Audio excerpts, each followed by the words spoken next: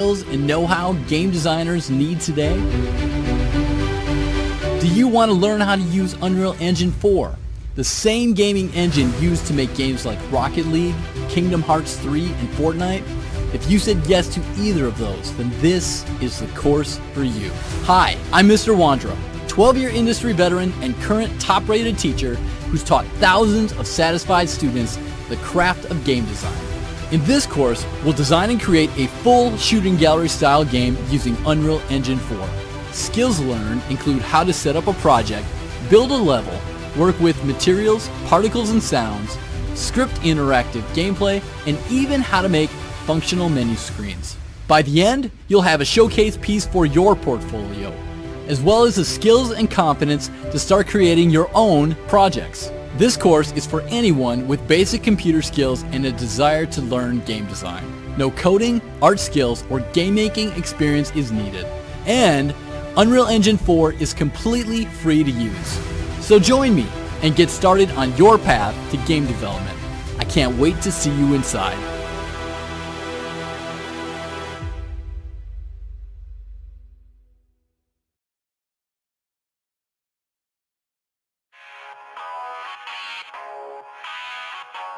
Welcome one, welcome all. A quick project primer before we really get rolling here. I just wanted to communicate with you all how the course is constructed so that you can get the most out of it. For starters, you should know that you should go through the course sequentially. Start with video 1, then go to video 2, video 3, video 4, etc. Don't be jumping around videos because the knowledge in one video is built upon in subsequent videos. Don't go from video 40 down to 62, etc. Make sure you're going through them in order. Now you may notice that I have different thumbnail images here along the left-hand side depending on what the video content is all about. What's the difference here? Well, I've broken down videos into course critical videos and for beginners only videos. Any video that starts off with a black and white thumbnail image such as this, that is considered a course critical video. Everyone hoping to complete this course and to have a shooting gallery style game at the end should absolutely go through these videos. However, for those that are completely new to Unreal Engine 4, I have some beginner only videos. Those are denoted by these black and blue thumbnail images. Now these give some very foundational, essential information to beginners of Unreal Engine 4. Things like how to place actors, what are events, what are functions, those sorts of things. And I actually do those lessons in a completely separate project from our shooting gallery. So if you are going through some of these beginner only videos and you notice that, hey, this isn't the shooting gallery style project, you're right. That's because those are done in a completely different project and are just meant to explain those very key concepts that we will be using back in the shooting gallery project that we will be putting together. So just know that. Go through the videos sequentially. Any video that starts off with a black and white thumbnail image is course critical, and any video that begins with this black and blue thumbnail image is for beginners only. All right, hope that helps clear things up. So glad you guys joined this course. Can't wait to see you inside. See you in the next video.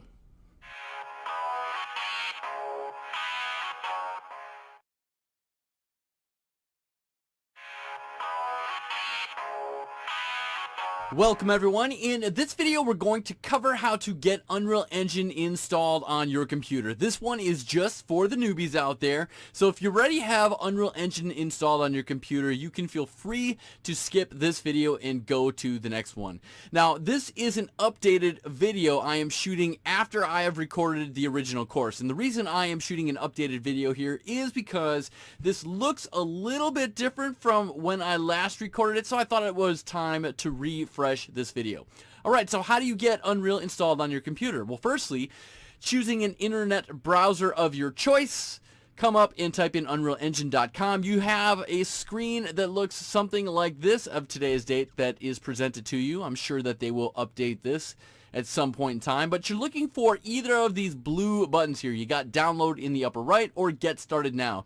You can click on either. They will take you to the same spot. I will click on Get Started Now. And you are presented with an option. Do you want to have a publishing license or a creator's license? And the fine folks at Epic Games have given you this little checkbox here to show you the differences between the two. The key difference for us is for game development, we want to choose a publishing license. Now, something to point out here is no matter what you choose, Unreal Engine is free to use. It is free. You can use it for Windows machines or Mac machines, doesn't matter. The one thing to note, though, about the publishing license, that if you do, let me just highlight over it, that little tooltip there. If you do create a product and then ship it and make money off of it, the first $1 million you get to keep for yourself. After that, you owe Epic Games a 5% royalty. But hey, I think that's a pretty good deal, given that you are getting these fine tools to work with. That is the Unreal Engine. So let's click this download button under the publishing license. And then it's going to start adding this little bit, the Epic installer something or other down in the lower left. And you're like, what is that? Well, I will explore this in just a moment. Now, if you're tired of hearing me yammer, you could watch this video on how to install the Unreal Engine. But I'm going to walk you the rest of the way through this. Now, before I even shot this video, I did this step right here. So let me just go to my folders, my file explorer, and I'm going to show you what just got added to your downloads folder. So here in my downloads folder, and if you wanted to, you could just click right here and say show in folder. That'll take you to the file explorer as well. You're going to see this Epic installer thingamabob. And you're going to be like, well, what is that? Well, we need to install the Epic Games Launcher, and this is what's going to do that. And it's through the Epic Games Launcher that we're then going to install Unreal Engine. So if that's all a little confusing, stay with me. Alright, so once you find this little guy in your downloads folder from here, you're going to double click on that. Now I've already double clicked on this before I shot this video so I could show you what this looks like. So once you double click on this, you're going to get a window that looks something like this. It's going to be the Epic Games Launcher setup. You're just going to click install right here, and that's going to start installing the Epic Games Launcher onto your computer. Now I've already done this step, so I'm not going to do this, but you should do that right now. That'll take a little time. Now I'm going to pause the video here and rejoin you in just a bit. Alright, once you've gone through that installation process, we simply need to launch the Epic Games Launcher. So let's find that icon. If you don't see it here in your desktop or along your taskbar, you can search for it by typing in Epic down here. There it is. You could right click on this to pin this icon to your taskbar. It's saying unpin for me because I've already got it there. And if I double click either on my taskbar icon or my desktop icon, I can launch the Epic Games Launcher. Now again, this is the portal through which we will install Unreal Engine 4. We still haven't installed Unreal 4. So how do we do that? Well, along the left hand side, make sure you've got Unreal Engine selected, and across the top, make sure you've got your library tab selected. At the very top here are all the different versions of the engine that I have installed. I've currently got 4 of them installed on this computer. Down below, I've got all of the different Unreal Engine projects that I've created, and it shows in the lower right here which version of the engine I created them in. So once we have created some projects, all I need to do is come back here, double click on this, and I can launch that Unreal Engine project. Now, how do we install different versions of the engine? Well, we've got this little plus button right here. Once we click this next to engine versions, it's going to add a little card in gray. And if I click this little drop down, I can select different versions of the engine to install. You can pick whatever one you want, going all the way back to the very original if you want. Now, just know that I did record this course using Unreal Engine 4.21. As of today's date, the latest version of the engine is 4.26, a preview version. At some point in the future, they will have newer, updated versions, I am sure. Feel free to use the latest version of the engine. It should be absolutely fine. However, if you want to have the same experience, the exact same experience that I had, you can use Unreal Engine 4.21. It's got to be 4.21 or newer, however, to ensure your best experience. Anyways, once you have an engine version slotted in down here, installing the engine is as simple as clicking on this install button. Once you do that, you're going to see this Unreal Engine logo kind of fill up in the background from bottom to top. Also, you can track the installation process of whatever engine version you want by clicking this download section, and you're going to see a meter and a percentage fill out here. Now again, I don't want to install any other engine version right now, so I am going to exit out of here. But guys, that is how you can get Unreal Engine installed on your computer. That'll do it all for this one, guys. See you in the next one.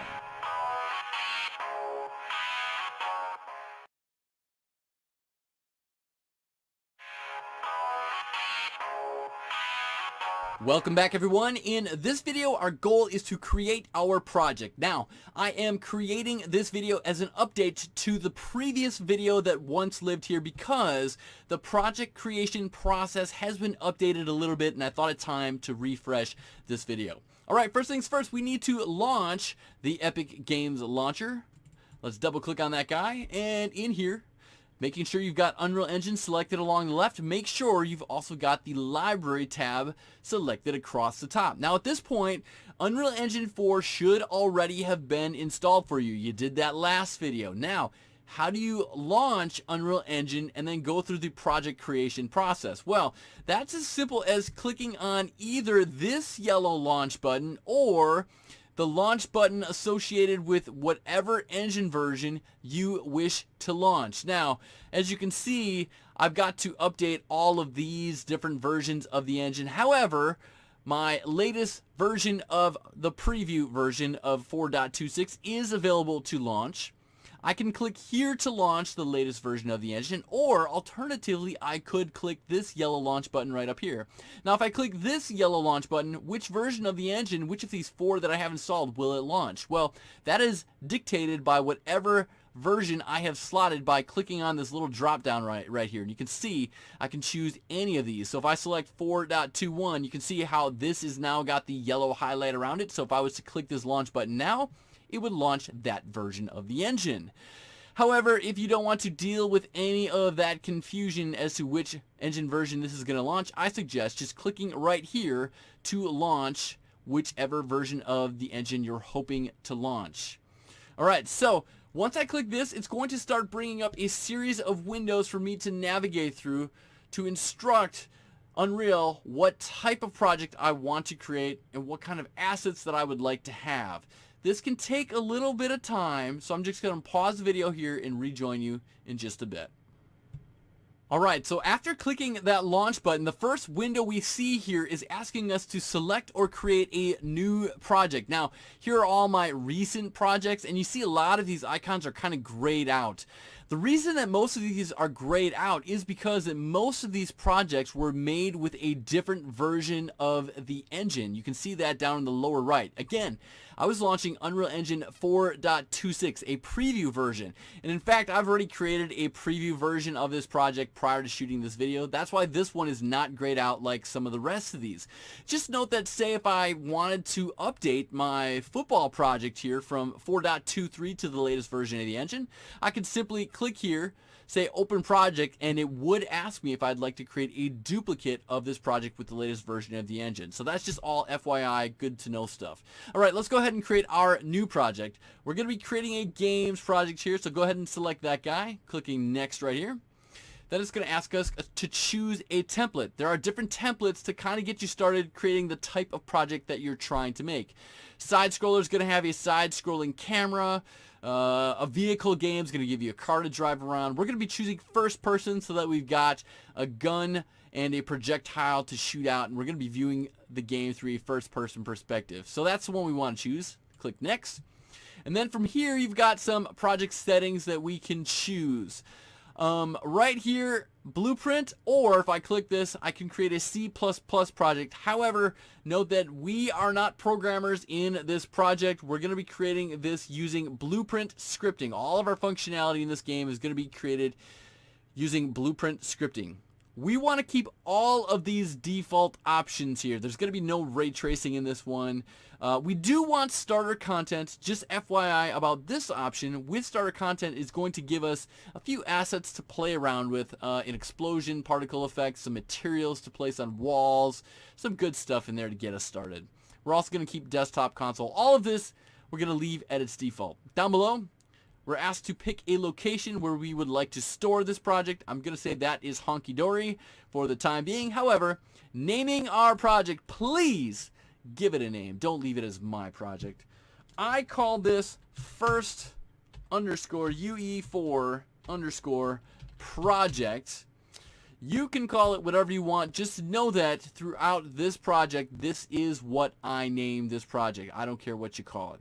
From here, you simply click this Create Project button, and then it's going to start opening Unreal Engine. Now, this can take a little bit of time, so I'm going to pause the video here and rejoin you in just a bit.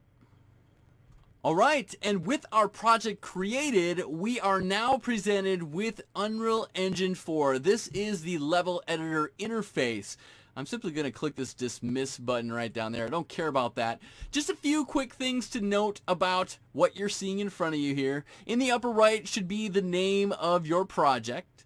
Down below in this content browser area, we've got a couple of folders that we see here. If you click this little button right here, that's going to show or hide what is known as the sources panel. And I just wanted to point your attention to this folder right here, the starter content folder. Remember, we created our project with starter content. So inside of here, you've got some folders of different things like different props you can use to build out a level, some particle effects, that explosion always comes in handy, some materials to place on floors and whatnot, some good stuff to get you started. Also, I wanted to point out with newer versions of the engine, one thing that is different from when I originally shot this course is right up here in the upper left. You're going to notice that in the original course that I shot, there were 5 different tabs up here. These were different modes that you could place the editor in.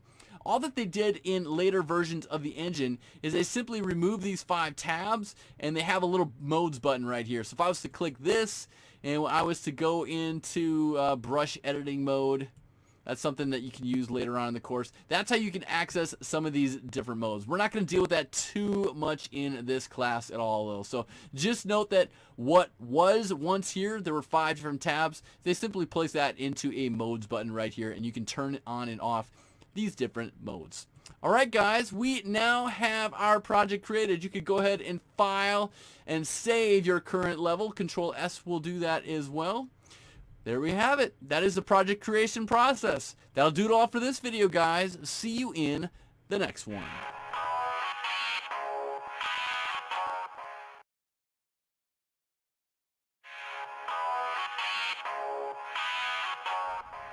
Welcome back, everybody. Our project is now created. In this one, I'd like to take the opportunity to organize our project before we start learning the various areas of the editor. For now, I'd like to direct your attention to the lower left-hand corner of the editor in an area known as the content browser. And I'm currently looking at this folder structure right here. And if you don't see this folder structure off to the left-hand side, you can click this little button right here to show or hide what is known as the sources panel. Now, this is a simple folder directory like you would find in Windows Explorer. And in fact, if I was to right-click on this content folder right here, I could say Show in Explorer, and you can see how these folders actually live on your computer as well. Directory of folders here in Microsoft Windows Explorer, and then also right here in the content browser. What we're going to be doing in this one is simply creating some folders that our assets throughout the project are going to live within. We've got some folders that exist here, but I want to create some of our own and show you how to do that. And we're going to start off by right-clicking on this topmost content folder. And in the right-click menu, we're going to select New Folder. And we are going to name this simply First Project.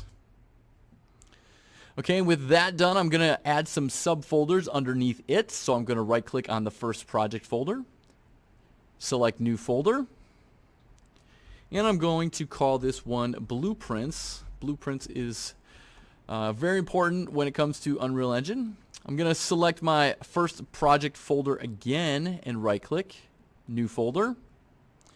I'm going to call this one Levels. Right-click again on First Project, New Folder. This one I will call UI for User Interface. And if you're hearing a slow drum beating sound in the background, it is raining rather heavily where I am currently located. Alright, so with those folders in place, I'm going to add a couple more, but I'm going to place these within our blueprints folder. So go ahead and right click on your blueprints folder, add a new folder, and we will call this one Actors. Right click again on the blueprints folder and add another one called Framework. So there we've got our folder setup that we're going to want for this project.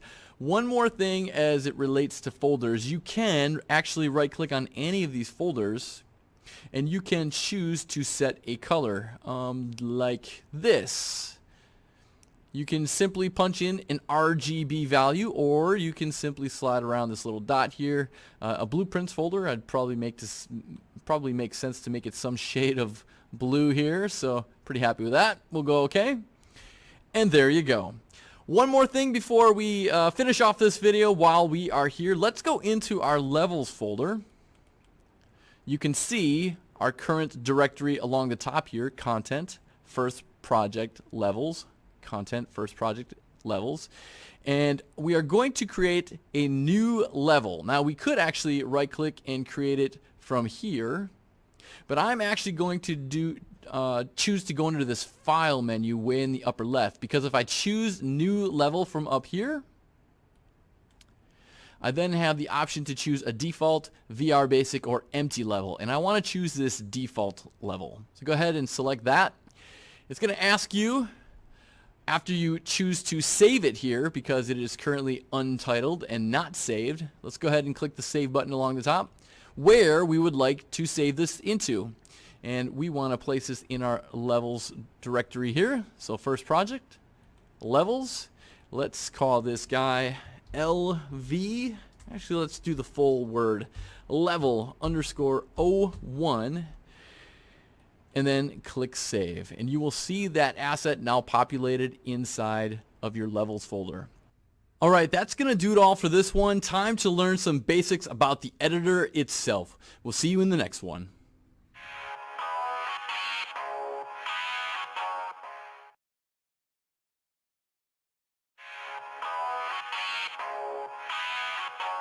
Alright, welcome back everyone. Now that you have learned some of the essential skills working with Unreal Engine 4, it's back to working on our very first project here. Let's start off by taking a look at our finished project and what we're going to be building.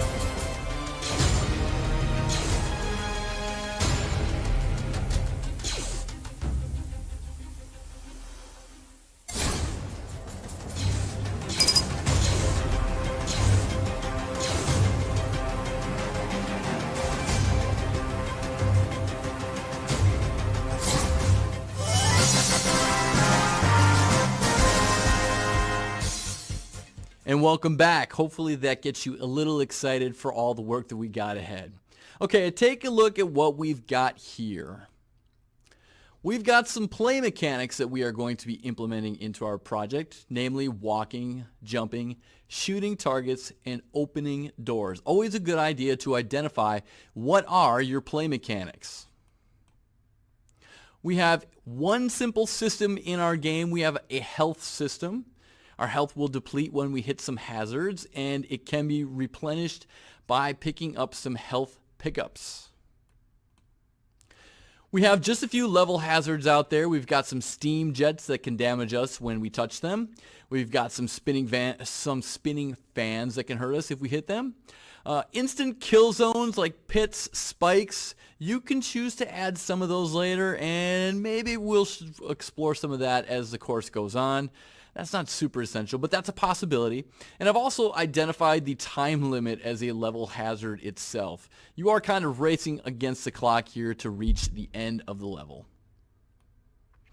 In addition to hazards, it's a good idea to identify what are your game's objectives. Most games have a primary objective as well as secondary objectives. In this one, our primary objective is simply to get the high score. We could create a leaderboard and a top 10 and all that sort of stuff, but that requires a lot more work. Not going to do that in this course. But we will say that our player's objective is to get the high score. Secondary objectives obviously include shooting targets, staying alive, and completing the level. Game rules. Now, game rules are essential to any game, and really any game that you guys play I guarantee has a lot of underpinning rules that determine how things work in that world. Some of the game rules in our world are as follows. If a player shoots a target, then they receive points, a speed bonus, or a time bonus. Now, I highlighted the words if and then in that particular bullet point there because that is really how many rules in games are structured. If this, then that, or sometimes while this, then that. Here are a few more rules that we have. If a player touches steam or a fan, then they lose health. That's a rule. If a player touches a health pickup, then they gain health.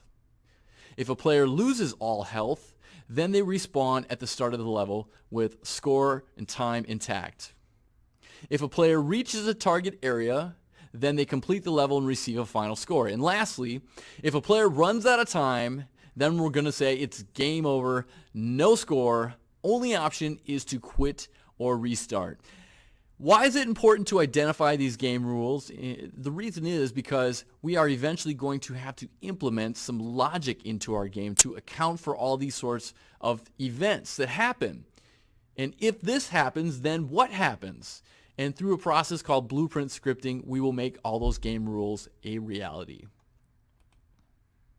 Lastly, I just wanted to share with you all the map design that I am going to attempt to build in this course. I'm going to suggest that you try to build something close to what I am creating. You can take some creative liberties in there, and I'll let you know when you can do that. There are lots of ways to create what we call a paper map design, even though it's not always done on paper. You can use simple graph paper. There are a lot of old school designers that still swear by using graph paper to help get the size and scale of your level down. Nowadays, you've got a lot of modern day programs you can use as well. Microsoft Visio is a good one. I used a Google extension known as draw.io to create this top-down map you see over on the right-hand side. But you can use anything. You can use Photoshop or, I don't know, anything that you can think of to create a map design. If you are using Google, check out draw.io. It's not too shabby once you learn it a little bit. And just to talk through our map here a little bit, you will see that I've got a legend off to the left identifying key things like where does the player start, down here, where does the level end, up here. And also I've kind of got my sections, my zones of the level sort of mapped out as well and scaled. You can see that I have identified an X coordinate, an X plane right here, and a Y plane. And also I included a numerical value down here, 11,000 UU, which stands for Unreal Units, each Unreal Unit corresponding to 1 centimeter, just to give me a rough idea as to the overall scale of my level. Now I may adjust this a little bit as we go along, but that's essentially what I'm going to be shooting for. So always a good idea to create yourself a top-down map prior to gray boxing your level. All right, that's going to do it all for this one, guys. In the next one, we're going to be talking about player metrics. See you there.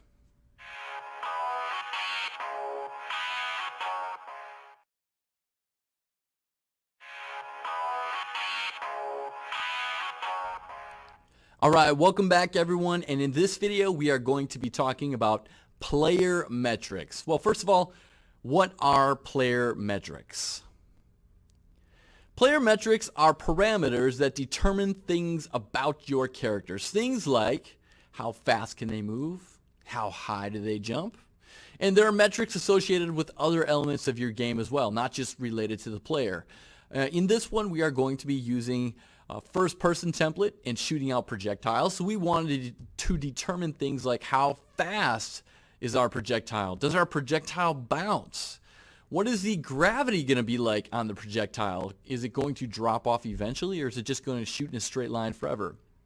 Now, why are these things important to determine before we start the gray boxing process? Well, let's think about this, and I've got an example to share with you. Let's assume that we were all tasked with making a Mario game. And we have decided that pipes are going to be about 200 Unreal units tall, and that we want Mario to be able to jump on top of this pipe in a single jump. Well, we have to make sure that Mario can jump high enough to obviously get up and over and onto this pipe. There's a parameter in Unreal Engine for a character known as the jump Z parameter.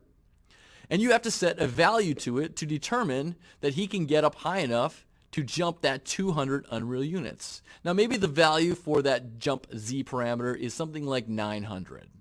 And that'll actually get him up high enough for any time you press that A button that he's going to jump up on the pipe. So you would do that before the start of the project to ensure that for any pipe that you put into your level, Mario can get up and onto it. Because if you build that pipe to be 300 Unreal units, he's not going to be able to jump up that high. So you go about building all your levels with pipes that are 200 Unreal units or shorter. But then maybe you've got a boss that comes along and says, hey, you know what? Mario's jumping crazy high in this game. That's just not realistic. Not that a Mario game is realistic, but bear with me. So your producer, your boss tells you, you know what? We want you to half Mario's jump height. So now you change his jump Z value that determines his jump height to 450. Now every level that you had built with pipes that were 200 Unreal units tall are no longer going to be able to support Mario jumping onto them. Mario's not going to be able to jump up high enough to get up onto that pipe. And now guess what? You've got to go back into your level and fix all your jumps because you changed one player metric. That is why it is important before you even start building out your levels, even gray boxing your levels, that you get a pretty good sense as to how your character is going to play. How fast is he going to move through your level? How high is he going to jump? How fast are those projectiles going to move? Are they going to bounce? All these sorts of things so that when you build out your level, you can build it out with full confidence that you're happy with how your characters move. Okay, so with that, I'd like to transition into the Unreal Engine to actually modify some of our player metrics now.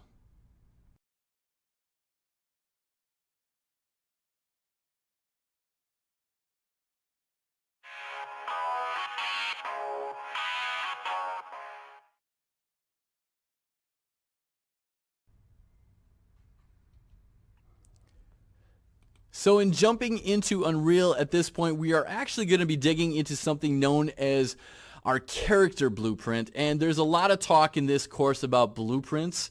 This is jumping the gun a little bit because I don't want the discussion to be diverted too much into blueprints, but we need to dig into a character blueprint to simply get to these metrics that I've been talking about. So here in your content browser, select your first person blueprints folder. So again, I am in the content first person BP blueprints folder, and you're going to find an asset known as your first person character. Go ahead and double click on that guy to open him up. And in here along the left hand side you see a whole bunch of components that make up your character. I'm going to select this character movement component.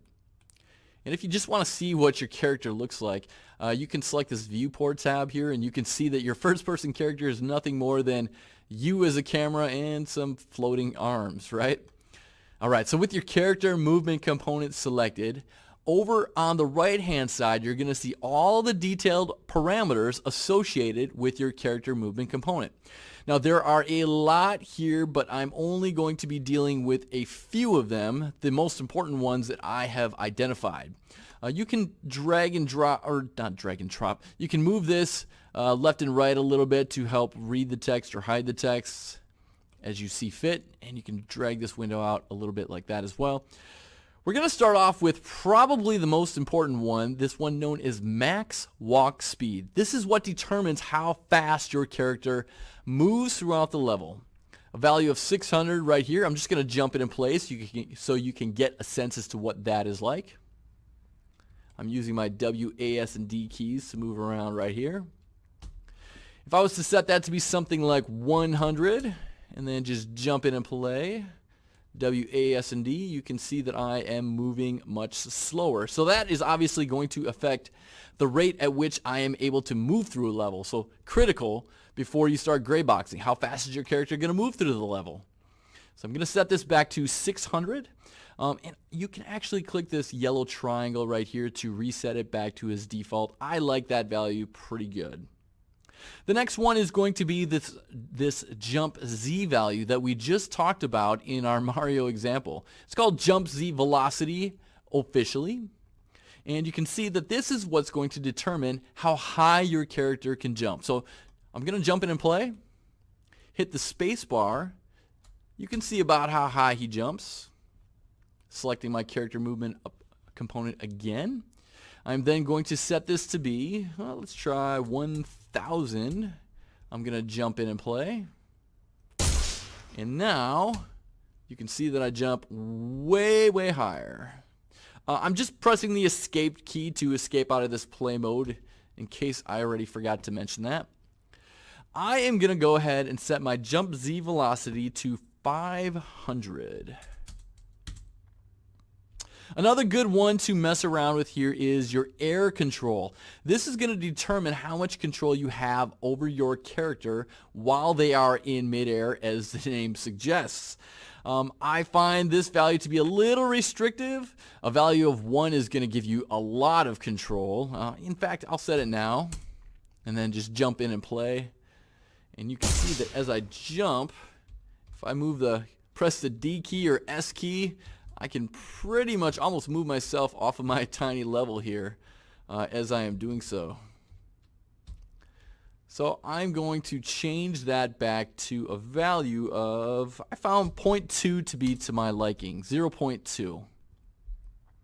Next one that is fun to play with that you can experiment with is this one up here known as gravity scale. So a value of 1.0 means that gravity is doing its normal thing. If I was to set this to something like, I don't know, 0.5, half, and I go in and play, now you can see that actually wasn't too much of a change. Let me go a little bit more drastic with it. I'm going to go to like 0.2 and play again. There you go. This will also have an impact on your jump height because it's kind of like you're on the surface of the moon with less gravity. And you can jump 20 feet in a single bound, right? I'm going to set that back to 1 by clicking this yellow reset to default. There are a whole lot more parameters here that you can play around with. Those are the main ones I wanted to talk about here. There are a few more parameters in this area under the class defaults. I'm going to direct you to click on this right now. And over on the left hand side there are 2 important parameters to talk about. There's jump max hold time and jump max count. We'll start off with the max count here. That should be pretty obvious. This is the number of times that they can jump in a single turn while they're airborne. So if I set this to 3, for example, that'll give me a triple jump. So 1, 2, 3. Obviously I can't go more than that, just 3 times. I'm going to set that to 1. Jump max hold time is this kind of effect. You know how in a Mario game, when you press and hold the A button, Mario will jump a little bit higher as opposed to when you just tap the A button. So if you want that effect to happen, set this to be a value greater than 1. I'm just going to give you an example as to how crazy this can kind of be. If I set this to a value of like 2, that is a hold time of 2 seconds, by the way. If I tap the space button, I jump pretty high. If I hold the space button, It's kind of got a jetpacky type feel about it, not something I'm too crazy about. So values that are larger than half a second kind of give you that jetpack feel. Maybe that's what you want, maybe not. For me, I like a value, I'd like a value of about 2.25. And you saw something I just did right there that's worth mentioning. I clicked this little drop down arrow to collapse these parameters. So know that you can do that in various areas of the editor. So 0.25 will give you something like this. If I just tap the space bar, little jump. If I hold it, get a little bit higher. Not too bad. Okay, that's going to do it for our character parameters. There are some more projectile parameters I want to set. So with that, I just want to make sure that I compile and save, and that is going to make sure that all your values here stay the same. And I'm going to exit out of here. In the same folder where you found your first person character is your first person projectile that you can shoot out. Go ahead and double click on this guy. And you can drag and drop this tab to be right along your level tab up here. And if I click on the viewport, you can see that we are shooting out these little yellow balls right here. Isn't that cute? All right, go ahead and select your projectile component along the left-hand side, and there are some parameters to know about here. One of the most important ones is your initial and your max speed. This determines how fast your projectile can go. Now, if I set my initial speed, actually just let me jump in and play and show you how fast these shoot out. And that gives you a rough idea. And then you may say, well, that's too slow. I want that to be, triple the value. So I'm going to set this to be like 10,000. And well, that certainly should go faster, right? No, that goes about the same. The reason that is the same as before is because if you're going to raise your initial speed, you need to raise your max speed as well, because your initial speed is when your projectile is at its fastest. This is basically saying, nope, your projectile can only ever go 3,000. So your initial speed here of 10,000, not valid. But if I change my max speed here to 10,000 to match my initial speed, and then play, you can see those fly out way faster. I like a value of like 6,000 for these, so I'm going to roll with that. I usually set those to match.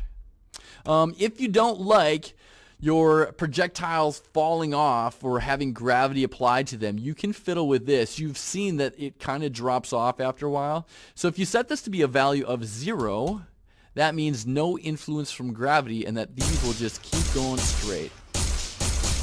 Maybe that's what you want. Maybe that's not what you want. I usually like to set this to about, 0.7 or so. Let's see what that looks like. That's not too bad. Maybe we'll fiddle with that one later on. That one's not too, we don't have to worry about that too much for building out our gray box levels. Other parameters you may want to experiment with here are should bounce. By default, this checkbox is checked on, saying yes, it should bounce, like so. You can also choose how bouncy it is if it should bounce, so play around with that one. Other parameters that you should know about here, go into your class defaults button up here, because there's one more pretty important one. With your class defaults button selected, look down in the lower right hand corner of your screen in the details panel.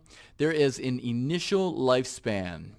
This is stating that after 3 seconds, this projectile is going to disappear from existence. So play around with that one as well. I am going to leave it at its default.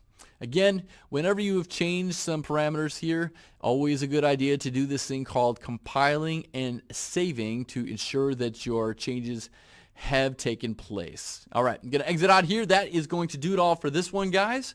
We will see you all in the next one.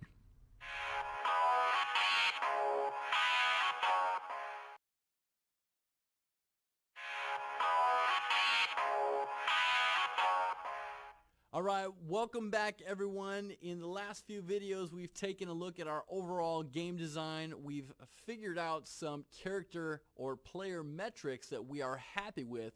We are ready to go about gray boxing a level. And gray boxing is done in Unreal Engine 4 using geometry. Now we're not talking mathematical equations here, we're talking about geometric shapes. So before we get started, I wanted to take a quick overview as to what geometry in Unreal Engine 4 is all about and why we use it in the gray boxing process. Okay, so first of all, here's an outline of what we're going to be covering in this relatively brief slideshow presentation. And it's going to start off with an overview. So geometry is short for geometric brushes. Geometric brushes are simply tools used to sculpt the gaming world. In Unreal Engine 4, there are two distinct brush types that we will explore. There's an additive brush type that adds shapes to our world, and then there's a subtractive brush type that subtracts shape from the world. Brushes come in different shapes. Now, the purpose of using geometry in Unreal Engine 4 is to rapidly prototype a level. The idea is that you want to build a level quickly to get the scale and flow of a level down. On the left, you see a prototype level in Unreal Engine using geometry. So simple geometric shapes to kind of get the size and feel for how a level layout is all set up. Only once that is determined, the size and scale of things and the flow of things, do you want to transition from this prototype over on the left-hand side to this finalized look over on the right-hand side. Why is that? Well, the reason is this picture on the right takes a lot of time and effort to get looking that beautiful. You don't want to create something this beautiful and then suddenly realize that the whole scale of your level is way off. It's either way too small or way too big. So what you do is you gray box a level using simple geometric shapes to get the scale and flow down first. And only once you're happy with that do you transition it over to this finalized look. So we mentioned that geometry comes in different brush shapes. So in Unreal Engine 4, you've got access to a box shape, a cone shape, cylinder, sphere, curved stair, linear stair, and spiral stair. We talked about the two different types of brushes, and you're kind of seeing that in action in this slide right here. There's an additive brush that will add geometry, that's this purple right here, with a subtractive brush. So there is a subtractive brush, which is in pink right here, overlapping this additive brush. So here you're seeing it in more of a full view. This is the wireframe view of what you're seeing over on the left right here. So in Unreal Engine 4, where do we access geometry? Well, in the upper left-hand corner of your engine, you will find the modes panel. And there are 5 different tabs across the top, the leftmost one being placement mode. Along the left-hand side, you've got some tabs that you can select, and you have one for geometry. This is where you can find your different geometry brushes. Once you've got a brush in your level, you can actually fine-tune its shape in something known as geometry edit mode, which we will explore a little bit later. That is the rightmost tab of our modes panel. When you are in this, geometry edit mode, there are things that you can change, such as the face, the line, or the vertice, that is the flat side, the edge, or the corner, layman's terms for you all, with any of these geometric brushes. And again, we'll explore more of that later. So various terms to remember here as it relates to gray boxing and geometry. So gray boxing is nothing more than a rapid build out of a level using geometric shapes. Additive brushes adds geometry shapes to our world. Subtractive brushes subtract from the world. Face is the flat side of a geometric shape, line is the edge, and a vertice is simply the corner of a geometric shape. That will actually do it all for this one. We are ready to go about gray boxing our level. We will see you all in the next one.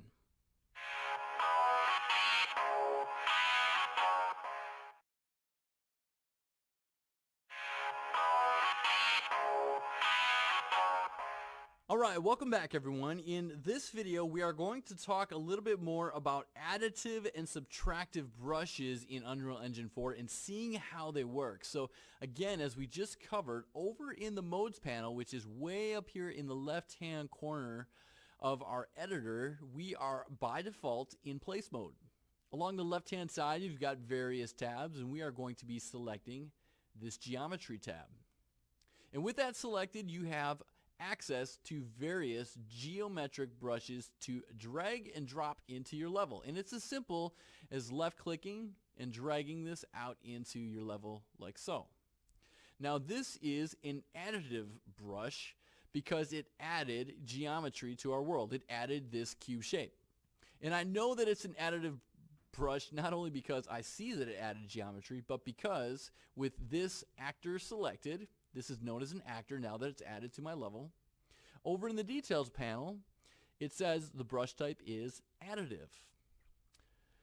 You can also see that anytime we add any of these particular geometric shapes to our level, that down here it is determining if what we are adding is an additive brush or a subtractive brush. So I could change my next box brush that I'm about to bring in here to be subtractive right out of the gate. So let me click on this to change that to subtractive. And now I'm going to left click and bring in a subtractive box brush. Now it's going to show up in this kind of wireframey view. And if I move this over to the left to intersect with my additive brush, you will notice that it takes away geometry from the additive brush. Now I'm going to demonstrate something that may confuse people right out of the gate, but I'll explain what's going on in just a moment here. I'm going to bring out another box brush, and again it'll be subtractive by default because I've got subtractive selected down here. And I can change this brush to be additive from over in the details panel. So changing it from subtractive to additive. Now you might think that if I move this additive brush over to where my subtractive brush was, that subtractive brush would take away from it. But you can see that while the subtractive brush takes away from this one, it doesn't take away from this one. One thing I just want to point out really quickly, those subtractive brushes can be a little tricky to select after you've selected off of them. So if you were to click kind of the inside portion of this additive brush right about here, that's an easy way to get that subtractive brush back. So you can see that our subtractive brush here is overlapping this other additive brush, but it's not taking away from it. That's because the ordering of when we place these actors is not conducive to subtracting from this one. Because you see, this box brush was the last thing that we added to our level. If I was to take this subtractive brush and over in the details panel, I go under the brush settings and I click this show advanced. There is an order option, and I can click on this and set this to be the last thing that I have placed in the level, and now you'll see that it does in fact subtract from this geometry. So if you're ever wondering why it is not subtracting or adding like you are expecting, just remember that in our brush settings, where there's this little drop down arrow to show advanced, you can change the order with which your various brushes were added to your level. Okay, with that all done, what I'm going to do is I'm going to delete out this guy, and I'm going to demonstrate for you very quickly how you could make a door and a window setup. So I'm just going to take my additive brush here. I'm going to scale it like so. Maybe make a wall like this. And I'm going to move it over and up and tap that end key to make it drop down to the floor. You can see my subtractive brush is right there. So making a window would be nothing more than making sure that your subtractive brush penetrates all the way through an additive brush like so. So you can imagine how you can create windows and doors just like that. Anyways, that is all I'm going to demonstrate here in terms of additive and subtractive brushes. Just as a quick recap, Here's our geometry tab with various geometric shapes. We focus here on the additive and subtractive brushes. You can change if they are additive or subtractive right when you place them in the level by clicking either of these. And once they are in your level, you can come under the details panel with that brush selected and change if that brush type is additive or subtractive.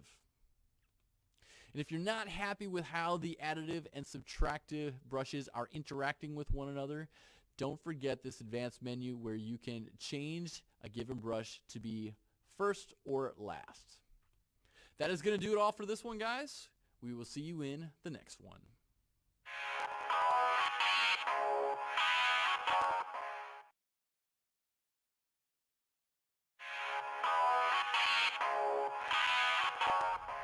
Alright, with our discussion of additive and subtractive brushes completed, it is time to talk more about geometry brush settings.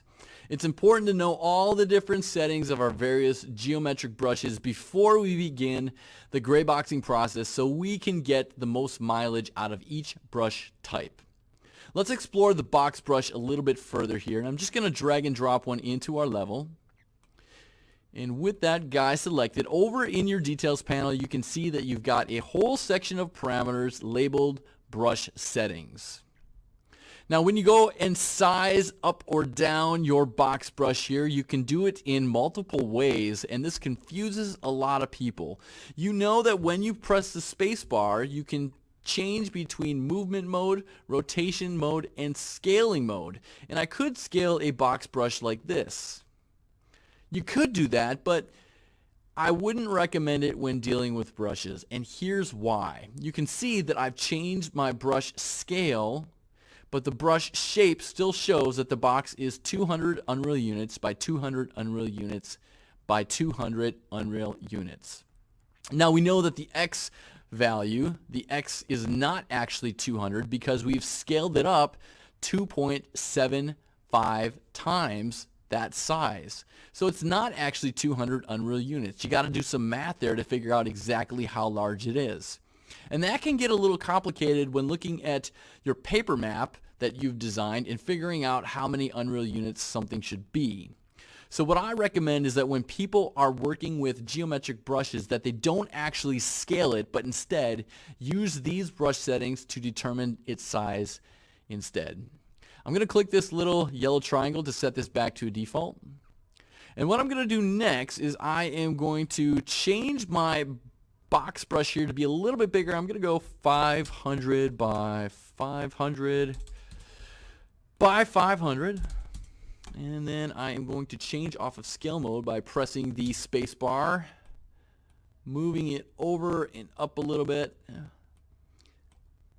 And I'm going to hit the end key to slap it down onto the ground, although that did not take. So actually I'm just going to move it down like so.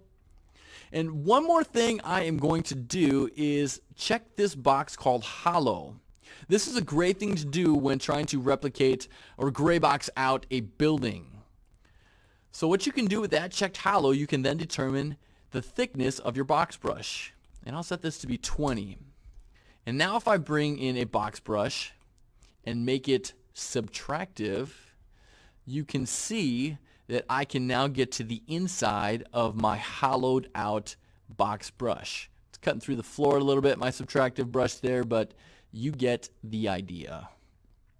I'll go ahead and delete that out and delete this guy out. Next, let's talk about the cone. The cone of shame, right? All right, so a few parameters here that you can adjust. You got your Z value, which is currently at 300. If you set that to 500, obviously you're going to make that taller in the Z plane. Your outer radius is going to determine how big this top of the ice cream, or should I say top or bottom of the ice cream cone. Let's flip this over. Let's make an ice cream cone, shall we?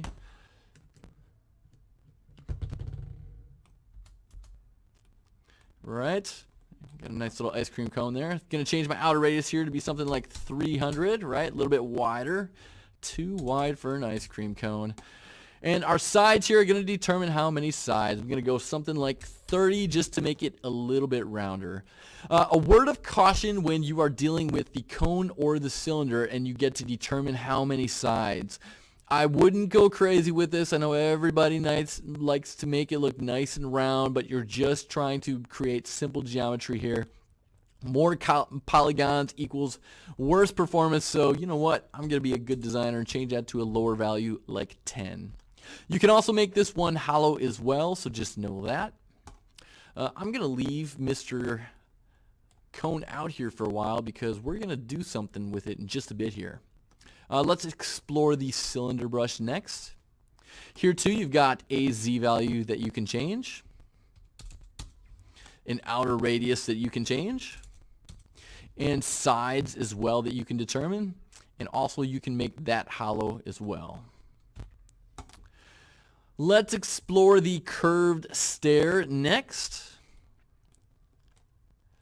Here you can determine things like the inner radius. Let's go 300, and you can see how that pushed it out from this central point right here, 400, just to accentuate that again. Step height, you can determine how high each of these steps are. If you make it something like 50 or 100, just know that if you're going with something crazy like this, suddenly your character is going to have to jump up steps instead of walking up them. Set that back to its default. Step width will do exactly what you think it does, make those steps wider. Angle of the curve, instead of 90, let's go something like 45, and you can see how that lessened that angle. And then the number of steps, let's say we want it to be 100. Yeah, there you go. Stairway to heaven right there. All right, we will get rid of that guy for the time being. Linear stairs got much the same parameters, step length, height, width, etc. Same with your spiral stairs. One thing I did want to mention with any of these brushes is a phenomenon that I just demonstrated by accident right here, is after you click off of a brush and then click back on it, you're going to say, hey, where are my brush settings? Well, what happens is when you do that, your brush settings get pushed down to the bottom here. And up at the top, you see a whole bunch of parameters labeled under surface properties. These have to deal with materials placed on these brushes, and we'll explore that a little bit more later. So just know that if you click off of a brush and click back on, the brush settings are lower in the details panel. Last but not least here, I'm going to bring on a sphere. And obviously it doesn't look too spherical here, but you got some parameters here to change it in the brush setting. Radius is what you think it is. If you set that to 500, you've just made a bigger spherical shape. But the real one that's going to make this more spherical is this tessellation one, and you can only change this up to a value of 5, and you can see how many polygons it adds there. If I decrease this, you can see it becomes less and less. So this only takes a value between 5 and 1. We'll go value like 3 right in the middle there, and I'm going to change this radius down to 100. Actually, I'll go 200. And the reason is I'm going to demonstrate one more thing as it relates to geometry brushes. I'm going to move this brush kind of on top of our cone here. And man, I should really be a good designer and use my orthographic views, right? And what you've got here is a nice scoop of ice cream on an ice cream cone. Now let's just say that, hey, you really like that ice cream cone shape and you wish you could save that out as a static mesh actor, which is something we're going to be learning more about later, so that you can drag and drop these into your level. Can you do that? Yes, you can. And the way you do that is you select one geometric brush, like you got here, hold down Control and select the other geometric brush, and then over in the details panel, you're going to come under your brush settings and click this little drop down arrow to show advanced. And in your advanced settings, you can choose to click on this create static mesh button, it'll say, what would you like to name this thing and where would you like to save it? I am going to put this in, let's put it in my starter content shapes folder, and I will label this as SM underscore ice cream and click create that static mesh. So these are now not considered geometric brushes, but one static mesh asset. And I can now find that in my starter content under the shapes folder, and there is my static mesh cone. Pretty cool. So you can make your own custom shapes in Unreal using geometry and save them out as a static mesh. I'm going to delete that out because I don't really want it. Alright guys, that is going to do it for this one on geometry brush settings. We will see you guys in the next one.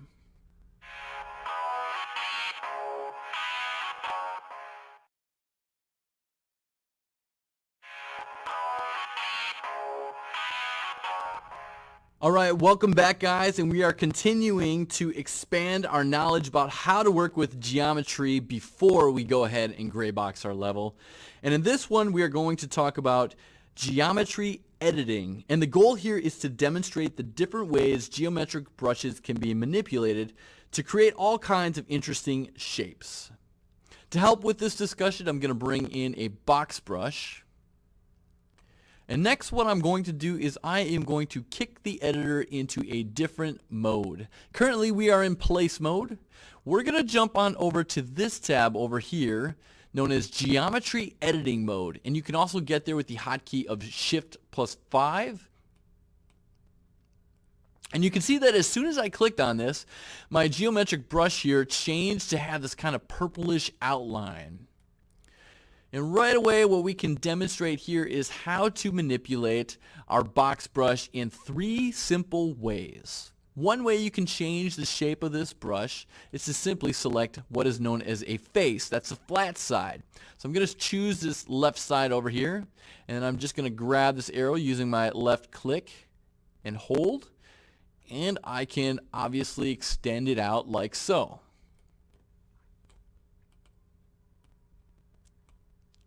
You can also do this with lines.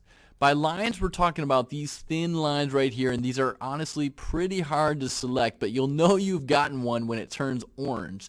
So I could simply select that and move it up into the air, create a little bit of a ramp. That is super useful. Additionally, you can select these little corner pieces here and move those out as well to create a shape something like that. Now you got a ramp that sort of extends from a skinny mouth to a wider top portion. Okay, and you can see as you're modifying the shape here, it's going to add some polygons where it needs to. Okay, next thing I am going to do is delete this out because I want to start off fresh with a new box brush here. And you may try to select it and then go delete like that, and you're like, oh my gosh, what did I just do? That's not what I meant to do. So just demonstrating what to do when you want to actually delete out the brush is jump out of geometry edit mode. So you could simply come back into place mode and select it and then delete it, or you can select the box brush here in your world outliner. Whoops. Tap the delete key and that will get rid of it as well. So I'm going to jump back into place mode here. Come under geometry and add another box brush, and then jump back into geometry edit mode to show off the next thing. Okay, with our box here, I'm going to attempt to extrude it. What I mean by that is I'm going to select a face, and then when I do that, this extrude option up here becomes illuminated. It wasn't illuminated before. You can see if you click off of it, it's not illuminated, but if you select it, select that face rather, you can then select extrude. Now it'll give you this little pop-up saying extrude only works in the local coordinate system, and you just click this close button and say yes, I understand. And then you get these settings that you can play with right here. Now we know our box brush here is 200 by 200 by 200. So what I'm going to do is I am going to set my length here to be 200. And my segments here to be, let's say, 10. And nothing has happened yet until I click apply. And what I am saying here is I want 10 more segments to branch off in this direction that are each 200 Unreal units across. Now watch what happens. Boom. Just added a whole bunch more boxes out here. Now why would I ever want to do this? Well, guess what you can do from here? You can modify this fine shape in whichever way you want. Maybe you want to grab this face, pull it out that way. Maybe you want to grab this face, pull it up that way. You can see you can do all kinds of crazy things with just one simple shape. Let me go ahead and delete that guy out so I don't have too much of a monstrosity here. Gonna just jump back into place mode and place another geometric box brush again. And then hop back into geometry edit mode once again. This time I am going to select a line, and again these can be pretty tricky to select. And you can see that when I have selected a line, a button over in geometry edit mode has illuminated. This one called split. What this is going to do is it's going to take this line and split it perpendicularly. So clicking on that, I've now created a section over here and a section over here that I could move independently of one another like so. The other option that I would like to point out while we are here is if you select one vertice, that is a corner piece, and you select another vertice by holding down Control and left clicking, not the line, but rather the vertice. Again, these can be a little tricky to select. They will turn orange. That's how you will know that you have them selected. If I click this weld option, what will happen is you will get rid of one of your vertices here, and it will collapse it over here to your first selected vertice. Watch what happens. So now you've gotten rid of that vertice, and these two are connected to this guy. So you can see how you can use that to create even more interesting shapes. As I did before, I'm going to go ahead and delete out one of these faces here to show you how you can get a polygon back in the event that you do delete a face. So if I select this face right here and tap my delete key, how do I get it back? Well, what you can do is you can select one vertice, then hold down Control, select another, and a fourth. And with all four of those now selected, I can release the Control button and simply select this Create button over here to bring a polygon back. Okay. Next, I am going to jump out of our perspective view and come up over here into our left orthographic view. Let's enlarge this because we're going to be doing some work in here, and I'm going to delete out this box brush because I don't want that. We're going to do something a little bit interesting next. Over in the geometry edit mode panel, there is an option for pen. Go ahead and select this. What we are going to be doing is we are going to be creating our own brush shape. And to do so, we need to tick this create brush shape box. So go ahead and click on that. And then let's actually set our snap settings here to be 50 instead of 10. And then let's hold down Control and scroll wheel in to make things a little bit easier to work with, a little bit bigger. Okay, I'm just going to click on my window here, and you should see this square sort of cursor that is moving around with your normal pointer cursor right here. And I am going to find an intersection point like so, and I'm going to press the space bar wherever I want an intersection point of sorts, or sorry, a main point to show up for my brush shape. So there's a corner point. I'll come under a little bit like that. We'll go here and here and here, and pressing space wherever I want one of those corners to appear, and then press spacebar one more time to create a simple sort of step shape like that. Now I'm going to jump up out of my orthographic left view and instead access my orthographic top view. And what you can see from a top view is we've just kind of created this sliver piece right here. There's no depth to it whatsoever. That's what we're going to actually manage to do next. And I'm going to come a little bit underneath it here. This wireframe is our floor. And right about here, I am going to hold down the Alt key and then press the middle mouse button, that is my scroll wheel, to set a pivot point around which we are going to lathe. So note that we got our brush that we created up here and a pivot point right here. With that done, haven't pressed anything yet, I'm going to come over to Geometry Edit and click this lathe option. And when I do, I'm going to get some settings here. How many segments would I like and how many total segments are going to create the entire circular area that you're about to see. So I'm going to say there's going to be 16 segments to a circle, and I would like to get 8 of those segments to essentially create a semicircle. Now watch what happens when I click this apply button.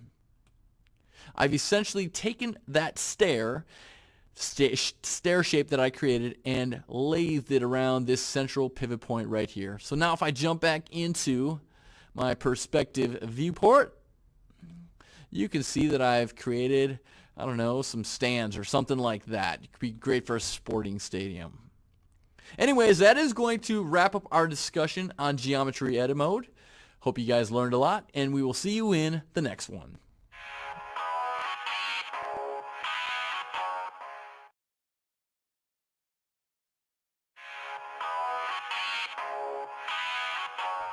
Welcome back, everybody. We are getting oh so close to starting our gray boxing process, but there are a few important concepts to talk about first that are going to help you immensely. And this one is going to be all about building to the grid, something I am constantly harping on my students to do because it is going to make your gray boxing life a lot easier if you choose to build to the grid.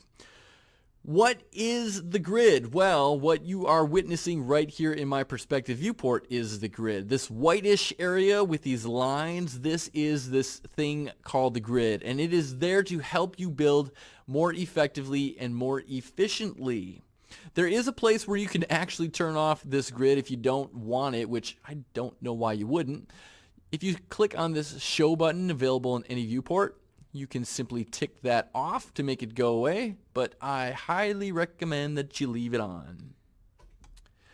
So what does this grid represent? This grid represents, all these squares represent a certain amount of unreal units. Again, one unreal unit equals 1 centimeter. So you can consider a 6-foot man to be about 183 unreal units tall. It's always important to remember your scale when you're building out your level. 6-foot man, about 183 unreal units tall. In fact, it might not be a bad idea to place a geometry brush that is 183 unreal units high in your level so you can get that scale down. Right now, all of these different grid lines here, these boxes, each represent 50 unreal units. That's 50 unreal units in this direction and 50 in this direction. How do I know that? Well, right up here is my grid size that I currently have set. Units of 50. If I was to select this and set it to be 10, you can see that my grid line suddenly got a lot smaller. That's because each square is now 10 by 10. I typically like to build with my grid settings set to units of 50 or 100.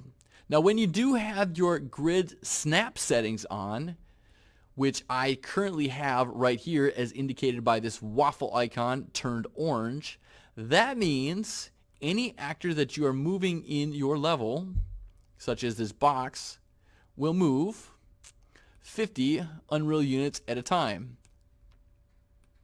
You can see that it's not moving smoothly, right? If I was to turn my snap settings off by clicking on this, you would see that now I am not moving in increments of 50. So know that if you have your snap settings on, this will move by whichever amount you have indicated here. So if I change this to be 100, you can see that my grid changes to represent that, and now I am moving it in increments of 100. Again, I like 50 and 100, quite a lot. I'm going to jump over to an orthographic view at this moment, and I'm going to choose a top orthographic view to point out something, how you can go about building to the grid.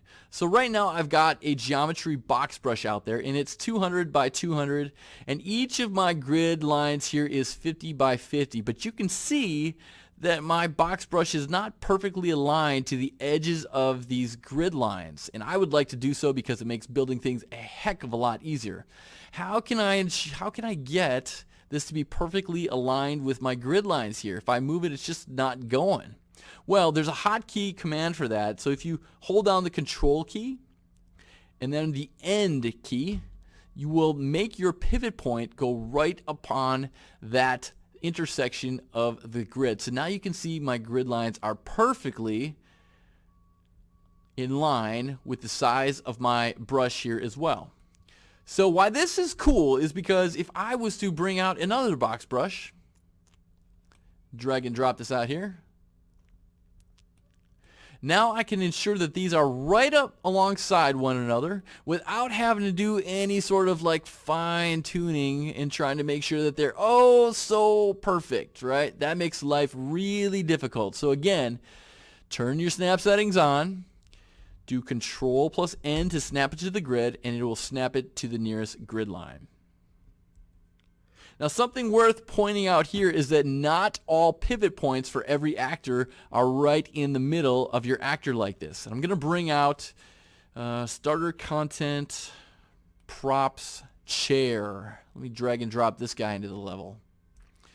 Now this one does have a pivot point right in the middle, but let's say that you wanted it to be along the edge, because let's say maybe you wanted this to be lined up nicely alongside of your boxes for organizational purposes. I'm going to rotate it here,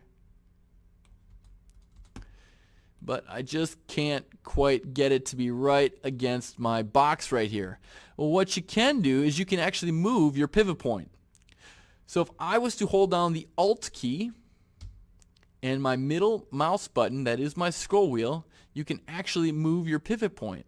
Now you can see that it's jumping in increments of 50 right now. For the time being, I'm going to turn off my snap settings and move it very smoothly. And let's say I want to place my pivot point right about there. I'm happy with it right there. What I can then do is I can right click on this actor and choose Pivot, Set as Pivot Offset, and it's going to remember that that is where I want to position this, so according to that pivot point. So if I click off of this and click back on, it's going to remember that that is my pivot point. So at this point, I can hit Control plus End, and it will snap this point to the nearest grid intersection. That's pretty cool, right? Awesome. What else is there to know? Yes, the measure tool. If you hold down the middle mouse button, you can bring out a measurement tool to help you get the scale of your level down. Now, a few things to note about the measure tool. Right now, you're seeing it snap to increments of 50, and it is only snapping to the various grid point lines. That is, again, because I have snap settings on.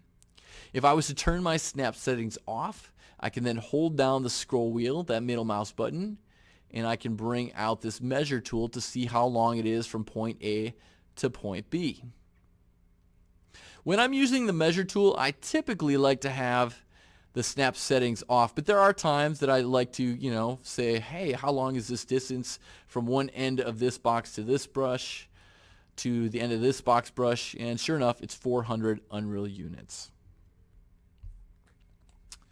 Note that the measure tool only works in orthographic views. It does not work in your perspective view, so keep that in mind as you are working.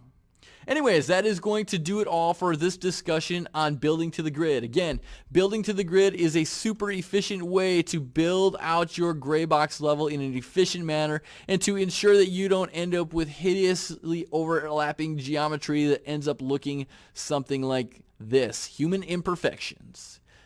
That is going to do it all for this one, guys. We will see you in the next one.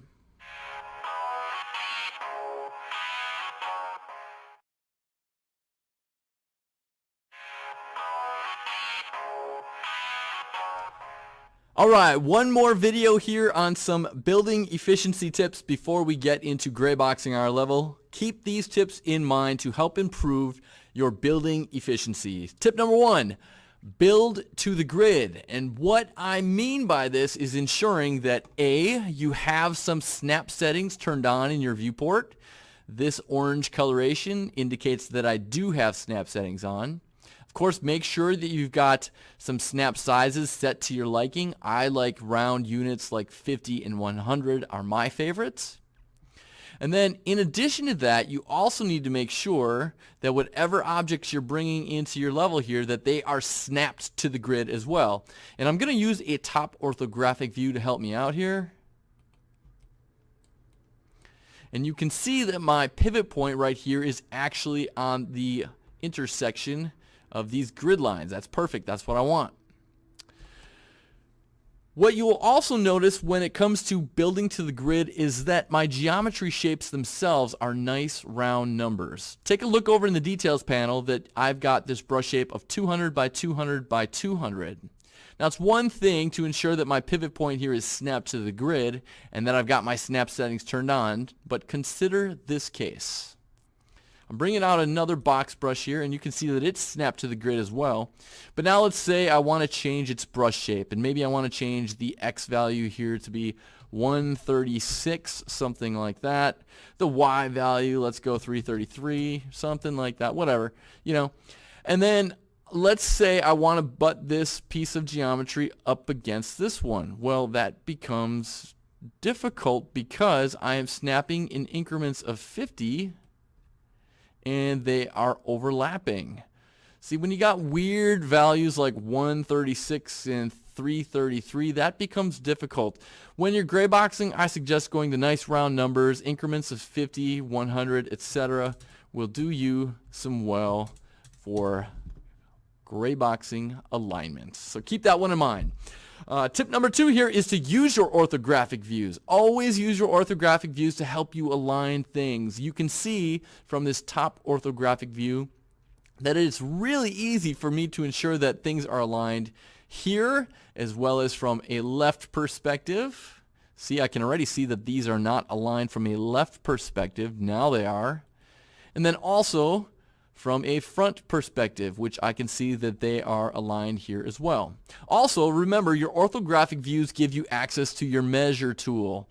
So you can bring this in to see the distance from one end to another. Measure tool, super handy. That is the middle mouse button.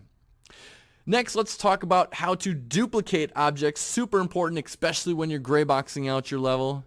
Multiple ways that you can go about doing this, and I'm actually going to bring in a chair instead of these geometric brushes right here. Let's go down into our starter content props folder. Few ways you can go about duplicating an object.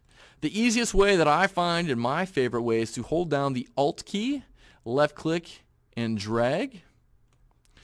Alternatively, you can simply do Control plus W with one of these selected, and that'll bring out a copy. You can also right click on the object, go under the edit mode, and there is a duplicate option there as well. So lots of ways you can go about duplicating objects. Next, let's talk about how to select multiple objects within your scene. I'm just going to bring in a little row of chairs here. And let's say that we wanted to select our row of chairs. Multiple ways we can do that. One is to hold down the Control key and left click on each one to select all 4. That's one way. Additionally, I don't have to select in a viewport. I can select them in my world outliner. So let's say I click off and I want to select all those chairs. I can select the first one. I can hold down Control and select the second, the third, and the fourth. Or you can simply select one chair, and holding down the Shift key, I can left click right here and it will select all of the actors in between that first and last one I have selected. Those are probably the easiest ways. Now another way that you could go about selecting these is in the orthographic views. I'm going to come to a top orthographic view, And let's say I want to select those 4 chairs. What I could do is left click and drag out what is known as a marquee selection here. And you can see that I've got all of my chairs selected here, but you gotta be really careful with this way of selecting because I've also accidentally selected my sky sphere here. So if I was to hit the delete key right now, I would delete out my 4 chairs and I would also delete out this beautiful sky surrounding my entire level. So be careful when using that selection tool. There are different ways to group objects in Unreal. One way is to simply select all these chairs. I'm holding down the control key and left clicking. And you can right click on any of your selections and then choose group. Control G is the hotkey for that, so I'll try the hotkey. Now you can see that when I have done this, a green outline is surrounding all of my chairs. So now if I select any of these chairs, it doesn't select any of them independently, it selects them as a group. And you can move them around as such. To ungroup them, you can simply right click, come under groups and choose ungroup, and there's a hotkey for that as well.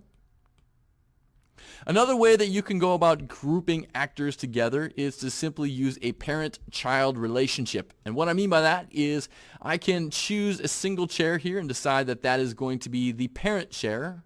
And then in the world outliner, I can simply left click and drag this guy on top of my parent chair here. Left click, drag, drop, left click, drag, drop. And now all these 3 children chairs are going to be attached to this parent chair. So if I move the parent, all the children come along for the ride. However, if I select one of the children that are attached to the parent here, I can move that independently. So check this out. I can move that independently and this independently, but if I select the parent chair here, they will all respect where they are moved in relation to the parents. So that is a pretty handy trick as well. Hopefully all these building efficiency tricks will help you in your gray boxing process. That is going to do it all for this one. We will see you guys in the next one.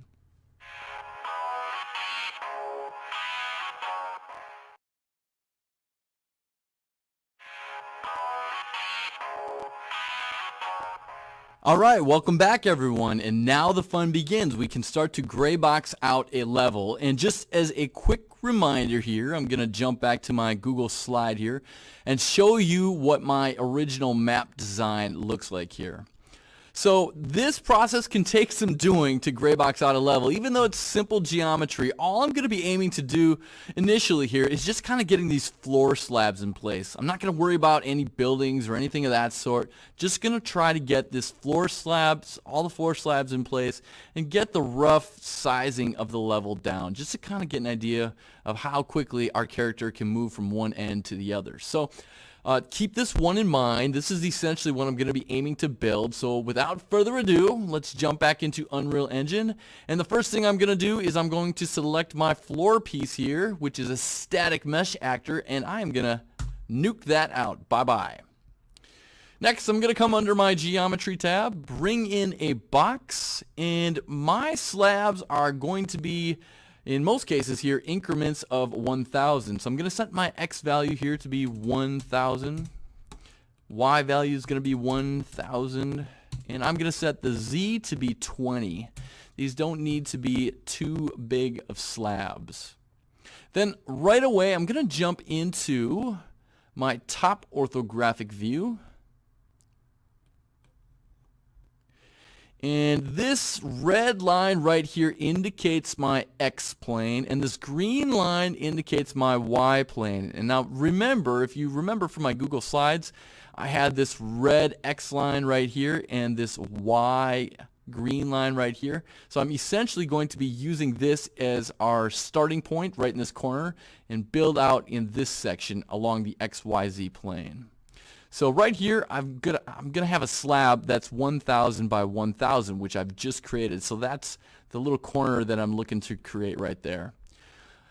Notice that I've got my snap settings on, and for now I can put snap settings of 100. That should be good. And you'll notice that my slab is not currently, it's not currently aligned to the grid. So let me hold down Control and do the End key. That'll move the pivot point to the grid, and now I can simply move this up into place. Now I know that there's another slab up here, so I'm going to hold down the Alt key and drag out another slab right there. And I'm going to be doing a lot of jumping back and forth between my Google slides. So I just put in this slab and that slab. And this I want to be a little bit of a tunnel for the player to go through. So I'm going to leave that alone for right now. I'm going to take care of these two slabs next, which is going to be 2,000 by 2,000 each of these. Technically, I could make this 2,000 by 4,000, so why don't I do that? So I'm going to hold down the Alt key, drag out a copy, and I'm going to set my Y value here to be 2,000, and my X value here to be 4,000. I'm going to slide this up into position like so. Let me just double check. Okay, it should be covering that expanse right there. And just so you can see kind of what we've built out here so far, I'm going to jump into the perspective view. And that is essentially what we have. And I know our player start is going to be right in this location, and this right here is our player start actor. So why don't we just move him over into place so we can really get an idea as to where he begins. And I'm going to move them this way, and you're going to see that there's this bad size little tag on it right now. And the way you can fix this is raise this guy up into the air, hit the End key to slap him on down at the ground, and that'll fix that. You'll notice that this blue arrow is pointing off in this direction. That indicates our character's orientation when he moves into the level. So I'm going to hit the space bar here. And let's just rotate this around so that the blue arrow is facing in that direction. So our character will be facing that way when they jump in. Okay, things are coming along pretty nicely here. Let's see. Let's build out this section next. And this is going to be 1, 2, 3, 4, 5 squares. So that's going to be 5,000 Unreal units. And this is going to be 1, 2, 3, 4 squares. 4,000 units, so 4,000 in the Y, 5,000 in the X. Going to my top orthographic view, I'm going to grab this guy, hold down the Alt key, left click, and drag out that copy. We'll set the Y value here to be 4,000 and the X value to be 5,000. Move this into place so that those align nicely.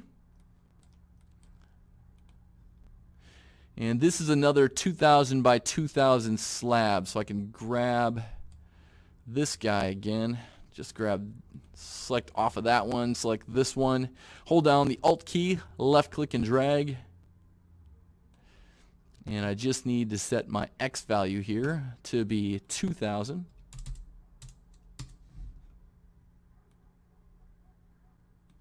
Like so. Next, I'm going to build these right here, indicate stairs. So I got some stairs that I want to be going down, then through a tunnel, and then some stairs coming back up. So time to bring out a stair brush. Obviously, this is going to be a linear stair, so go ahead and left click and drag this guy in. And I am going to jump into my my perspective viewport, holding down my right mouse button and using my W, A, S, and D keys to fly all the way over here so I can see which way is up and which way is down. Okay, I'm going to hit my space bar. Let's rotate this guy around like so. Okay, and I am going to want the X value here. Well, actually, this is going to be the step width, rather, not the X value. I'm thinking X because I see the arrow right there. My step width, I want to be 1,000, like so. Let's see. How many stairs do we want to go down here? Probably double that amount, right? Yeah. Yeah, number of steps. Let's go maybe like 25. That's a pretty hardy staircase, something like that. Yeah, I think 25 will do good. Okay, and then let's jump back into our orthographic view and get this into position. Now, you can see obviously this does not match up super good with our alignment right here. So this is where we can take some liberties and adjust our snap settings down. But let me just cross-reference our map here. Okay, we got the stairs all the way to the far right there. So jumping back in, I couldn't remember if I had it in the center or the middle over here. Now it will align quite nicely over there. And you know, if I add a couple more steps on there, it might bring it up nice against there, but it might not. Well, we could adjust the step width or step height, step length. Let's go step length. Let's do that. Nice round increments. Instead of 30, let's do 25.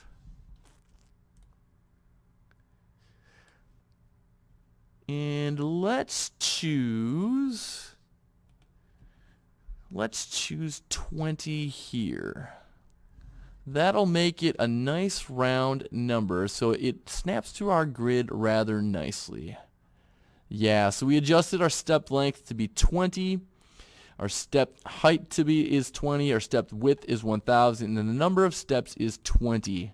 And with that in place, you can see how that fits in pretty good. Now, if you look at what I've got in my map here, I've currently got the stairs going a total of 1,000 Unreal units off in that direction. That might be a pretty heavy staircase, going to 1,000 units. Let me just double check this again.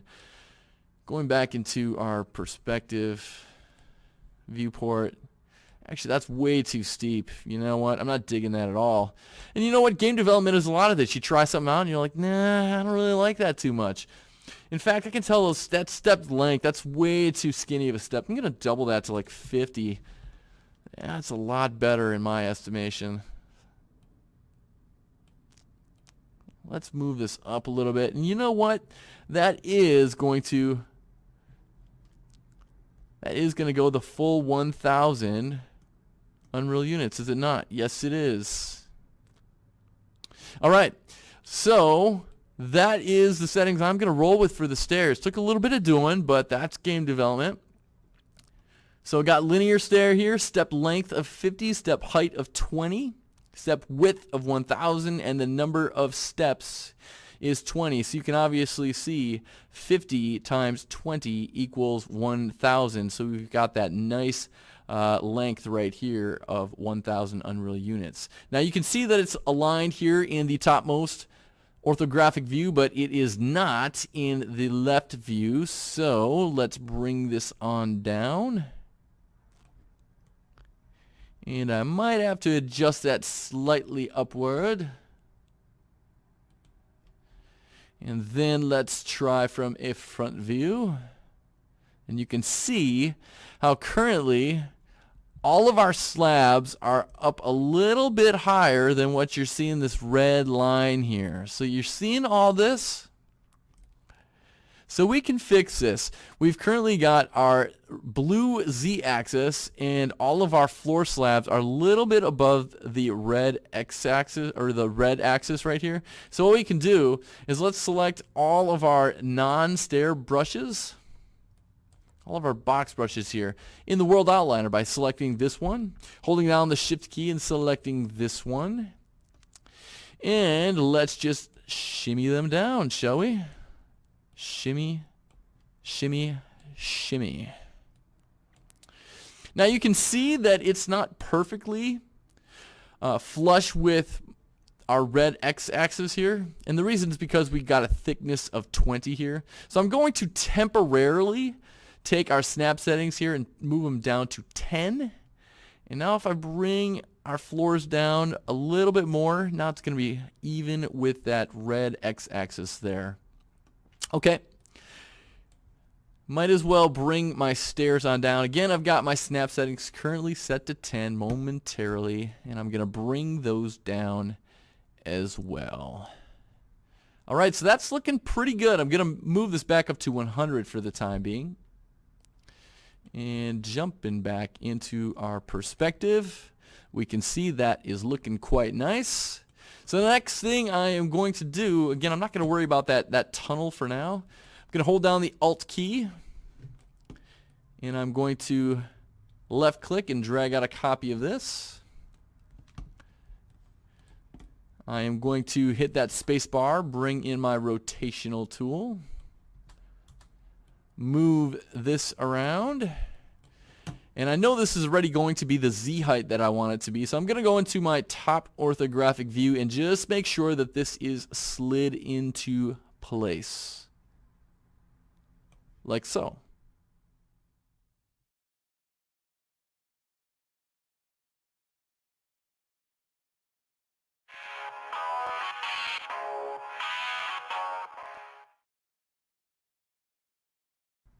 All right, let's take another quick look at our map design here. Okay, so we're right about here. Gonna add one more 1000 by 1000 slab over here. Let's grab one of those from way back at the beginning. Selecting this guy, holding the Alt key, and dragging out a copy. Let's move that guy into position. And you know what? I should double check that, yes, in fact, okay, it is. I just wanted to make sure. Brain farted there. I thought that maybe that it was still not the right Z height that I wanted it to be, but obviously it is because I adjusted all the other floor brushes. Okay, then we've got a 3000 by 3000 area right here. Top orthographic view is going to be best for this. Alt, left key, drag out a copy. I'll set the X to be 3000, the Y to be 3000. That is positioned like so. We've got some water area right here that I'm intending to put in. Yeah, this is going to be some water in here too. You know what? I'm going to kind of skip the water area right now. This is going to be a 2000 by 3000 area. Hold down the Alt key, left click and drag. Set the X to be 2000. That'll be something like that. I think I had about 2,000 Unreal units for that streamish area right there. Yep. And then I've got another tube here, and then two more slabs. And actually, you know what, I think just for consistency's sake, to make it easier to build to the grid, I'm actually going to bump all this stuff down to be flush with this line right here. So let me bring in one of these guys. Hold down the Alt key, left click and drag. That is going to be positioned right about where? Yeah, right at the bottom there. About 2,000 Unreal units away right there. And then Alt and drag out another copy. I could have just extended this one up a little bit bigger, but this is going to be our goal area, so maybe we'll make that look a little bit different. Okay, so all that's in place. The only thing that I am missing now is placing in some cylinders for our pipe areas that I wanted to kind of have our character navigate under. Now, obviously, if we are looking for a pipe shape, this cylinder brush is going to be the one to use. So I'm just going to go ahead and left click and drag this in, and it's going to be up and down instead of laying on its side like I want it to. So I got to find it and rotate it. So let me jump into my perspective view, and if I tap the F key, that will frame up on that immediately, and then I'm going to do the space bar to rotate this on its side. And I know that this is going to need to be 1,000 Unreal units long, so I'm going to take this Z value here and change that to be 1,000. Now you may be saying, hey, Z value, I see the blue arrow right here, but aren't you going to make it bigger in that direction? Well, because I turn this on its side, the local Z direction for this is going to be along this axis. Currently, I am in world space. If I click this little button right here, I will change that to be local space. So now you can see that the local Z for this particular brush is in this axis. So I'm going to change that Z to be 1,000, like so. And I want to ensure that our character can actually crawl through this pipe. And I could make this more sides, but 8 is all I need for when I'm just gray boxing. Don't need anything fancy. So let me just hop on into my orthographic views here. I want this pipe to be kind of in the middle, like so. That's good from a top view, so let's check out the side view. That's going to do nicely. The left view right there. And then obviously from the front view, I know this is already going to be fine. That looks pretty good. Okay, so I could take that pipe right there and duplicate it. Alt key, left click and drag, and I'm going to bring this way up over here where I've got my staircases. And that's going to be a nice fit, although I know I'm going to want to drop it down lower. So I am going to come into my, let's do a left view here, enlarge that. And let's drop this down like so. Okay. And we got one more pipe area.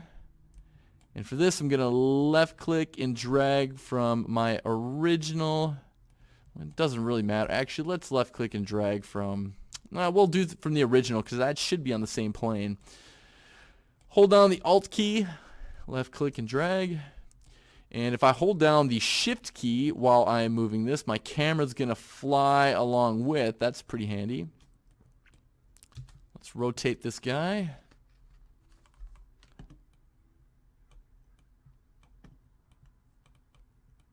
There we go. Move them into position, and you can see my local Z is going to need to be twice as long. So let's change that to 2,000. And this pipe I'm going to have kind of a skew like that. Let's make sure that that is good in other viewports as well. In fact, I want to fly up over there, see what that looks like. Okay, so obviously we can't go through this pipe because it is solid. So if I was to try to jump in right now, there's no way that my character is going to be able to penetrate through that. So let's do a subtractive brush to poke a hole right through that. What I can do here is simply, and I should have done this from the get-go, I simply just forgot about doing it.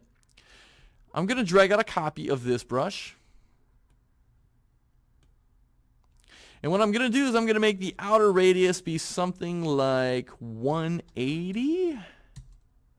And then let's make this a subtractive brush. And move it into position, and voila. That works out pretty well. You know, I could technically move that down so that this pipe is super flush with it, but I'm not going to obsess over that just now. I am going to do this though for my other pipes so that I can actually fit through them. Select, Alt, left click and drag. Going to change my outer radius to be 180. Make this subtractive. Move this back in, and that'll cut out that circle there. And last but not least, Alt and drag out a copy. Change the outer radius to 180.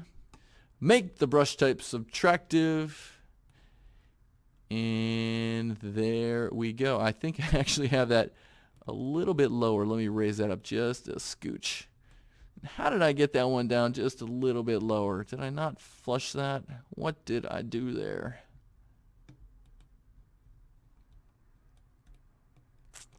I did get that slightly off.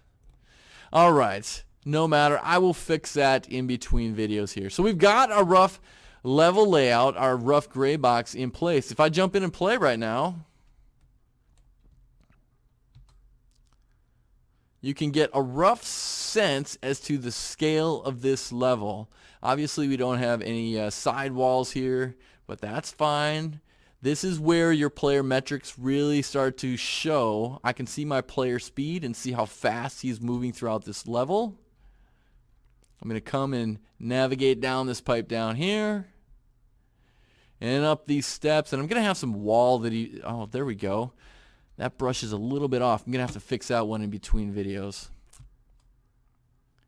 And eventually I'm going to have some floating platforms here for our player to try to use to cross that river like so. Anyways, that is going to do it for this video. We have gotten a rough size of our gray box level all in place. From here, we're going to add some walls, maybe some buildings, stuff of that nature. And we got ourselves a level. All right, that'll do it all for this one. We will see you in the next one.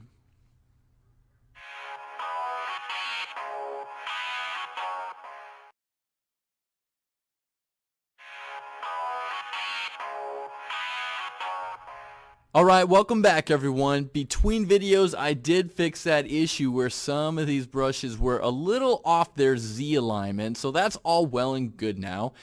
We have our floor layout generally in place. Where do we go from here? Well, this is going to be a relatively short video because I'm going to just kind of generally give you some guidelines here. What I am intending on doing at this point in the gray boxing process is to simply place some simple building structures around here. My idea for this level is that the user is traversing through somewhat of an urban environment, just shooting some targets that pop up all over the place. Now we've got an idea as to how long the level is going to be, but we don't really have a sense of the scale of the place, like how big are these buildings and whatnot. So let's go ahead and try adding some geometry to represent buildings all around. So what I'm going to do is come over here, and I'll start off in the perspective. That's fine. I'm going to left click, drag out a copy here, and I am simply going to turn this into a building structure. So I am going to raise up the Z value here quite significantly, maybe something like 5,000. That's probably way more than I want. Let's go with 2,000. We'll start off with some smaller buildings. I kind of want this to be more of a slum-like place. Even that's too high. I'm going to go 1,000 for right now. Okay. Move that in place. And I want these all to be hollow, so if I want to poke some holes in them, it will be easy to do that. So I'm going to make that hollow wall thickness of, we'll say 20. Okay. And let's see. That's pretty good there. Why don't I just duplicate that? Alt, left click and drag and bring one of those over here. And maybe we can even bring in Alt, left click and drag. And I'm going to make that be 3,000. Kind of move it behind our player. So our player is going to kind of start in this alleyway or something like that, if you will, right? Okay, and you can see how we can go about building structures all around the perimeter of our level layout here. Now, I'm not going to be building any structures like buildings on top of our floor. This floor is intended to be our navigable space. That is the area that our character can walk or run between. Okay, so everything's going to kind of be here in these gaps. So with that, I'm going to pause the video now and we'll come back to what I have when I've all kind of finished up. Again, I'm not going to be real thorough with this, just enough to give you an idea. So with that, I'm going to pause the video now and I'll come back when I'm finished. Alright, so after about 30 to 45 minutes here, this is what I have. Essentially, I've placed a whole bunch of block buildings all around the perimeter of my level layout. I haven't gone ahead and poked in any holes in any of the buildings, but they are all hollow, so I can do so if I wish. A few things to note here. I took a creative liberty here as I was working, and I decided to use a subtractive brush and put it right down the center of my level here. That's going to be a river of sorts in time. I then place this additive brush down below so that my character, for the time being anyways, could actually step on it and hop back out so he could keep going on through the level. So just a quick fly through as to what I have here, just buildings of different sizes and shapes. Let me get you back to the beginning here. So we'll start up here, go through this pipe. Come on down here. There will be some platforms and whatnot to help you cross this river. Come down here through this pipe. There will be some platforms here that you need to navigate to get up and over this wall. Then back to get across this river channel, up over this wall, down through this pipe, and then to the end of our level. Okay, so a few things of note here. I'm definitely missing some things in this gray box level. One is I don't have any identifiers as to where hazards or pickups are going to be. Again, I don't need to create those right away. I mean, I could use a chair mesh right here to represent a health pickup, for example. Number two, you can see this checkerboard material on everything. That makes things pretty distracting and hard to decipher. The whole scale of the level, as well as just, you know, kind of readability of the level. So I think what we might do as the next pass here is place some objects down to represent things like platforms and health pickups and hazards and that sort of thing.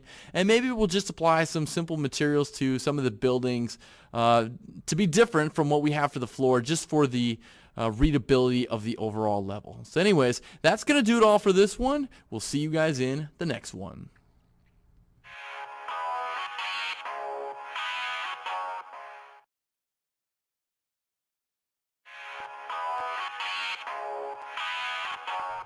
Alright, welcome back everyone. In this video, we are going to continue with the gray boxing process with the objective of placing some placeholder assets throughout our level that are meant to represent certain things that will appear in our final level. Things such as what? Well, things such as hazards, any pickups, any interactive doors or moving platforms, that kind of thing. And in order to do this, I'm going to quickly reference back to our map design here. And you can see from our top-down level, I've got my legend here, and I'm indicating things like steam jets that I've got a few of them placed throughout the level. Some spinning fans right there in the pipes. And also some things like health pickups, and this is going to appear pretty small on your screen. A heart health pickup there and over here. And then I've got some moving platforms that I'm indicating by these squares with the multi-arrow icon in them. So I'm not going to follow this map to the T, but I am going to use it as a rough guide. So first things first, coming back into Unreal Engine, I'm going to start by placing some steam particles around our level to indicate our steam jet. And I can find these in our content, starter content, particles folder right over here. So I'm going to fly down to our player start area, and I'm not going to be super specific with this for the time being. And I'm just going to place a few of these throughout the level.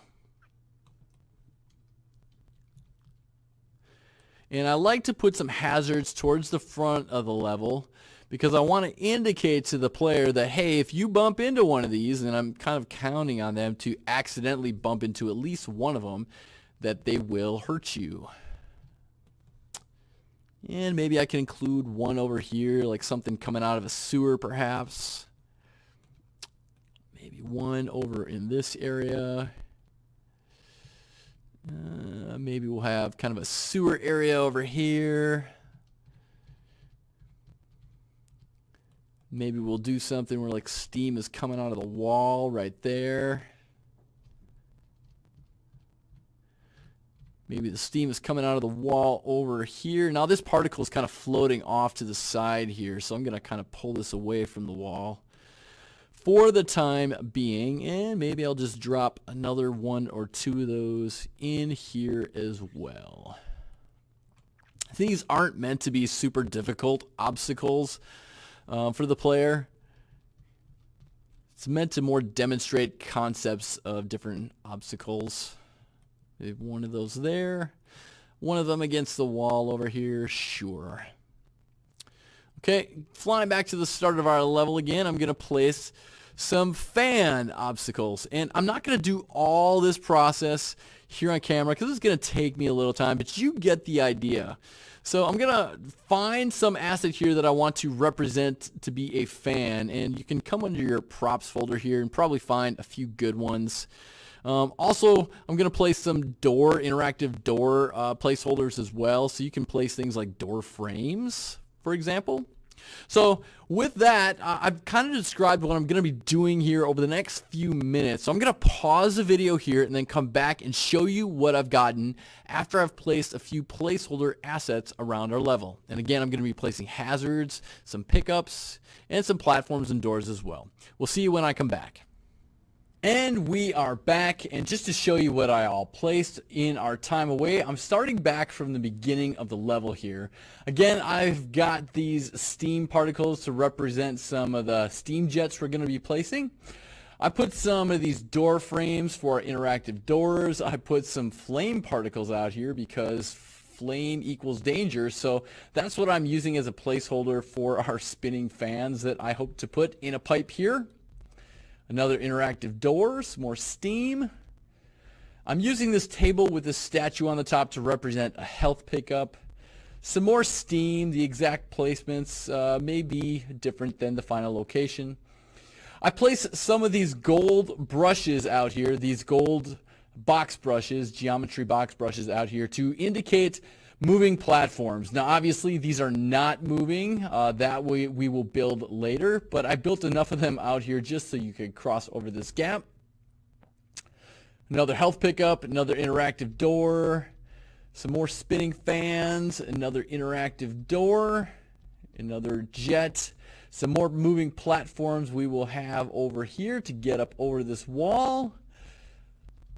And some more moving platforms to cross this river area again to get up over this wall. And then finally, through this door, past these eventual spinning fans, through this door, to our goal area, which is indicated by this nice lamp prop. All right, one more thing I wanted to demonstrate for you all before we wrap up this very brief and rough explanation on the gray boxing process is I wanted to talk about some other things that you could consider placing in your gray box level. You can see that our path of travel here is boxed in by these box brushes. These are going to be buildings eventually, or that's the idea anyways. Sometimes games box players in by using things known as blocking volumes. Now blocking volumes are just simply an invisible barrier to prevent a player from passing through them. Unreal Engine 4 has those as well, and a place where you can find those is over in the modes panel, the volumes tab, and right here towards the top you have a blocking volume that you can drag and drop out. And if I just size this appropriately here, I'm just going to create a temporary barrier like so. Let me bring this to the forefront. There we go. We can test this out. Now I can right click and play from here. And you can see that I run into a wall right here. Maybe that's what you want, maybe not. But also you will notice that this could be a problem. Your bullets will ricochet off of that as well. So if you do want to place some blocking volumes, how can you get around that potential issue? Well, this gets a little bit deeper into the discussion than I really want to get at this moment, but it's worth pointing out how to fix this. So we'll do that. Make sure you've got your blocking volume here selected. And over in the details panel, you want to find a section called collision. And underneath the collision properties, you're going to find an area called collision preset. And this is going to show you what all collides, or rather is blocked by this collision volume, this blocking volume right here. Right now we are saying that our pawn will be blocked by this blocking volume. Likewise, projectiles, which we shoot out, are going to be blocked by this blocking volume. If you wanted to change what can pass through this blocking volume and what does not, you can simply change your collision preset here to be custom, and that'll allow you to make it so that you can have projectiles ignore that collision.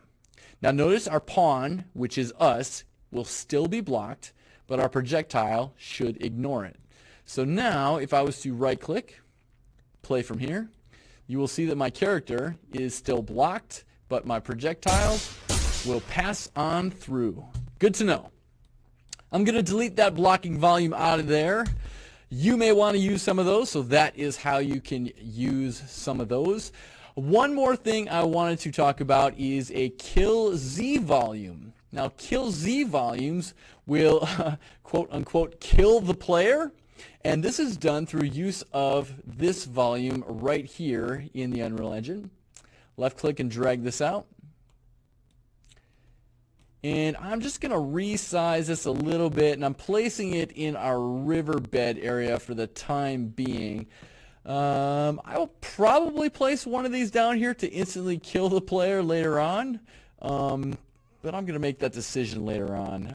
So let's just say we wanted to kill the player immediately once they fall into our eventual riverbed here. So what we can do is place the kill Z volume down, and simply to demonstrate this, I'll right click, play from here, and now what will happen is if I drop off the edge, boom, my character has disappeared. I no longer have control over my screen.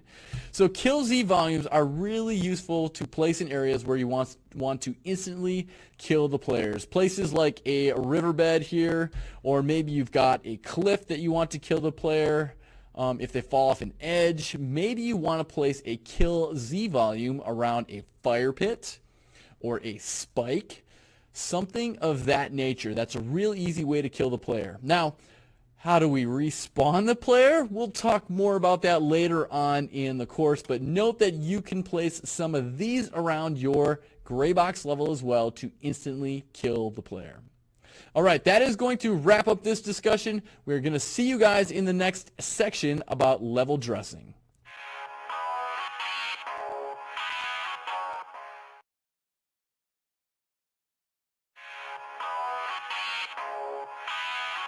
Welcome back, everybody. In this series of videos, we are going to seek out dressing our level. And by that, I mean we're going to make it look a little bit nicer than it does now. And in order to help us do that, we're going to import some assets from the Epic Games Marketplace. So without further ado, I'd like to address your attention to the Epic Games launcher. Make sure you have the Unreal Engine tab selected along the left-hand side, and across the top, let's make sure you have selected the Marketplace tab. Now you can add either paid or free assets to your project from right here through the Marketplace, and you can see some of them have their pricing on them. There is a free tab. You can see different categories of products such as 2D assets, characters, etc.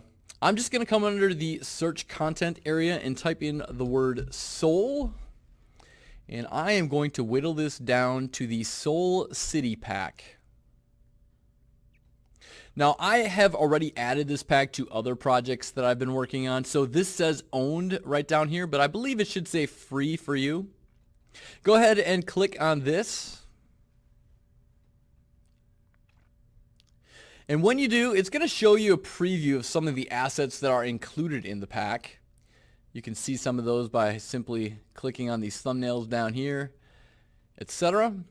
And you can see what are the supported engine versions. And again, we are making this in 4.21, which this does support. So simply click on this Add to Project button. Select the project that we want to add it to. And for us, that's going to be First UE4 Project. And then click this Add to Project button. You'll see a little progress bar appear here just telling you how long that is going to take. So give that a moment to finish installing, and I'll come back when this is finished.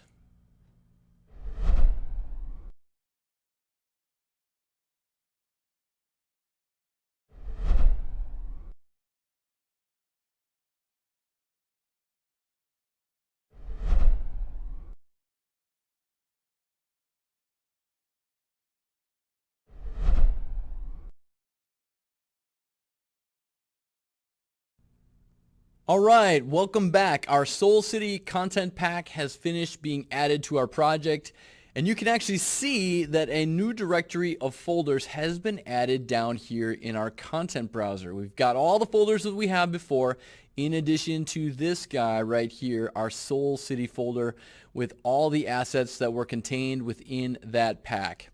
Know that from the marketplace, you can add additional packs to your project if you want, and that's going to be up to you to add more if you would like for this project.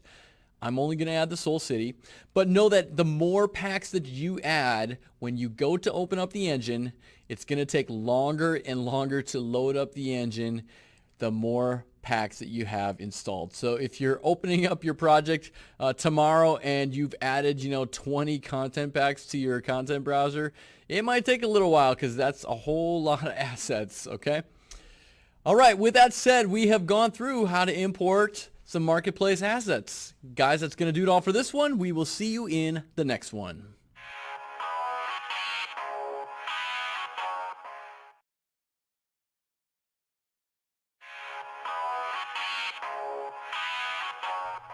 All right, welcome one, welcome all. In this video, we are going to show how to work with materials when dressing up your levels. Materials are essentially the coat of paint that you apply to surfaces in Unreal Engine 4. And there are some key concepts to understand before you really get rolling with this, and that's what this video is going to be all about. We're not going to go into making materials, but rather how to apply them and work with them. So a key concept I want to show right off the bat here is placing materials on static meshes versus geometry. Now, static meshes are going to be something we talk more about in the next video, but just to demonstrate the differences between placing materials on static meshes and geometry, I am firstly going to come to my Basics tab, bring in a static mesh cube, plop that down on my level like so, and then I'm going to bring in a geometry box brush like so, side by side. Okay, so if I come under my starter content materials folder, I have access to all kinds of materials that I can place throughout my level. Now over on the left, I've got my static mesh here, and let's just say I am living the high life and I want it to be solid gold. I can simply drag and drop this material onto the surface there or over here in the details panel. I'll just try to drag and drop it onto the surface because that's a convenient way of doing things. Now if I do the same thing, let me click off of it, and it's a little dark, so I'm actually going to place a light nearby, and we have a whole video on lighting coming up, but if I hold down the L key and left click, you can bring in a light just to help demonstrate this a little bit better. So that was the L key and left click. Now let's say I want to apply some gold to this geometry box brush over here. Well, I can left click and drag, but you will notice that I only applied it to one side. I can apply it to this side as well, and I can actually apply different materials to different sides. Maybe that's what you want, maybe that's not what you want, but that is good to know. You've got finer precision control placing materials on geometry than you do a static mesh. With a static mesh, it's all or none. With geometry, you've got a lot more flexibility. So I'm just going to delete these guys out right now because I'm going to demonstrate some of the things that we can do with materials on geometry that you can't do on static mesh. I'm going to figure out a material to place on my floor here. And I like something brick. Let's go something maybe clay, brick. Let's try that. You can choose a material of your choosing. And I just place it on this giant slab over here. And now some things to note are I'm not liking my grid right now being on because it's flickering. So I'm going to shut that off by going under the Show tab and just turning off the grid momentarily so I can see what I'm doing better. And that material looks pretty nice, but I would actually like to scale it up in size a little bit. How can I do that? Well, if I click on the surface of my brush right here and the whole surface turns yellow, you can see that over in the details panel, I've got several different things that I can change with my surface properties. there is in fact a scale property right here that I can set to enlarge or shrink the size of this material. For example, let me just change the U here to be 2, and the V I will change to be 2 as well. And if I click apply, you will notice that my bricks are now twice as big. Now, if I apply 4 to this, the V is going to be a 4 as well because I currently have this lock on. If you unlock this, you can set these values independently of one another. So check this out. I'm going to set the U to 4 and the V to be 2. Actually, let's set the V to be 1. And now when I click apply, you're going to see that my bricks are stretched 4 times as large in the U direction here. That's left and right from this vantage point. And it is its normal size 1.0 in the V direction. In this perspective, it is the up and down.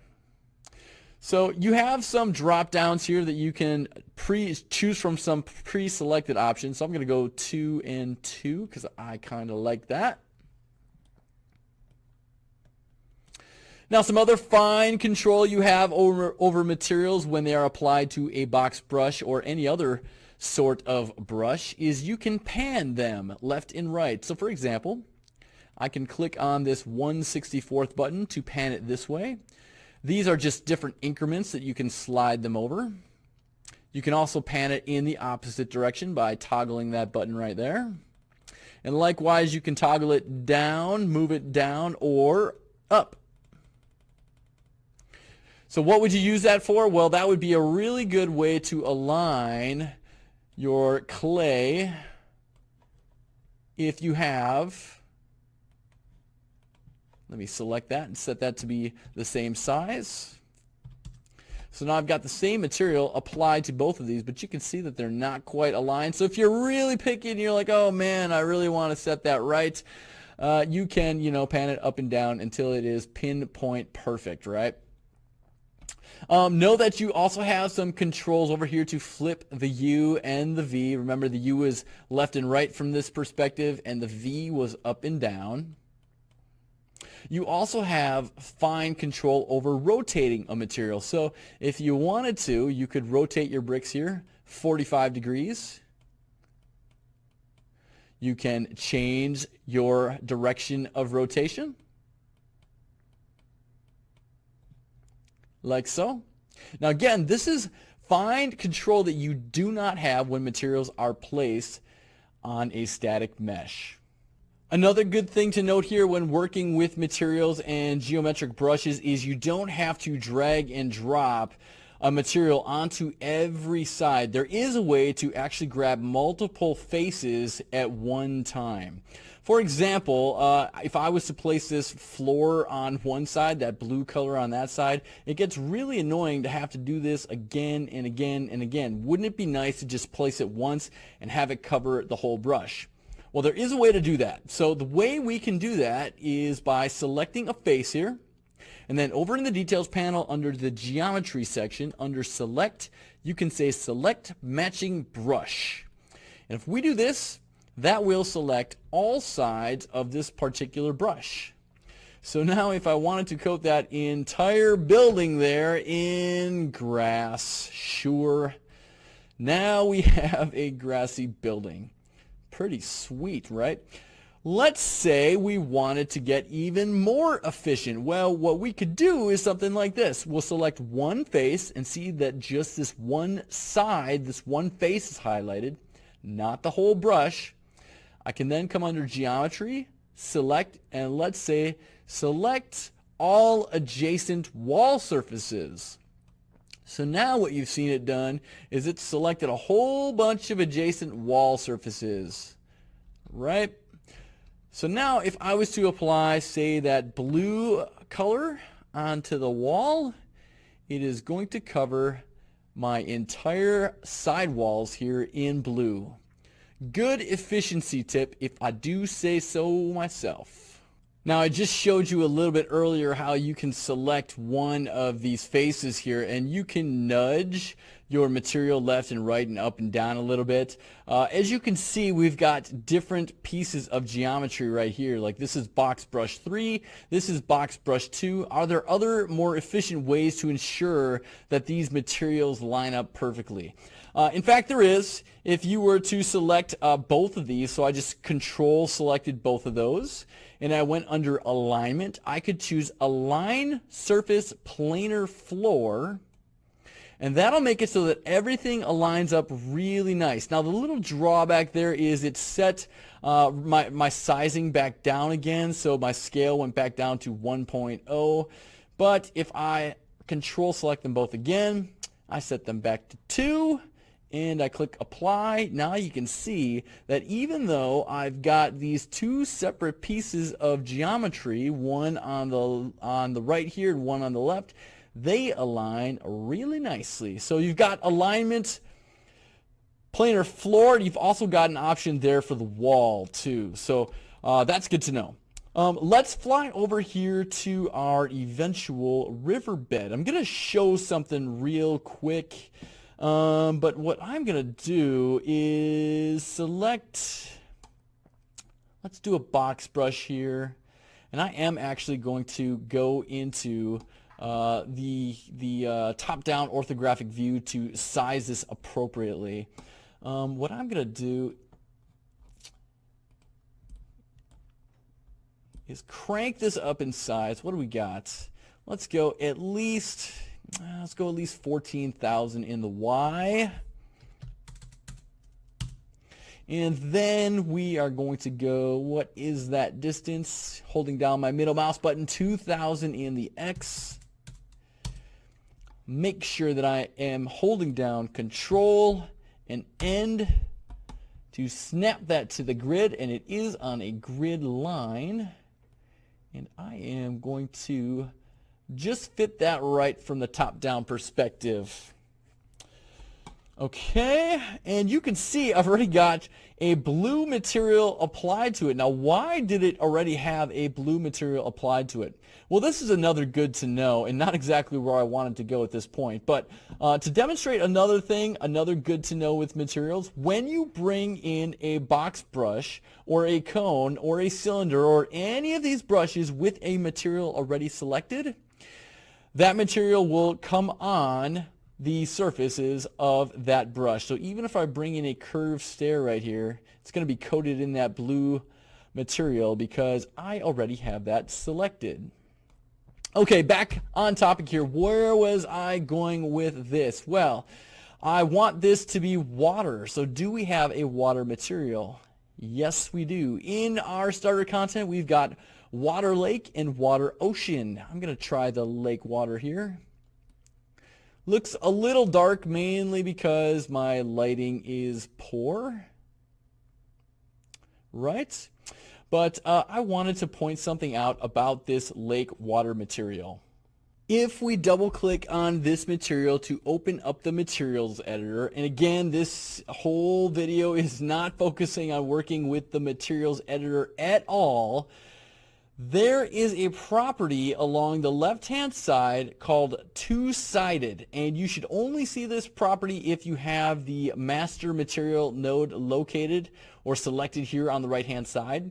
You can see that it is unchecked. There are materials in the engine that are not labeled as two-sided, and this is one of them. So know that if you place this material on a given surface, and you make that surface so that your character can pass through it, if they look up on the other side, they won't actually see that water at all.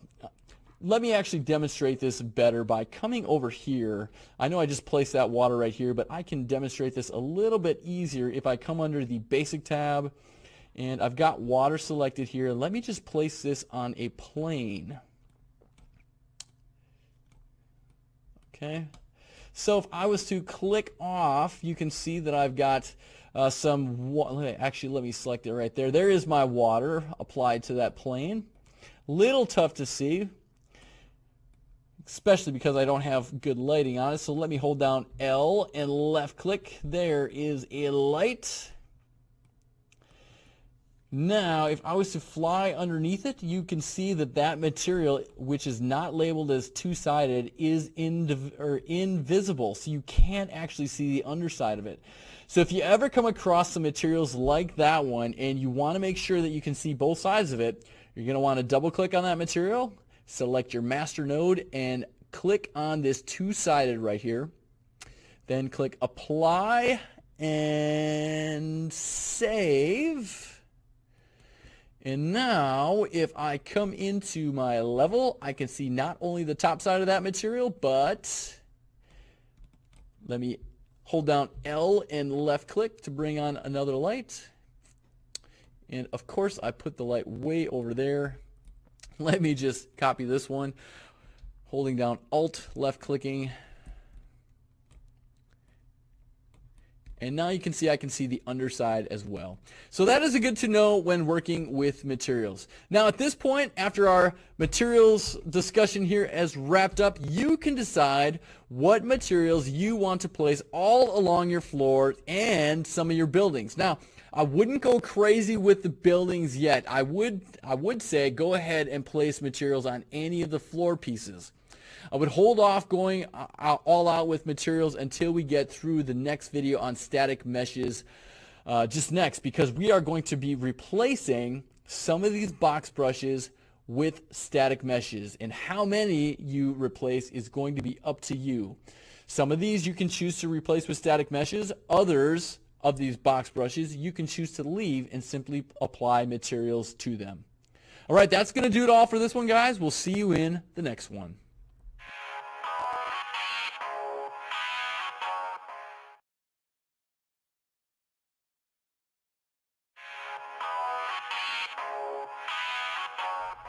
Welcome one, welcome all. In this video, we will be talking about static meshes and their role in the level dressing process. First of all, what are static meshes? Well, you can think of static meshes as the props that populate much of your gaming world. These can be things like benches, chairs, lampposts, buildings, that sort of thing. And I've given a demonstration up on the screen between videos right now as to what static meshes are oftentimes used for. I do have a rock and a chair placed out here, which I will talk about more in a little bit, but you've also see in the background that I've replaced one of my geometric box brushes with a bunch of static meshes to comprise this building here. Now, sometimes these static meshes may be one entire building. This particular building face is made up of a whole bunch of other static meshes that I found in the Soul City pack. So, where do you find these static meshes to populate your gaming world? Well, if you come into your content browser and select your content folder, a real handy way of finding these is to then come over to the right here where you've got this filters drop down and say I want to find all the static meshes contained within my content folder and any subfolders under it. So notice that whatever folder you have selected, it will then whittle down whatever static meshes exist within that folder. So if I select the Soul City folder, now you can see all my static meshes that exist just in my Soul City folder. Note that you can click on this static mesh filter right here to toggle it on and off. When you see this little color bar to the left, it is on. Left clicking on it will turn it off. Left clicking again will turn it back on. Alternatively, you can right click on it and remove it that way as well. So after this video, you should feel comfortable enough where you can place a whole bunch of these throughout your level. Now, I'm not going to do that between this video and the next because that would take me many hours and I don't have that time available to me. But my goal here is to provide enough knowledge about working with static meshes that you feel confident and comfortable forging ahead. Some things you need to know about with static meshes.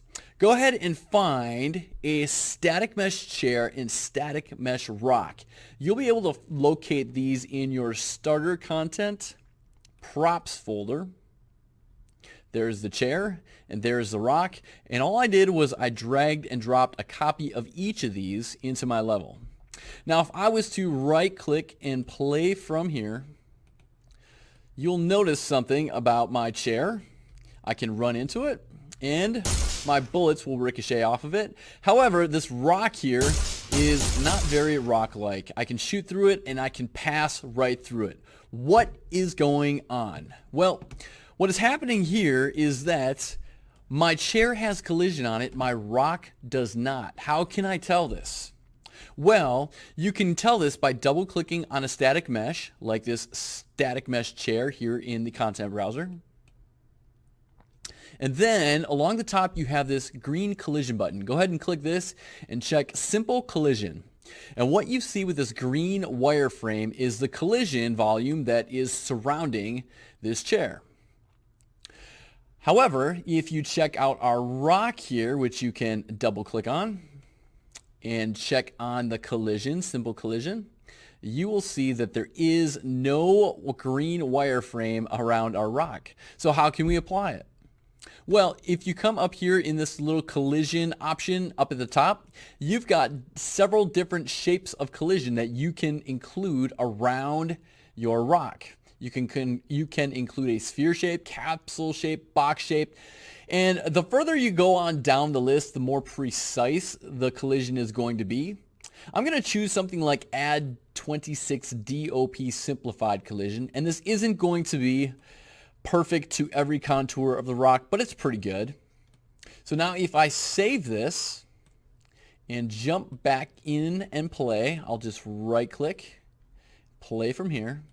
You will see that I will now collide with the rock, as will my projectiles.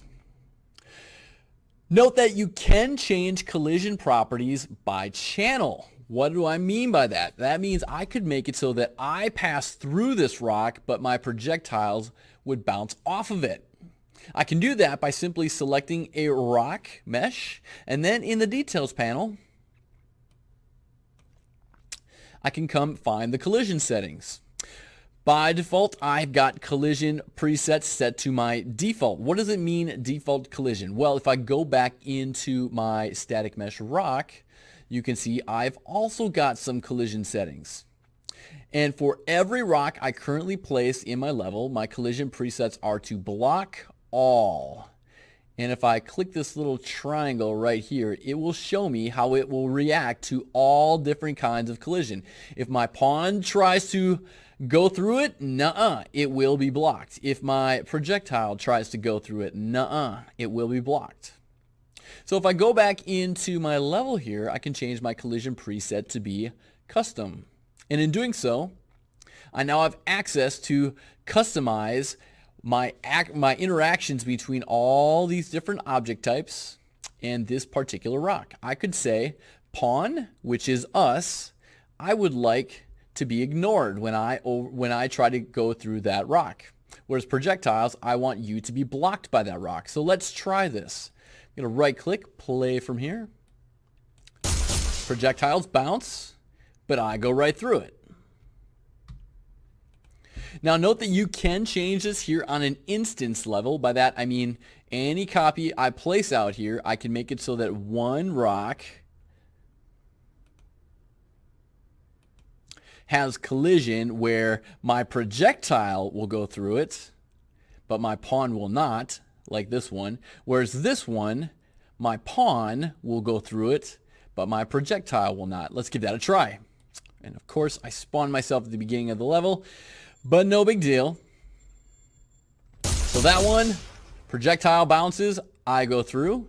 This one, projectile goes through, but not my character. Okay, so know that you can change your collision presets per instance if you customize that collision preset. Alternatively, you can also change your collision responses right here in the static mesh editor by customizing them from here. So that is good to know as well. I'm just going to save and close out of here. One more cool thing I wanted to talk about here with static meshes before we wrap this up is that you can turn any static mesh that has collision on it into a physics actor. What do I mean by that? That means that this chair right here doesn't have to stay glued to the ground. I can knock into it and bump it all around. I can shoot it and have it react and fly off. How do we do that?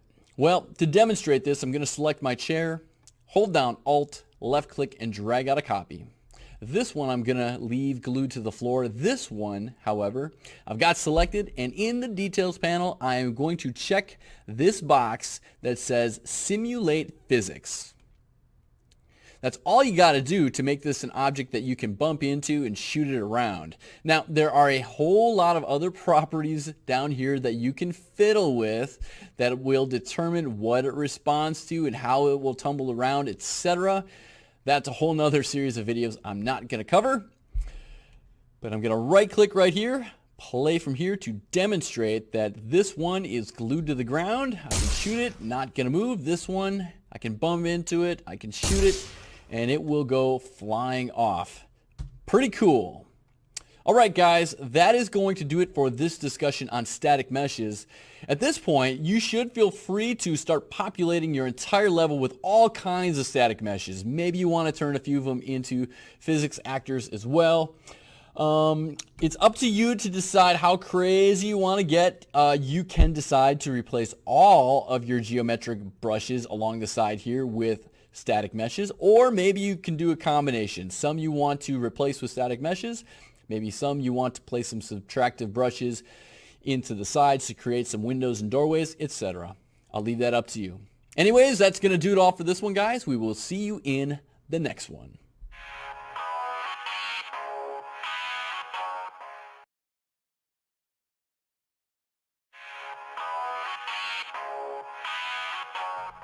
Alright, welcome one, welcome all. In this video we are going to be talking about particles as they pertain to the level dressing process. Now, this video is not going to get into how to create particles. That would be a whole nother course. Rather, just some good to knows when placing these around your level. Firstly, where can you find various particle effects in your content browser? Well, just like we did with the static meshes, you can select your root content folder, and then selecting your filters drop down, select to filter by particle systems.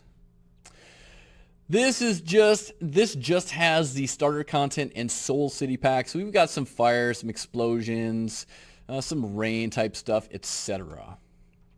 So what are some things you need to know about when working with particles? Well, one is that they kind of come in two distinct flavors. They've got this sort of looping particle effect like we've got with this flame and the steam as well. There are also what I like to call fire and forget particles like this explosion. If I drag this into the editor, you can see it go off right away.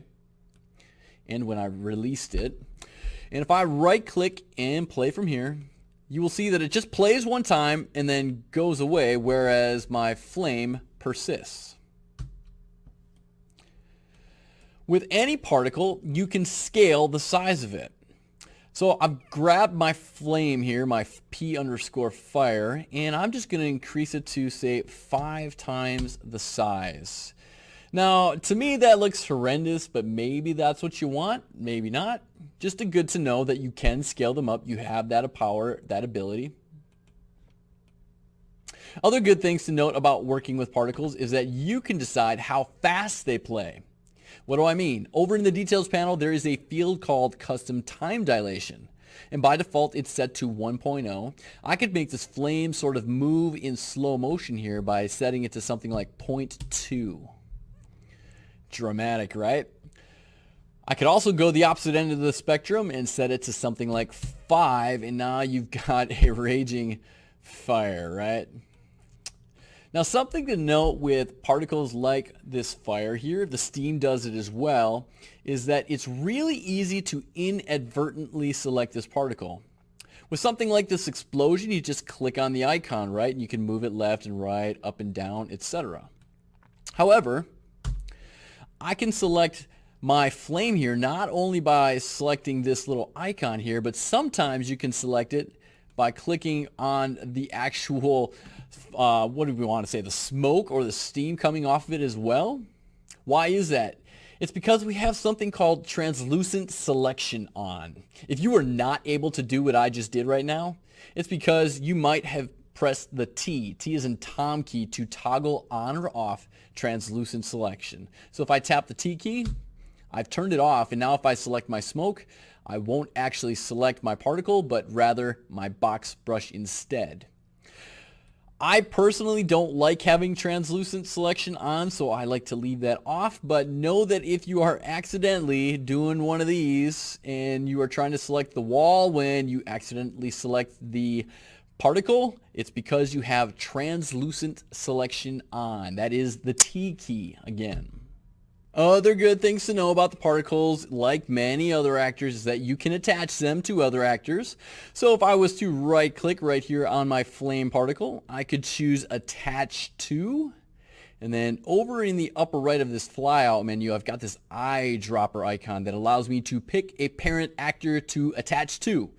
I will choose that, and then my icon will allow me to select something like my garbage can here. So now, if I select my garbage can, my flame will come along for the ride. However, if I select my flame, I can move that independently of the garbage can. And you can see that relationship up here in the world outliner. Anytime you see this indentation right here, that shows that this actor is attached to this actor.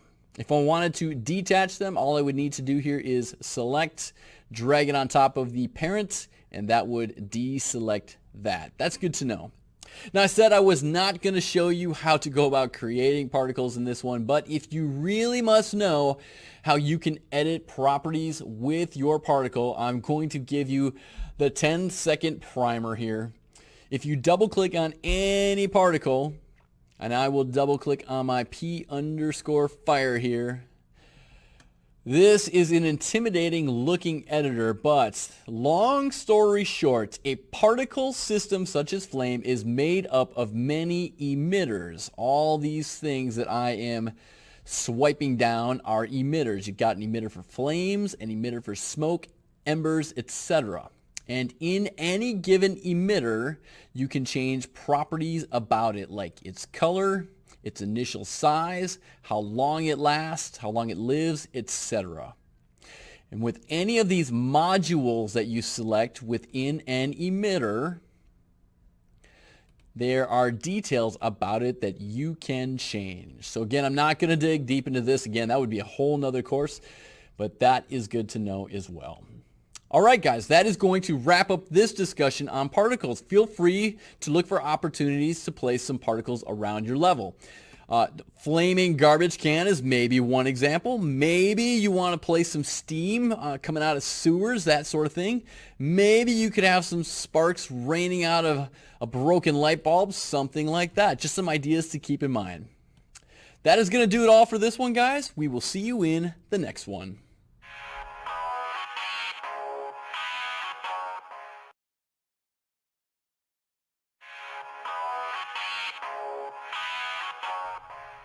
Alright, welcome back everyone. In this video we are going to be talking about sound in the level dressing process. We're going to be talking about how to import sounds and use sounds in your game. Firstly, I want to direct your attention down to the content browser, where I am in the content browser starter content audio folder, and in this folder there are some sounds that you have to pick from to place around your level. We'll talk about these different colored thumbnails in just a moment. Now you can see there's not that big of a selection here. So how do you add your own audio to a project? Well, first thing to know is that if you're looking to import sounds, they need to be a .wav file, .wav. Once you have located some .wav files that you want to import into the editor, there are a few ways you can import them.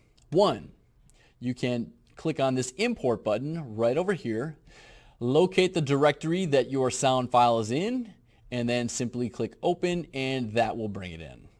However, I like to go this route. I like to go into my folder directories beforehand, find the WAV file, there it is, a .wav file that I want to bring in, and simply left click on it, drag it down into the folder in the content browser that I want to. Once you see that plus button, release the left click and it will start the import process. That was a musical track here, so it's going to take a little bit longer. I'm just going to exit out of here really quick. And now you can see that it is in my content browser. The asterisk here means it needs to be saved, so you can right click on it and click save, and that will get rid of the asterisk. So next, let's talk about these different colored thumbnails. What are the differences here? Well, any thumbnail that is in black and you see that sort of waveform in the background, that is known as a sound wave file, as you can see from my tooltip here. That is essentially the raw sound file that has been unedited. Contrast that with these blue icons. If I mouse over this, you can see in the tooltip that it listed as a sound cue file.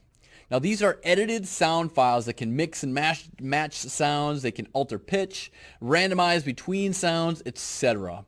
In fact, I'll show you an example of one of these. We're not going to dig into this too deep because again, this is a black hole that we could go down that I don't want to get too deep into. But I'm going to double click on this explosion cue.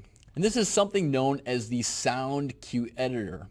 And just as a very high level speaking point here, how this works is it takes in a couple of sound wave files which these guys are, sound waves.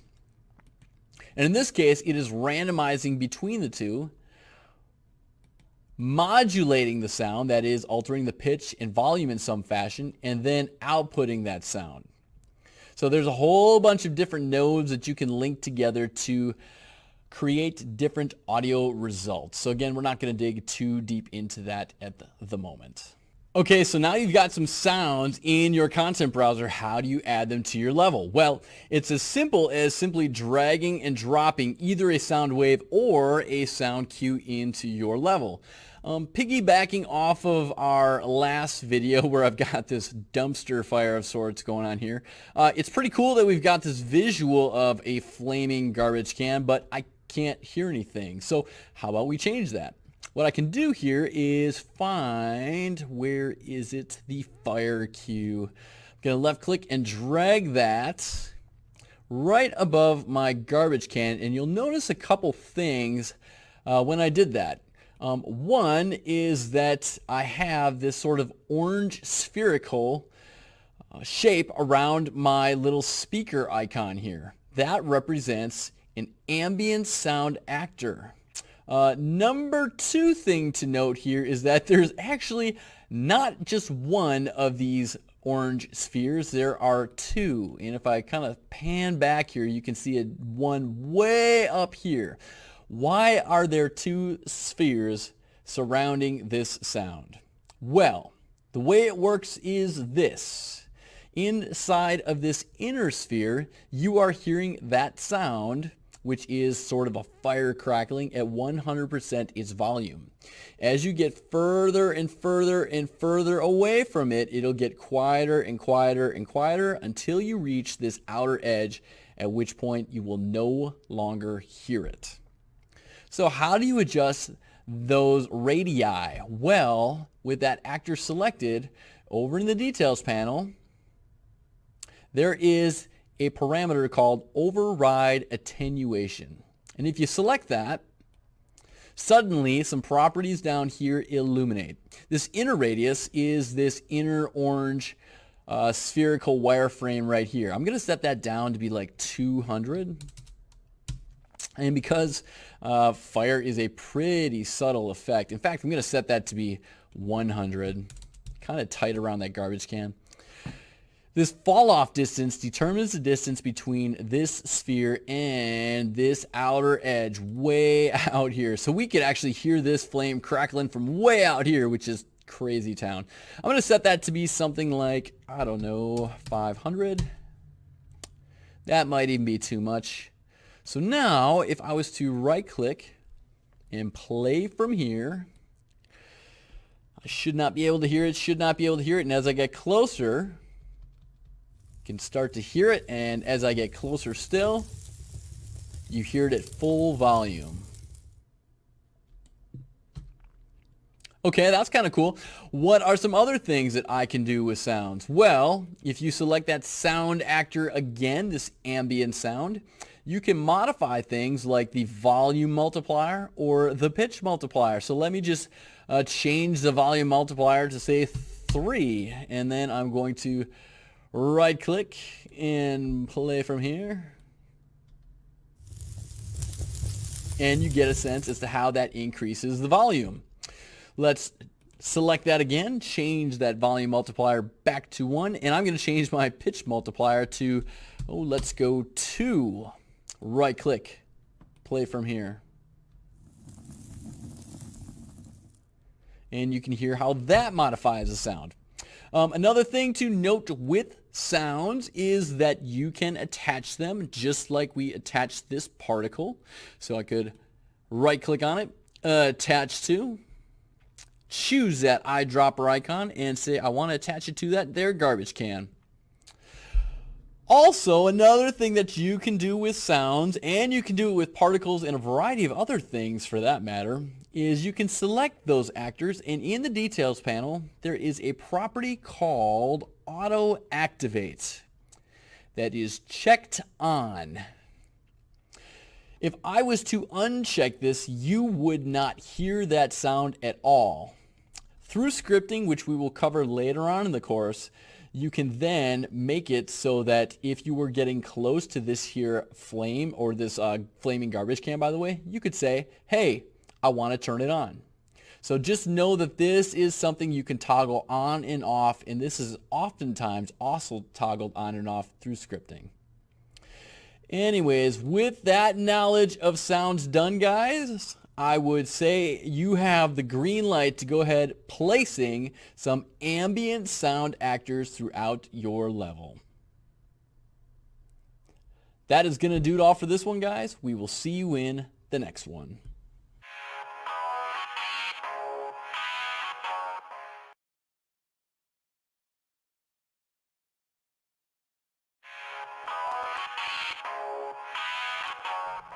Welcome back, everybody. In this video, we will be talking about lighting in Unreal Engine 4. Now, the goal in this one is simply to impart a basic level of understanding with lighting. This could be a very, very, very deep rabbit hole that we're not going to go down. We're going to try to keep things relatively basic. With that, I'd like to direct your attention to the modes panel in the upper left-hand portion of the editor, where we have a lights tab with 5 different types of lights contained within it. I'm going to bring out a point light, which is probably one of the more common lights, and as you saw, I just dragged and dropped it in the level. Alternatively, the point light is so popular, it has a hotkey associated with it. Just holding down the L key and left clicking will put a point light into your level. Now let's just look at this guy here a little bit and talk about some of the properties contained on it. Over in the details panel, you have an intensity parameter that you can adjust up and down, which is pretty obvious what that does. Light color, you can pick a color you want your light to be by either punching in an RGB value or selecting this color picker wheel right here. And all I did was I clicked on this white bar, and I can choose any color from the color picker. A hot tip here, if you like a given color here, like this nice shade of green, you can simply left click right here, drag it up here, and it will save that color for later. You can also adjust the attenuation radius for the light. That is how far is this light's sphere of influence. You can see you can adjust that up and down, etc. You can also determine if your light casts shadows or not. Right here's a checkbox. If I turn it off, you can see that some shadows are cast, some are not. It's pretty subtle over here on the left-hand side. Why would you ever want to check that off? Because, you know, shadows are sweet. Well, shadows are also a little bit expensive, so if you are finding your game lacking in performance, frame rate starts to drop, etc., you can consider turning off some shadows, especially if you had movable lights, which I'm not going to get too deep into now. Okay, I'm going to delete that guy out, and we're going to bring in the next type of light here is the rect light, which is short for rectangle. This is a new light, and what I like about it is it has some advantages over the point light. Like the point light, you can specify things like intensity, and let me get it a little bit closer to the wall there, a little bit away. Okay. Like intensity and attenuation radius, you can turn that up and down, etc. Also, shadows or not, light color, well, why not that sweet shade of green? See, what's good about this one is if I move it away from the wall, you can see it basically is good for a flat surface. So it's good for if you've got like a fluorescent bulb that you kind of want to punch up in your scene. What can happen sometimes when you have point lights out in your level is you get this sort of a weird effect where, especially if it's in a corner, you kind of get some shine off one side and another. But with these flat sort of lights, these can work really nice in hallways and whatnot. So consider using some of those. Next light I'm going to bring in is the spotlight. Not the skylight, the spotlight. It should be pretty obvious what this one can do. But there are some things worth talking about. I'm going to change this to a hot shade of pink right now, and I'm going to crank up the intensity. One thing to note about this particular light that the others do not have is an inner cone angle and an outer cone angle. What I can do is if I change my inner cone angle to be something other than 0, you're going to see another wireframe cone appear in the center there. Now, if I was to make this inner cone angle match, I'll set this to 30. My outer cone angle, which I will also set to 30, you can have a hard spotlight. If I adjust this inner cone angle down to something like, I don't know, 10-ish, and my outer cone angle to something like, I don't know, 60-ish, you can see how the spotlight is very, very harsh in the middle, but it gets progressively, it falls off from this inner cone angle to the outer cone angle. So that's a way you can make some harsh or not harsh spotlights. Okay, delete that guy out of there. Next, let's talk about the directional light. Now, I don't have to place a directional light in my scene because this level already has one. Anytime you create a new level by going File, New Level, and choosing this default level, a directional light actor is there in your level by default. Now, one thing to note about this particular light actor, it also has a light color, intensity, etc. It's also got this white arrow kind of pointing off from its icon. What does that mean? Think of the directional light actor as the sun, and this white arrow indicates which direction the sun is shining. So if I kind of bring this actor over here a little bit so I can sort of look down our alleyway here, and I'm going to bring on the rotational tool. Watch what happens as I kind of move this left and right. You can see I'm changing the angle of my sun there, and the shadows are moving as well. Now you also notice that the word preview is showing up everywhere. Don't worry about that. We'll get rid of that in just a little bit. But know that that is what the directional light actor is meant to do. Replicate sunlight in your level. It does not matter at all where you place your directional light actor in your level. It can be 1,000 feet up in the air or it can be underground. It will still have this same effect that I just showed you. Also, as I mentioned, when you create a new level default and the directional light actor comes in by default, so does this guy, the skylight, which is this guy right here.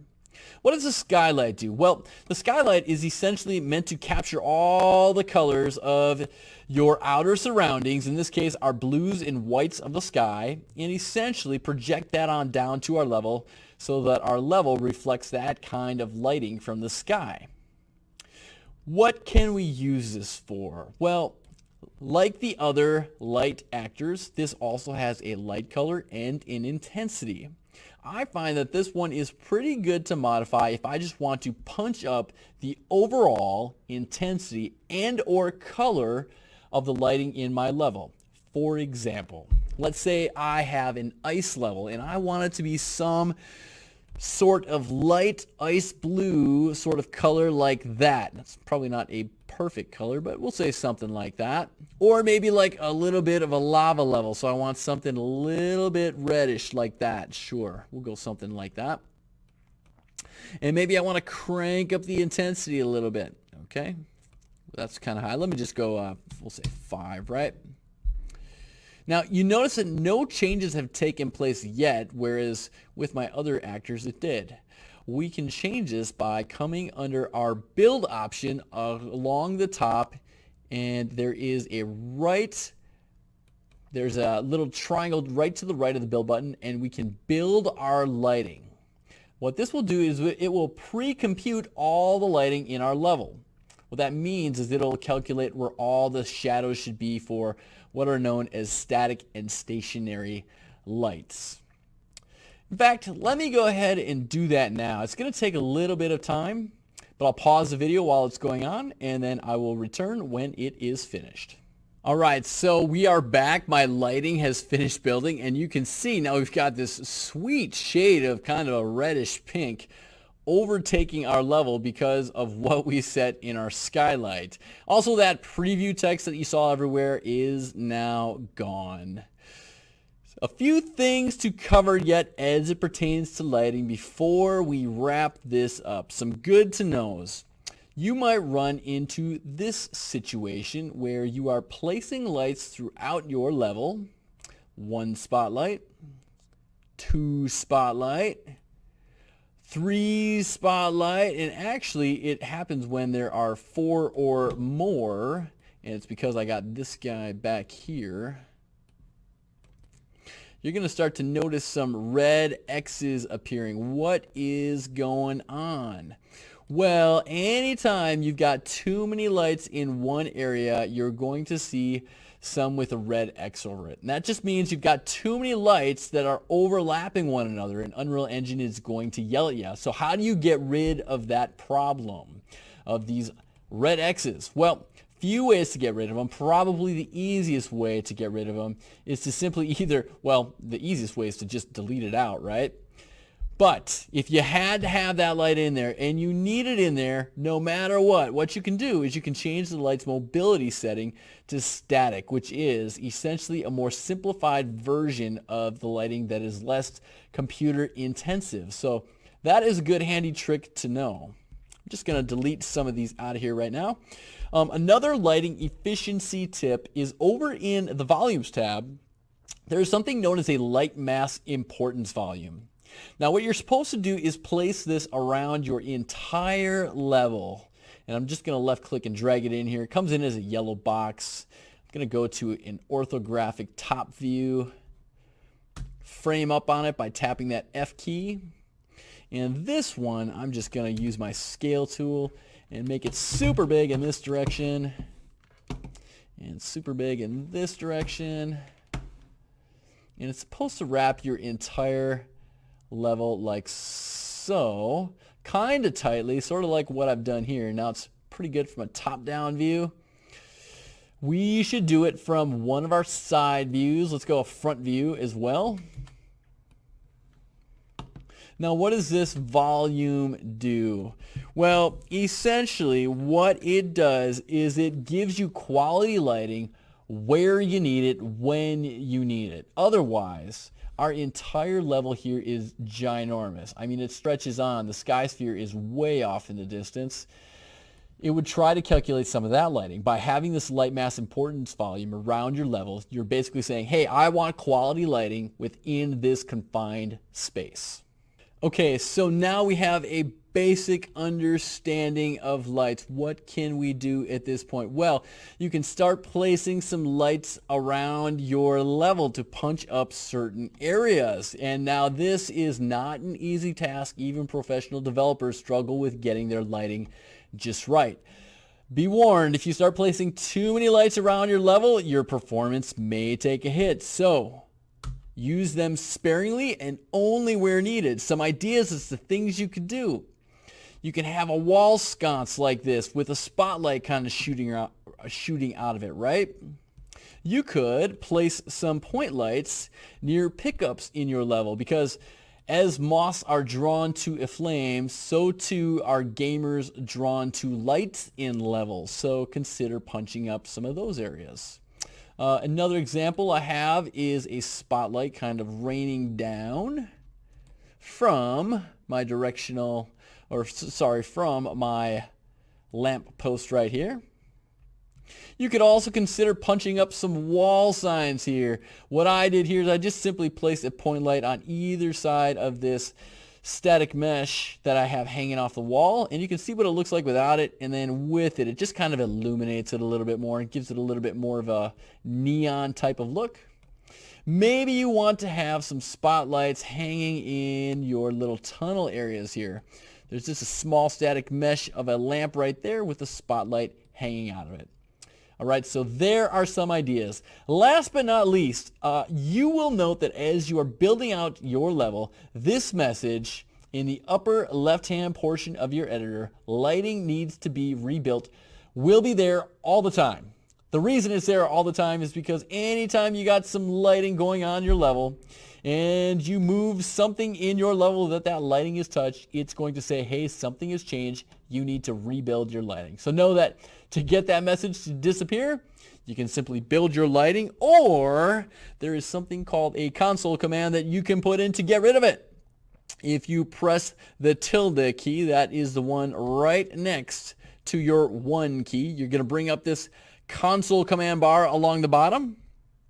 You can just type in disable all screen messages and hit enter messages, and that annoying message will go away and you'll feel happy. All right, with that, go ahead and populate your level with some lighting. We will see you guys in the next video.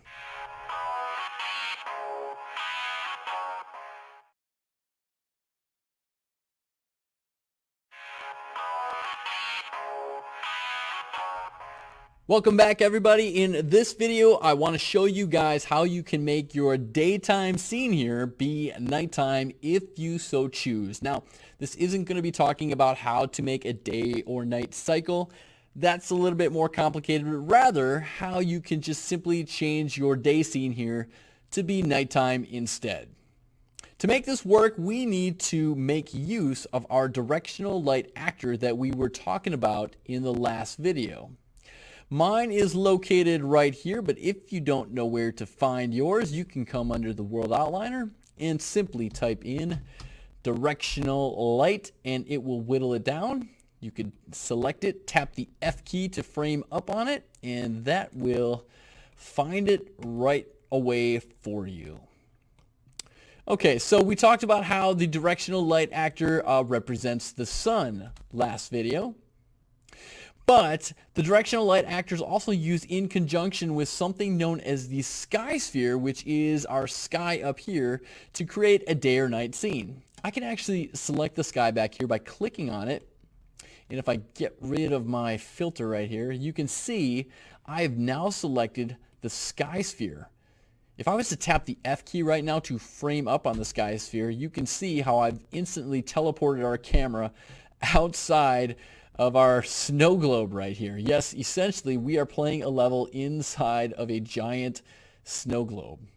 Let's get back to the inside of our snow globe here by typing in player start here in the World Outliner, selecting it, tapping the F key, F as in Frank, to jump right back in. Okay. I'm going to go ahead and select our sky sphere again, and down in the details panel, there is a slot for us to associate a directional light actor with our sky sphere. So you can come under this checkbox or this drop-down arrow right here to choose our lone light source, our lone directional light actor, or you could choose this little eyedropper icon and select it in your level like so. Now nothing has changed yet other than you see that our light source is slotted in, right? But if I was to take our directional light actor, tap that space bar, and make it so that our white arrow is pointing straight up into the sky. It doesn't have to be perfect here, but it does have to be pointing away from the ground. Something straight up into the air like so. Now if I select the sky sphere again and I tap this property right here called refresh material, watch this. Suddenly it becomes set to night. Now there's a few fun properties that you can set here. You've got this cloud speed that you can, if I change it to be something like 100, you can just have clouds whirling all around you. Cloud opacity is how strongly can you see those clouds. Bigger values mean more clouds. And then star brightness is a fun one too. You can make the star shine oh so bright by setting it to a bigger or smaller value as you see fit. All right, I think I'm going to go a value of cloud speed, maybe like 10. Maybe even that's fast, 5. Star brightness, I usually like something like 2. That's pretty good. Cloud speed, I went 50 instead of 5. That's pretty good. I'm going to roll with that. Anyways, guys, that is how you can go about creating a nighttime scene in your level. That's going to do it all for this one, guys. We will see you in the next one.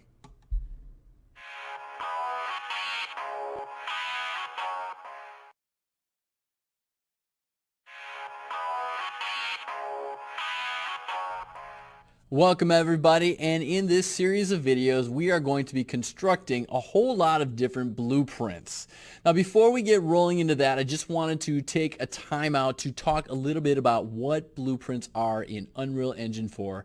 So hopefully this becomes a little bit more clear as we go along. So first of all, what are blueprints? Well, blueprints are the visual coding system in Unreal Engine 4, and it enables non-coders such as myself, a designer by trade, to quote-unquote code by using a visual node-based system to create gameplay elements. What you see here in this screenshot is an example of blueprint scripting, some functional gameplay made by wiring together a bunch of different nodes. Now, in Unreal Engine 4, there are several different types of blueprints, but the two most common categories that I like to put them in are level blueprints that contains certain code, certain scripts specific to a level, and then there's class blueprints that contain script, that is code, specific to a certain class, like a character or even a moving door, that sort of thing. So let's talk about the anatomy of a class blueprint. A blueprint class is often shortened to just blueprint, and it consists of components and then graphs. What we're going to be doing when we construct a lot of these blueprints, we are going to be adding all of the necessary components for the blueprint. So for example, we're going to be creating a spinning fan. And in this first pass, we're just going to be adding all the necessary components for that blueprint class. Things like fan blades and a central point at which the fan spins around, that sort of thing. And then later on, we're going to move from this component section of the blueprint to the graph portion of the blueprint, where we actually wire together some nodes to create some functionality. What you are seeing here is a screenshot from an example blueprint. This is what is known as a character blueprint. So up in the left-hand portion of the blueprints editor are the components panel. This is where you combine together things like a character, maybe some text, maybe some, I don't know, collision volumes such as this capsule around him, etc., to all comprise your one blueprint. These are some different tabs in your blueprint editor. Right here, this is the viewport tab with which you can see all the different components of your blueprint. And then over in the right-hand side of your blueprint editor, you see a details panel. And depending on what you have selected over here as one of your components, you're going to see a lot of properties that you can alter about it. The event graph tab Right here is the viewport tab. This is the event graph tab. This is where all the blueprint scripting takes place, where we wire together all those nodes. And over in the left-hand side in something called the My Blueprints panel is where we contain things called functions and variables, which there will be a lot more discussion on that to come.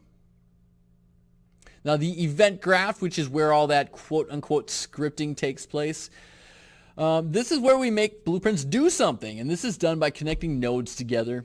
Nodes consist of all different types of pins. These triangle-shaped pins are considered execution pins. They're the things that actually say, hey, if this event happens, then do this. It's kind of like a flow of electricity that just flows from left to right. There are also color-coded pins known as data input and output pins. They're inputs if they're on the left-hand side of a node, and they are outputs if they are on the right side of a node. Now each node has a specific purpose. For example, there are nodes to print text out to the screen. There are nodes to add and subtract, multiply and divide numbers. There are nodes to play a sound or spawn a particle effect, that sort of thing.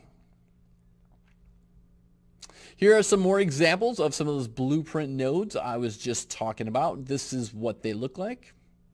Again, these triangle shapes are what are called execution pins, and these round color-coded pins are known as data input if they're on the left-hand side, or data output if they are on the right-hand side of a node. So game events, in order for some bit of script to work, it must be triggered by some kind of event. And again, we're not going to be doing any of this scripting stuff in this construction section, but this is worth talking about now. Some examples of game events are event begin play. What do we do when the game first fires up? Event tick fires every frame. Event overlap fires when some object has been overlapped by another object. And event hit makes something happen when something hits a given object. Event nodes are red.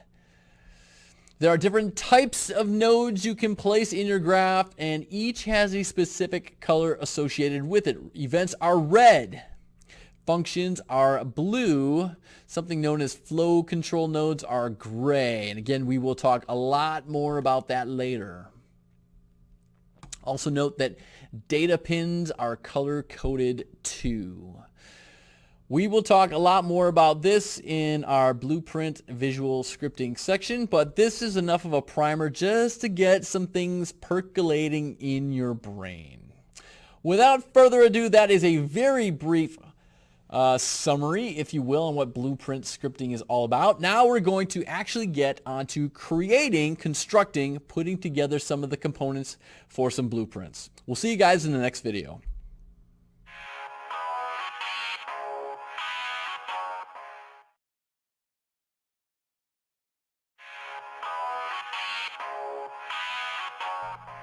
Alright, welcome everyone. In this video we are going to create a blueprint asset, and this one is going to be for creating a moving platform. Now in this series of videos we're just going to be focusing on the construction of the actual blueprint assets that we're about to create. We're not going to do any of the scripting side of it. This is just going to be combining all the components we need, and then we'll take care of the scripting, the functional side of it later on. Okay, so with that all out of the way, come under your content browser, find your first project folder. Under here, find the blueprints folder, and then select the actors folder. We are going to create a new asset within this folder. So come under this area of the content browser right here, right click in some empty space, and the new asset we want to create is a blueprint class. Go ahead and select that. And then you will get this window asking you to select a parent class. Most of these for us are going to be based on the actor class. An actor is an object that can be placed in the world. This moving platform will be manually placed by us in the world. So go ahead and select that. And then you will be asked to give this a name. I'm going to call this BP, short for blueprint, _ moving platform. And this asterisk here obviously means we need to save it, so you can right click and save it, or you've got this little save all button right here that will go ahead and save that for you. Let's double click on this to open it up. I like to dock these across the top. So what we see here is our viewport tab, and the only thing you see in your viewport right here is this default scene root. Now if I was to drag and drop this asset into our level, like so, all you would see is this little white sort of ball. That's not actually a static mesh of sorts, that's just an icon. So if I was to right click and play from here, you wouldn't actually see anything, but I'm just gonna leave my BP moving platform out there for the time being, okay? I'm gonna jump back into my moving platform blueprint here. And what I want to do is I want to add a component to this. I want to have a platform that my character can stand on. So what we're going to do is in the Components tab up here in the upper left, I'm going to click on this green Add Component button. And we want to add a static mesh component. I'm going to just name this Platform. And with the platform selected, over in the Details panel, we can choose which static mesh we would like to add to our blueprint. I've got one in mind from the Soul City pack, so I'm just going to click this drop down and search for, what is the one I'm looking for? It's called Slums _ Ceiling _ O2D. That one right there. It looks like this, and the reason I chose this one is because it's got some sides to it, so when our character stands on it, they won't fall off quite so easily. Now I do want to scale this up in size. It's a little small.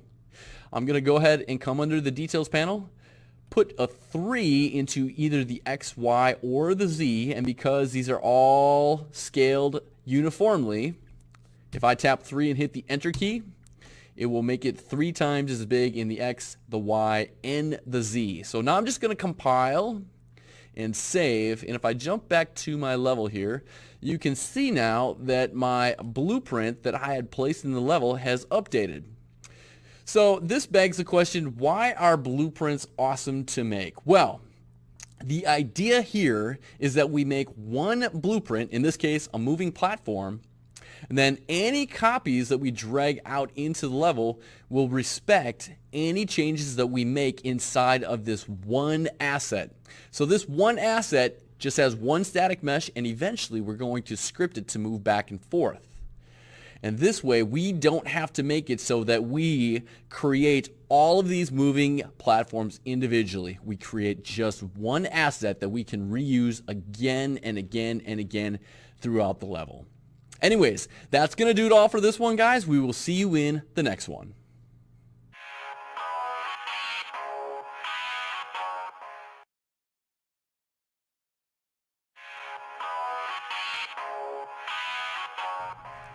Welcome back, everyone. In this video, we are going to create the blueprint for an interactive door.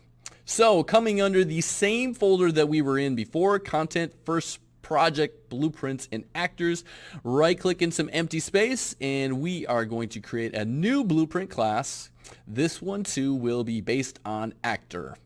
Let's go ahead and call this BP _ door. Simple enough. And let's double click on this guy to open them up. Dock them across the top here. There are 3 different components that we are going to add to this one. First one we are going to add, clicking on the green Add Components button, is going to be, if we scroll on down, it is going to be Box Collision. And I'm going to give this a name right away and just simply call it Collision.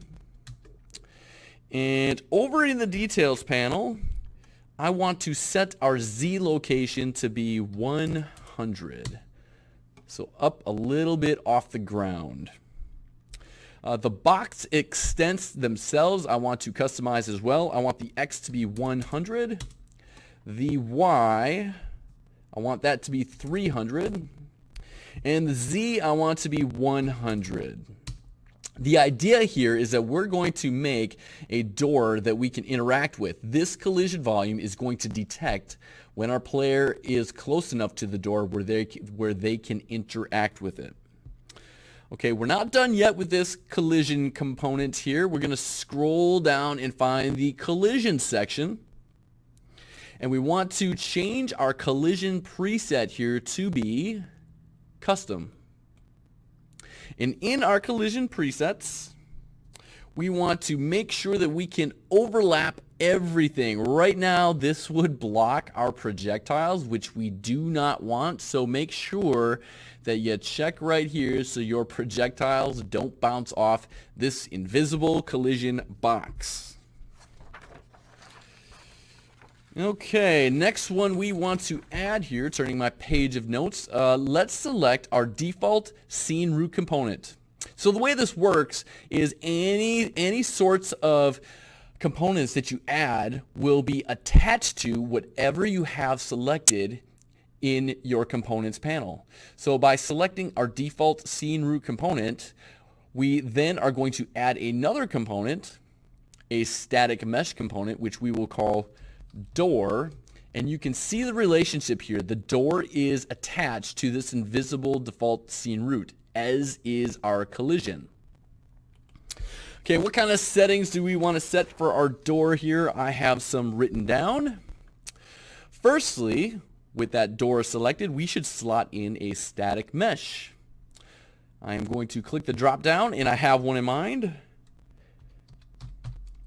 It is called slums underscore wood wall underscore 01E underscore OP or 0P. It's this guy right here. Looks like that's a 0. Yeah, no, an O.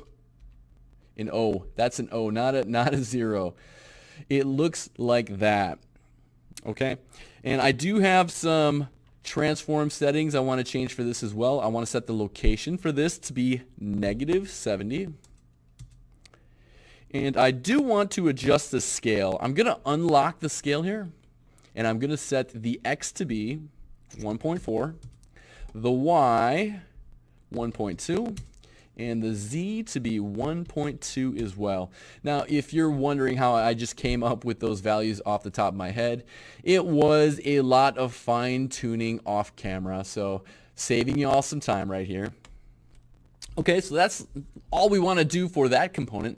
Let's add one more component here, and I'm going to select my default scene root, add component, and the next one we are going to add is something called a text render component.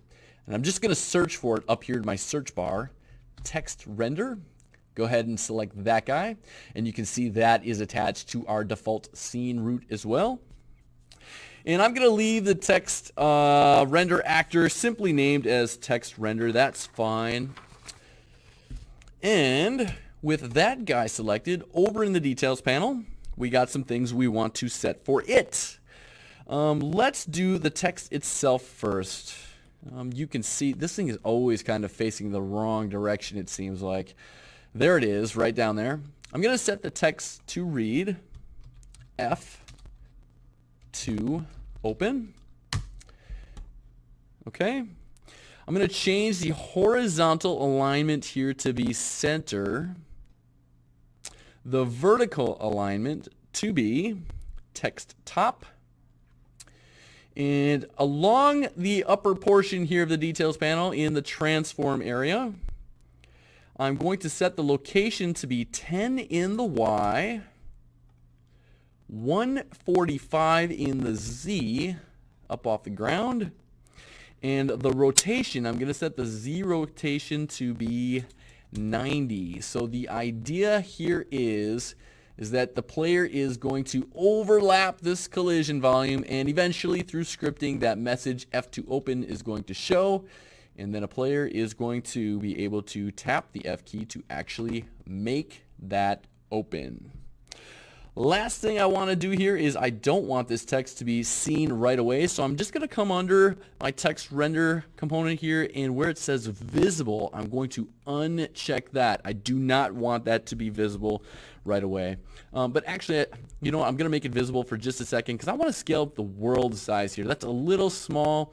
Let's scale that up to be, I don't know, something like 35. And you can fiddle with that to your liking. Now I will uncheck the visibility here to make it not visible. Let's go ahead and compile and save. We can exit out of here. And you can just drag and drop one of these into your level to get a rough idea as to what that's going to look like. And again, I'm going to place these kind of right about at the ends of my pipes here to have the player manually enter them and exit them. All right, that's going to do it all for this one, guys. We will see you in the next one.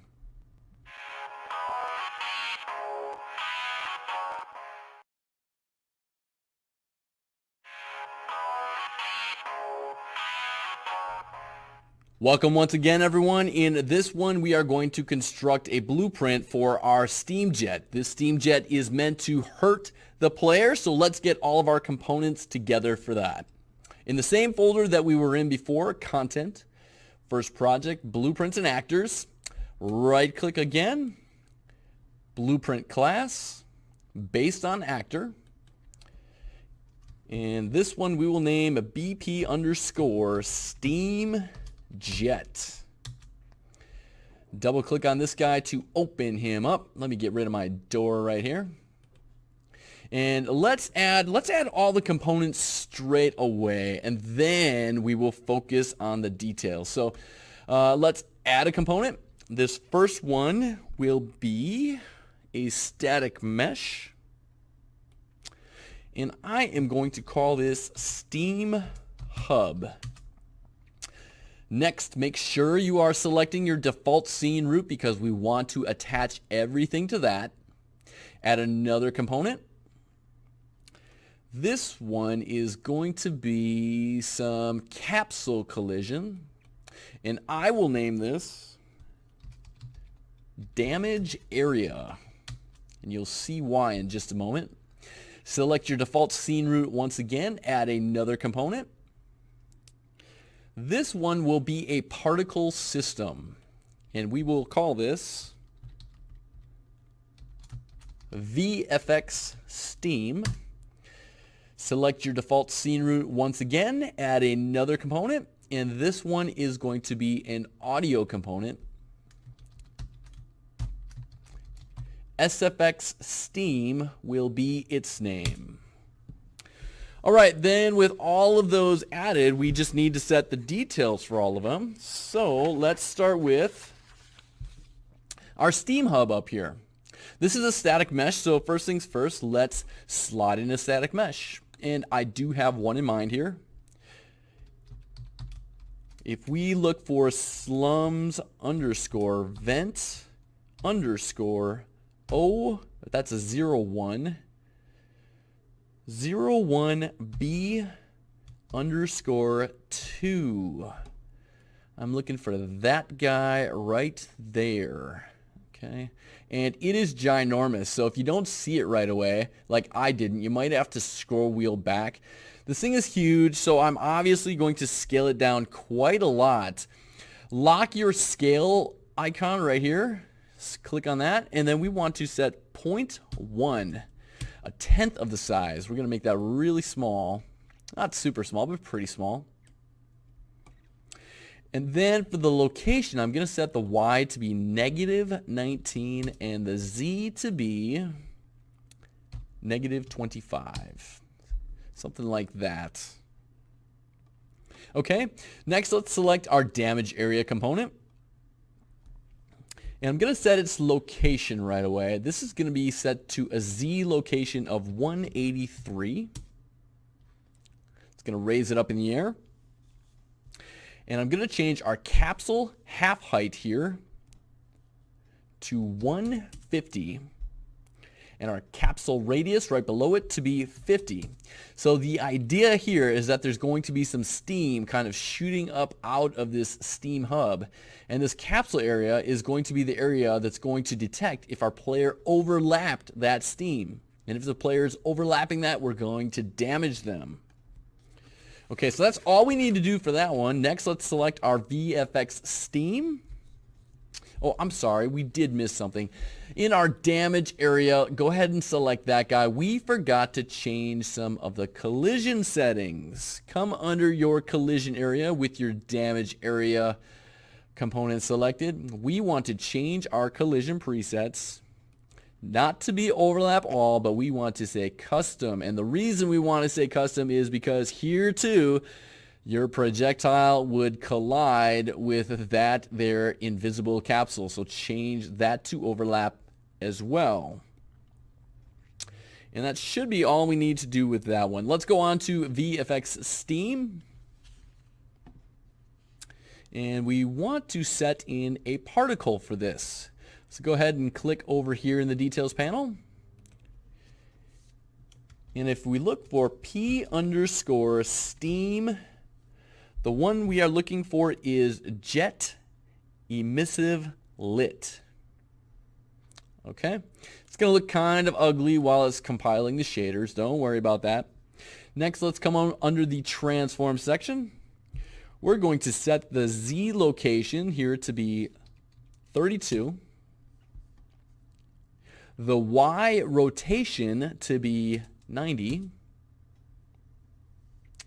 And the scale of this all, we're going to set to be 2 in the X, Y, and the Z. So the particle is just the visual, right? This damage area, this capsule collision here is what's going to actually detect if our player is overlapping it and should be damaged. All right, so that's good. Next, let's select our SFX Steam. And we got some details to set for this. We do want to slot in a sound over here in the details panel. That's kind of important. And as you may expect, I have something in mind. Let's look for Steam 01Q. Now, this sound can be heard by default from a long ways away. So what we want to do is check this override attenuation checkbox. And then down below, hold on just a moment while I flip over my page of notes.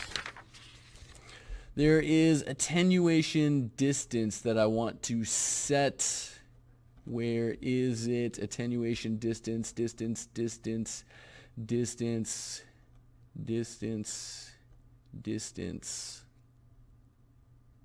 Let's just search for it, shall we? Let's look for inner radius. That's the property I'm looking for, inner radius. I must be blind. The inner radius we want to see set for this is going to be 100. So when we are within that inner radius, we're going to hear this steam sound at 100% its full volume. The other parameter we want to set here is the fall off distance, and that fall off distance is huge. I'm going to set that to be, let's go 500, something like that. So now you should only start to hear that sound when you start getting somewhat close to it. All right. That, and there were those properties right in front of me and I couldn't see them. All right, with that all done, let's compile and save, and we are done with our BP construction for our SteamJet. We will see you guys in the next video.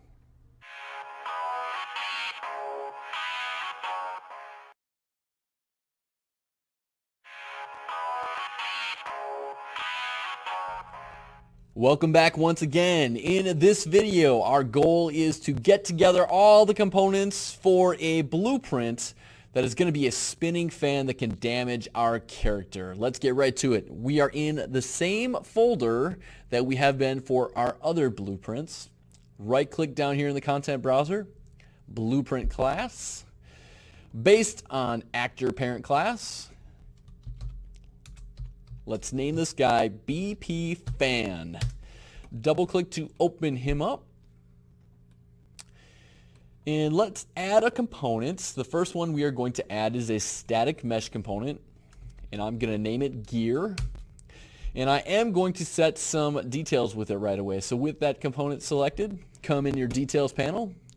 And in the static mesh area, do a search for Gear. And we are looking for this Gear 0101, and you don't see it right away because we are inside of it, so scroll back. This is a giant mesh, and I do want to scale it down quite a lot. I am going to make sure I've got my scale here unlocked, and I'm going to set my X to be 0.15, my Y to be 0.05, and my Z will be 0.05 as well. So that's going to make it a lot smaller.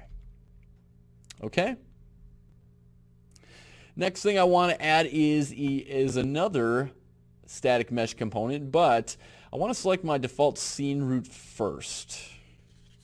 And this one is going to be a static mesh, and I'm going to call this blade underscore 01. This is going to be one of the fan blades. So over in the details panel, let's set a static mesh right away. And the static mesh we are going to slot in for this one is, well, if you just type in the word pillar, it's this guy right here, SM pillar frame.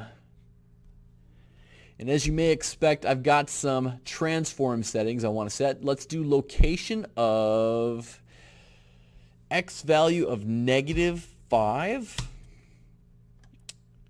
For the scale, I'm going to do X scale of 0.5. The Y scale, we will do 0.05.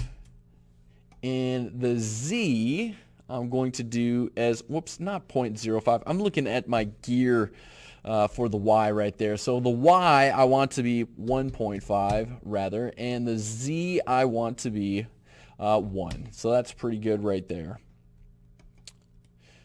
Okay, so next thing we're going to do is select your default scene root one more time, and I'm going to add another component. This one is going to be box collision. And I'm just going to call this collision underscore 01.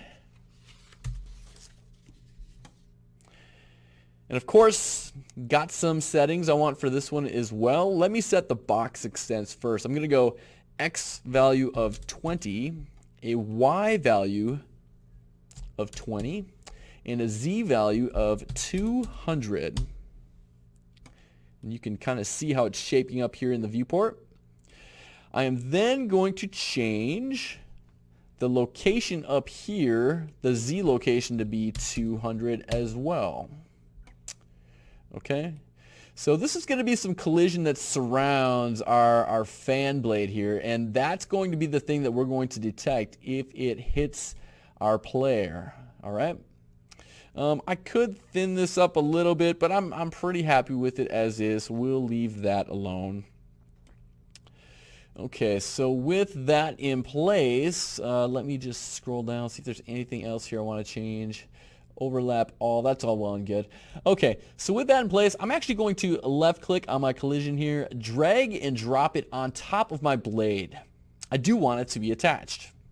Okay, so that's one of the fan blades. We can take a little shortcut here to add a fan blade here, here, and here, and this is what we got to do. Select your blade 01, hold down Control, and select your collision 01 as well. You can then right click here, copy, then come to your default scene root, select that, right click, and we're going to paste once, we're going to paste twice, and we are going to paste a third time. All right, so now we've got 4 of these blades actually overlapping one another. So what I'm going to do is I'm going to bring out my rotational tool here. And let me just get the names for all these right before we do anything. I'm just going to hit F2 on this, and I will call this Blade 02, F2, Blade 03, F2, Blade 04, and as you may imagine, I'm going to do F2, collision underscore 02, F2, collision underscore 03, And here you can change the name, F2 right here, but just to show something else you can do, you can change the name up here as well in the upper right. So I will call this Collision 04. All right. So now I'm going to select my Blade 02, and I'm simply going to rotate one of these down to the side here. And you notice that I do have my rotational snap settings on in increments of 5. Then I'm going to take this one and we'll rotate this one all the way down 180. And this guy we're going to rotate like so off to, come on now, there we go, to the right. Okay, we're not done yet. There's one more component we want to add, and this is a special component. Ooh, let's add another component, and this one we're going to do a search for rotating movement component. Now this doesn't actually attach to anything here. This is just a special type of component, and what we can do here is there is a rotation rate setting over in the details panel. So make sure you've got this particular component selected, and we're going to change our Z value here to 0, and our X value here we're going to change to be 80. So with all that done, let's compile and save.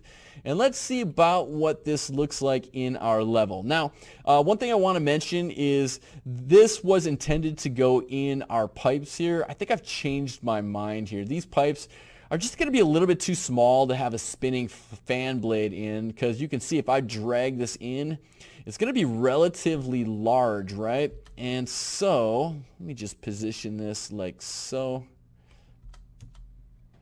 I got to make sure if this is spinning around that a character can fit underneath it, right?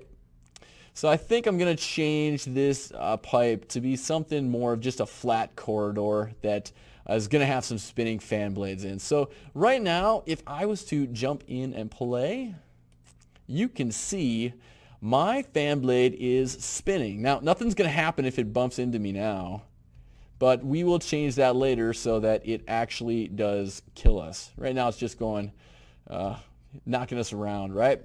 So that's going to be pretty cool. Now, one thing to note here is you can change the rate at which that rotates. So if you increase this to something like 300, so rotating movement, rotation rate 300, you compile and save that. Let's jump back in and play. And now you can see that's going much faster. So know that that is something you can change as well. I'm going to set it back to 80 for the time being. Compile and save. All right, that is going to do it all for this one for creating our fan blueprint. We will see you guys in the next video.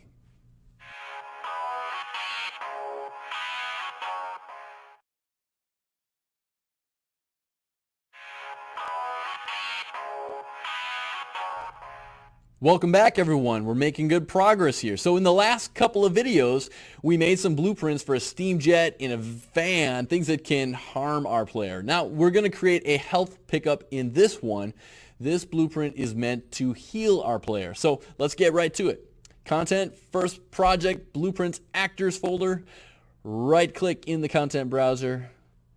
Blueprint class, and you guessed it, based on an actor parent class. BP Health Pickup seems like a fine name. Let's double click on this guy and add some components, shall we? Let's come on over into the Add Components section. Click on this plus button. And the first thing we are going to add is Sphere Collision. And I'm just going to name this Collision. Next thing we are going to add, and I am going to select our default scene route once again first. Add component. We're going to add a static mesh. And I'm just going to call this mesh. I don't have a better name for it. Next, we are going to add another component. We are going to add a rotating movement component, kind of like we did with our fan. And then we're going to add one more type of special component. And this one is going to be called Interp to movement component. So the idea here is that we want to have a mesh that is bobbing up and down a little bit as well as twirling around.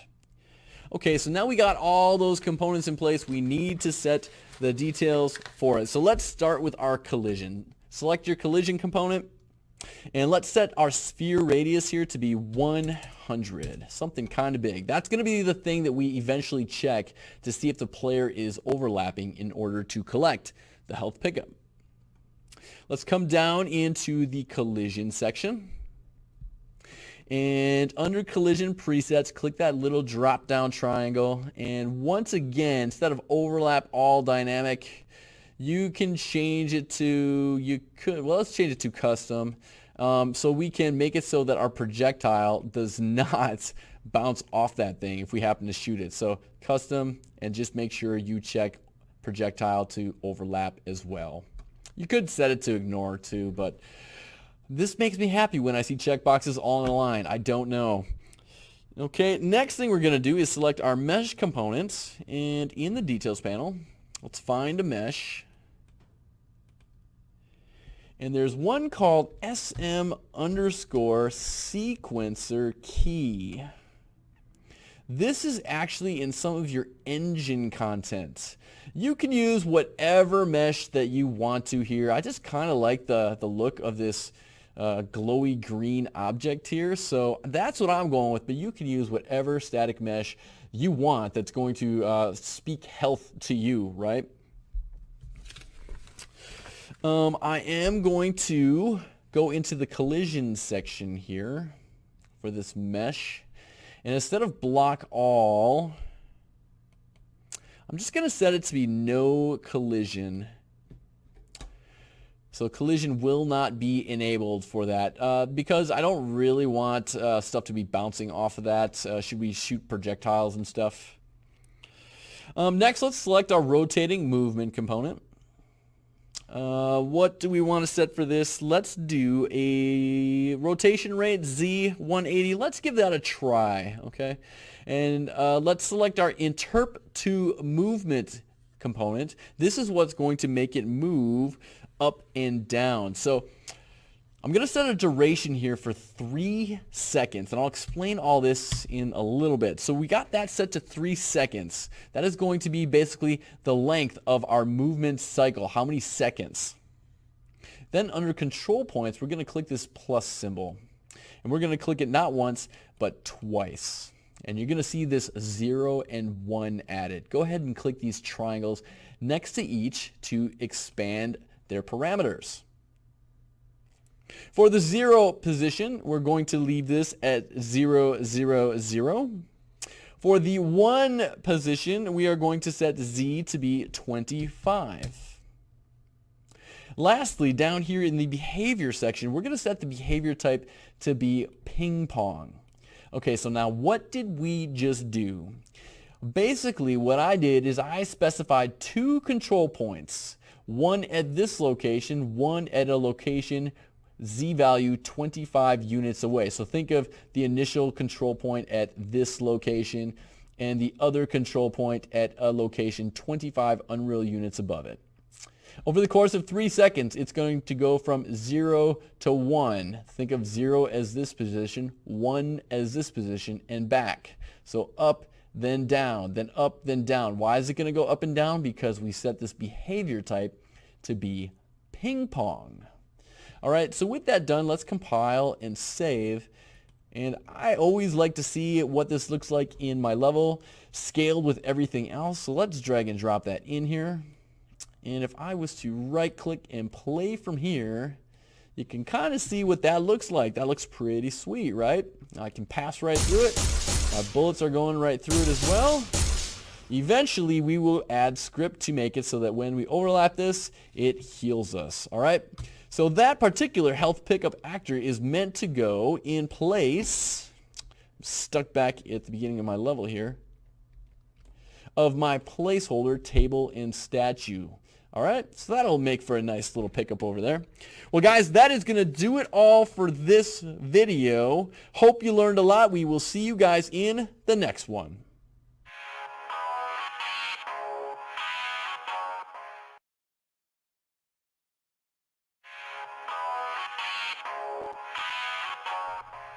Welcome back, everyone. In this video, our goal is to create a parent target blueprint from which all other target blueprints we create are derived from. Think of this as the master template.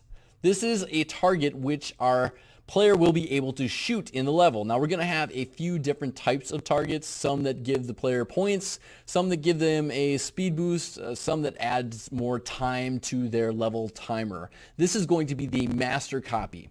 So without further ado, in the folder that we have been working in up until this point, let's right click, do a new blueprint class based on actor, and BP underscore target parent makes for a fine name. Go ahead and double click to open that guy up. Let's add a few components, starting with a box collision. I am going to name this trigger volume. Just a sneak peek as to what we're going to be doing here. We are going to make some targets be capable of getting spawned when we overlap a trigger volume, like this guy right here. We are also going to be making another blueprint that is going to act as a set spawner, where we can spawn several targets all at the same time. This one is meant for the single spawn. All right. The default scene route here, select that one more time. We're going to add another component.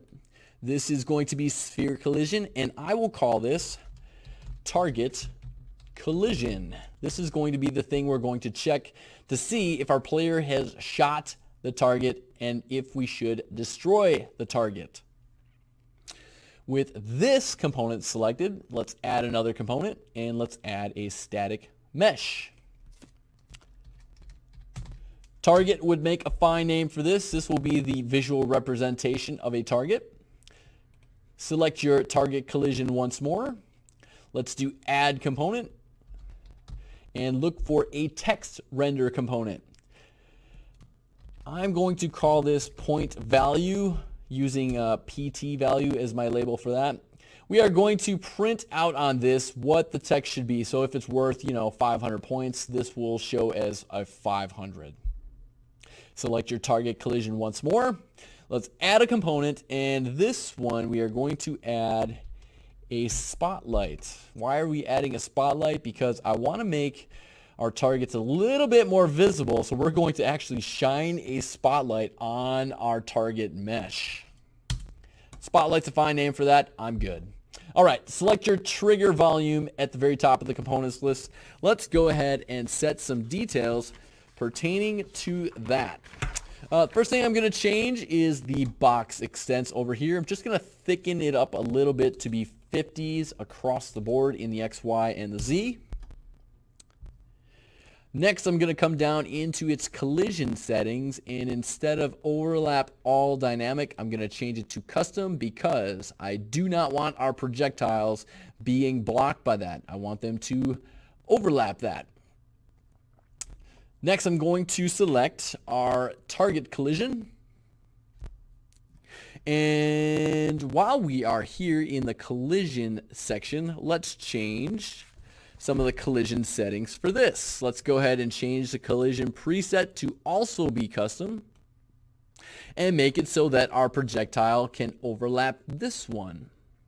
Additionally, scroll on up because I want to change the sphere radius here. The sphere radius, let's change that to 105.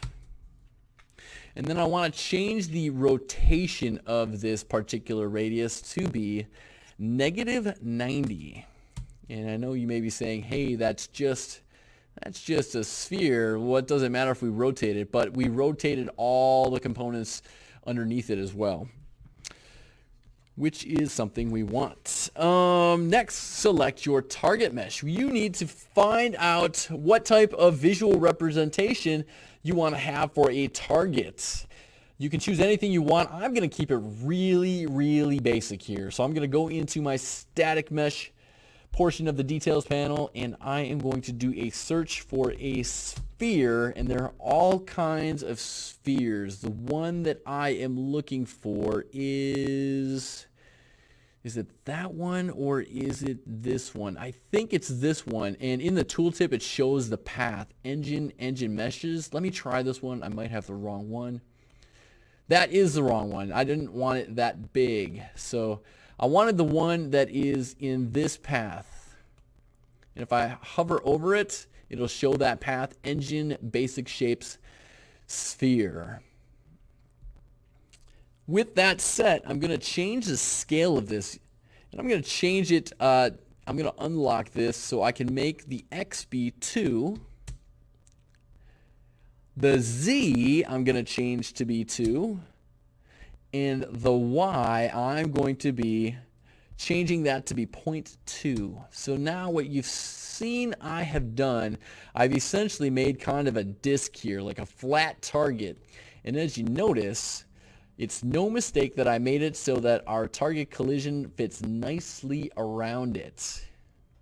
That's why I set the sphere radius to be 105, so it would be perfectly fitting around that. You're a genius, Mr. Wandra. Yes, I know. Okay, let's go to point value. Select that one. Let's go ahead down in the details panel and flipping my page of notes. I'm going to set the location for this text to be a Y value of 10. The Z rotation I'm going to set to be 90. You see it appear over here.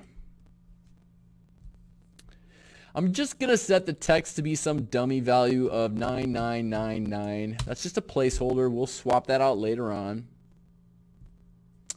I do want to change out the world size. This is way too small, so I'm going to change that to be 100.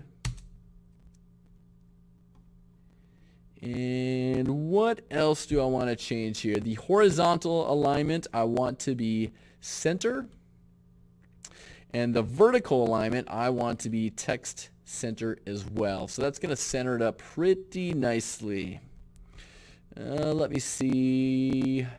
For the text render color, I'm going to change the R here to be 0, the G to be 0, and the B to be 0 as well. Black? No. Yeah, I'm going to change that to be black because I do believe I forgot to set a material on my target, which I did. I was like, wait, black on this black target? What am I thinking? So one thing I need to change here. Go back to your target component. I forgot to set a material on it. And the one I am going to set as a default is called Basic Shape Material. And that'll make that text pop out a little bit more. I knew there was a reason I made it black. All right. That is looking all spiffy. The next thing we need to do is change our spotlights parameters. I am going to change the location of this. The Y location is going to be 200. The rotation, I'm going to set X rotation of 180. And the Z rotation to be -90. So it's shining it on our target. Few more things to do before we wrap this up. I'm going to change the intensity setting of our spotlight to be 3000. I'm going to change the outer cone angle to be simply 30. So it's kind of shining it just on our target. I'm going to change the attenuation radius. That's how far our spotlight reaches. Something like 250. So it just barely reaches that. And as for the intensity, I'm not sure if that's going to be great or not. I don't want to make it too bright, otherwise you get that kind of effect. So I'll leave 3000 for now. Maybe we'll change that at some later time. Last thing I'm going to do here is I'm just going to tick off the check shadows just to help improve performance a little bit. Other than that, I think that's going to do it. Okay, so let's go ahead and compile and save. We have now made a master target blueprint that all of our blueprints will be derived from. So guys, that's going to do it all for this one. We will see you in the next one.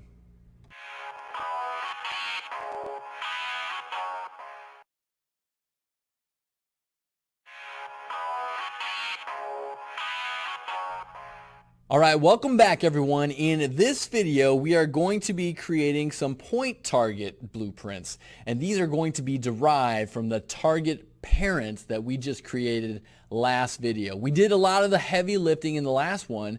This is simply going to be making some offspring, so to speak, of this target parent. So let's get started. With our BP target parent here selected in the content browser, we are going to right click on it.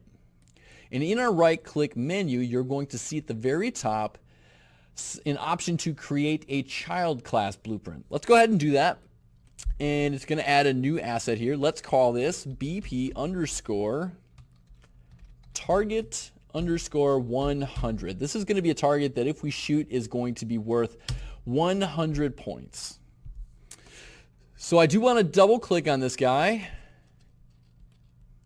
Now, one thing I want to note here is I'm going to bring my parents back on as well.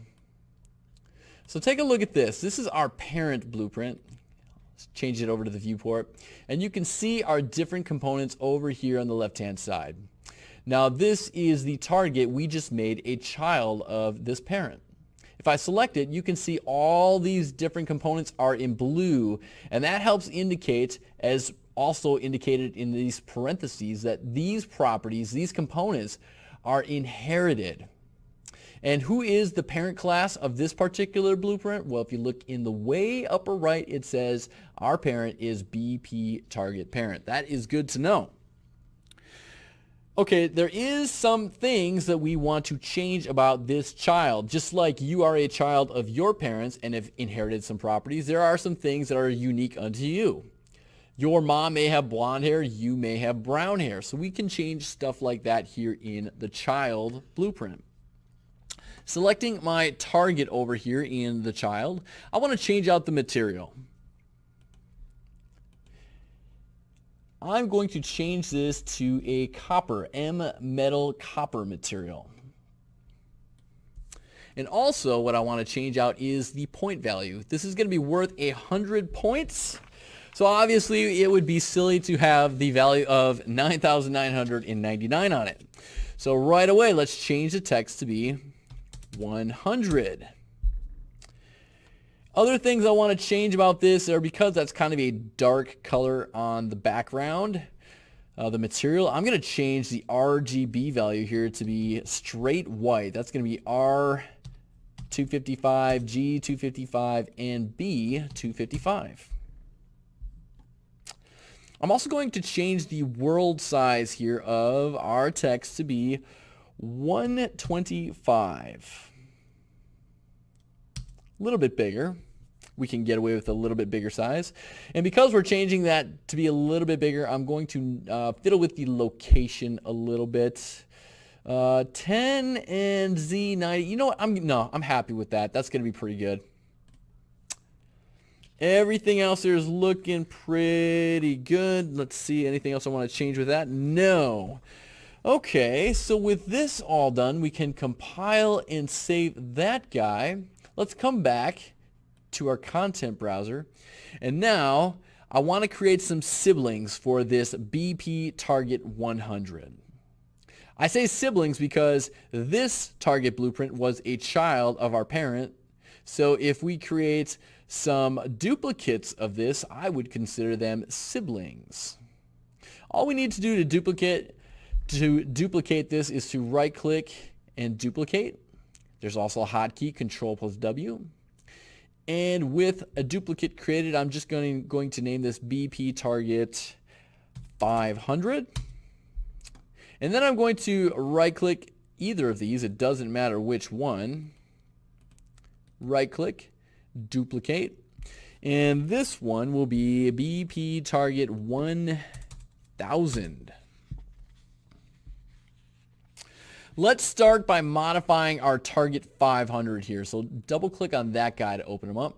And if you ever see a video, or not a video, a view like this where it says this is a data only blueprint, the only thing you need to do is click this blue Open Full Blueprint Editor option right here, and you will then get back to your normal view.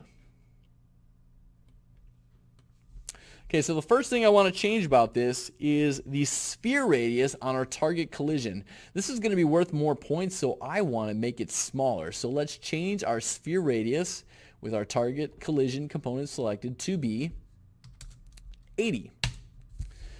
All right, so that shrunk that.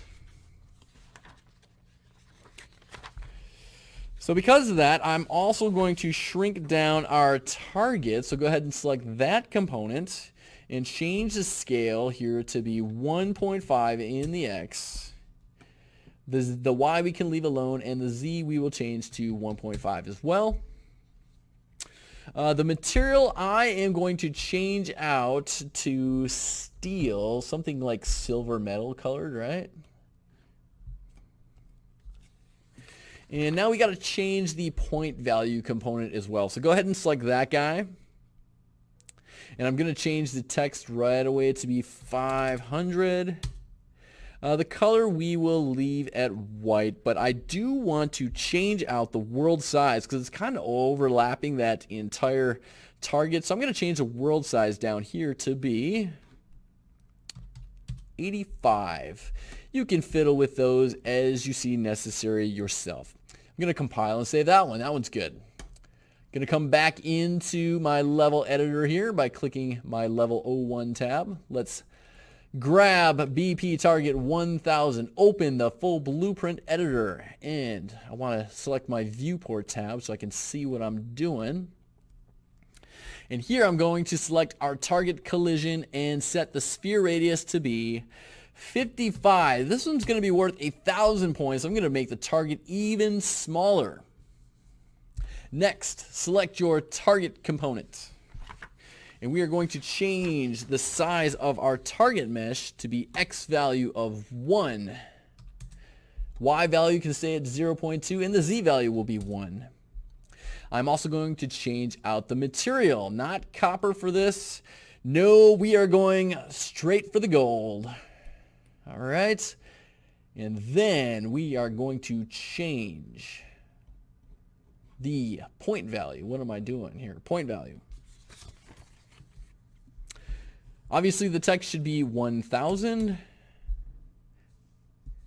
Let's change the world size as well down to 50 so that it fits on the target, and that is looking pretty good. So with that, I am going to compile and save. And let's see what all these different targets look like if we place them all out into the editor one at a time. There is our 100. There is our 500, slightly smaller, and there is our 1000, even smaller still. So not too shabby. We got the makings of a shooting gallery, if I do say so myself. All right, guys, that is going to do it all for this one. We will see you in the next one.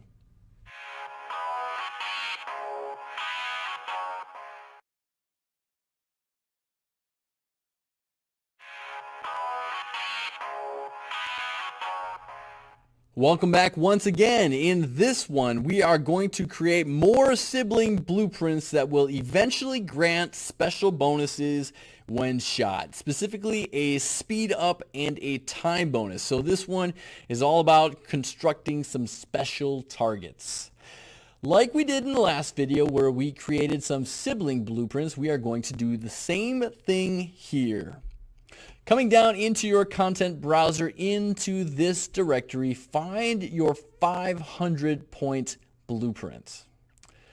I'm going to select it and then do Control+W to create a sibling of that one. And I'm going to call this BP underscore target underscore plus speed. And let me just clear out my other targets from along the top of my editor here. Okay, and then I will select that new one that I just created and create a duplicate of that, a sibling of that. Control+W. And instead of target speed plus, I'm going to do target, plus speed plus time. All right. And go ahead and open up the speed as well as the time. Double click on those guys. Let's start off here in the speed blueprint. And again, I'm going to jump on over to my viewport tab so I can see what I'm doing. I'm going to select the target component over in the components panel. And I want to change out the material. Here I'm going to go with, there's one called Vertex Color Green Only. That's the one. I want something kind of green. And then I'm going to select the point value component. And I just want to change the text to be plus speed. And I'm going to make the text not white but black instead. So I'm going to choose my color picker this time. Move this slider all the way down, and that'll give us some black RGB values of 0. And the world size here, I'm going to be happy at 85. Now I know it flows off the side of our target a little bit. That's up to you. If you want to make it fit, that's fine. I'm going to be fine with it overlapping. I'm going to compile and save that guy, and we are done with him. And then let's jump into our plus time target blueprint. Jumping over to the viewport. I'm going to select the target blueprint, and for the material for this guy, let's see what I got. I think I put Vertex Blue Only. Yes, I did. So coming over into the details panel, do a search for Vertex. And there is this Vertex Color Mode Blue Only. Something like that, just to be different. You can choose whatever material you like. That is going to be fine. Next, select your point value. Change the text to be plus time. And that is going to do it all for that one. I'm going to leave it in a black color for that as well. Actually, no. I do want to change that to be not white. Let's go straight black. Yeah. We'll go black on blue. I think that looks okay. All right, so compile and save, and then let's just drag and drop these out in the level to see what these look like. There is our speed, and there is our time. There's kind of a glowiness about those materials as well, so that's kind of cool. All right, guys, that is literally all we wanted to accomplish in this one. We are getting somewhere. We will see you guys in the next video.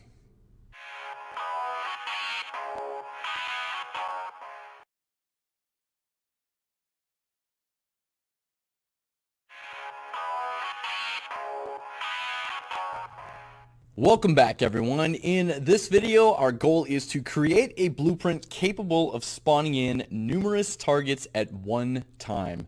So we will be able to spawn in any one of these given targets out here one at a time, but wouldn't it be nice if we could spawn in a whole set at one time? Let's make our lives easier, right?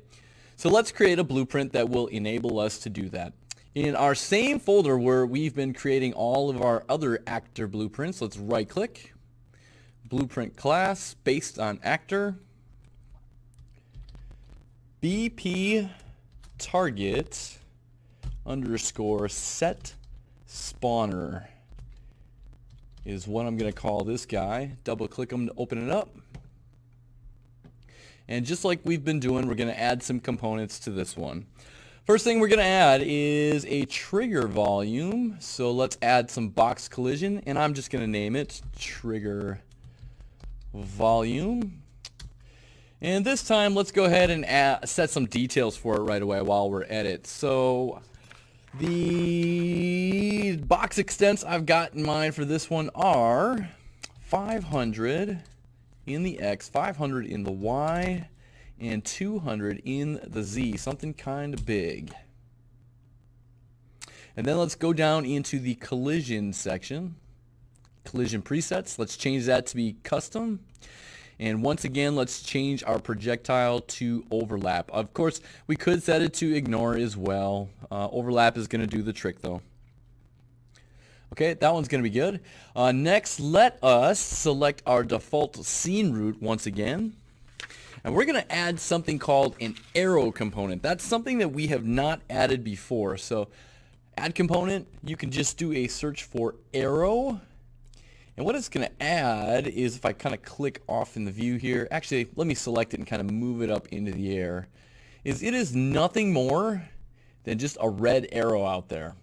So what is this used for? Well, this is basically a visual indicator here in this blueprint, and when we place this in the level, for us to identify some point. In this case, we're going to be using this arrow to determine where we want a target to spawn in at. So it's nothing more than just a place to identify a location, in our case, where we want a target to spawn in. I'm going to call this, let me rename this to spawn targets underscore 01. Then what I can do is hit Control C on here, and let's paste a few of them in here below it. I'm going to add 5 of these total. So select your default scene root, Control V to add one more, Control V to add another one, and I'm selecting my default scene root every time I'm doing Control V, and then once more Control V. And I'm just going to rename these all quickly to spawn target 02, F2, spawn target 03. I have a bad habit of saying 03 instead of 03, but that is just me. So if you ever hear me saying 03, 04, etc., I really mean 03, 04, etc. And spawn target underscore 05. Okay. With all those in place, I do have some locational settings where I want all these to live by default. So let's start with spawn target number 1.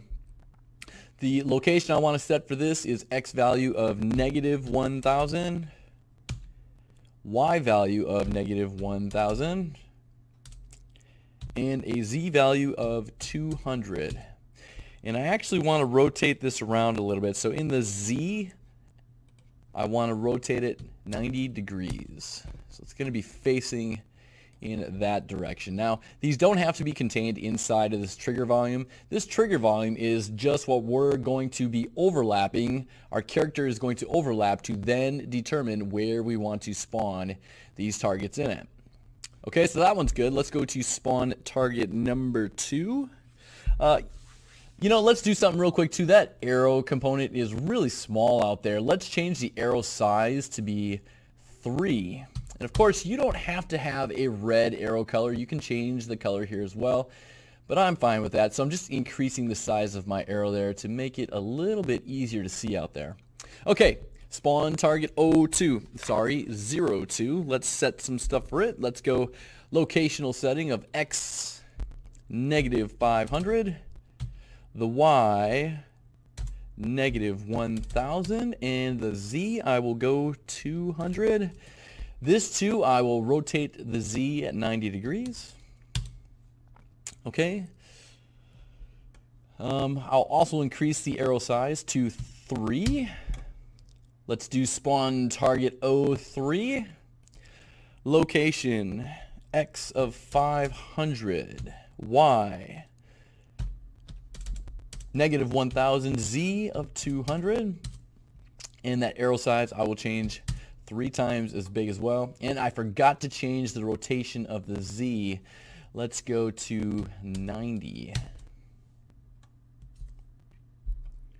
Sorry, I got the location for this one wrong. I could see I'm like 1, 2, the third one's supposed to be right about there. Location for spawn target 3, let's just double back on that. The X is going to be 0, Y -1000, and Z of 200. Okay, spawn target number 4, the location is going to be 500 in the X, -1000 in the Y, Z of 200. And we're going to change the Z rotation to be 90 degrees. Increase that arrow size to 3 times as big. Last but not least, we got spawn target number 5. With that selected, X value of 1000, Y value of 1000, and Z value of 200. And obviously the Z rotation 90 and the arrow size of 3. All right, so that is going to do it all for this one. Let's just compile and save, and I'm just going to drag and drop this in my level quickly so you can kind of get a rough idea as to what this is going to look like. So the idea here, and I'll just spin this around, is that we can make it so that when our character overlaps this trigger volume, we can have targets spawning up at all those arrow locations. Boom, boom, boom, boom, boom. And we'll be able to identify which targets we want. We can even move these arrow components around as well, but that's to come later. All right, guys, that is going to do it all for this one. We will see you in the next one.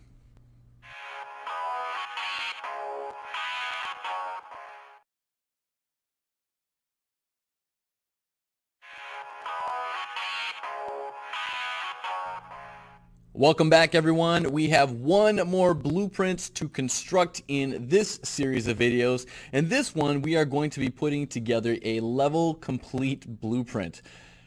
This one is not going to be very visual, but it's going to be more functional. So right here I have flown our camera to the end of our level where we've got this fine looking lampshade that I'm currently using to identify the end of our level.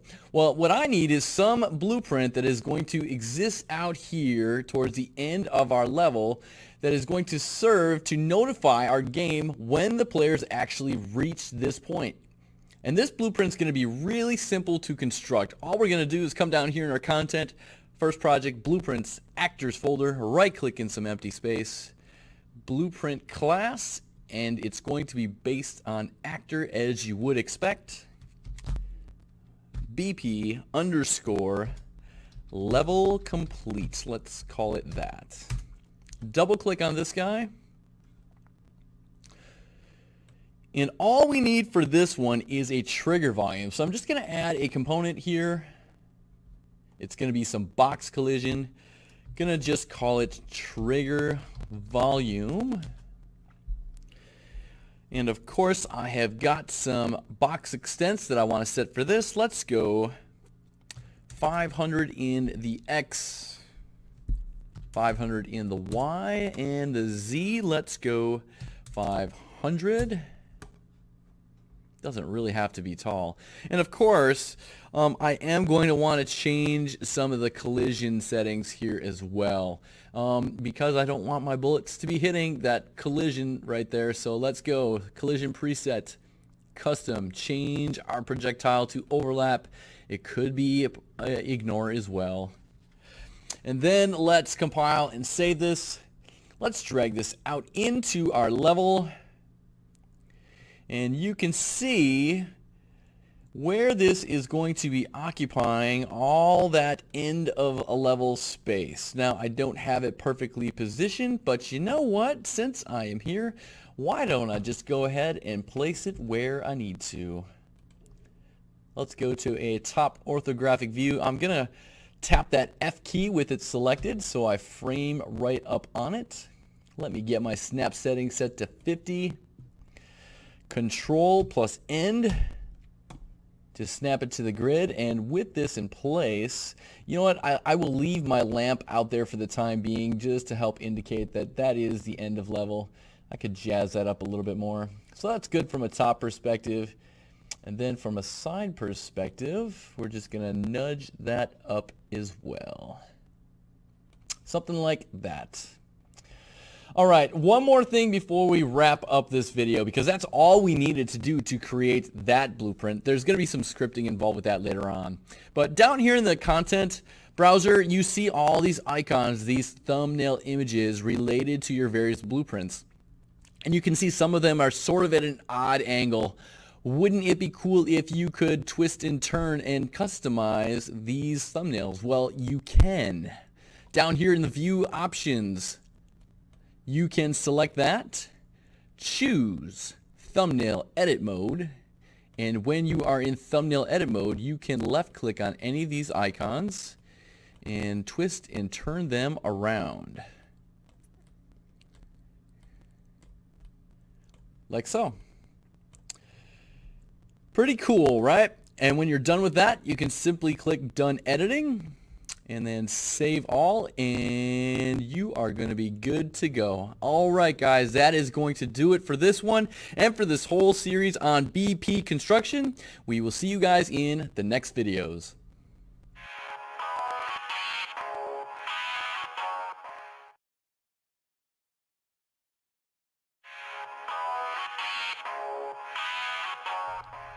Welcome back, everyone. In this series of videos, we get to make our stuff come to life. We are going to get onto some blueprint scripting and adding some functionality to all the blueprints that we constructed earlier. We're going to start off with our BP moving platform, so go ahead and find it within this series of folders. Double click on it to open it up. And first, let's talk about what we are trying to do. Well, we want a moving platform that starts in one location and ends in another location and just kind of goes back and forth between a start location and an end location. Now, you saw me do something like that when I did our health pickup. And you could create a moving platform in a similar fashion using a technique similar to how we're getting our health pickup to bob up and down, but we're going to do a little bit different technique for this one. What I'm going to ask you to do now is to come down to the My Blueprint section down here and add a couple of variables. Let's start off with just one. And we're going to call this one Start Locale. And this is going to define our starting location for our platform. Now, off to the left here, you see this little pill shape that is colored red. This indicates what type of variable this is. Red indicates a Boolean variable, which holds true and false information. We don't want that type of data for this one. We want this to be a vector variable. A vector variable holds X, Y, and Z data. In our case, that is going to be X, Y, and Z locational data. All right. So let's, over in the right-hand side, you see that it says we must compile this blueprint. So let's go ahead and compile, and then you can add a default value for the starting location. I am fine with 0, 0, 0 for now. Okay, so we've got a starting location variable. How about we right-click on this guy, duplicate it, and this one will be end locale. Obviously, we want this to be a vector variable as well because we want to specify in X, Y, Z coordinates where is going to be the end location for this moving platform. Once again, let's compile. And we're going to get a little bit of a warning here because this is the exact same values as our start. So let's just set our Z to be 500. And now if you are to compile and save, all is well with the world when you see that green check mark. A couple other things I do want to set on this end locale. Over in the details panel, there is a field called Instance Editable. When you check this, and go ahead and check it, you're going to notice that this little eyeball icon shows up down in the My Blueprint panel as well. So if I was to click this off, you're going to see that that Instance Editable field unchecks as well. So there's kind of two ways to make this instance editable. What does that mean? Well, check this out. If I was to drag in, let me compile this first, must compile. If I was to drag in my moving platform and look in the details panel, I can see that right here in the level editor, I can punch in what I want my end locale location to be. This basically exposes this variable right here in the level editor. However, if I was to uncheck this, make it not instance editable, let's go ahead and compile.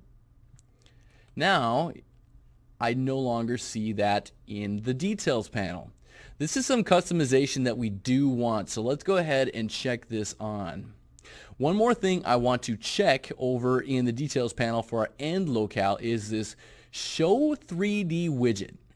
If we click this on, and then I compile once again, make sure you compile, jump back into your level, we have just added this sort of purplish triangle right here. This currently is specifying where our moving platform's end locale would be. So this isn't functional just yet. We haven't done any scripting just yet, but Right now we are saying our start location is right here where it is on the ground, and our end location is right here. Why this is awesome is with this blueprint you can actually drag this around, that purple icon, and you can see how it is updating the end locale as well. What makes this super sweet is not only does it make it easy to customize where we want the end location to be, but if I was to add another moving platform and select it, I can make it so that this one has a different ending locale. So maybe that ending locale for this instance is up here. For this one, it's down here. That is some sweet customization that we do want. Okay, let's move on to the scripting aspect then. So I'm going to jump back into our BP moving platform here. And in the event graph is where we want to add the script to make this platform move up and down. Now there's going to be some events in here to get you started here. We don't actually need any of these. So just for clarity's sake, I'm going to left click, drag out a marquee selection to highlight all those, and I'm going to hit that delete key to delete those out. So what do we want to do here? We want this platform to be moving up and down. So we need to talk to our platform component. What you can do here is left click and drag directly from this components panel here a reference to your platform into your event graph. Now what do we want to do? Let's drag a wire off of our platform here so we can talk to it. And off of this we're going to be looking for a node called set relative location. So what this function node is going to do for us is it's going to set the location of this platform relative to where it is at in the level currently. Okay, now it needs a new location to go to, and we're going to be working on that here in just a moment. Next, I'm going to be bringing in a reference to our start locale down here. We can drag and drop this into our level, and when we do, it says, do you want to get it or set it? We want to get our initial location, and we also want to do this with our end locale, so you can left click, drag and drop a reference to that. And again, here we want to get that value stored in that variable. Okay, next thing is you can drag a wire off of our start locale here, and we're going to look for a node called lerp vector. Now lerp is short for linear interpolate, and we're going to plug our end locale here into this B, and then I'm going to plug the return value of this into our new location. So let me explain sort of what we got going here. To lerp, think of it as to go from one thing to another, to go from point A to point B. That's what this lerp node is going to do for us. It is going to go from point A, our start locale, to point B, our end locale. But how do we determine how we go from point A to point B? Well, we need one other input known as an alpha to go in here. Long story short, what I'm aiming to do here is over X amount of seconds, and I'm thinking maybe 8 to 10 seconds, I want to go from point A, then to point B, then back to point A again, and just kind of loop that back and forth. So we need to change the value of this alpha to go between A and B. When this alpha value is 0, we are going to be calling upon our A location, the start location. When this alpha value is 1, we will be at our B location. So think of the alpha value of 0 as being at the A location and alpha value of 1 being at the B location. And if you are at, say, 0.5 alpha, you are halfway in between there. If this is a little confusing yet, let's just get on with our next step and hopefully it'll make some more sense. So we need to change the value of this alpha over time. And the node to do that is something called a timeline node. So I'm going to right click here in our graph, and I'm going to search for a timeline node. Right down here, add timeline. And it's going to ask for a name right away. Let's just call it movement. And this is a special type of node because you can actually double click on this node to edit a timeline. And I'll do that here in just a moment. If you double click on any of these other nodes, nothing happens. But with a timeline here, if you double click on it, you'll bring up this whole new tab along the top. So what you see here is a timeline editor. And what we want to do is we want to add something called a float track, and that's this F+ symbol along the top. So go ahead and click that. What this is going to allow us to do next is ask us for a name for what we want to change over time, and I'm going to say alpha. And you can see that after I've done this, if I jump back to my event graph, I've added a new output to our movement timeline here known as alpha. This is eventually going to plug into right here, so I'm just going to do that straight away.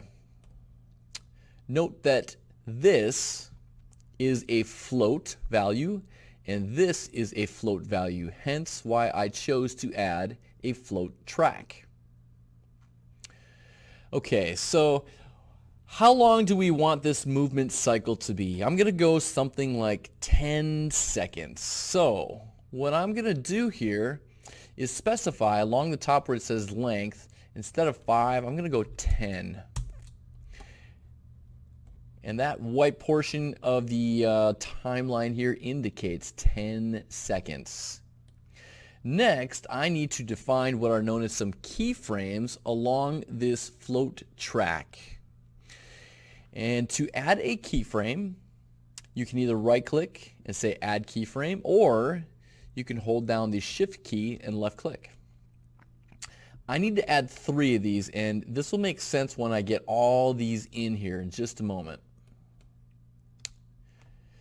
Okay, for each of these dots on our timeline here, we can add a time value and then a value. So for this first one, I'm going to select it, and you'll know you have it selected when it's yellow. I'm going to change the time to be 0 and the value to be 0 as well.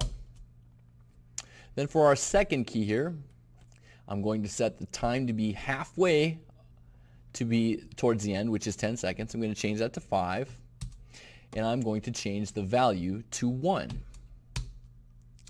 And then I'm going to select our last key here, and I'm going to set the time to be 10 seconds and the value to be 0. Now we've got a timeline that looks something like this, and if you click these buttons right here, you can zoom to fit that into your frame all at the same time. Let's do horizontal. Well, it's going to zoom to fit them all in if you have all of them highlighted. So I'm just going to drag out a marquee selection to make sure I've got them all highlighted. And now if I click those zoom to fit, you can see that it fits very nicely in my timeline. With all those selected, I'm also going to right click here on any of them, and I'm going to set this key interpolation to be auto, and it's going to create this sort of smooth sort of slope. Okay, so now let's back this up. What have we just done here? Well, over the course of 10 seconds, we are going to go from a value of 0 at the very beginning of our 10 seconds up to a value of 1 at the 5-second mark, and then gradually back down to a value of 0 at the 10-second mark. And then I want to keep looping this, so it starts back over here again, then goes like that, and then back again. So if I click this loop right here, it'll do this. The value of our alpha will go from 0 to 1 to 0, then it'll loop back here, back up to 1, etc. Okay? So what we are doing here is over the course of 10 seconds in our timeline, we are going to be changing the value of our alpha. Again, it's going to be going from 0, which will call upon value A here, our start locale, and then it will go to a value of 1 5 seconds in. A value of 1 for our alpha equals the B value, which is our end locale, and then back to 0 again. So essentially, this is driving which one of these we are picking as our new location for our platform. So none of this is going to work just yet because I don't have our update output here plugged into our set relative location. When we plug this update from here to here, we are basically saying pick a new location as this continually updates. Now we need some event node to trigger this timeline, do we not? Well, again, the timeline is a special node in that this one does not need an event in order to initiate it. If I go back into my movement timeline here once again, there is a checkbox right along the top that says autoplay, which will initiate this timeline right away without an event. So make sure you've got autoplay checked here as well as loop. And then that should be it. This should be our moving platform script. I'm just going to left click and drag out a marquee selection, tap the C key to leave a comment, and I'm going to call this moving platform. So with that, let's go ahead and compile and save. And then let's jump back into our editor and see what we've got. So we've got these two platforms. Again, this one's got the end location right here. This one's got the end location a little bit higher. In fact, let me set that end location even higher still, right? And it doesn't have to be straight up above. I can set it to be over here, right? So then it would start from here and go up here and kind of do this diagonal pattern. So you can make this platform move up and down, diagonally, side to side, you name it. So let me just jump in and play, see what we got. You can see we've got one platform going down, the other kind of going up at an angle right there. That is pretty cool. So we've got our scripting in place for our moving platform. Pretty sweet. So at this point, with that moving platform all done, the script as well as all the components in place, you can start looking to replace all of your placeholder platforms over this my dark river as well as places like this. Remove any of your placeholders and put in your moving platforms. Guys, that is going to do it all for this one. Hope you learned a lot. We will see you in the next video.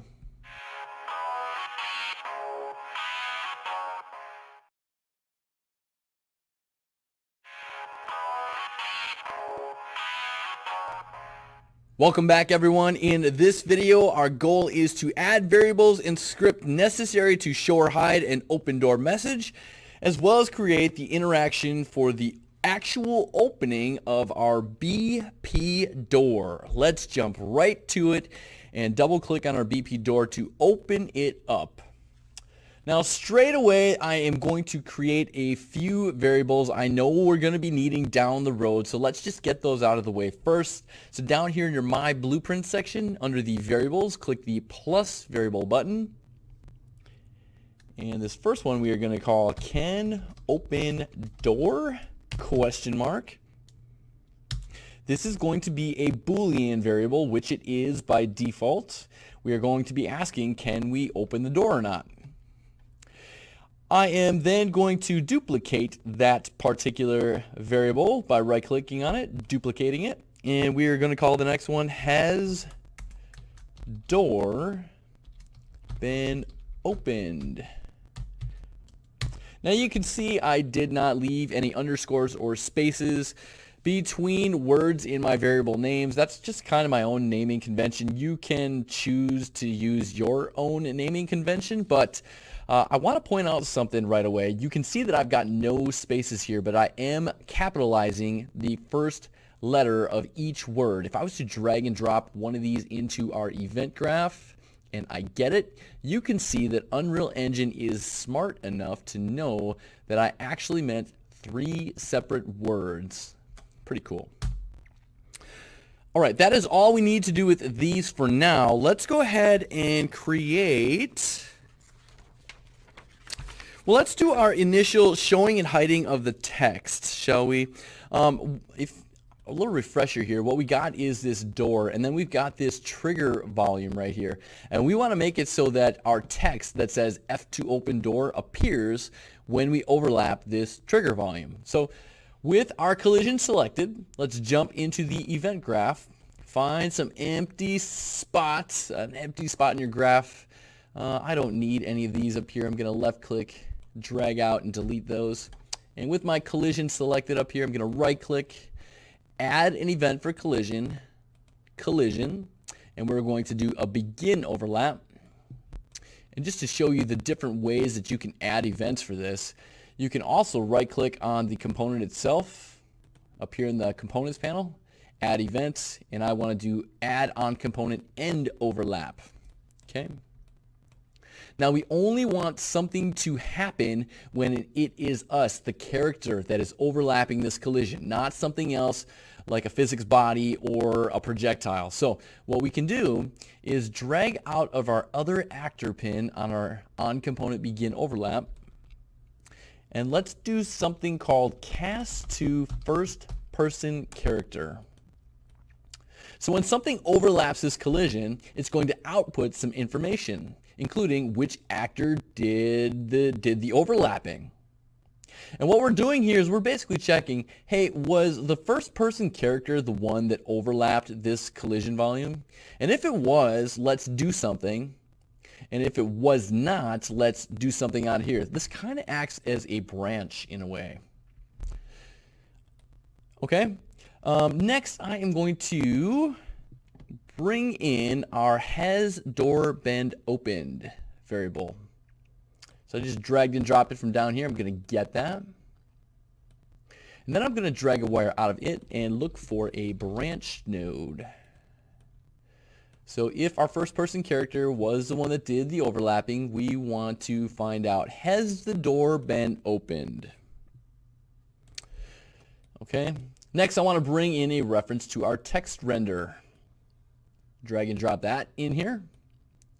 Then drag a wire out of it and do a search for a node called set visibility.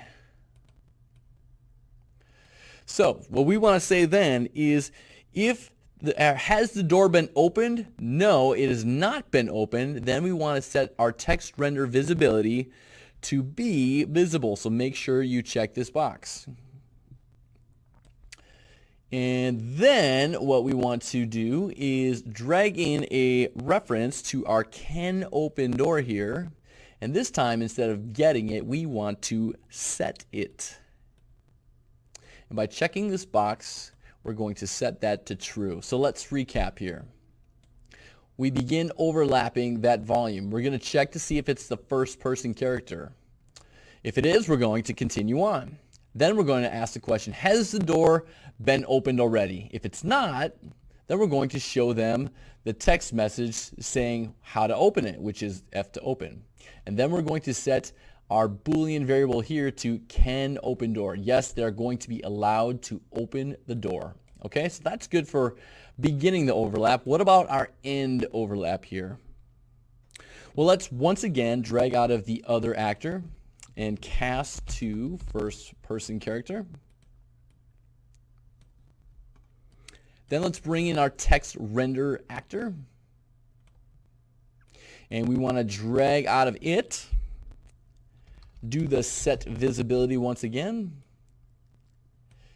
And we want to leave new visibility here unchecked. Basically, when we are not overlapping that collision volume, we want to hide that message that says F to open.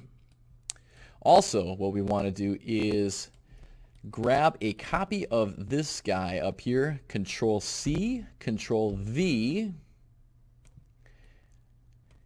and we want to make sure that this is not checked, because if they're not in this trigger volume, we do not want to allow them to open the door. So all this script right here is just for the showing or the hiding of the door message. So with that done, I'm going to left click, drag out a marquee selection, tap the C key, and type show / hide open door message, and compile and save that.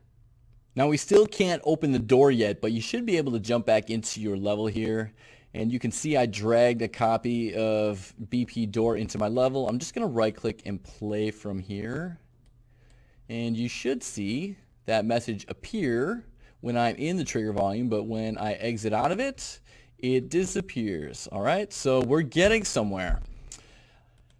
Next, what we want to do is we want to actually make that door interactable. Let's do this. Find an open space below our graph right here.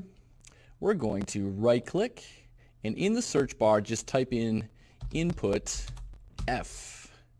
Or let's try F input, F key. There we go. F key is probably a good search. You're looking for this input keyboard event, the F key. And I always seem to struggle finding those, by the way. Okay, so we want to make it so that when we press F, something is going to happen. Well, we want to see if we can open the door. So let's drag and drop a reference to our can open door boolean. We're going to get that, drag a wire out of it, and bring in a branch node. So first things first, we're going to check after we press F, can we actually open the door? Are we allowed to do that? And remember, that is being set to either true or false based on whether or not we are in the volume. There it's set to true, or outside of the volume. There it's set to false. Okay. If we are allowed to open it, we're going to bring in our text render component right here. Going to drag a wire out of that, and I'm going to set visibility. So if this is true, we're going to make sure that that text goes away. There's no point in showing that message anymore if they are allowed to open the door and they're in the process of doing so. Okay, so once they have gotten this far, what we want to do is drag in a reference to our has door been opened. We're going to left click and bring that in, and we want to set this because the door is just about to be opened here. We want to check that because we're saying, yep, the door has been opened. Why are we doing this? We want to make it so that we can open it once and not just repeatedly open, close, so that's why we're doing this step right here. Next, we need to bring in a timeline node because like we did with our moving platform, we need a timeline to enable us to open and close that door. Okay, so let's right click, search for a timeline, and let's just call this door open. We can plug this into the play, but obviously we've got some work we need to do with our door open timeline. So let's just double click on this to open it up right away. This should look familiar from the last video, and like we did before, we are going to add a float track. And I'm going to call this door rotation. The length of this track we are going to keep really short. We don't want to spend 5 seconds waiting for a door to open. I'm going to set this to be 0.3 seconds. You can use your mouse wheel here to zoom in and out. Right mouse click to kind of slide this timeline slider left and right. We're going to add 2 keys here. So holding down the shift key, I'm going to shift left click to add 1 key, shift left click to add a second key. Let me select my first key here, and at a time of 0 seconds, I want a value of 0. For the second key, select that guy. At a time of 0.3 seconds, I want a value of -90. Now why -90 here? Because we are going to be rotating the door -90 degrees. So with that, it's very, very difficult to see where that other key went because it's way, way down here. So I would like to frame up on that. So I'm going to left click, drag around both of those keys and zoom to fit. Like I did before, I did that auto interpolation. I've got both of these keys selected, and I'm going to right click on either one, and I'm going to do this auto interpolate. What this means is that we're going to smoothly transition from one number to the other. This makes it so that it's not a harsh opening. It's going to sort of slowly accelerate open and then slowly decelerate towards the end. Okay, and so with that done, we can come back into our event graph, and you can see we now have this door rotation float output. What we need to do next is bring in a reference to our door, because that's the guy we want to rotate open. And let's drag off of our door, and we're going to be looking for a node called set relative rotation, because we are going to be rotating this open. And right away we can go ahead and take our update from out of our timeline and plug that into our set relative rotation. Over the course of 0.3 seconds, we are going to be rotating our door open. So now, how do we plug in our new door rotation here? Because this is a float value, and this is looking for a rotator. What we can do here is I can left click and drag out a wire from our new rotation, and when I release, there is a node called make rotator. You want to bring that guy in.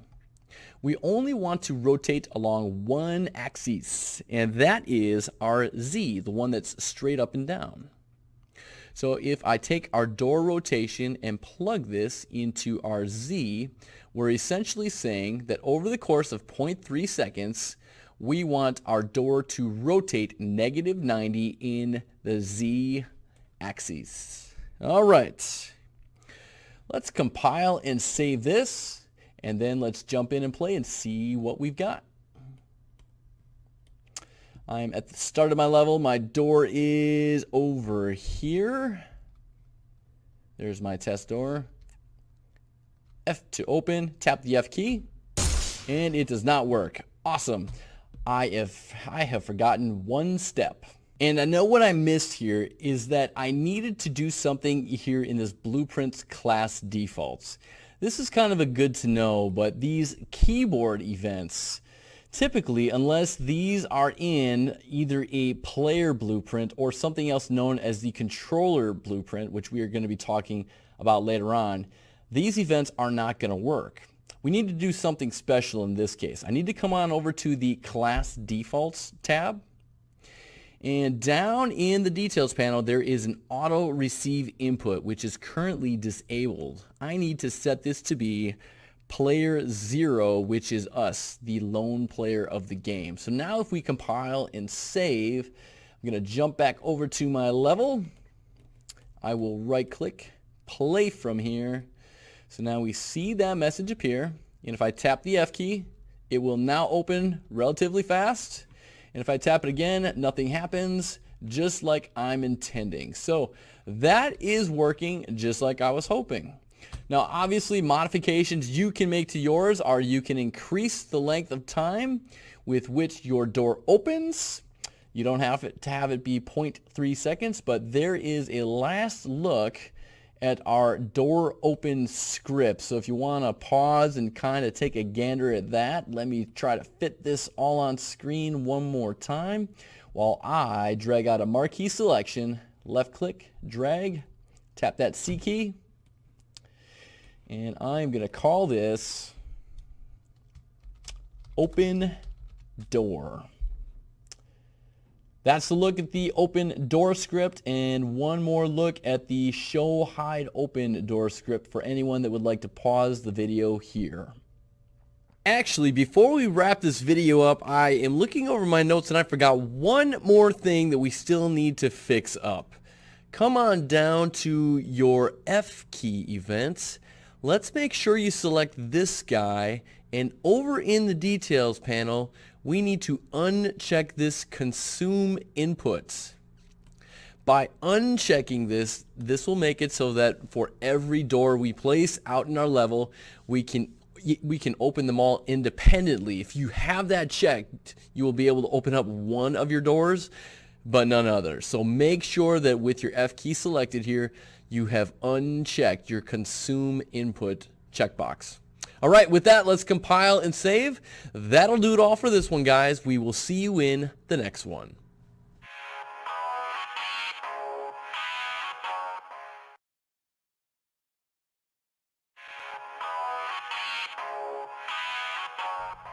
Welcome back, everyone. In this video, we are going to be taking a little time out from scripting our blueprint actors here. I'm going to jump on over to our first-person BP blueprints, first-person character blueprint. Find your way on over here. The reason we're going to be working in here is because the goal of this video is to add some variables and a function necessary for creating the backbone for the health system in our simple game. We got the steam jet and the spinning fan coming up in just a little bit that we want to have damage our player. But before we can damage the player, we kind of need to have some sort of a concept of health on our character, which is why we are starting here. All right, so find your way on down to the My Blueprints panel, and we're going to add some variables. So click this plus variables button. First one we are going to add is going to be called health max. And I'm going to change this on over to a float variable. Then I am going to duplicate that one. Selecting it, select it, Control W. And this one is going to be called health current. I also want it to be a float variable. And actually something I should have done before I duplicated that, I wanted to show you that you can actually create categories for your variables here. So starting back at my health max over in the details panel, I'm going to create a category to put these in by simply clicking over here. And let's call this attributes. And you can see how we now have a category called attributes down in the My Blueprints area.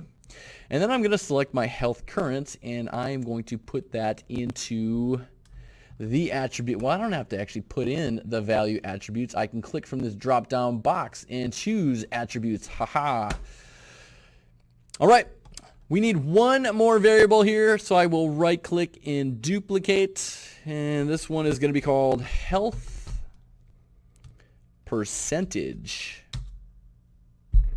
All right, well, so with that, let's compile and save so we can set some default values for all these. Starting with health max, I'm going to set that to be 100.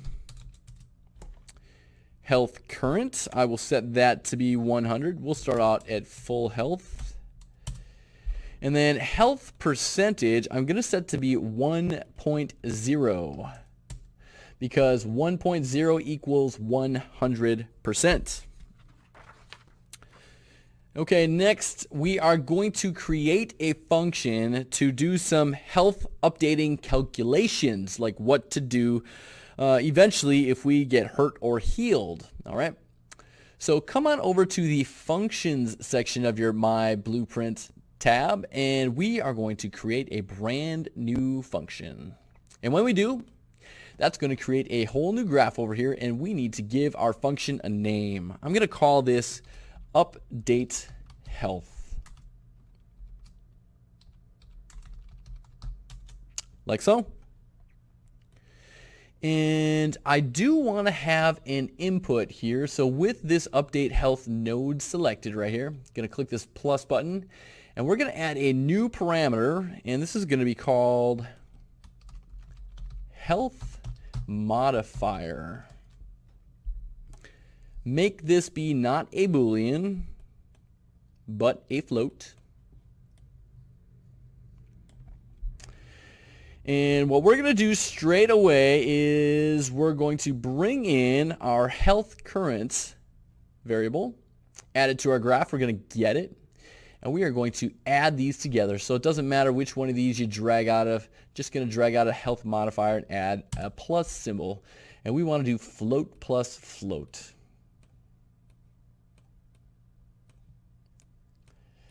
Okay, and then what we want to do is we need to set our health current. Little shortcut here that you can take. Instead of dragging and dropping and then deciding whether you want to set it or get it, if you hold down the Alt key while you left click and drag, you will automatically bring in a setter. Okay, I'm just going to jump out of this function really quickly because this may all look a little confusing. We are creating a function here, and this we added an input called health modifier. Now, I thought you said inputs were on the left-hand side of a node, Mr. Wanderer. Well, they are actually. So if I jump into our event graph and I was to bring in this function node that we are creating, you can see that our function puts this health modifier on the left-hand side of this function node that we are creating. So it's a little unintuitive to me anyways, and a little confusing that back in our update health function that we are creating, we added an input that is currently on the right-hand side. So just know that when you're creating these functions, it's almost like it goes like this and creates a function out of that with that health modifier input right there being on the left-hand side. Anyways, I'm going to get rid of this for the time being in our event graph. Let's jump back to our update health function. You can double click on that if you're lost. Okay, next thing I want to do is I want to drag out of our health current, and I want to look for a node called clamp float. I want to make sure that this value never gets below 0 or above 100. So this will ensure that it never does. Okay, out of this, we're going to get some value, and I'm going to drag out of this and look for a divide symbol. So you can do float divided by float. Now what are we going to divide by here? We're going to divide by the health max, and you can drag and drop this right onto the pin to automatically link it up. That's pretty cool. Okay, next we are going to clamp that float one more time. Drag out of here, do a clamp float. And here we want to make sure that the value is going to be between 0 and 1. And this we are going to set into our health percentage. So I'm going to hold down Alt, left click, and drag to bring in a setter for that. And that's why we want to clamp this value between 0 and 1, right? So just kind of backing things up here, let's say our current health is 100 and our health modifier is actually -50. Maybe we get hit by something. Suddenly our health current is going to be 50. So we'll come into here and it'll say yes, health 50 is valid between 0 and 100, so it outputs 50.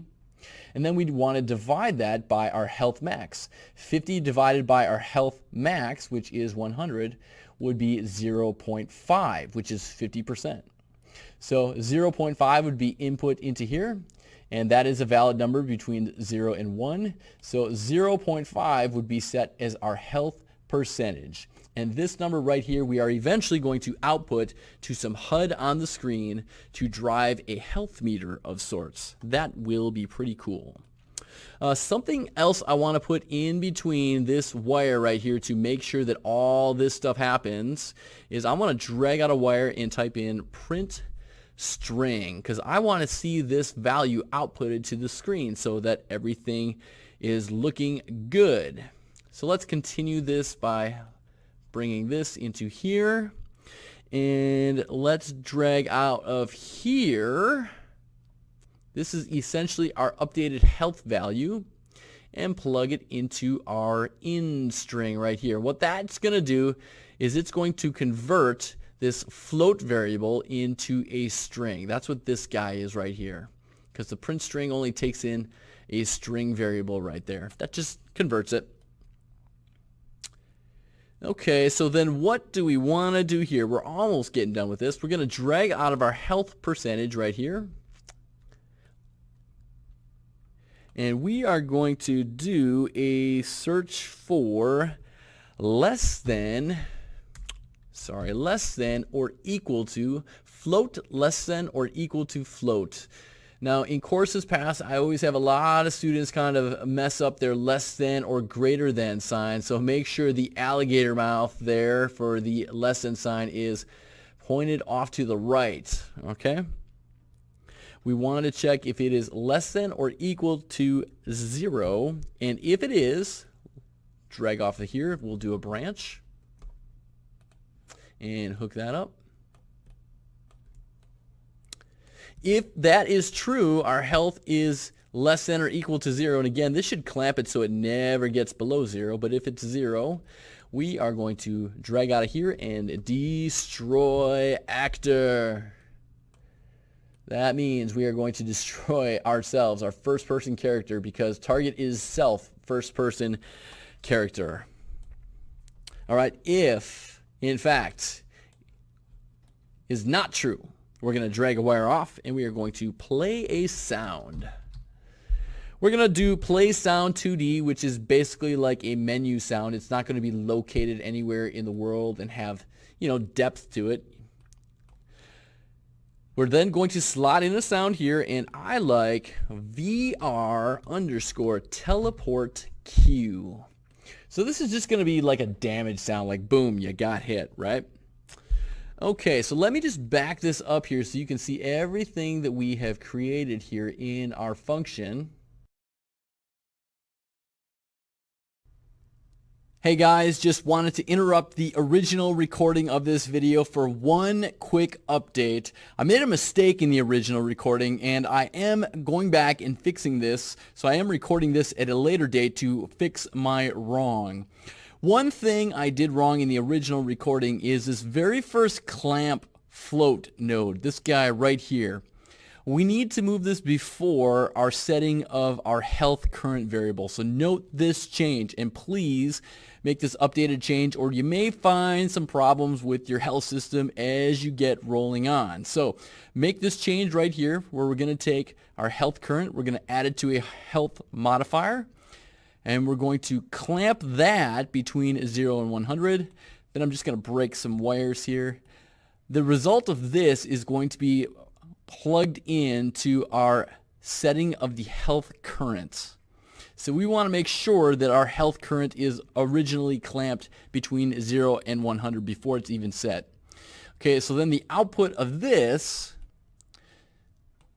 we want to go into this dividing of the health max. This whole print string, you don't really need it, but if you want to keep seeing it, you can plug your health current into this as well. And that will keep showing you what your current health value is when you are damaged.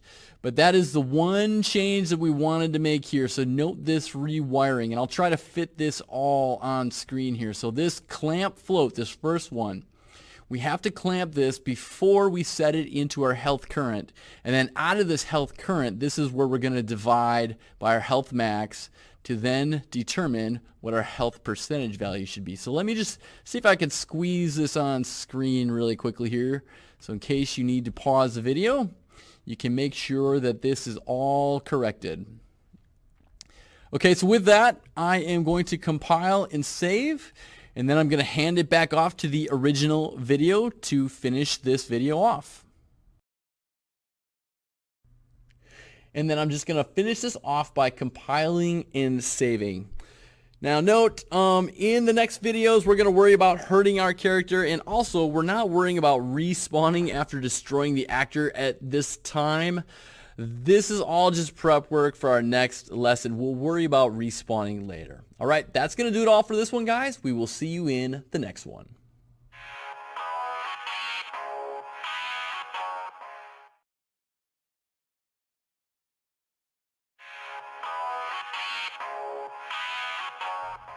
Alright, welcome back everyone. Now we have some of our character health system groundwork in place. We can go about trying to damage our player, and it's going to start with our BP Steam Jet. So find your way on over to the Blueprints Actors folder and double click on your BP Steam Jet.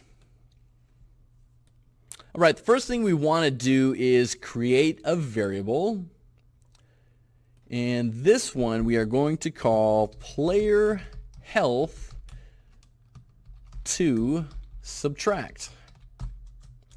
And I am going to check right over here and turn this into a float variable. And I'm also going to check this box right over here that says instance editable. And again, I could either check here or click this little eyeball here, this closed eyeball.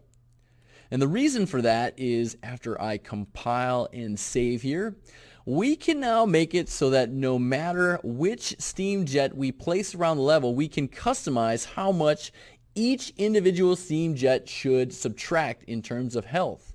By default, I'm going to change this to 20. But just to, negative 20, not 20. We don't want to add health there, negative 20. And I'm going to compile and save this once again. And if I'm to jump back to my level editor here, I've already got a steam jet out there.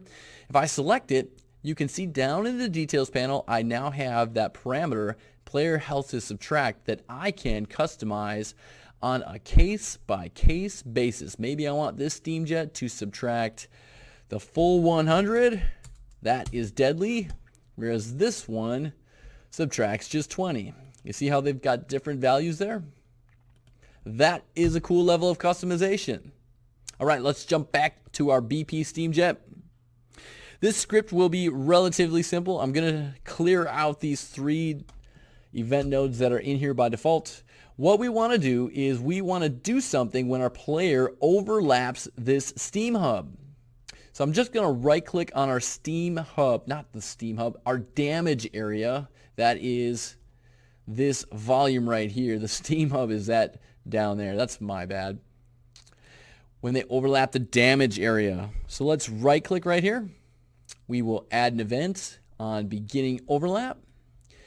And we want to check that it is the player that is overlapping that volume. So let's drag out of our other actor because it'll give us that information as to who is overlapping it. And we will do a cast to first person character. Okay, next what I'm going to do is I am going to drag out a wire if this is true. And we're going to look for a do once node.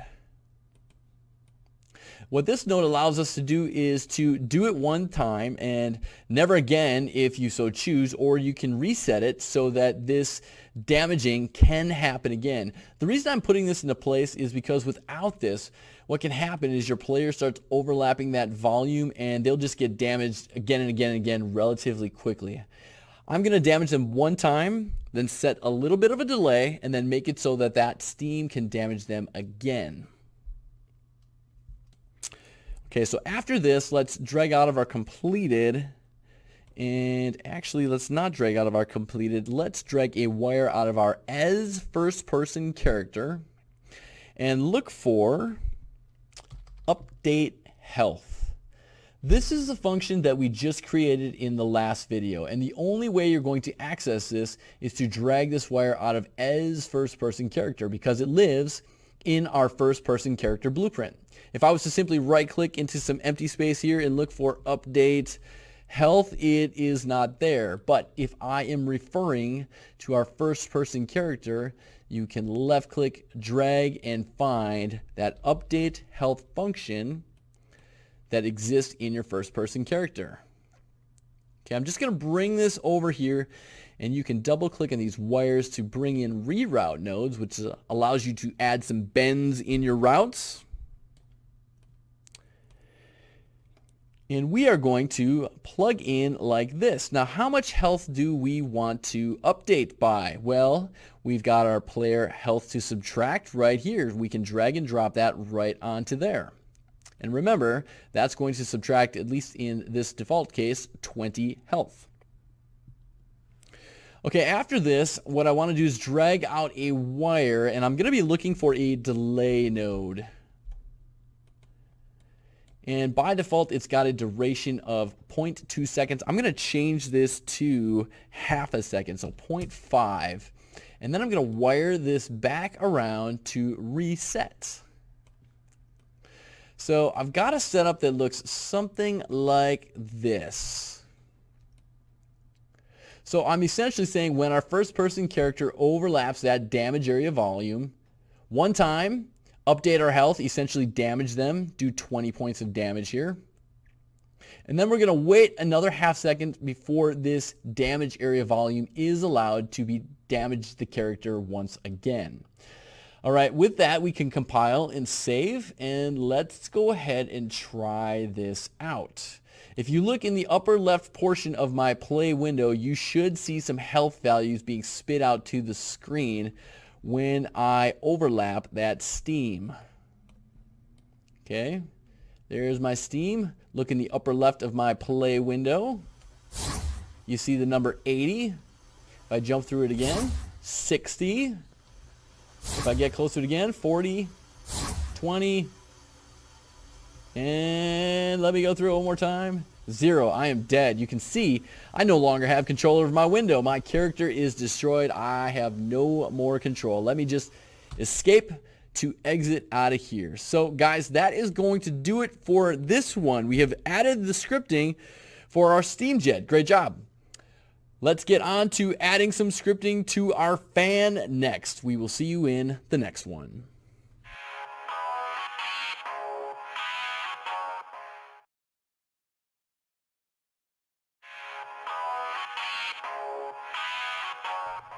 Welcome everyone. In this video, we are going to add the variables and create the script needed to make a fan obstacle that can damage our player. This one is going to be really similar to our BP SteamJet, so let's hop right to it.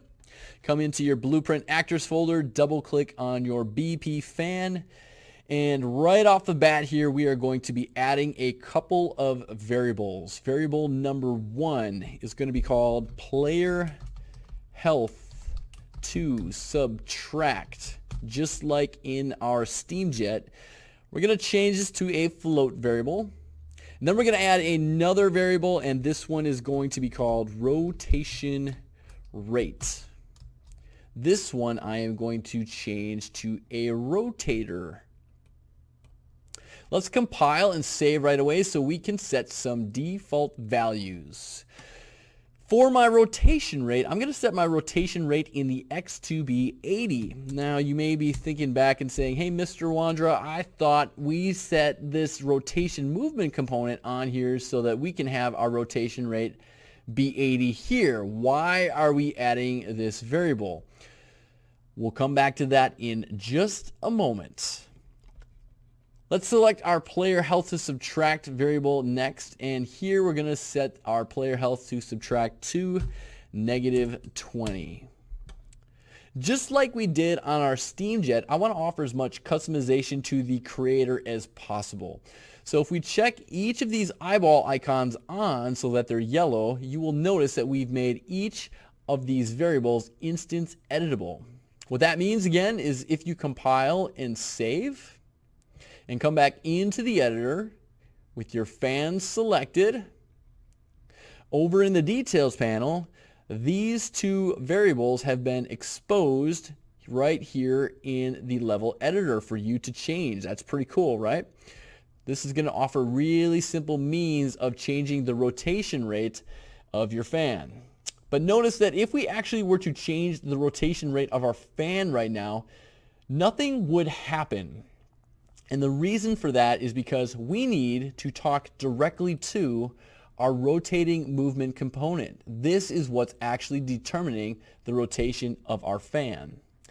So this is what we need to do. Firstly, let's bring in an event begin play node. You can right click, do event begin play, and then bring in a reference to your rotating movement component by dragging and dropping. And also bring in a reference to your rotation rate. Left click, drag that in. We want to get that. Now remember, in our rotating movement component, within here exists a parameter called rotation rate. We want to talk to that and be able to change that. So if I were to drag a wire out of my rotating movement component, I can say set rotation rate. So this is what we're looking to set. And now if I plug this variable, this rotation rate, right into here, this will make it so that any value here in the editor we change for our rotation rate, that upon beginning play, it'll set it as our new rotating movements rotation rate. Pretty sweet. Okay, so now at this point, the scripting is going to be really similar to our Steam Jet. In our event graph, I'm just going to come on over to the right. Actually, I should put a comment box, left click and drag around that. Let's do set rotation rate of fan.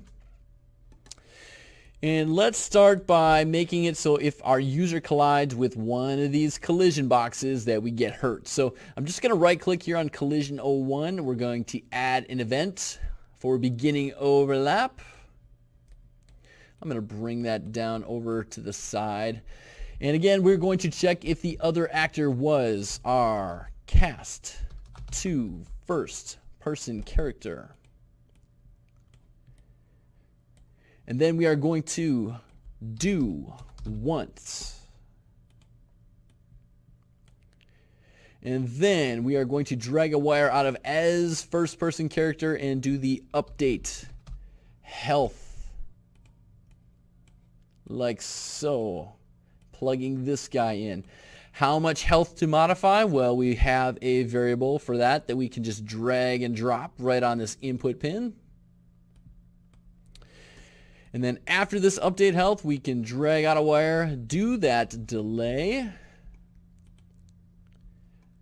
And I will leave this one at 0.2 seconds. That'll be just fine. And then plug this back into, whoops, the reset. Okay, so this is all well and good. I am actually going to take this bit of script right here, left click, highlight these nodes right here, Control C, and then we're going to come down, paste it once, paste it twice, and paste it 3 times. Because the only thing I need to change that's going to be different is which of these collision boxes is going to kick off the rest of the script. So right here I got collision 02. I'm going to right click, add event for begin overlap, and of course it puts that node way over there. So if we were to overlap that box, that would damage us. Then I'm going to select collision 03, and another way you can add an event is to scroll down in the details panel. I'm just breaking out all the tricks for you all. Is you have some events down here that you can click on. So I can do on component begin overlap from here to add another begin overlap node. Lots of ways to add the on component begin overlaps. Super common, by the way.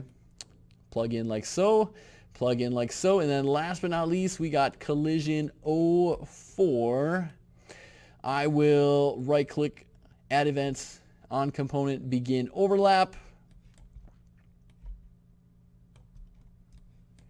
Plug in and plug in. And that is a pretty good look. Let's just review this all one time. That's what the collision code looks like there. And we do this again for each of our 4 collision boxes. And then over to the right here is our setting the rotation rate of the fan. This should work. So let's compile and save. And I am going to jump in and play. Right click, play from here. Look at that dangerous looking fan, right? Notice my health value in the upper left. It's down to 60. I got hit twice. You hear that sound effect too? One more hit and I'm the goner. And gone.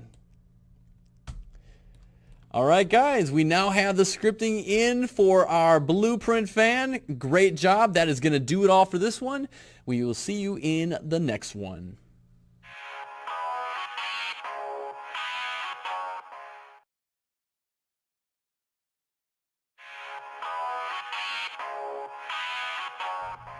Welcome back everyone. In this video we will be adding a variable and creating a script needed to make our health pickup heal the player. Now I've done a little work between videos here shaping up my level, and I actually do have a BP health pickup in my level. Now, if I just tap the 2 key on my keyboard, I am going to fly right to where it is in my level. And I have it kind of in the back of this corner over here, and you may be saying initially, how did I just snap to where that was immediately? Well, something I should mention, and I should have mentioned in the gray boxing process, is you can set some locational bookmarks throughout your level. If you hit Control plus a number key, wherever your camera is located, that will set a bookmark for your camera so you can fly to that location immediately. For example, right over here, I set Control plus 2 as my bookmark with my camera placed right about here. So I can be anywhere else in my level, like way over here, tap the 2 key, and it'll fly me right to it. So you've got up to 10 bookmarks, Control plus 1, Control plus 2, Control plus 3, etc. And then after you set those bookmarks, all you need to do is just tap the corresponding number key to fly right to it. All right, let's get back on topic here. What do we need to do? First thing, come in your Blueprint Actors folder, double click on your BP Health Pickup, and right away we will create a new variable. This one will be called Player Health to Add. Finally, adding some health. Let's change the variable type here to a float right away, and then I will compile so that we can add in a default value. I'll go 20. And we will also make this instance editable too, so in the event you do want to make it so that some of your health pickups give you more health than others, you can do that. You know, maybe you can scale some down and they'll give you 10 points of health, and maybe you scale some to be a little bit bigger and they gave you, 30 points of health, that kind of thing. So again, just to reiterate what this does, if I compile and save, and I select my health pickup in my level, you can see right there is my player health to add that I can customize for every one of these I drag out into my level.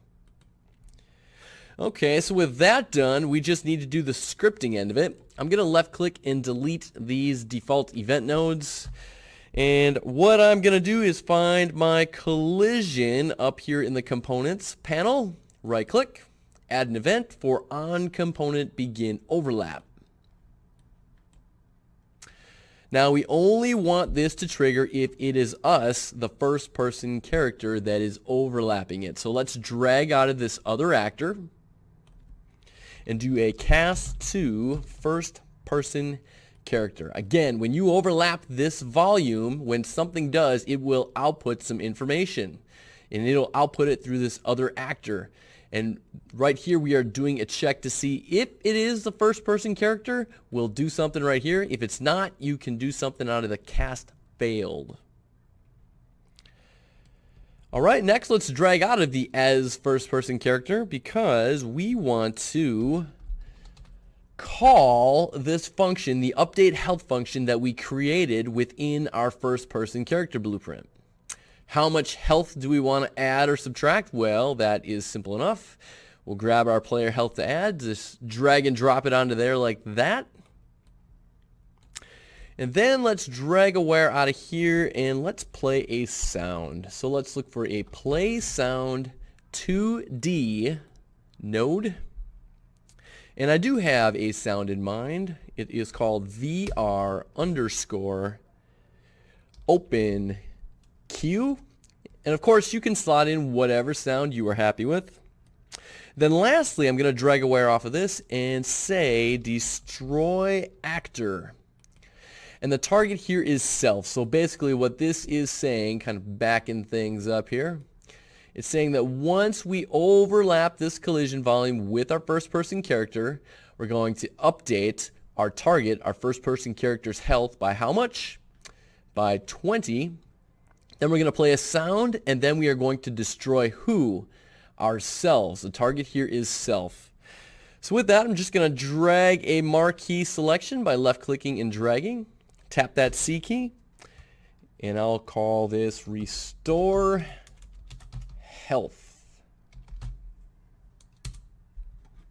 Let's compile and save. I'm just going to jump into my level. Let's back up a little bit. I have added some hazards since the last video, so let's play from here. I added some steam right over here. Actually, let me jump in from the beginning of the level so you can see what I've all created so far between videos. Gonna jump in and play. So this is the very beginning of my level. A little bit more work to be done for sure. But there's my F to open. Pit of doom right there. I did get hit by that fan twice. F to open. This is some steam, so it'll damage me. So look in the upper left of my viewport, and you can see I now have 40 health. I have this conveniently placed elevator to hoist me on up to that health pickup.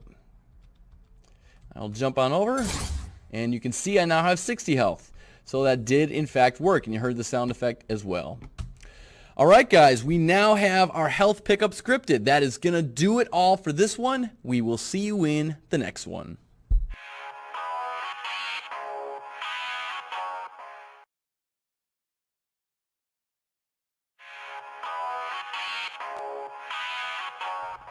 Welcome back everyone. We are on to the good stuff. In this one we will be doing some BP scripting in our parent target. The goal in this one will be to create some variables and functions that all children targets are going to inherit. And we'll start by creating the script for a child target who is labeled as a standalone target. Now, we have some targets that we are intending to spawn up as either part of a set or individually. So this first part we're going to be dealing with what we want to do, how we're going to spawn up a single target if that's all we want is one standalone target. So let's find your way over to the Blueprints Actors folder and double click on your BP target parent. And right away we're going to create 3 variables in here. The first one will be called points. That we want to change to be an integer because we want to score some points when we shoot this. Let's create another variable. This one will be called lifetime. How long is our target going to stay alive, active out there in the world before it just disappears? I'm going to change this to a float variable, one with a decimal point. We'll add another variable, and this one will be called is standalone target question mark, and we will change that to a Boolean type. We want to flag any of our targets as either a standalone target or not. Go ahead and compile from here, and we want to change a few more things about our variables here. Is standalone target, that is selected first. By default, let's leave this unchecked, but we do want to make this instance editable, so go ahead and check that. Then select your lifetime. Let's set a default lifetime of 10 seconds. And let's make this instance editable too, so we have fine control over how long each target stays alive. Lastly, select your points. Let's set a default point value of 100, and let's also make this instance editable. Okay, with that in place, we can now do some scripting, and by default you should have an event right here in your event graph called event begin play. I deleted mine out before I started this video, so I'm going to manually add it back in, and I can do that by right clicking, doing a search for begin play, and right there, that's the guy I want. So upon beginning play, what do we want to do? Well, I want to do a check for our standalone target. So let's bring in a reference to our standalone target. We want to get it. And off of this, I'm going to drag out a wire and do a search for a branch node. And I want to find out if any of our targets here are labeled as a standalone target. Now remember, this is our parent target. All children will inherit these properties down here. So is it a standalone target? Next, I want to bring in references to our target. That is the actual disc-shaped thing that represents what we want to shoot, our point value, and our spotlight. And out of any 3 of these, it doesn't matter. You can drag out a wire and type in set visibility. And we can plug all 3 of these into the target. And what we want to do here is out of the true branch, we want to set our visibility to not be visible. So what we've got is upon beginning play, we're going to check, is the target labeled as a standalone target? If it's true, we want to hide the target, the point value, and the spotlight. Also, what we want to do is bring in a reference to our target collision, drag a wire out of it, and type in set collision enabled, that guy. And we want this to be labeled as no collision. So here's a look at that script for you. So here's the deal. If it is labeled as a standalone target, and I'm just going to jump on over to our viewport, we don't want this disc-shaped thing visible. We don't want our numerical point value visible. We don't want the spotlight to be shining. We don't want that visible at all. And our target collision, this thing encapsulating our entire target, we don't want that to have any collision either, because this target is actually going to exist out in the world for just the player to overlap the trigger volume, which will then tell it to spawn. We don't want the player to accidentally see this trigger, this target rather, or even to be able to shoot it. So that is why we are saying if this target is labeled as a standalone target, we don't even want to see it, and we don't even want the collision to be enabled. We will deal with the rest of it in just a little bit here. So that's all well and good.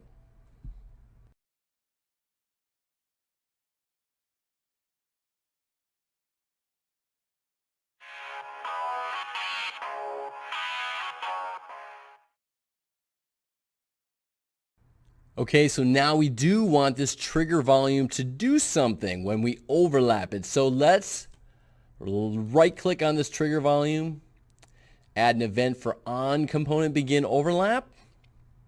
And the first thing, as we've been doing for a lot of these, is we want to check what was the thing that is overlapping this trigger volume, this box shaped right there.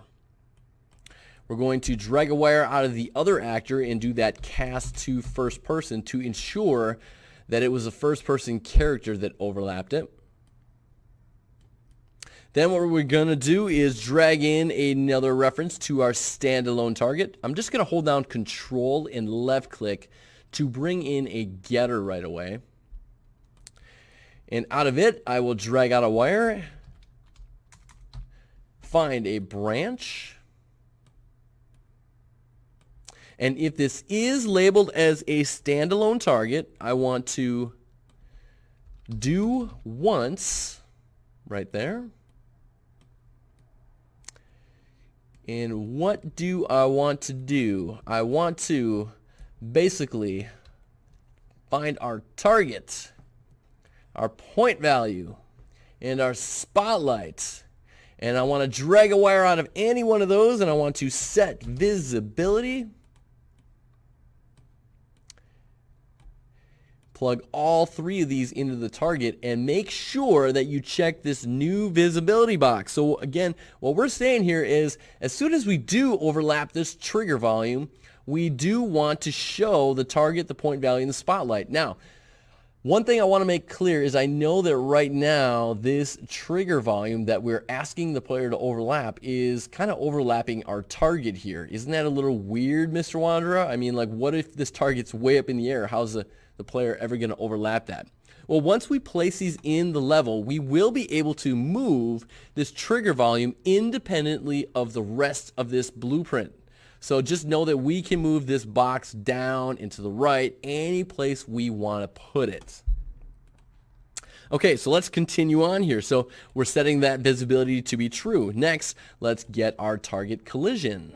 Let's talk to that guy, and let's do set collision enabled. And for the collision type, let's set it to be query only. That'll enable some collision. And continuing on, what do we want to do next? We are going to bring out something called a sequence node. Drag a wire out of here, sequence. Because we're going to have two things that we want to do. And I'm gonna branch off this top then one first, and then we'll deal with this a little later. So the first thing I want to do is let's play a sound. Play a sound 2D, and the sound that I want is called Possess Player Q. That's a nice sort of spawny sound effect. And then I'm going to want to plug this into a timeline. So go ahead and find a timeline node, and let's call this timeline spawn animation. We're going to play a really short spawn animation for when the target pops into existence. We will deal with this in just a little bit. Actually, you know what? Let's deal with it now. So let's back this up again real quickly. Player overlaps that trigger volume. We are checking again, is it labeled as a standalone target? If it is, we want to one time set the visibility of our target point value and spotlight to be true. Turn our target collision on so we can now shoot the target. Then we're going to play that spawning sound effect, and we want to do a spawn animation. Let's double click on this guy and create a spawn animation. Okay, we're going to have a relatively short animation here. Let's go with a length of 0.3 seconds. We will be creating a float track. Let's name it Rotation. And let's add 3 keys in here. So I'm going to hold down the Shift key and left click once, left click twice, and left click a third time. And note that I don't really care where I place these keys here to begin with, because I am going to be manually setting them. So I'm going to select this first key, and I'm going to give it a time of 0 and a value of 0. Selecting our second key, I will give it a time of 0.15 seconds and a value of 1.5. And then I will select our third key here. Set the time to be, set the time to be 0.3 and the value to be 1. And let me just hold down Control and use my mouse wheel to scroll way back. And I'm going to left click, drag out a marquee selection to select all those keys, and click on these 2 arrows to frame that into view. Then with all of those selected, I'm also going to right click on any of these keys and set my key interpolation to be auto. That's going to create this sort of smooth animation of a target kind of spinning into existence that I will demo for you when we're just about done here. Okay, so let's hop on back to our event graph. And now we've got this rotational float value that we can pull out of. But first, before we even deal with that, let's talk to the thing that we actually want to animate here. And that's going to be our target collision. And why do we want to animate this thing? Because all of these guys are attached to it. So if we animate this, kind of spin it into existence, all these are going to come along for the ride. So I'm just going to left click and drag this out here. And then I am going to drag out a wire here and do set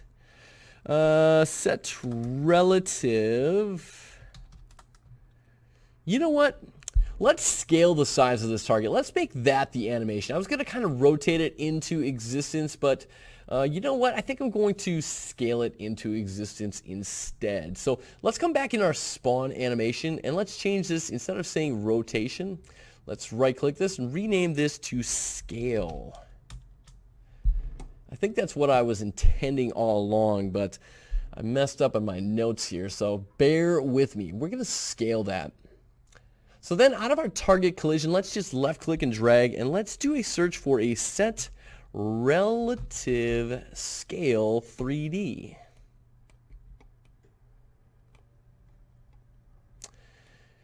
And we could plug this in right away, but I don't want to do that just yet. There is a safety check I want to do there. Let's just take our scale and plug this right into our new scale 3D. So it's going to bring in this little conversion node, and basically that scale is going to get applied to the X, Y, and Z of the new scale 3D. So we're going to essentially scale our collision or our target from a point of nothing to something a little bit bigger and then shrink it back down again. Between these two, what I want to do is I want to drag out, or actually let's right click and bring in a reference to self. We want to talk to ourselves. Don't we always? And out of this, I'm going to drag out a wire and do a search for is valid. And there's two different nodes here. You want to choose the one with the question mark. And the way we're going to hook this up is on our update. We are going to plug this into here, and out of the is valid, we are going to plug this into here. Let's understand what we're doing. We have this spawn animation that is going to take 0.3 seconds, and it's going to essentially scale the size of our target from basically an infinitely small point to a target 1.5 times its normal size and back to a relatively normal size. During that time, a player could technically shoot the target.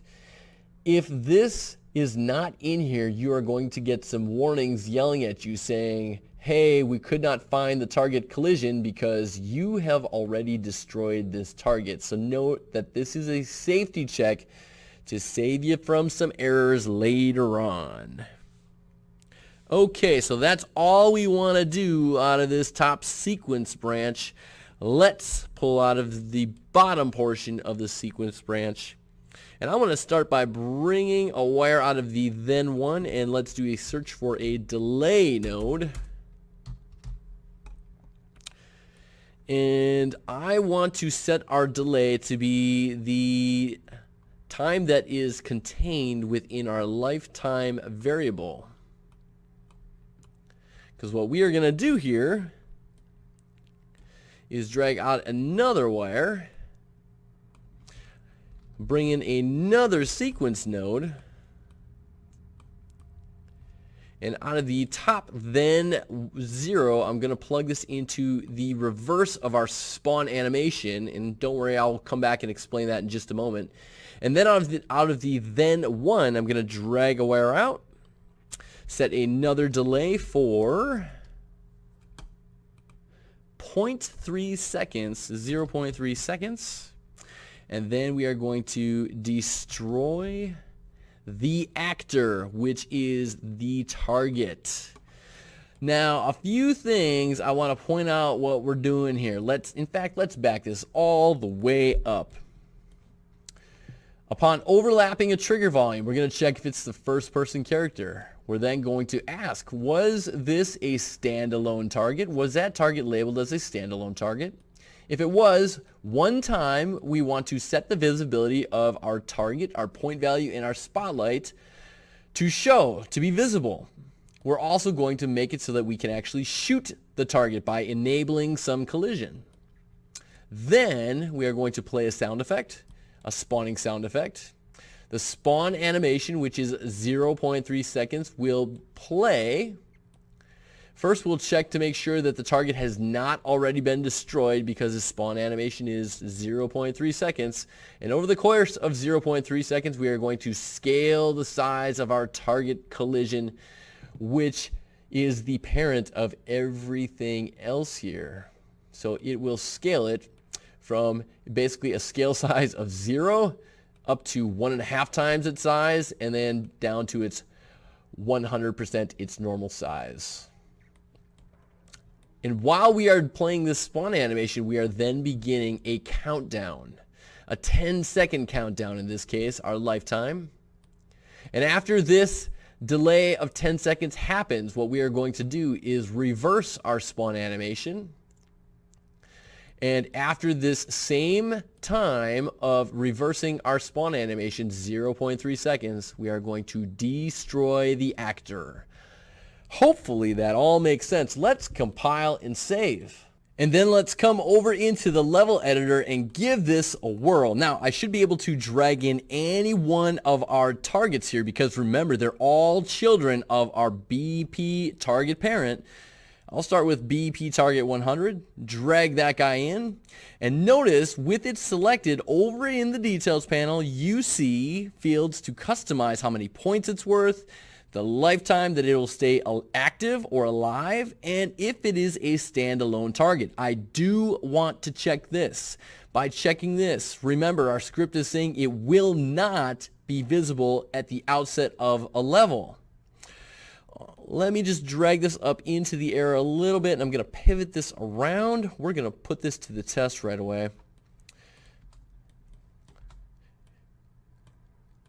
Kind of up in the air over here. Now notice, with this selected in the details panel, if you kind of drag this portion of the details panel down, it's a little hidden, you can reveal all of the components of that blueprint.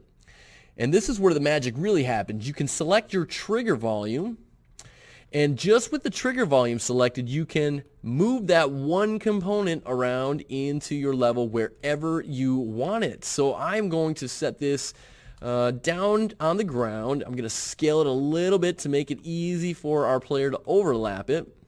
And then I'm going to pull it way back here.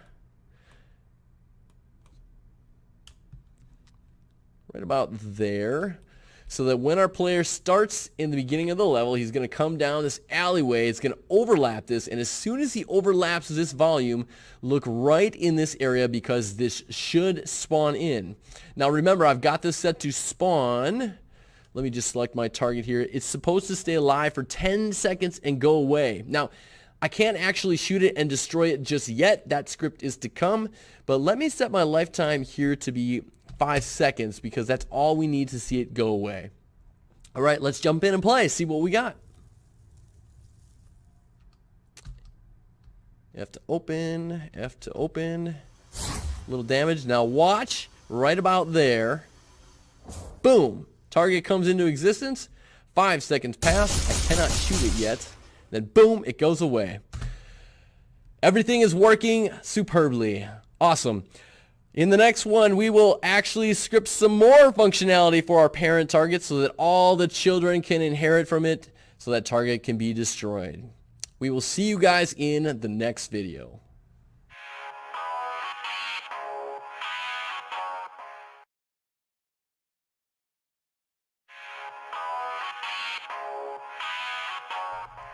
Alright, welcome back everyone. In this video we are going to continue scripting our parent target. There is still more work to do. We created some script to spawn a target if it's labeled as a standalone target. We still need to add some script to still spawn the target if it's not a standalone target. And we also need to add some script to destroy the target when shot because currently our projectiles do nothing. So without further ado, come back into your Content First Project Blueprints Actors folder, and if you don't already have it opened up, double click on your BP target parent. Just some quick notes from what I have done since the last video. This is a script that we created in the last videos. And all I did here is I added some comment box around certain sections just to make it a little bit more clear as to what each section does. So just to recap here, this is a script off of the event begin play. And I just added a little comment box, and you can get one of these by left clicking and dragging around a series of nodes and then tapping the C key after you drag out a marquee selection. C as in Charlie. So I just added a comment box right here saying that this standalone target is to hide target and remove the collision if it is a standalone target. Then coming back down here a little ways, we've got our spawning of a standalone target, and I've just commented this section of the script right here. And then off to the right, I added another comment box for the actual spawning of the target. This is where the spawn animation happens. And I created these comment boxes specifically for certain purposes because later on in this video, I'm actually going to hook in a wire off of this false branch, okay? So I just kind of wanted to make clear what each section of our script was doing. Okay, firstly, we did make it so that if it is a standalone target, we are actually spawning in the target. Well, what if it is not a standalone target? What if this is false? Well, we actually still need to spawn in the target, so I'm going to drag a wire off of this and plug it into our sequence node down here so that we can still spawn in our target.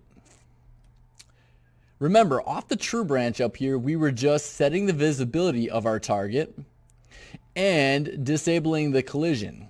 And if it was a standalone target, then we were doing this bit of script, which was making it visible and enabling its collision again. So up here we're basically saying, hey, if it's not a standalone target, we don't really care about the setting of the visibility and the setting of the collision enabled.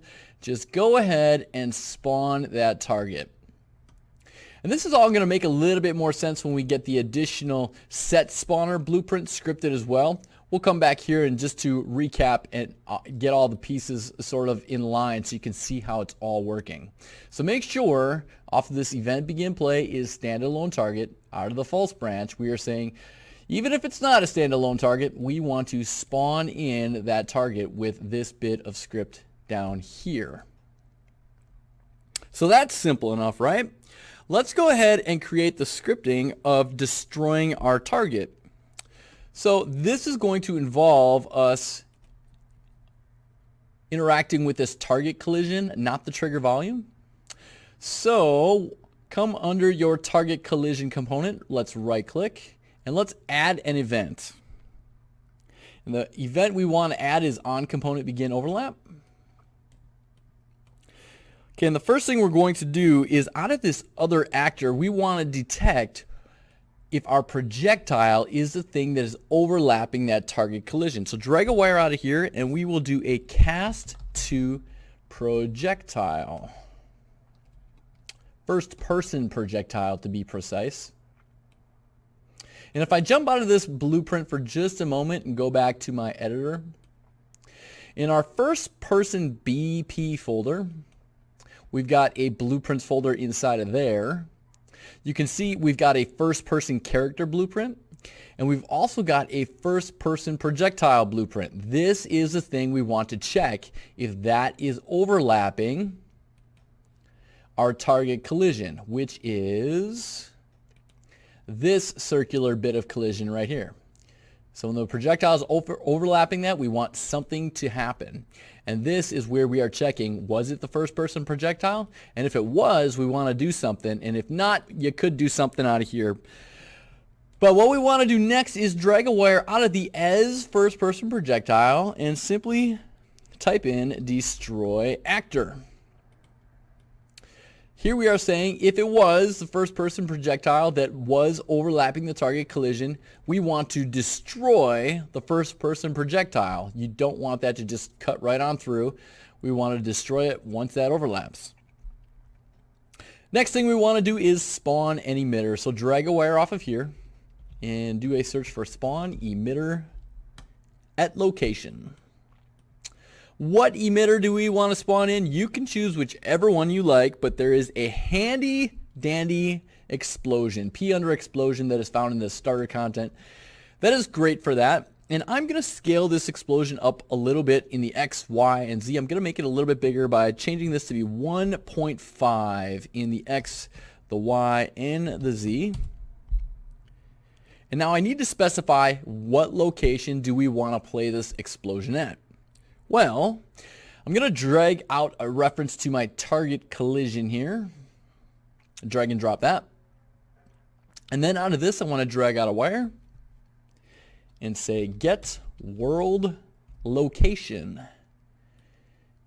And we can plug this into the location. So then we are saying when the first person projectile overlaps that target collision, we want to destroy the target, our first person projectile, and we want to spawn an explosion at our target collision's location. And we're going to scale it up a little bit in size. Now, anytime you have an emitter, you probably want to have a sound to go with it. So let's drag a wire out of here to keep our execution going and type in. Let's do a play sound at location. And we've got an explosion emitter, so let's do an explosion cue sound. And it's also asking for where should this sound be located. Well, we've got our target collision location right here, so let's just drag a wire out of here and plug that into the location up here as well. Double clicking on this wire will add a little reroute node, so you can kind of bend your wire around like this and keep your script looking nice and clean. And we're almost finished up here. Next thing I want to do is drag a wire out of here, and I'm going to do a short delay, real short delay. And this delay is going to be, I'm going to set it to be 0.05 seconds. And then after that, I am going to say, drag out a wire, destroy actor. So the reason I am bringing out a little delay here before we destroy the actor, which is this target, because our target is self, is because if we don't add this delay and we shoot a target almost immediately upon its spawning, you will get some warnings, and through some testing that I've done, this delay will get rid of that warning. So this is a little bit of a safety check. It prevents an error if shooting a target before the animation is finished. So with that bit of script right there, let me just try to frame it up for you. We can put a marquee selection around this guy, left click, drag, tap that C key, and around this, I will just make a comment to call this, let's see, destroy projectile and target when hit. I'll go ahead and compile and save this. And then, moment of truth, let's just jump in and play this. F to open. Have to open, a little damage, and my target should be able to shoot and destroy this now, and boom, it is gone. So we know this is all working right here. Now this part that we just did up here where we took a wire out of this false branch and plugged it into our target spawn, this we can't actually test yet until we do our scripting for our blueprint target spawner. That'll come in a couple videos time, and I will circle back to this, I promise. Anyways, that is going to do it all for this one, guys. We will see you in the next video.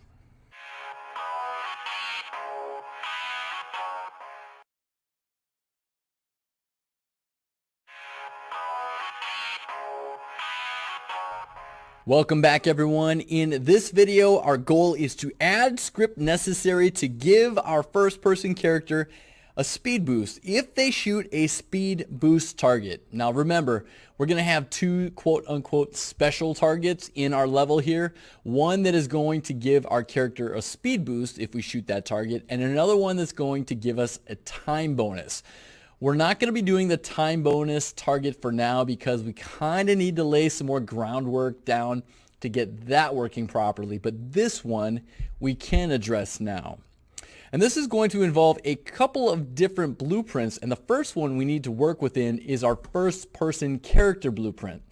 So find your content first person BP blueprints folder and double click on your first person character here.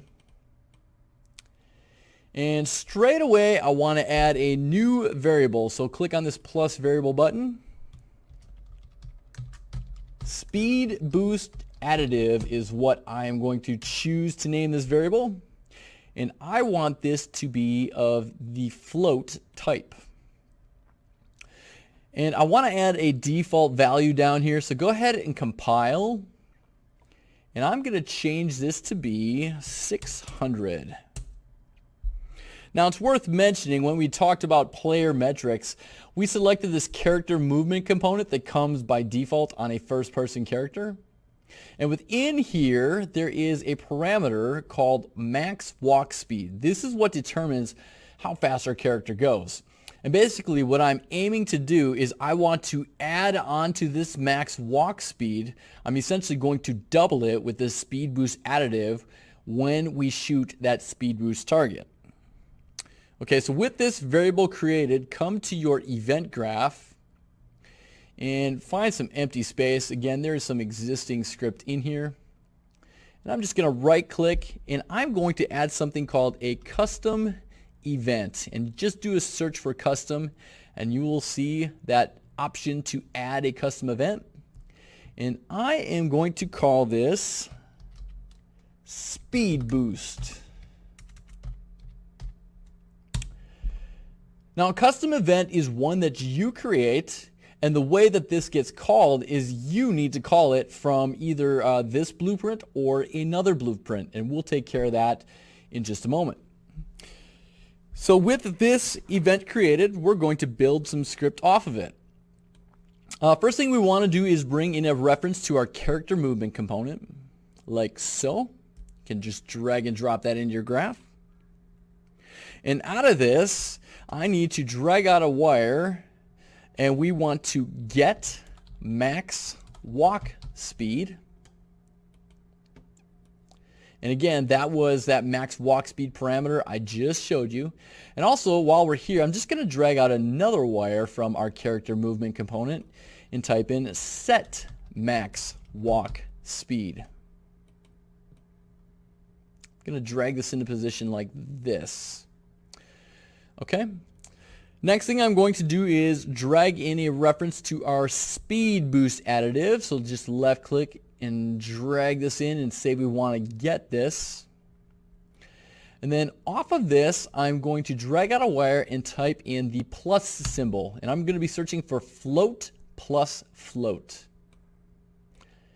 And what I want to do is plug in our max walk speed into this so that we can add our character's current max walk speed, which is 600.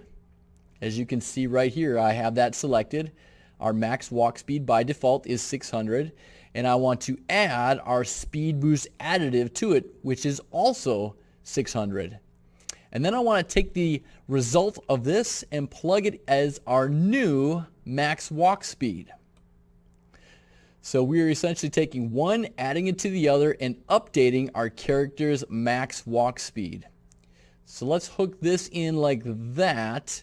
And I'll actually double click on this blue wire to bring in a little reroute node just for organizational purposes. And actually, what I'm going to do next is bring in a node called a retriggerable delay. And I'm going to set this to be 5 seconds. And then I am going to drag another wire out of our character movement. Actually, what we need is a copy of our set max walk speed. So let's actually just select that, Control C to copy it, Control V to paste. And we'll hook it in like this. And our target here is actually going to be our character movement component. And I can drag a wire off of this point right here to extend from our character movement component.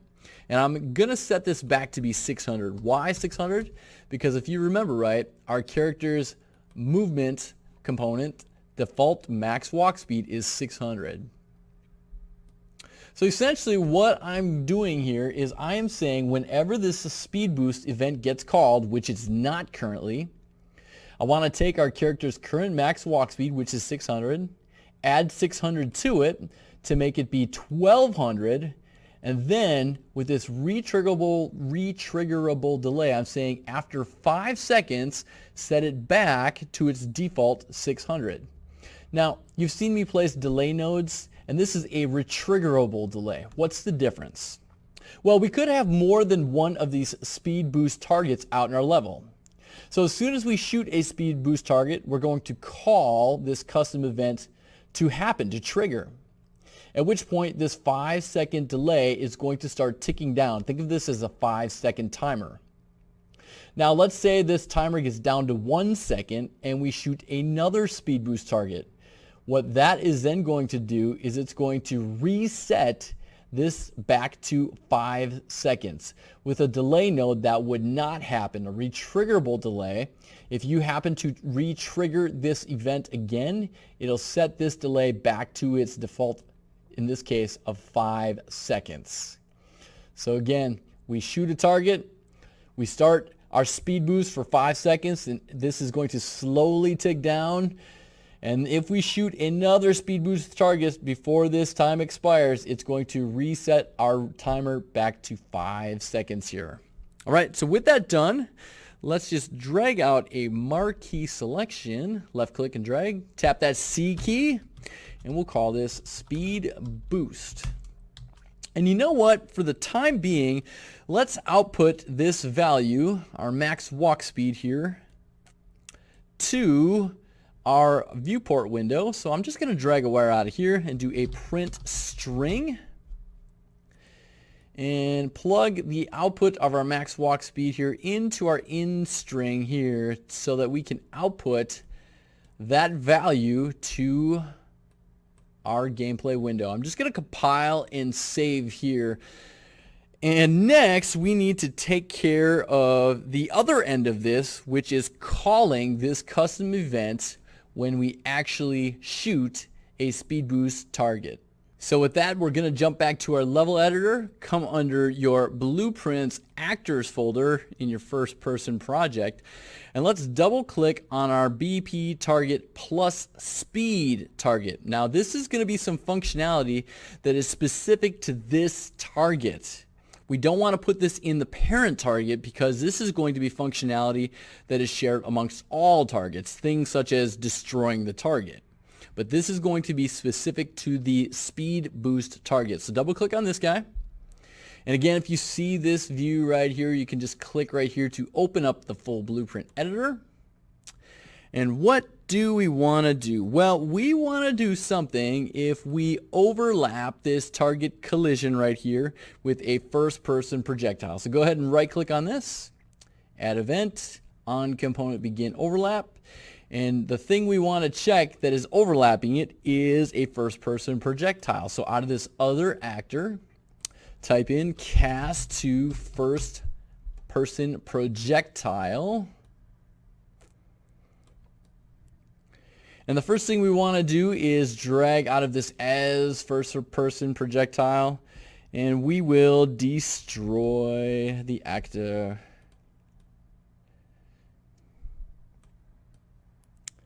Now this should all be happening anyways, but it's still fine to add it here in our speed boost target. And then what we are going to do is we are going to right click and we are going to get player character. And I'll explain why in just a moment, because off of our destroy actor, I'm going to drag a wire off and do a cast to first person character.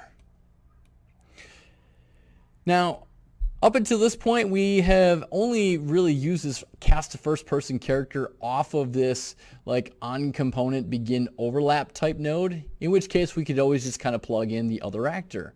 Well, here we are casting to our first person character, meaning we want to talk to our first person character, but we need to plug in an object.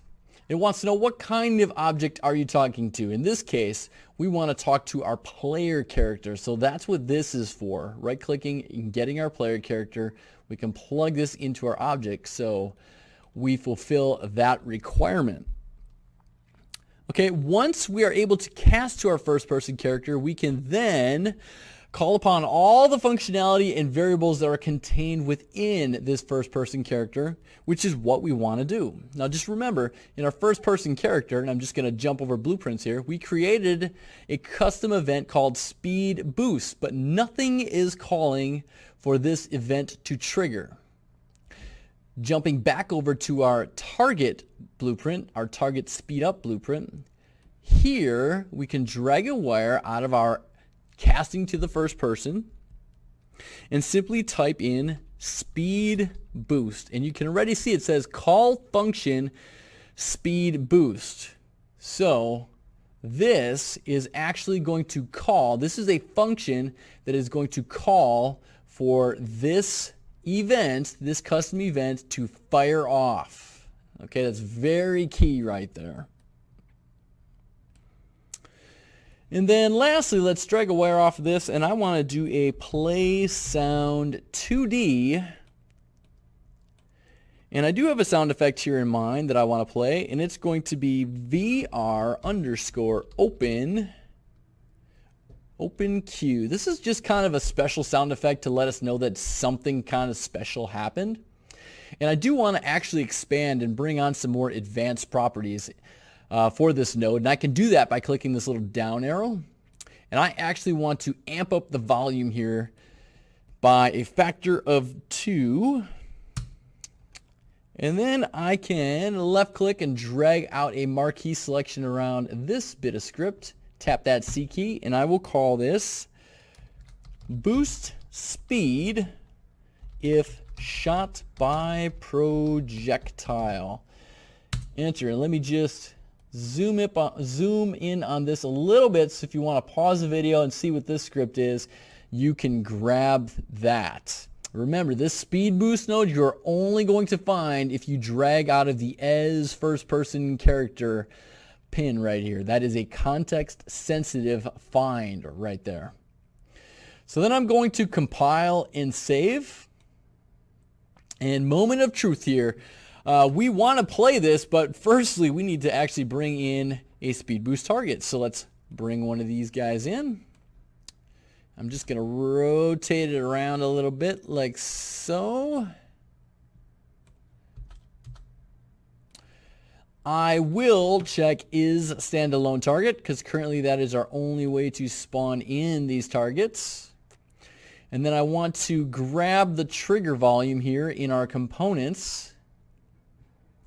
And you can see I've got it highlighted, and I'm just going to move this down and just expand it out a little bit to make this easy for my character to overlap. Set it kind of back here, sort of back where my other trigger volume is. This doesn't have to be too perfect. And then I'm going to jump in and play. And watch my speed movement, and also look in the upper left hand corner of my window when I do get the speed boost, because remember, I'm using a print string node to actually output my max walk speed. So here we go. Play. Tapping that F key to open. Tapping that F key to open. All right, speed. Now watch. I am actually zooming right along. Keep looking in the upper left, and you see that number 600 returning when I get back to normal speed. Now I've got a little bit of an error right here, so let's check this out. And this error right here is not at all surprising, because this has to do with some of the things that I was talking about in the parent blueprint when I was talking about possible error messages that could appear. What this is saying is that it wants to kill off our first person projectile, but it's already being killed off in our target parent. So let me just bring on our target parent one more time, and I'll explain what's going on here. Okay, so where we are destroying our projectile, we are saying when we shoot a target, we are casting to our first person projectile, and then we're destroying the first person projectile, right? Because this speed target is a child of this, this should already be happening when we destroy the target. So if I jump back over to our BP target speed, I don't actually need to run this at all. This destroying of the first person projectile at all, because we're already doing that in the parent. So if I was to simply eliminate this right here and simply keep this hooked in like so, now if I compile and save, I should be able to jump in and play, shoot that target all over again, and I should not get that error message. So let's go ahead and try that. F to open, F to open. And you can see I'm going faster, and you can see my speed is now set back to 600. And let's exit out, and now no more warnings. So that is an example of the types of warnings that you may be getting if you're not being careful. So I'm glad that example came up. One more time, here is the script on our target speed boost. And once again, on our first person character. And actually, we don't need this print string anymore, so I can go ahead and get rid of that. That was just to output our max walk speed, turning back to 600. So there you have it. I'm going to compile and save one more time in each of these blueprints. Compile and save. That is going to do it all for this one, guys. We will see you in the next one.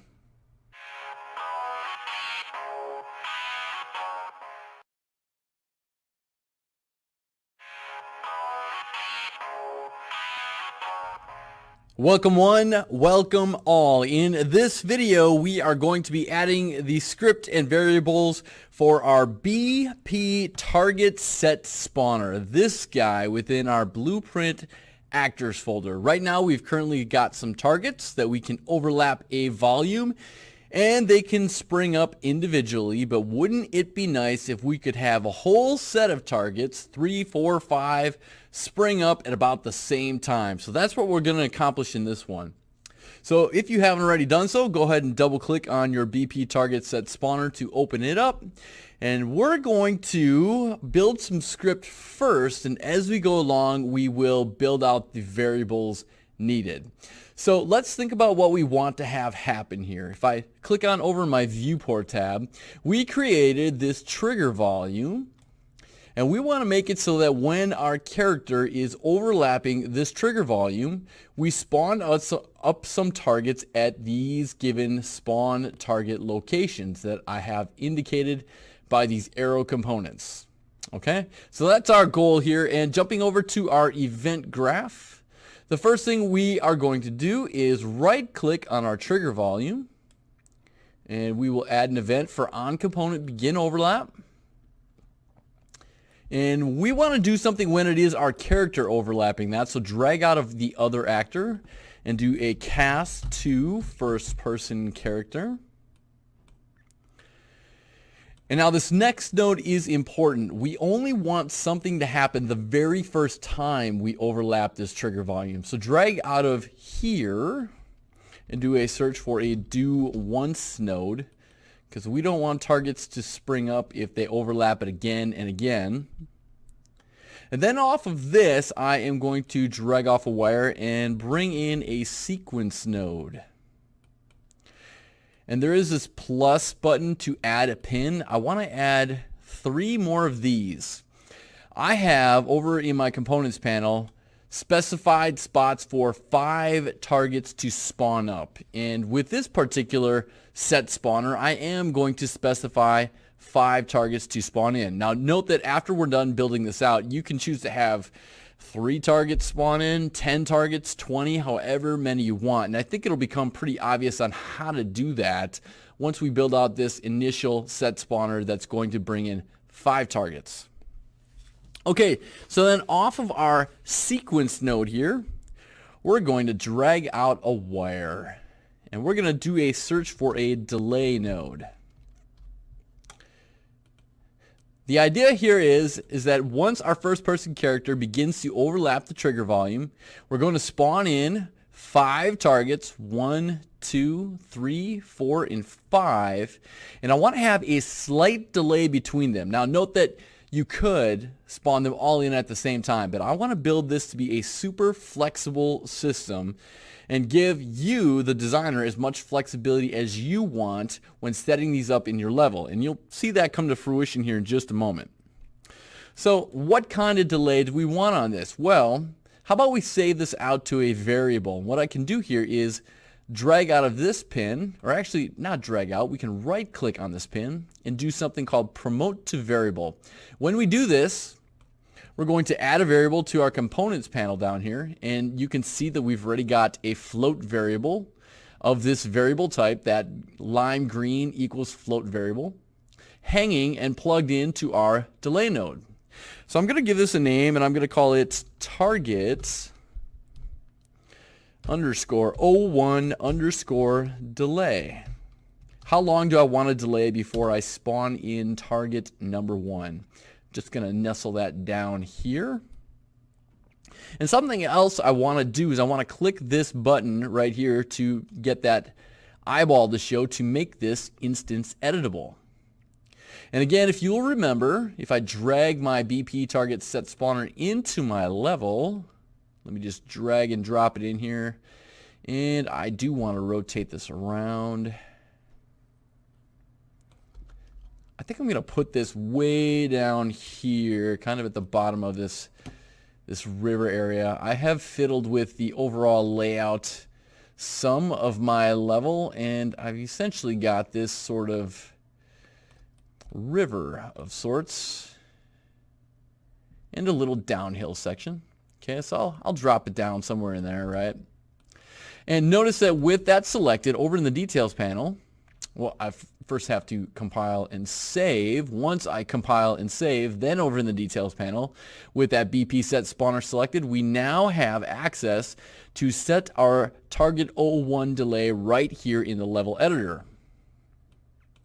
Okay, so we're going to have a little bit of a delay. What are we going to do after that delay? Well, we're going to drag out a wire and type in spawn actor from class. We want to spawn in some type of actor. And well, if I pick from this drop down here, I could say, hey, bring in BP target 100. We could do that. However, I want to build this system as flexible as possible. So what I'm also going to do here is right click on this purple pin. We're going to promote this to a variable, and I'm going to call this target underscore 01. And if I compile here and save, of course it's going to complain about a spawn transform, which I do need to do, and I will fix that in just a moment here. But after I compile, I can then set a target default. And you can set some defaults in here. In fact, why don't we just make it so that by default we spawn in BP target 100. Remember, our variable type here is a class. It's an actor class blueprint. Remember, we created some BP targets from the blueprint actor class. So when we right-clicked here to promote this to a variable, we created a new variable of the type actor. So we need to give this a spawn transform, and you remember that we created all these arrow components to specify locations where we can spawn these in. So let's bring in spawn target 01 from our components panel. Just drag it in here. Then drag a wire off of this and type in get world location. Rather, not world location.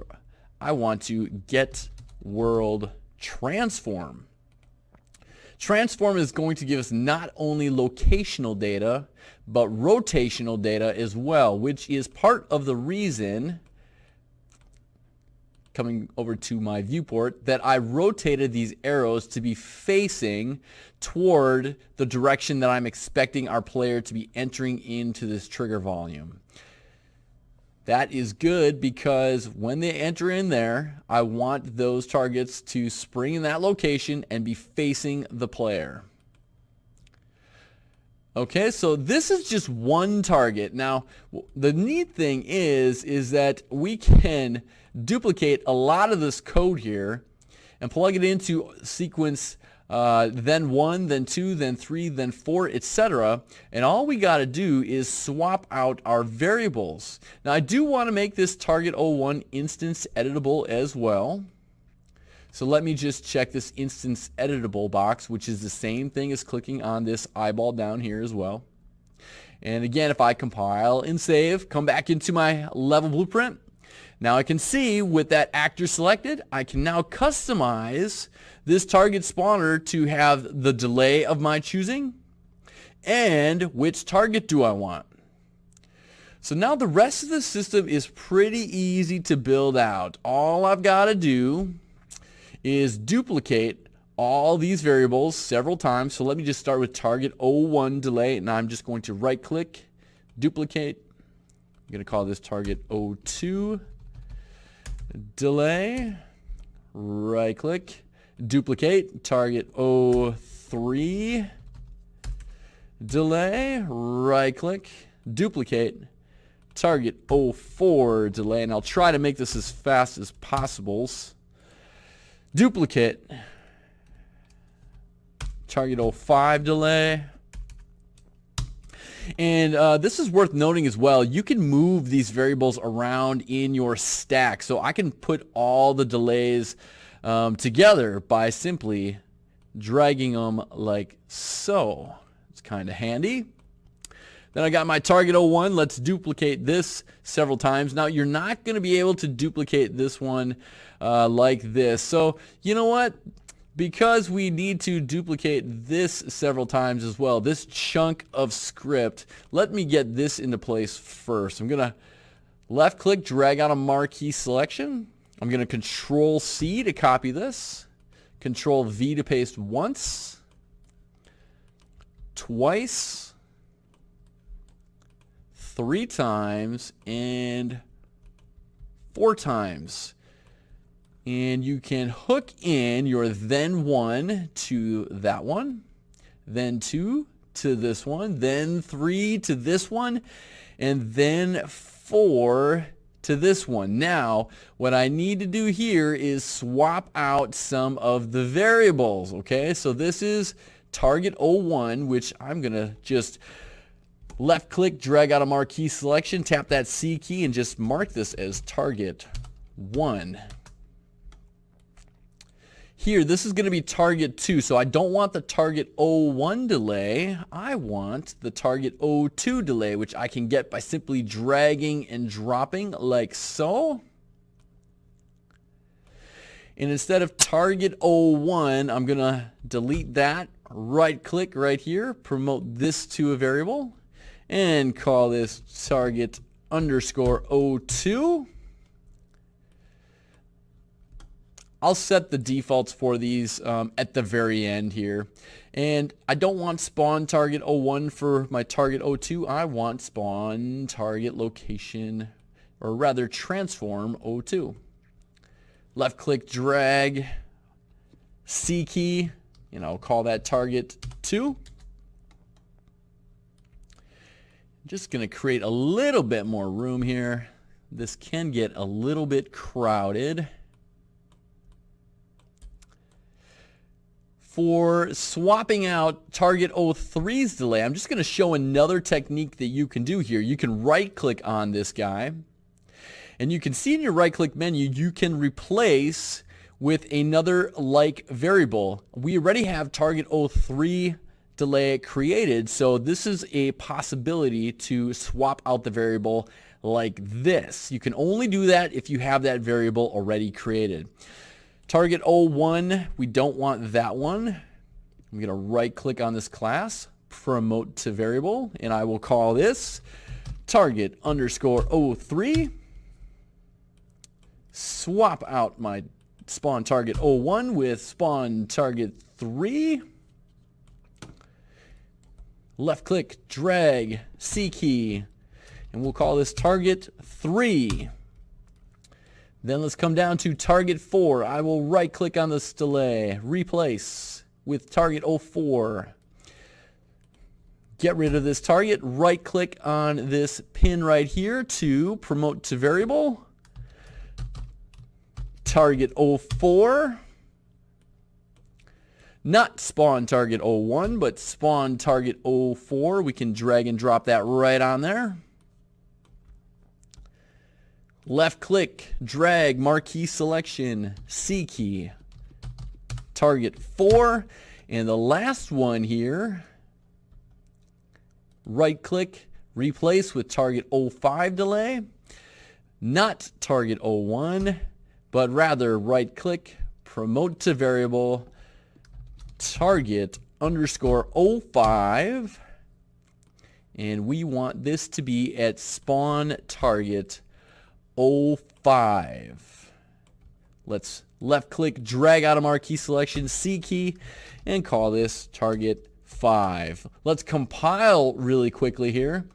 And I do want to set some default values for all these. So for target 01 delay, I do want this to be 0 seconds, just straight up 0 seconds. Target 02 delay, I want to set this to be 0.2, which it already is. Target 03, I want this to be 0.4 second delay. Target 04, this is going to be a 0.6 second delay. Target 05, this is going to be a 0.8 second delay. You may find some other values that you want for this. And the great thing is you're going to be able to customize this per blueprint target set spawner. I just want a small delay between each target in my set that spawns up. My target 01, I do want this to set it to be target BP target 100. Target 02, I will set this to be the same for the time being. I'll set the defaults for all these to be that target 100 points. I will make this instance editable, as I will with all the rest of these.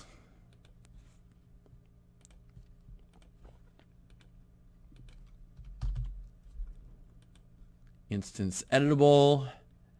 Target 05, this will also be the 100-point target, and I will check that. Great, let's compile and save this one more time.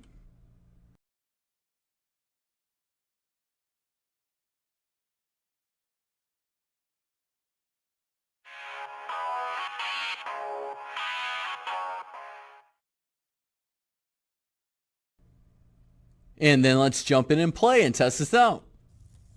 So my set spawner here is right around the bend. I don't care if I'm getting hurt, so I'm going to overlap this trigger volume right down here.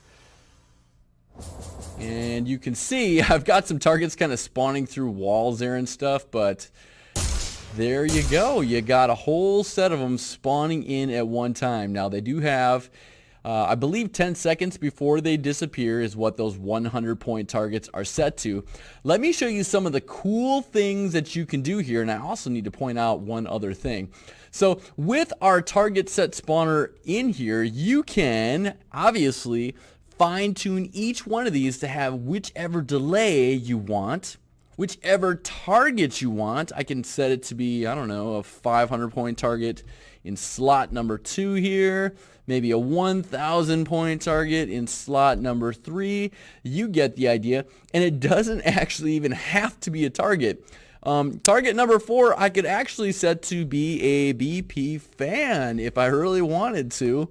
I could spawn in a fan that way. And target number 5, just to be silly here, gonna make that a steam jet, sure. Note that you can set it to be none too if you really don't want anything. So BP fan. And now you can see some of my arrow locations here, the spots where my targets or fans are going to be spawning in. Some of them are kind of clipping through the wall. So can I move these around? Yes, you can.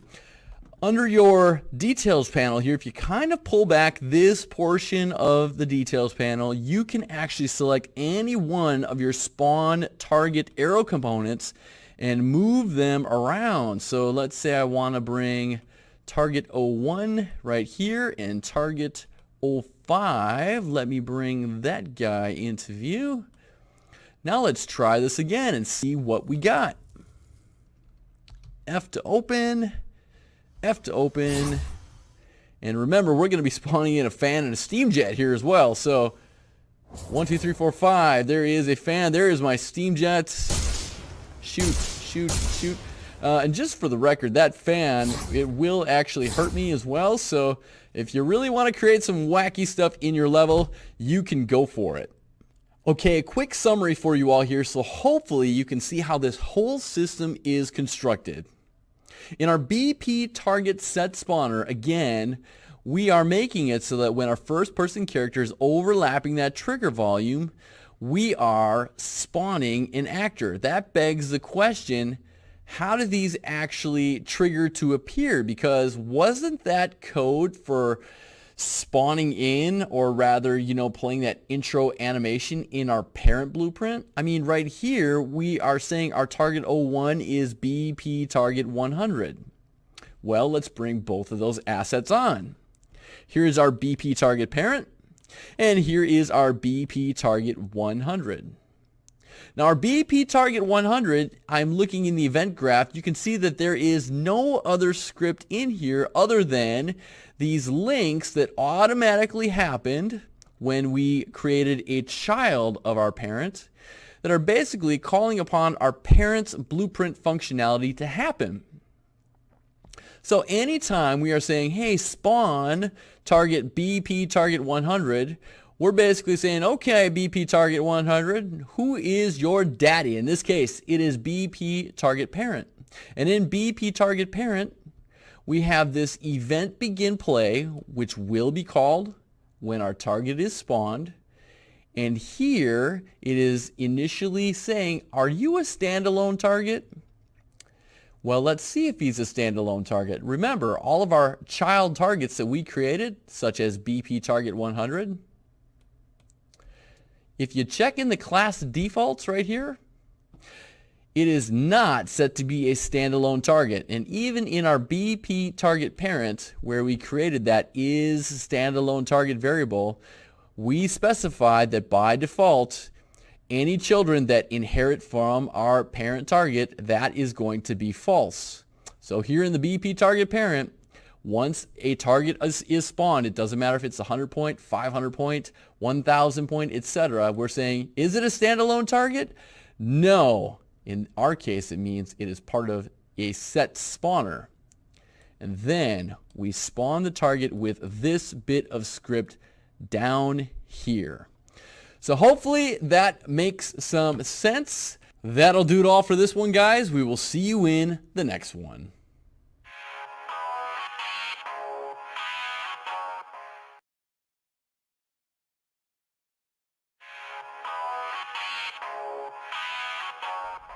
Welcome back, everybody. In this series of videos, we are going to set out to create our HUD and some menu screens. We're not going to make them fully functional yet, just simply create some layouts for a HUD and some menu screens. And that means we need to turn our attention to something called widget blueprints inside of Unreal Engine 4. Now, the goal of this initial video is just to give you an idea of what widget blueprints are, what they are used for, and to give you a brief overview of the different areas of the widget blueprint interface. So with that, let's come under a new folder. By that, I mean our Content First Project UI folder, which is currently empty, and right-click in some empty space.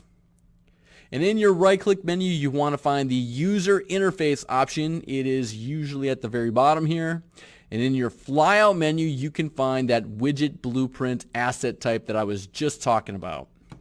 Let's name this WBP, short for widget blueprint, underscore overview. Double click on this guy, dock him across the top, and let's see what we've got. Firstly, I'd like to point out the two tabs over in the right-hand portion of our interface. We've got a designer tab, which we are currently on, as well as a graph tab, which we will explore in just a moment here. The designer tab, this is where you can lay out an interface such as your HUD or menu screens, and the bounds in which this is done within is currently indicated by either this dashed line right here, or if I'm within those bounds, that blue line. The graph tab, this is where any scripting elements take place for your menu screen or your HUD. Things such as what? Well, maybe over in your designer tab, you're creating a main menu and you've got a start button. Well, something is meant to happen if you click on that start button, right? That functionality, that script lives over in the graph tab. Let's quickly discuss how we can navigate our way around the designer tab here. Firstly, your scroll wheel will zoom you in and out of your view here. Right mouse button will pan your view around. Left mouse button will select widgets to move them around your intended screen size here. We'll talk about screen sizes in just a moment. To help demonstrate this, I'm going to bring on a widget over here from my palette panel. This over here, the palette panel, is where you can find all your widgets, and I'm going to bring on a common one by left clicking and dragging in a button. And you can see how I can simply just left click on it and move it around as I see fit, wherever I want it to go onto my screen. Other things to know here is up in the upper right hand portion of your viewport, you can set your intended screen size. By default, we are set to a screen size of 1280 by 720. That is 16 by 9, as indicated right down here in the lower left. However, we all know games are made for different platforms. You can choose your intended screen size here to be an Apple iPhone, a tablet of sorts, a laptop, a monitor, any of these different television dimensions as well, so that when you're laying out your screen or your HUD, you are actually designing it for the actual dimensions of that target platform. That is super handy to know about. Another good button to know about up here is this zoom to fit button. If you ever find yourself where you're just like, man, I just want to get back front and center and have that whole screen in view, you can just click on this and that'll just bring you right back front and center. I like that one a lot. You also have some snap settings here for when you are moving widgets around your layout here. Currently, I have this button placed on what is known as my canvas panel, and it is at this position of X 848 and position Y of 612. Notice that if I was to move it right or left, it is moving in increments of 4. Look carefully at this position X button right over there. And the reason it's moving in increments of 4 is because up here I have it set to move in increments of 4. 4 to me is a weird number. I prefer either 5, 10, or 1. So if you want to move it in increments of 10, set it to be 10 right there. And then when you're moving it left or right, by simply using those arrow keys, it will move it in increments of 10. Of course, you can just punch in some values over here as well, and that will set it as well. So as you saw me do earlier, I currently have a button widget out here in my canvas panel. Other ones that I really like are the text widget. That is this guy right here. This allows you to put some text out onto your screen. The image widget, super useful. You can have this fill up your whole screen, and I know this is just a white box right now, but over in the details panel you can actually slot in a background image of sorts. So if you want an image of a character, you can make it actually pretty and not this white box. Progress bar. This is super useful for things such as meters. Again, this just looks like a gray box, but it actually can fill up like so to indicate things like health. We will be using that later. A horizontal box, and I always have trouble finding this. You can search for it up here. Horizontal box. This is a container of sorts, and what you can do with this particular widget, which looks empty, is you can drop things inside of it, such as text. You can drop one bit of text in here and another bit of text in here, and you could have one of these read something like score, and the other one of these to read whatever your score value is, and these can be driven by variables. So there is a horizontal widget, which is a great for formatting container of sorts. And of course, if there is a horizontal box, there is also a vertical box, and I will search for that up here in my palette tab. And this would function very similar to the horizontal box, only instead of, say, my text here going left to right, it would go up and down. And it doesn't have to be text.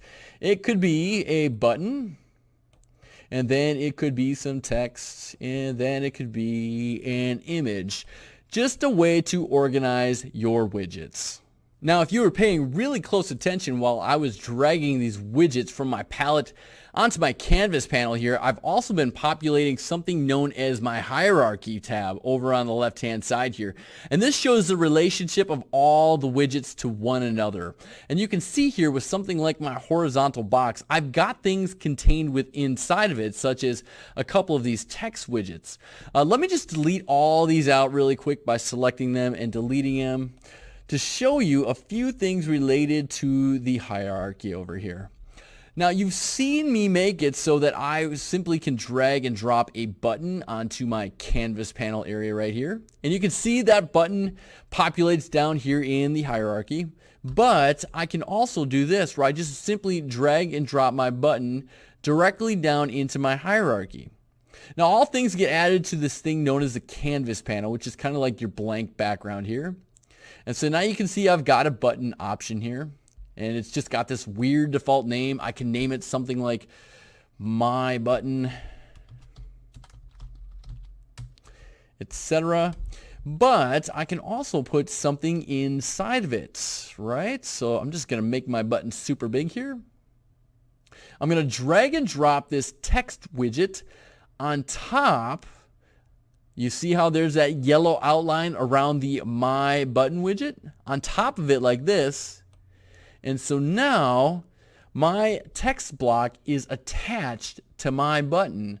So with this text block widget, I can simply come over in the details panel, change the text, this text right here, to say My Button, like so. Maybe I'll change that to, I don't know, a black color to make it a little bit more legible, like so. And so now if I move my button around, the text comes along with it because that text is attached. Now, if I want to detach that text, all I would need to do here is in the hierarchy, I could select my button, the text. You can see how it's highlighted here as well. Left click and drag it back on top of my button, like so, and that will just unattach it like that. Now you can lock and unlock objects as well. So if I lock my button here, that is this guy. Now I've just made it so I cannot select it, nor can I move it around. And also I've got this little eyeball icon, which if I toggle that off, it'll just make that particular widget unseeable. There are uses for that in scripting as well, where maybe you want to hide a button, and then when a player does something useful through scripting, you can reveal that button. Note that all these different widgets, when you select them, and I just got to unselect or unlock my button here, anytime you've got a given widget selected, there are some details associated with it. And one of the most important details associated with a lot of these different widgets is something called the anchor. So let me just draw your attention to that very quickly. If I click this anchor button, drop down right here, it shows where I can quote unquote anchor a given widget to various parts of the screen. I'm just going to choose this middle option right now. And so now these positional X and Y coordinates are going to be relative to this anchor, this sort of flower looking icon. That is my anchor point for this widget. So if I set my position X to be 0 and my position Y to be 0, you can see that the upper left-hand portion of my button here, which I'll just resize, is set to be right smack dab in the middle of my canvas panel. It is anchored to that section. So note that upper left of that particular widget with my anchor in the middle, that is position X of 0, position Y of 0. Now note my alignment settings here. It's currently also X of 0 and Y of 0. If I set X to be 0.5, that's basically splitting that in half right there, basically saying go halfway, as well as Y being 0.5, that is going to move it to the true center of my screen.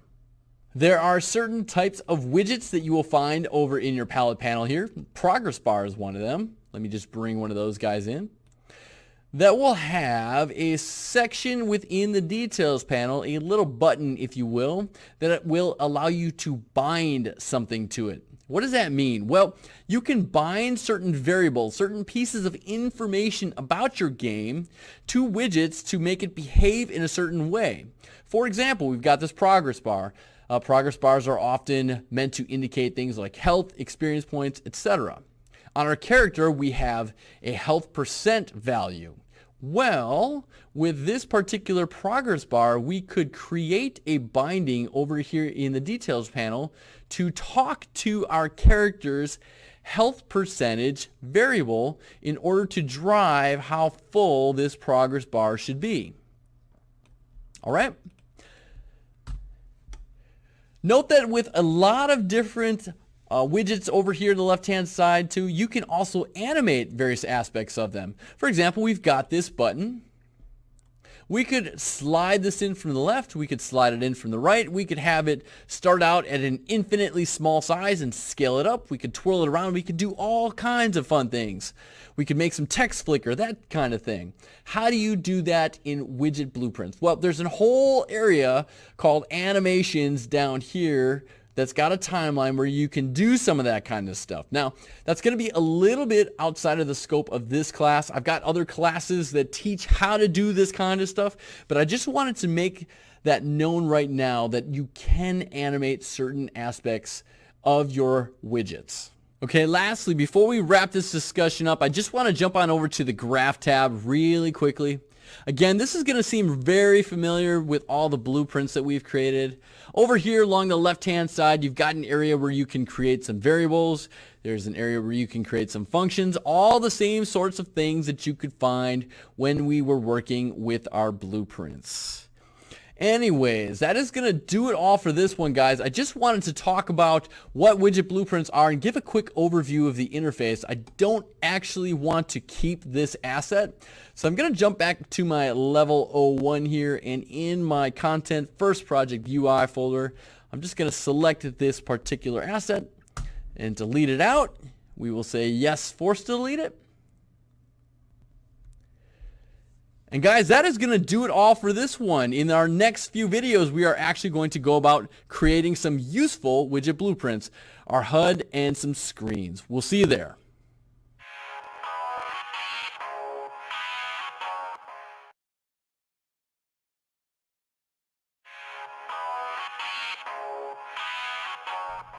Welcome back, everyone. In this video, we are going to create the layout for our in-game heads-up display, or HUD for short. We're not going to worry about any of the functionality that we're going to have on our HUD eventually, things such as a timer and score and health, that kind of thing. We're just going to get the widgets into place and worry about the functionality later. So with that out of the way, come under your Content First Project UI folder, right-click in some empty space, come under User Interface, and we want to create a new widget blueprint. We will name this guy WBP for widget blueprint underscore HUD HUD. And then let's double click on this guy to open him up. So if you remember from our earlier video, we talked about a canvas panel a little bit. The canvas panel comes in by default. There is one included with all widget blueprints, and all of our widgets are attached to this canvas panel. So again, there are two ways to add widgets to our canvas panel. We can simply drag and drop from our palette onto this visual layout, or we can simply drag and drop them from our palette up here down into our hierarchy. For speed's sake, I'm going to simply just drop them from our palette onto our hierarchy. So these are the widgets that we want for this one. Firstly, we want a vertical box, and I'm going to do a search for it up at the top. Vertical box, there it is, and I'm going to drag and drop it on top of our canvas panel. And then I'm going to select it here, and I'm going to hit F2 so I can rename it, and I'm going to call this our score underscore box. This is what is going to hold our score information. So step number one here is I'm just going to get all the widgets in place that we need, and then we are going to go back through and set the details for all those. Okay, so in this vertical score box, I want to have two text widgets, not text box, but text widgets. So drag and drop a text widget onto your score box right here. So it is contained within there, and I'm going to rename this one to score underscore text. Then I'm going to drag another one on top of our score box, and this one is going to be called, hitting F2 on it, score underscore value. So one of these is going to actually read the word score, and the other one's going to print out whatever our score value is. Okay, so with that in place, what we can do is take a little shortcut here. I can take our score box right here. I'm going to right click on that. I'm going to copy it. Then I'm going to select my canvas panel, and I'm going to right click on this and paste it. And the reason being is because I wanted another vertical box here with two text widgets within it. Only this one I'm going to name time underscore box, and then beneath that, gonna rename that one time underscore text, rename this one time underscore value, and that'll do just fine there. Next, I am going to bring on a text widget, and I'm gonna attach this straight away to my canvas panel like so, and I'm going to call this one health underscore text. And then last but not least, we got one more. I'm going to take this progress bar and drag this onto our canvas panel, and I will call this health underscore progress bar.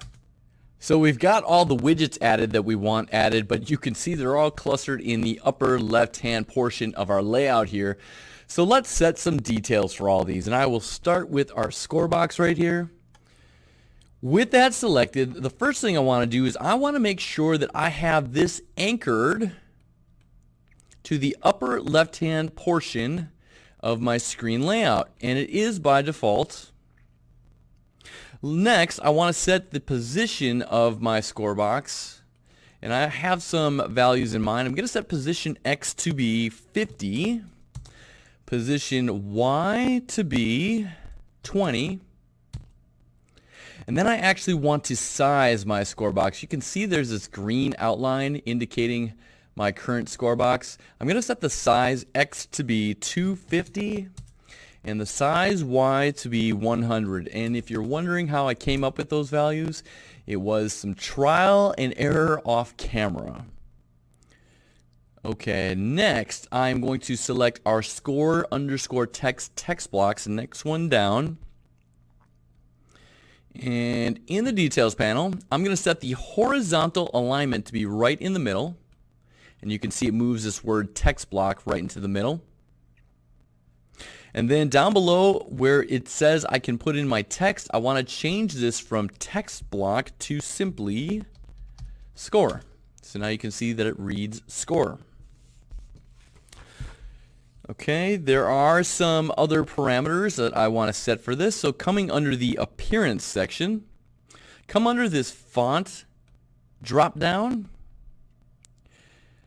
I do want the font type to be Roboto right there. Typeface, bold, size, I'm going to go 20, a little bit smaller. And I do want to add some shadow settings for this. Let's add some shadow settings. So shadow offset here, we will set to be 3 and 3. And you won't see anything just yet. Let me zoom up in on it. And that's because for our shadow color, the alpha value, which is how strongly we can see this, 1 means it's opaque, 0 means it is completely see-through. I need to change this A value under shadow color to be 1. And you can see now it has a black shadow. And you can change the color of that shadow right here by clicking on this bar and choosing something from your color picker. I'm going to leave mine at black though. Okay, so next I'm going to select my score value. Let's change some parameters with this. I'm also going to change the horizontal alignment for this to be in the middle. The text, I am actually going to bind this to a variable later on, but for now I'm just going to put in a placeholder value of a bunch of 9s just to make it clear that that is going to be some sort of a score value. And then coming down under the appearance section, I've got some settings I want to set. Font family is going to be fine. Size, we're going to make this to be 30. I will also have the shadow offset be 3 in the X and 3 in the Y. You can fiddle with those as you see fit, and of course I need to make sure the shadow color here has the A value, the alpha value set to 1 so you can actually see that shadowing. So you can see if you move the X to say -3, it'll just swap that shadow to the other side. So feel free to fiddle with those values as you see fit. Okay, I'm pretty happy with that for the time being. Now I'm going to select my time box over here and set some values associated with that. First thing I want to do is I want to set its anchor point. So with that selected, come up into the details panel, and under the anchors, let's choose the upper right box, that one right there. And now you see that that anchor icon is in the upper right hand portion of the screen. So now I'm going to set some X and Y values. I'm going to set the X position here to be -50 and the Y position to be 20, like so. And then I'm going to set, just fiddling with the alignment a little bit more. I'm going to set my alignment. Actually, before I set my alignment, let me just set my position X here to be 0 and 0 for the X and the Y. So you can see this is my time box, and the upper left-hand portion of my time box is basically at position X 0 and Y 0 with my anchor point being in the upper right hand portion of the screen. So this position X and position Y is relative to whatever your anchor point is. Okay, so my position X here, I will set it to what I actually want it to be, is -50, and position Y, which is the up and down coordinates of this, I'm going to set it down to 20. The alignment right here, I'm going to set my X to be 1. That's going to nudge it more over this way. And for the size, I want this to be the same size as my other one. So 250 in the X and 100 in the Y. And you can see how that changes the size of my green vertical box here. Okay? So next, let's come under our time text widget. Got some values to set in here. Firstly, we are going to set this to have horizontal alignment. The text we will change to read simply time. I will change in the appearance section the font size to be 20. Shadow offset I will set to be 3 and 3. I need to make that alpha value under shadow color be 1 as well. And that one's going to be good. Then I will come under time of value. As you may expect, we are going to make sure that the horizontal alignment for this is going to be centered. Here too, I'm just going to give it a dummy value for the text field, so 9999999, to indicate that that's going to be some sort of number. Again, we will bind this to a variable later on. Size here, I'm going to set to be 30. Shadow offset is going to be 3 and 3, and of course, in order to see that shadow, I need to change the shadow color alpha value to be 1, like so. Last but not least, we got these health widgets, so you can see where these things are going to be positioned in our screen. Select your health text. The anchor point for this one is going to be this upper middle box one. So make sure that that is your anchor point right there. And for our position X, I'm going to set that to be 0. And you can see where it jumps that whole text block over. The position Y will be 60. Move that down a little bit. Size X, I'm going to change to be... Oh, sorry, that is the wrong... That is not the size that I want, or the position that I want the actual text to be.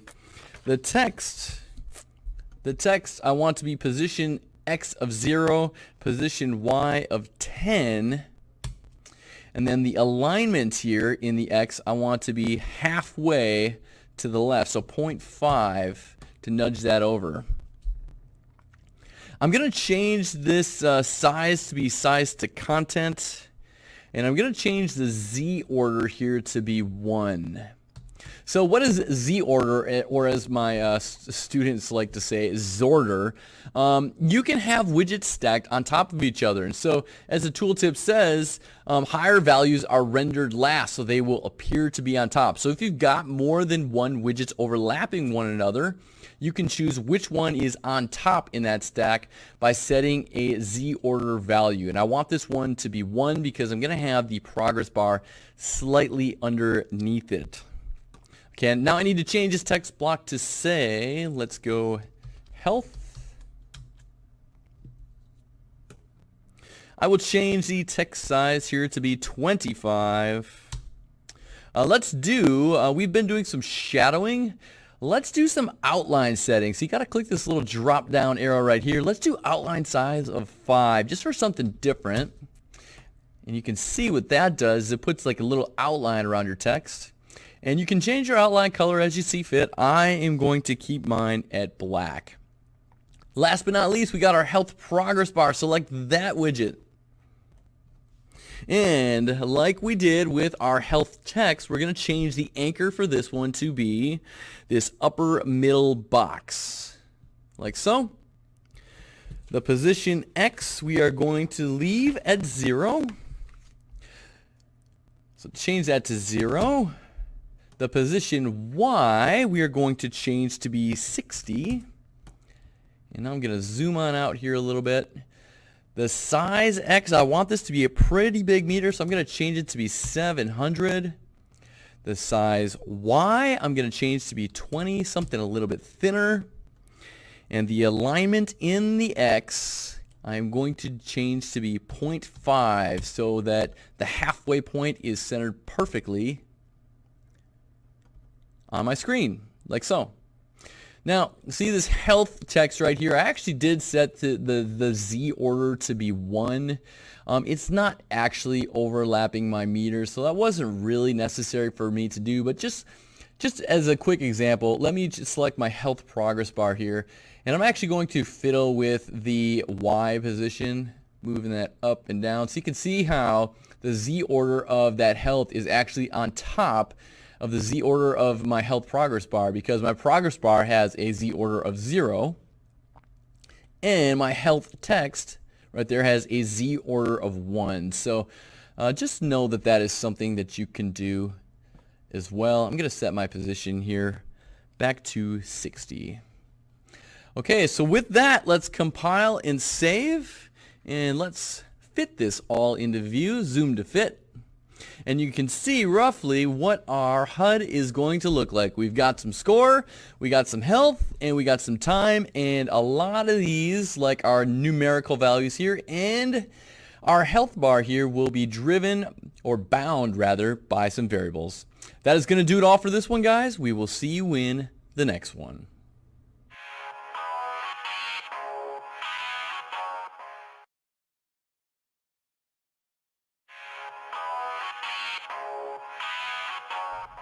Welcome back, everyone. In this video we are going to be creating the layout for our start menu. So from our start menu we want to be able to select a level and launch a game. So we're just going to be getting the layout for that into place.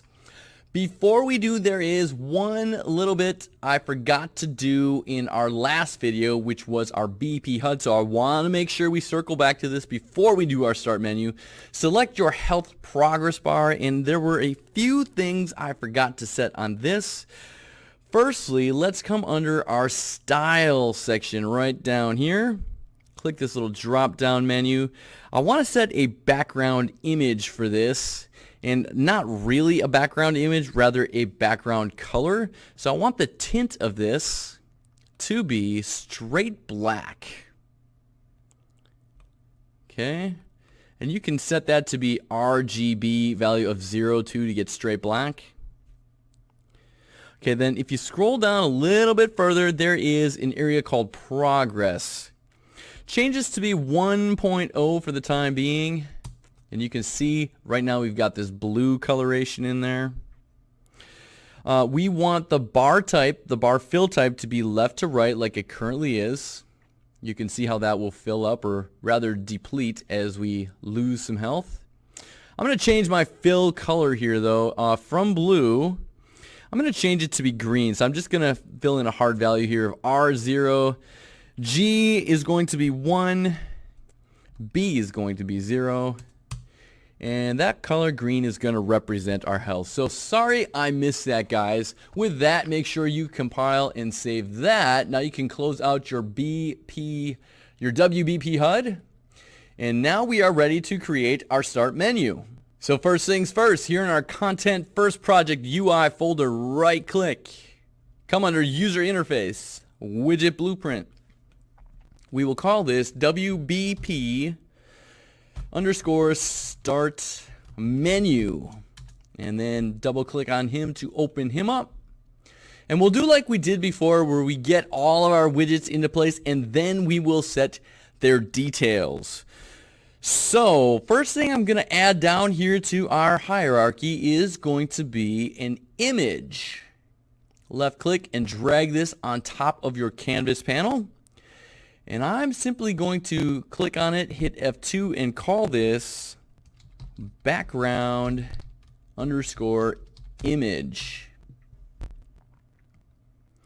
Next, I'm going to find a text widget, and I'm going to drag and drop this onto the canvas panel, hit F2 on it, and call this title _ text. Next, I am going to drag and drop a button down onto our canvas panel, and I will call this level _01 _ button. We're going to build out our main menu here, so our start menu, so that you can choose level 1 to play. After we are finished with this entire project, it should be entirely simple for you to come back and with the knowledge gained add a level 2, a level 3, etc. Only we are just going to start off with one level to click on and play. And then on this button, I want to add some text, so drag and drop this text widget on top of the button, like so, and hit F2 on this guy, and we will call it level _ 01 _ text. Alright, so with that, I'm going to click this zoom to fit button. And now let's set the details for all these. So let's start off with our background image. And for the anchor here, I'm going to choose this full screen option. And you're going to see this little flower icon indicating our anchor kind of split apart. So there's a corner at each corner. Okay. Next, what I'm going to do is I'm going to set my offset right and bottom here to be 0 and 0. What this essentially does is it makes it so that we can have an image that fills up our entire screen. Now, this is where you can get really creative. If you were to import some images of your own, they could be JPEG files, they could be PNG files, etc. You could then place them into this portion of your background image widget to slot in an actual image. Maybe you've got some characters in mind, maybe you've got like a nice scenic image you want, that sort of thing. Now I'm not going to do that here, but I just wanted to point out where you can do that. Instead, I'm just going to leave a solid color as my background quote-unquote image. And I'm going to change this to be a straight color of, let's go black. So I'm going to do my tint here. We'll do straight black. like my soul. And that'll be kind of good, okay? Next, let's choose our text widget here. We will change the text here to read the gallery, because this is going to be a shooting gallery style of game. I didn't know what else to call it. The gallery is just fine. I do want to set the anchor for this one to be this top bar, like this. And now, if I set the offset left here to be 0, position Y 0, offset right to also be 0. And for the size Y, I'm just going to change this to be 0 as well. This is not going to matter because I'm going to click this size to content box. And what this will do is, depending on the size of the content, the size of the contents for this widget, aka the size that I set my font type, that is going to determine how big this widget needs to be. So I want this text to be fairly large since this is the title of our screen. So I'm going to set the size to be 175, like that. And what else am I going to keep? The font family is going to be fine. Let's do outline settings. Sure. I am going to change my outline settings to be 8 here. And the outline color I'm actually going to leave as black. And you may be saying, hey, that's black on black. You can't even see the outline settings. You are correct on that. You cannot see the outline settings, but I'm doing this on purpose because eventually I am going to duplicate this actual widget blueprint, and I will want that outline setting. So go ahead and set it here to be outline setting of 8 and make it black. And of course, let's make sure that outline color is black. That's all good. Let's actually do a shadow offset here as well. I'm going to set this to be 8 in the X and 8 in the Y. Shadow color, make sure that the alpha value is 1. And again, of course, you cannot see it with this black background, but this is to come later. And then for the justification for this, let's set this to be the middle. So that text right there looks all nice and neat. Next, let's select your level 01 button and set some parameters for this guy. So the anchor for this, I want to be, let's go this middle box. We're going to put this somewhere in the middle of the screen here. So position X, I want to be 0. Position Y, I want to be 200. Sorry, I got that anchor wrong, didn't I? I wanted that to be the very true middle of the screen, not the top middle, the true middle. So let me try that again. Position X 0, position Y 200, somewhere down there. The size X I'm going to set to be 400, and the size Y 150. Next, I want to center up this button just a little bit. So with my alignment settings here, 0.5 equals halfway, depending on your positional settings. I'm going to set my X here to be 0.5 and my Y to be 0.5 as well. Something like that in the middle. Now for the style, I do have some style settings that I do want to set for this. Mainly I got some sounds and stuff I need to slot in. But note that there's a whole bunch of things that you can set for this. You can set a button style depending on if the button is in a normal phase. Basically you're just looking at it. You can set a certain color or look to it. You can slot in an image for it. You can set what your button is going to look like if you're hovering over it, as in your mouse is hovering over it. You can slot in a color or an image. You can also set what your button looks like if you press your button. That is, we click on it. So here too, you can put in a color of the button or simply put in an image. Now I want to come down here a little bit, and I want to slot in a pressed sound and a hovered sound. So this is a real simple place to slot in some sound effects for interacting with this button. And I do have a couple in mind. For this pressed sound, I'm going to do a search for click on button Q.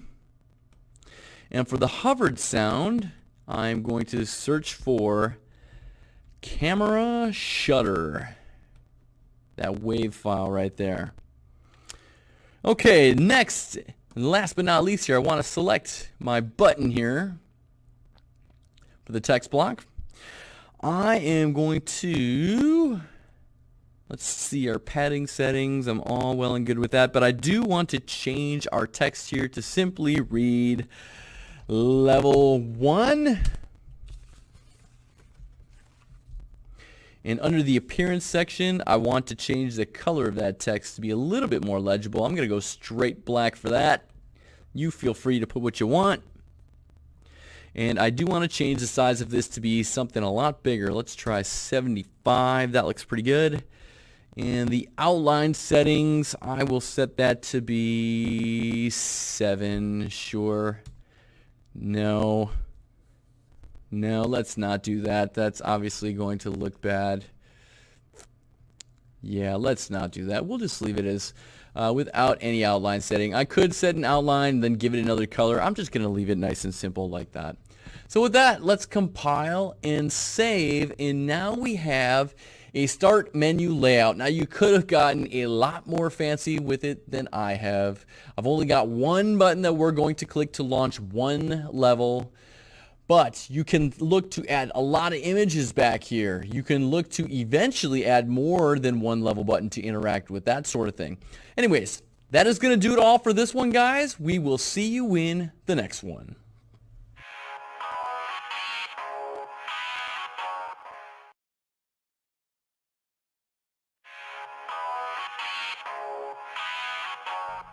Welcome back, everyone. In this video, we will be creating the layout for a level complete menu. From our level complete menu, we want to be able to quit or restart the game. And this is meant to appear when a user completes a level. So unlike our start menu, where we are just going to have one button to click on, our level complete menu is going to have two buttons to click on. Now, we've already created this WBP start menu, and I'm going to use this as a little bit of a shortcut for creating our level complete menu. So let's just do this. Let's right click on our start menu and choose to duplicate this. And I will simply call this WBP level complete menu. And then I'll double click on this guy to open him up. Now, we are going to want some different widgets for this, but we can kind of recycle some of the ones that are already existing in here. Let me just frame this up by clicking this zoom to fit button. So we already have this text title here. I do want that. I actually do not want a background image for this, so I'm going to select that and delete that out. Hit that delete key. And this level button right here, we can repurpose that. So let's keep that one around as well. Okay, one widget I do want to add is going to be called a background blur. So in your palette panel, we're going to type in the word blur, and you're going to find this special effect here for background blur. Let's go ahead and drag that into our hierarchy onto our canvas panel. Actually, I like this one kind of at the top, so I'm going to put it in right there is where I want to insert it. So it's going to be attached to my canvas panel, but right down there, okay? And again, I'm going to place all my widgets first and then worry about its details afterward. Okay, so we got a background blur. We have our text title. We've got a button here, which I'm going to rename this one for this screen. So click on this, do F2. I'm going to call this the quit underscore button. And then I'm going to rename the text below it. So hitting F2 on this, I'm going to call this quit underscore text.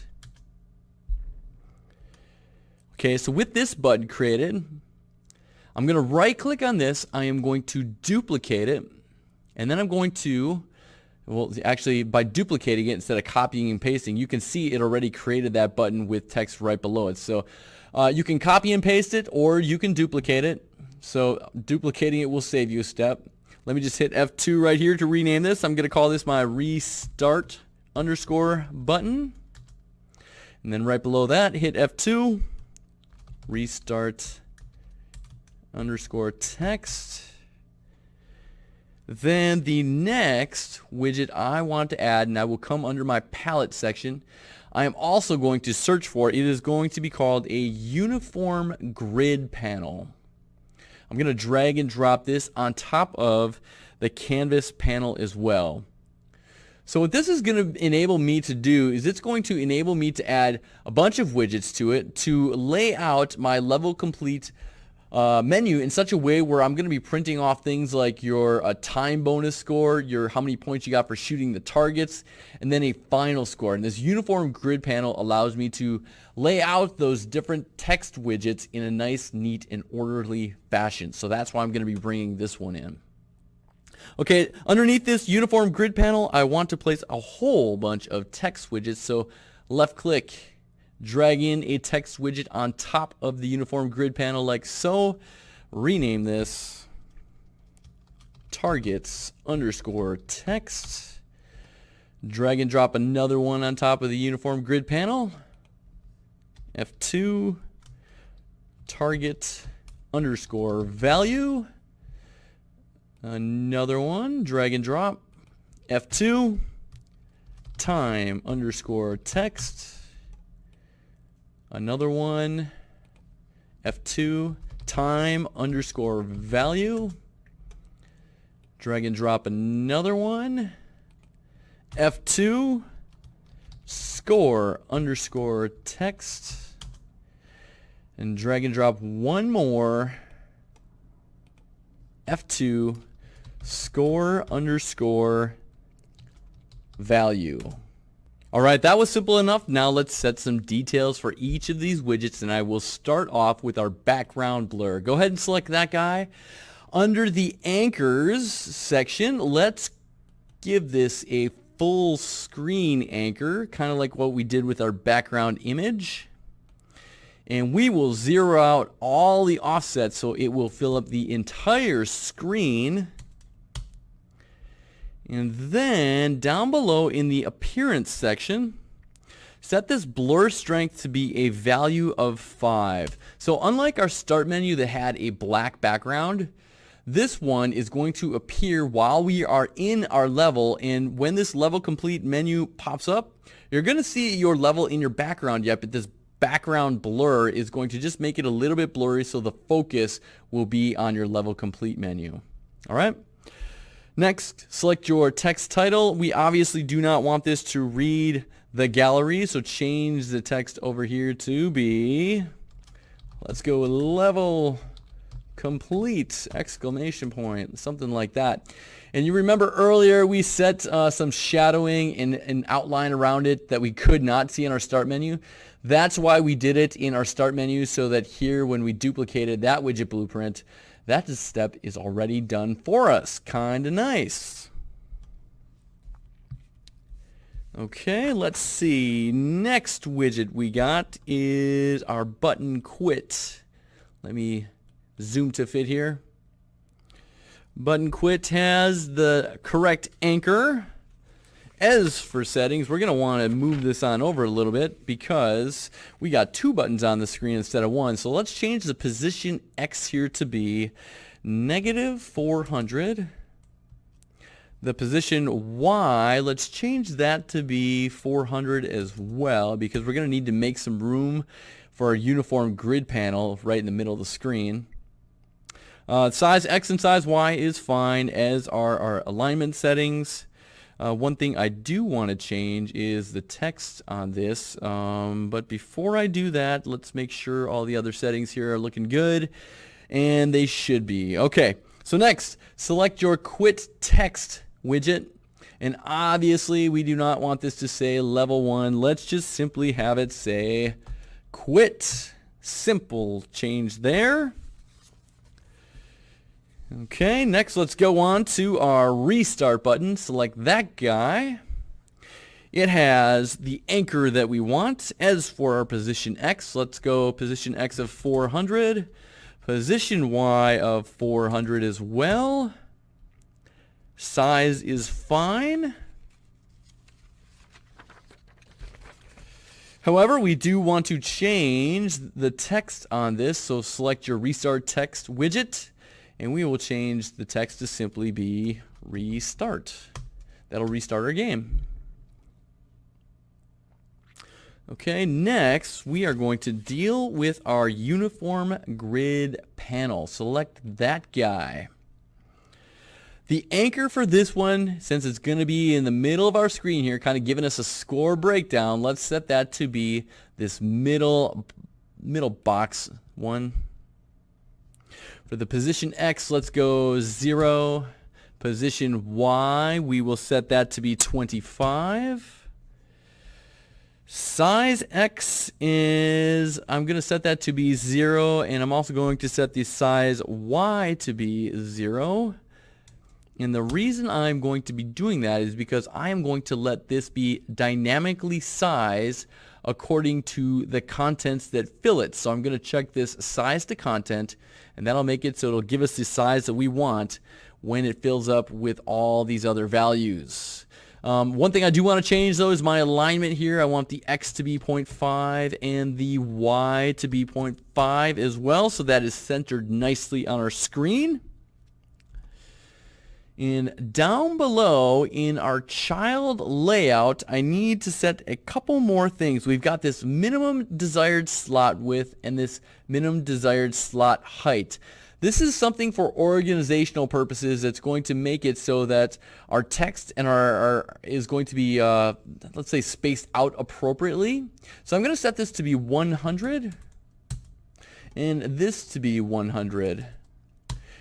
And you're not going to see too much yet in the way of what that does, but trust me, what it will do is it will make it so all of our text is quite nicely spaced. Select your target text widget next.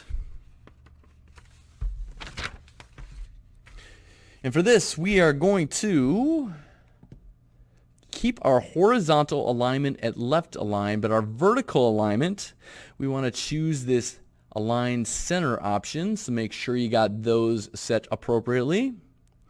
I do want this in row 0, column 0, because this is a uniform grid panel. I get to specify what row or column I want it to be in. And the text I will choose here is going to be target points, like so. I will change the font size to be 30. The font color as white, that is totally fine. We'll add some outline here. Let's go outline size of 6 perhaps. Outline color black, that is all well and good. Okay, next let's go with target value. Now, coming under its details panel, I want to make sure that the horizontal alignment for this is going to be right. The vertical alignment is going to be center. But now watch this. I'm going to set my row to be 0. That is the topmost row, starting with the number 0. And the column I want to set to be 1. So you can see how that nudges this over. So uniform grid panel, again, you kind of see this icon here representing a lot of different boxes. You get to specify how many rows or columns you want. And so for this target points, I set this to be in row 0, column 0. And for the target value, I set this to be in row 0, the topmost row, and column 1, which is essentially one column over. If I set this to be like column 2, you can see how I could widen that out even more. But having just 2 columns, one for the text and one for the value, is going to be just fine. Now, I'm going to set a dummy value for the text here to be 9999999. Eventually, this will be bound to a variable, which will determine the true value here. With that, let's see, the size of this, I will let that be the default size for now. Maybe I'll change that a little later, but let's go with that for the time being. No, actually, let's change it to be a size of 30 And let's do outline. What was our outline size for the target? 6. So let's change the outline size for this to be 6 as well. Okay, time text. We are just rolling right along here. We want to set this to be left, or horizontal alignment to be left aligned, vertical alignment to be in the middle. We want to set this to be row 1, which is 1 row down. I'm going to change the text here to say time bonus. Going to get some bonus points based on how quickly they finish the level. Change the size of the font here to 30. The outline size, let's go. Was that 5 or 6 I was setting it to? It was 6. I will go 6 here as well. Okay, time value, you can kind of see how this is all working out here. Going to set this to be a horizontal alignment of to the right. Vertical alignment in the middle, we want this to be row 1, column 1. Here too, I will set the text to be some dummy value of 9999999.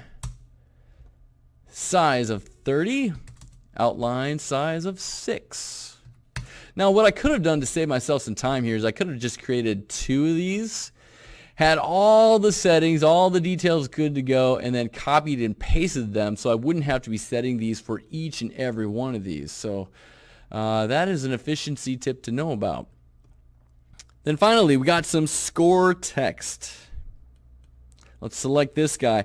I'm going to set the horizontal alignment for this to be along the left-hand side. The vertical alignment in the middle row. I'm going to set this to be row 3. Now, I could have gone row 2, but I kind of want to leave a little space here because this is kind of going to be my score summary. So text here, I'm going to have be final. I won't capitalize it. Final score like that. I will change the font size here to be bigger, so I'm going to go 50 with that. The outline size, I'll still keep at 6, like that. Everything else there is looking good. Then for our score value, I'm simply going to change this to be right justified in the middle. Row, what is that? 1, 2, 3 in column number 2. Sorry, column number 1, not number 2. What am I thinking? The text here will be some dummy value of a bunch of 9s. The size, I will set this to be 50 as well. And something like that should do us just fine. So with that, we've got a level complete menu. So let's go ahead and compile and save. And guys, that is going to do it all for this one. We will see you in the next video.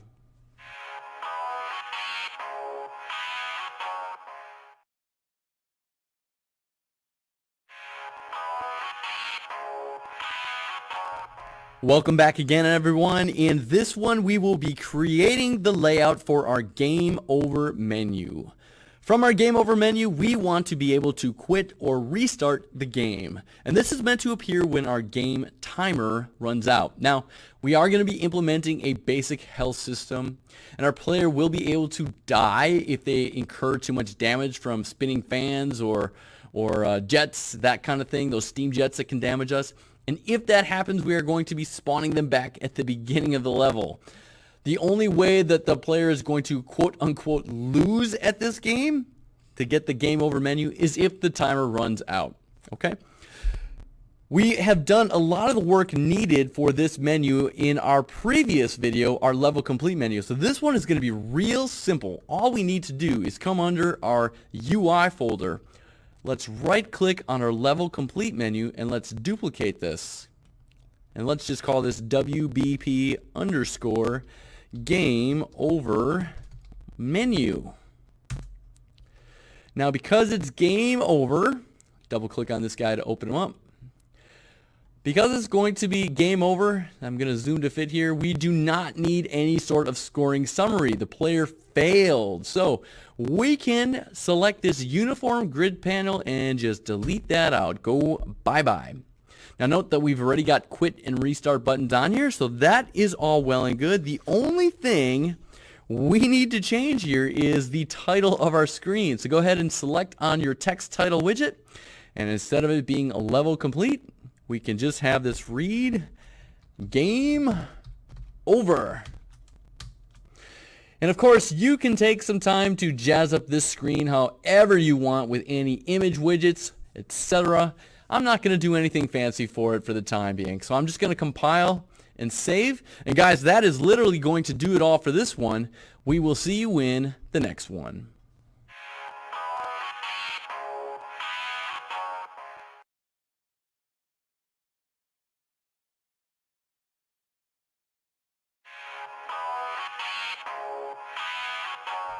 Welcome back once again, everyone. In this video, we will be creating the layout for our pause menu.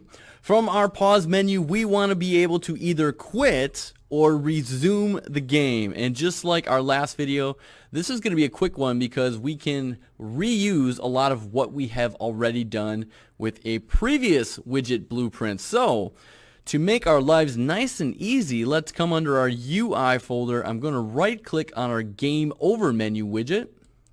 We're going to duplicate this guy. I will call it WBP underscore pause menu. Double click on them to open it up. And just a few modifications here. Firstly, let me zoom to fit this. Obviously, we don't want the screen to say game over, so I'm going to select our title text and change this to read pause, or pause menu, let's go pause menu, like that. And then we do not want to be able to quit and restart. What we want to be able to do is quit or resume. So I'm just going to rename this widget, hitting F2 here, to be resume. That doesn't change the actual text of this yet. This is just the widget itself. Here to resume. And then I'm going to actually change the name of the text on the button from restart to resume. And guys, that's literally all I wanted to do on this one either. We can keep the same formatting. So compile and save this, and boom, we've got another widget blueprint down. That is going to do it all for this one, guys. We'll see you in the next one.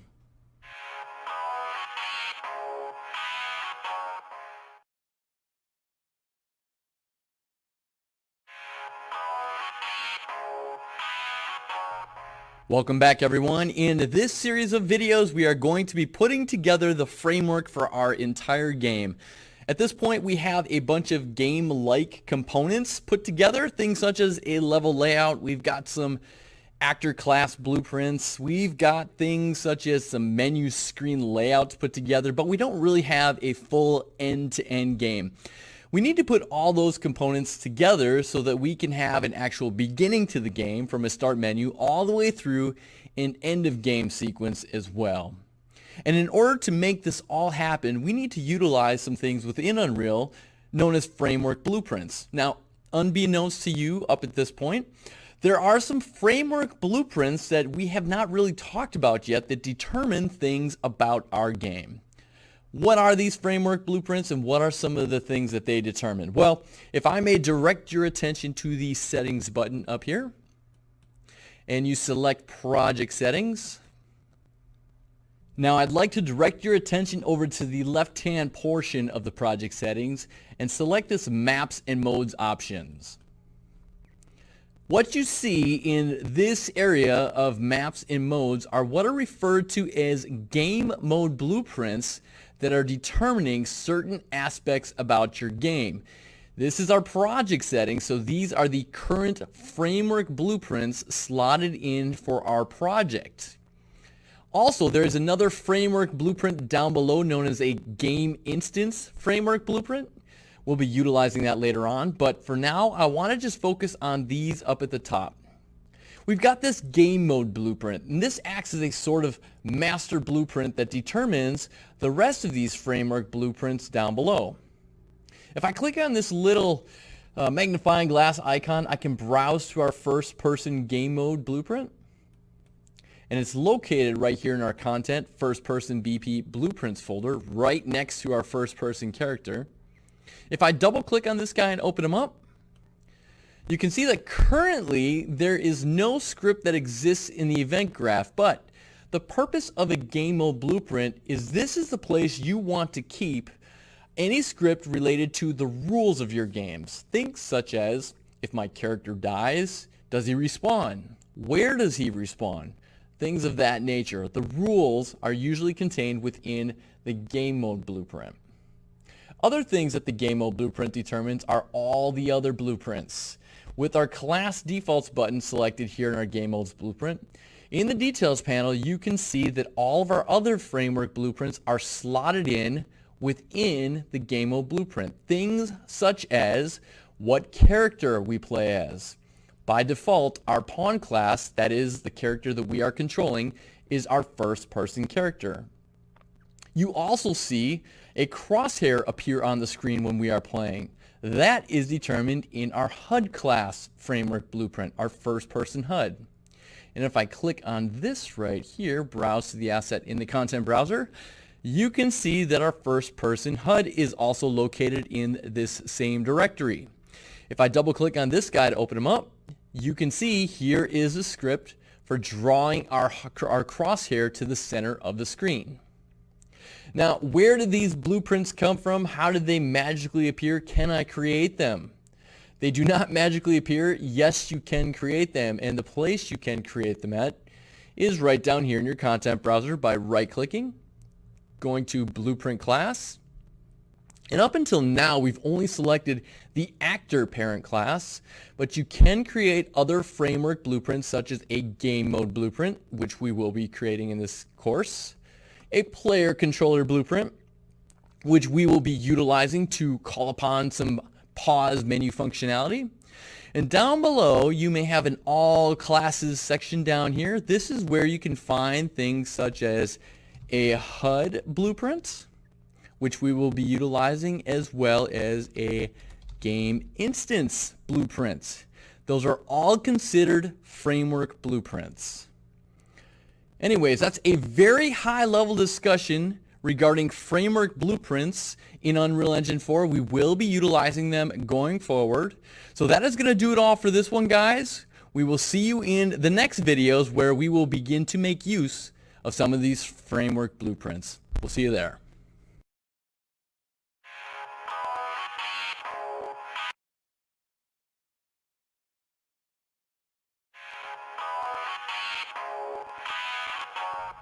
Welcome back, everyone. Time for us to start putting all the pieces together for our game, and I want to start right in the beginning at our start menu. The goal in this video is to start off our game by presenting a start menu to the player. Now this is going to involve us creating a new start menu level as well as a game mode blueprint specific to our start menu, since our start menu level is not going to share the rules that our game itself will have. For example, we're going to want this level, I'm using air quotes there, to have its own music playing in the background, as well as to not show HUD on the screen. So this is how we're going to do it, and this is a very common approach that games made in Unreal use to launch a game. Come under your File menu way up in the left-hand portion of the level editor. We want to create a brand new level. And for this one, we want it to be an empty level. So go ahead and select that guy. And right away, let's click this Save button. And it's going to ask us, where do we want to save this? Let's save this to our first project levels folder. And I'm going to call this simply Start Menu. And click Save right there. And now you can see with this tab right here, our level is named Start Menu. Now obviously, we can't see anything in this level. There's nothing here, and that's okay. This is sort of an empty level in which we are going to be going into when we first start up our project. And then from here, we are going to show our actual Start Menu screen. And then on that screen, we're going to be able to click that level 01 button to launch our game and actually transfer over to our level 1 level. Before we do any of that, we need to create a new game mode blueprint. So let's come under our first project, Blueprints Framework folder. Note that path. Then let's right click in some empty space. New blueprint class. And here we want to create not an actor blueprint, a game mode base blueprint. We're going to name this one BP underscore game mode underscore start menu. Okay, so with that created, let's go ahead and double click on them to open it up. And currently in our viewport, you see nothing, which is fine. We don't want to see anything yet. We want to hop on over to our Event Graph tab. And we need to script some functionality to actually make our Start Menu screen appear. And we're going to do this off of Event Begin Play, this node which is here by default. But if you don't see it, you can right click and search for it. I'm going to get rid of this event tick right below because that is not needed. Okay, I'm going to do one thing off of our Event Begin Play here. I'm going to look for a sequence node. And the reason I'm going to look for a sequence node is because upon beginning play, I want to do two things. I want to, firstly, search for create widget. We want to create a widget. Which widget do we want to create? Well, we created something called WBP Start Menu. And then out of this return value, I want to drag out a wire and type in add to viewport. So what we are saying here is that when we begin play, we want to add our Start Menu screen to our viewport. To accompany that, wouldn't it be nice if we had a little background music playing? I think so. So drag off of this then 1 pin. Let's search for a play sound 2D. And here I'm going to slot in starter music cue. This one is located within your starter content, just a nice little song to play in the background. So with that, let's go ahead and compile and save. And now let's go ahead and play. Let's see if we see that start menu.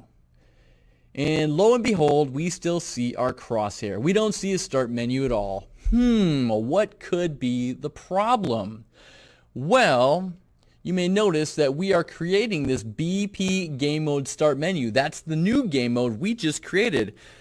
But we're not actually using this yet. We are in our start menu here, and we can actually override what the game mode is for this specific level. Remember, currently our project settings, let me just bring that back on. Maps and Modes tab.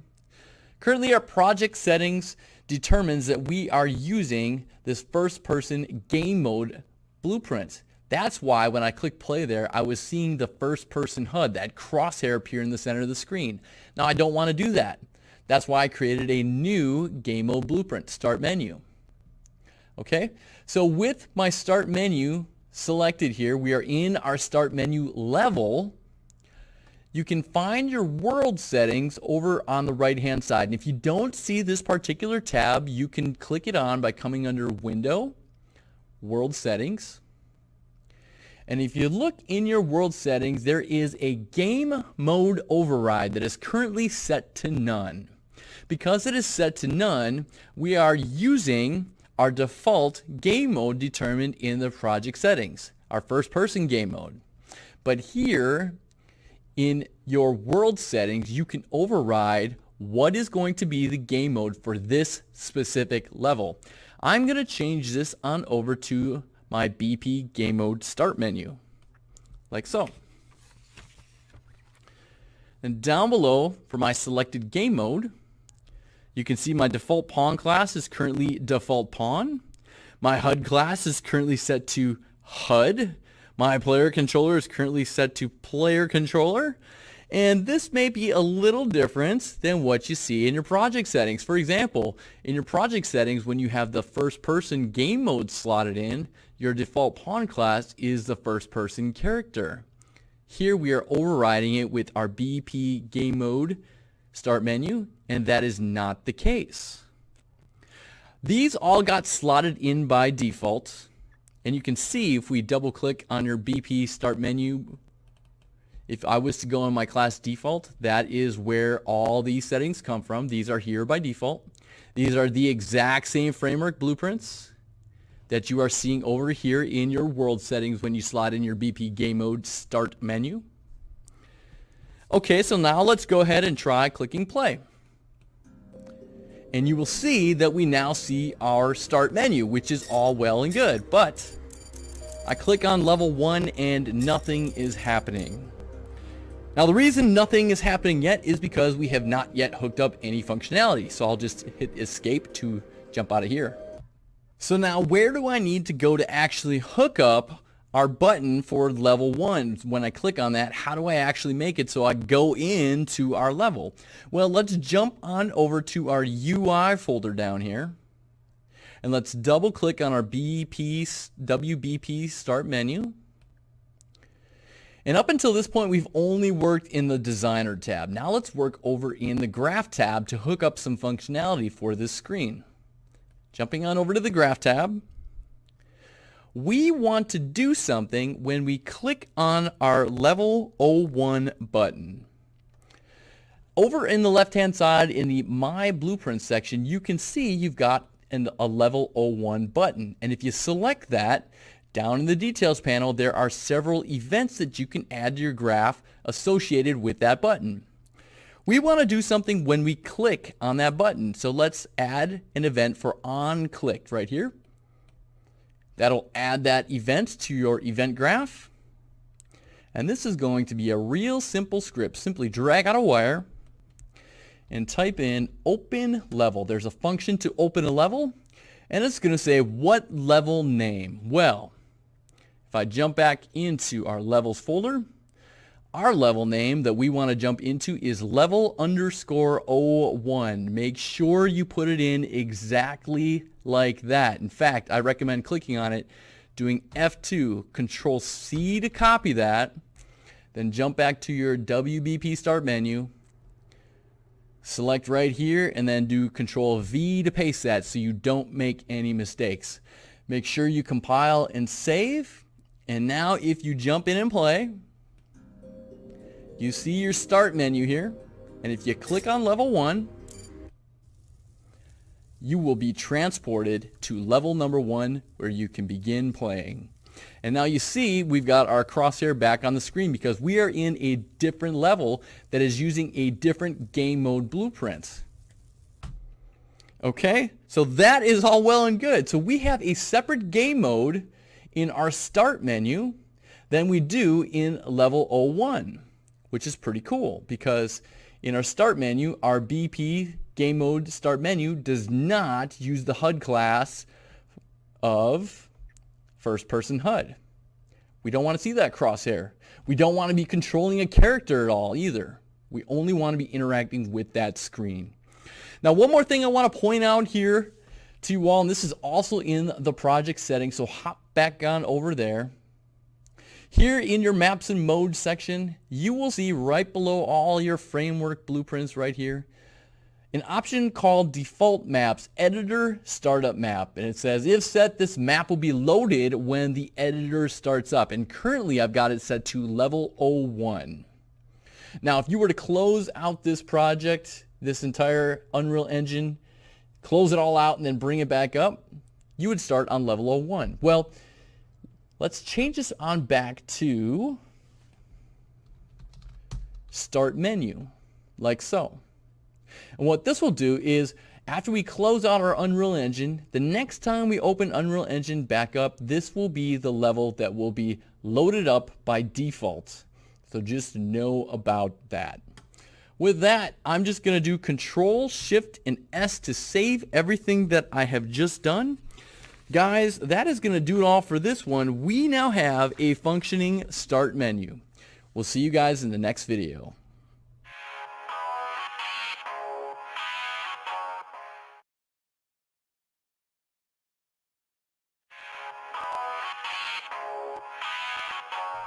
Welcome back, everyone. We now have a functioning start menu. Wouldn't it be nice if we actually had our HUD showing on screen while we were playing our game? Well, that's going to be the goal in this one. So come in your framework folder right here, and we are going to right click, create a new blueprint class, and we are actually going to be creating a new game mode blueprint. You remember in the last video, we created a game mode blueprint specific for our start menu level, and only our start menu level. One that was devoid of stuff like our crosshair being present on the screen. We also did not have our first person character present in there because we don't want to control anything. We just wanted to see and interact with the start menu. Let's create a new game mode base for this. We will call this BP underscore game mode underscore gameplay, like so. And we can double click on this guy to open him up. And this is going to be the game mode that we want to associate with our level 01 when we are actually playing our game. Now, this is also going to be the blueprint, the game mode that we want to set for any level that we are playing. So if we create a level 02, 03, etc. So we can actually slot this in our project settings as well. But I want to demonstrate something for you now within our game mode gameplay blueprint first. With your class defaults button selected, over along the right hand side where we can slot in various other framework blueprints, come under your default pawn class, and let's change this to be our first person character. Now you may see two options for first person character. Choose this bottom one with kind of this person icon right there. Okay, then go ahead and compile and save this. Now if I jump back to our level editor here and bring on our project settings, I'm going to come under the maps and modes option. And now we do not want this first person game mode anymore. We want to use our own game mode blueprint. So click on this little drop down, and there you can see our BP game mode gameplay option. If you don't see it, make sure you compiled and saved previously.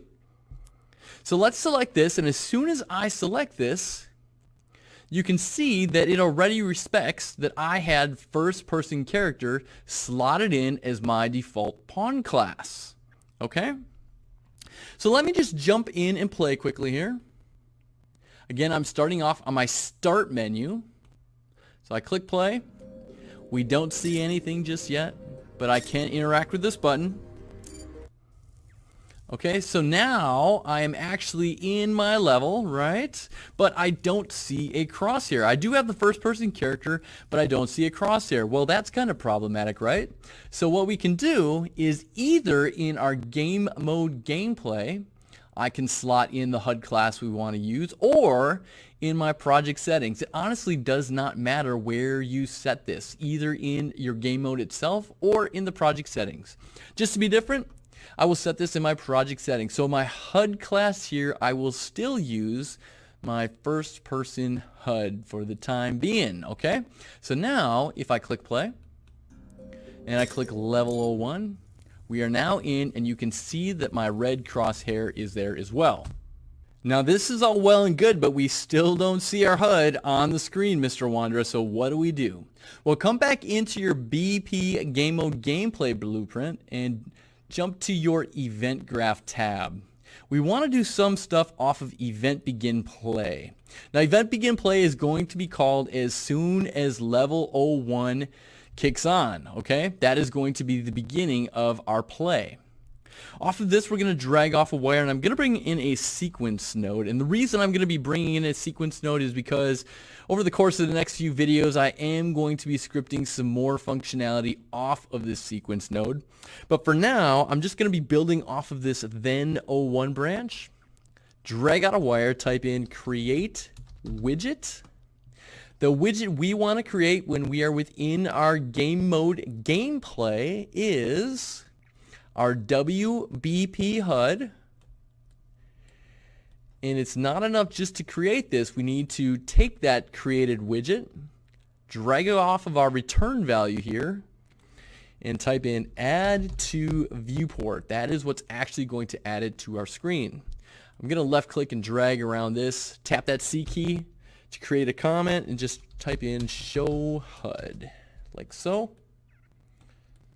You can see that bit of script right there.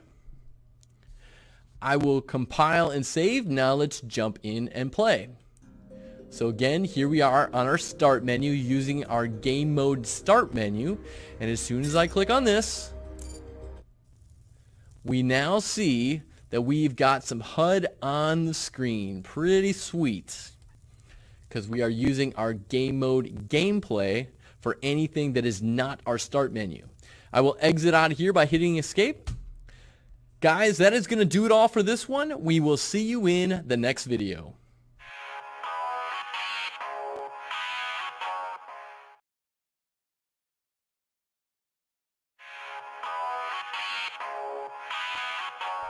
Welcome back, everyone. Well, we now have our HUD being present on the screen. However, we don't actually have anything on our HUD hooked up. In this video, we want to create the necessary variables and functions to bind our HUD widgets to relevant data such as score, health, and time. Now, note that by the end of this video, we won't have everything hooked up yet. Not everything is going to work, but we're going to be laying the groundwork to get our scoring system working as well as our timer working. So what we need to do is firstly jump into our BP game mode gameplay. Make sure you are within the right game mode blueprint. And what we're going to do is add a couple of variables in the My Blueprints panel. Click this plus variable button. First one we will create will be called game points. I will change this on over to an integer because I just want to have whole numbers for points, not decimal points at all. And then I'm going to create another variable, and this one will be called game time limit. And I also want this to be an integer. This is meant to represent the number of seconds in our game. Okay, with that I'm going to compile. And I want to set a default value here for our game time limit. I don't want our game time limit to be 0 seconds. I don't know what the right number is for this. I'm just going to set this to be 120 seconds for the time being, 2 minutes. Through trial and error, we can actually figure out what is a good time limit, but I'm just going to set that as a placeholder value. Okay, so with that all well and done, make sure you have compiled and saved one more time, and we need to jump on over to our UI folder, WBP HUD. Open that guy up. Now we've got this score option right up over along the left. Make sure you've got your score value selected, that 9999999 value. Over in the details panel, if you come on over to the right, you can see where that value is punched in. There is a bind option. We want to click on this button right over here and create a new binding. Now that's going to jump us over to the graph tab, and it's going to prompt us to create a function. Okay, you can see here is our function name, our dummy default name, get score value text 0. I'm going to change this to be something a little bit more memorable than that. In fact, I will just click over on the function tab right here and hit F2, and I'm just going to shorten that to get score. And you can see how that name right there updates the name of our function tunnel entry node right there. Okay, the first thing I want to do is I want to right click in some empty space. And I'm going to do a search for a node called Get Game Mode. Okay. Next, I'm going to drag a wire out of this, and I'm going to do a cast to our game mode gameplay. I'm going to hook it up like this. I'll explain what all this is doing after I have this all together. Next, I'm going to drag a wire out of our SBP game mode gameplay and type in get game points. We just created this variable in our game mode gameplay. And next, I'm going to plug this integer directly into this text input for the return node. That's going to bring in this little conversion where it's going to convert this integer value to a text value. And finish the hookup like so. Alright, so what is this function doing? Well, we wanted to access our game points that are present within our BP game mode, this variable right here. Now, in order to fulfill the requirements of casting to, that is, talking to this game mode gameplay, we needed to plug in an object. And the object we plugged in was a game mode. This is basically, hey, which game mode do you want to talk to? Okay, so anytime you see you want to cast to a game mode, it is good to get a game mode right here to fulfill this object requirement. You can just right click and type in get game mode. So which game mode do you want to talk to? Well, we want to talk to our game mode gameplay. Within our game mode gameplay, we want to extract how many game points currently exist in there, and then we want to output that value. So that is essentially what this function is doing. Okay, so that is going to bind our score right there to our actual HUD. How about we bind our time as well? Actually, let's do our health next, shall we? Let's just go across the top. So I've got my health progress bar selected next, health progress bar. And over in the details panel, you're going to scroll on down until you find your progress percent. We want to bind this progress bar by something. So click on this bind button, create a binding, and right away I'm going to change the name of this. This is jump me back on over to the graph tab where we can create the function. I'm going to hit F2 on this and just type in get health. Okay, so let's think. Where does our health values live? Our health variables. Well, they live on our first person character. So the way we can extract those health variables is firstly to right click. We want to get our player character. And we need this node right here in order to cast to first person character.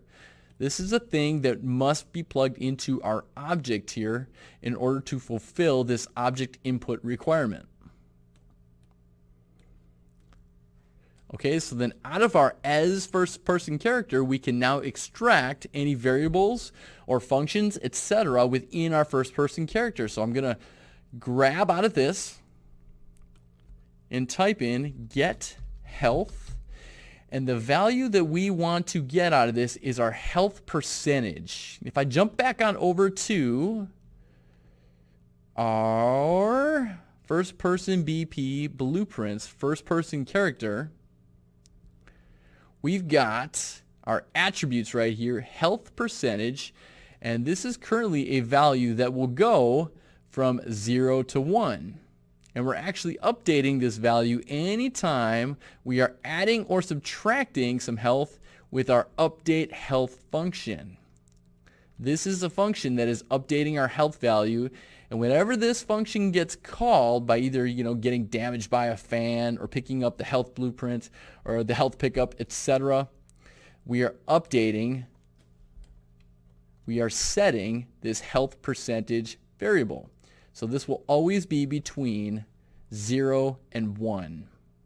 So jumping back to our WBP HUD, I can just take this now and plug this directly into our return node. That is a float. This is a float, so no conversion node is needed. Just make sure that that is hooked in as well. And so that is the function for binding our health to that progress bar on our designer tab. Right there. Okay, we got one more to go here. We've got our time limit. So click on your time limit right here. That is time value. And over on the right hand side, let's bind to this. Create a binding. That will jump us on over to the graph tab.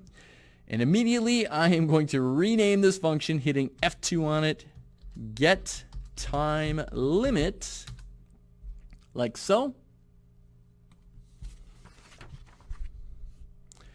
And here too, I want to right click. We want to get the game mode. Which game mode do we want to talk to? Well, let's cast to our game mode gameplay. And the reason we're going to cast to our game mode gameplay is because in our game mode gameplay, we created a variable called game time limit. We want to get our game time limit. Now this is an integer, so if we plug this into a text input, it's going to bring in a conversion node, like so. And then we finish up hooking this up by placing that execution wire into the return node.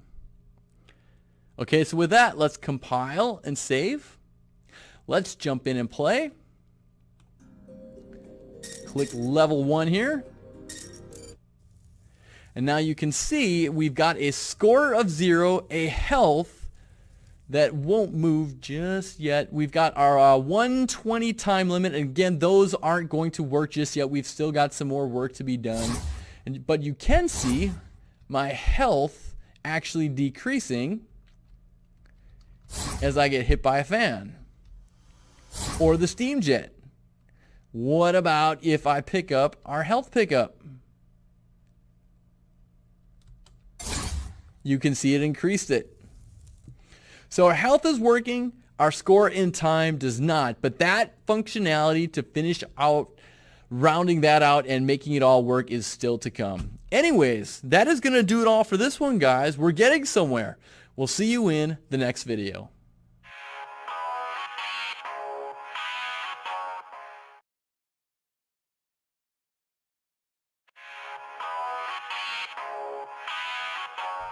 Welcome back, everyone. In this video, I want to get some game music going in our background. Right now, it's rather boring playing our game because we don't have any acoustical ambiance. So wouldn't it be nice if we had a nice musical track backing our gameplay? I think so. So that's the goal in this one. And to make this happen, I'm going to do this all within our BP game mode gameplay blueprint. So make sure you double click on this guy to open them up. And this is going to be pretty simple to do. Currently, in our event graph for our game mode gameplay, we are just showing the HUD. We're calling for our HUD to show.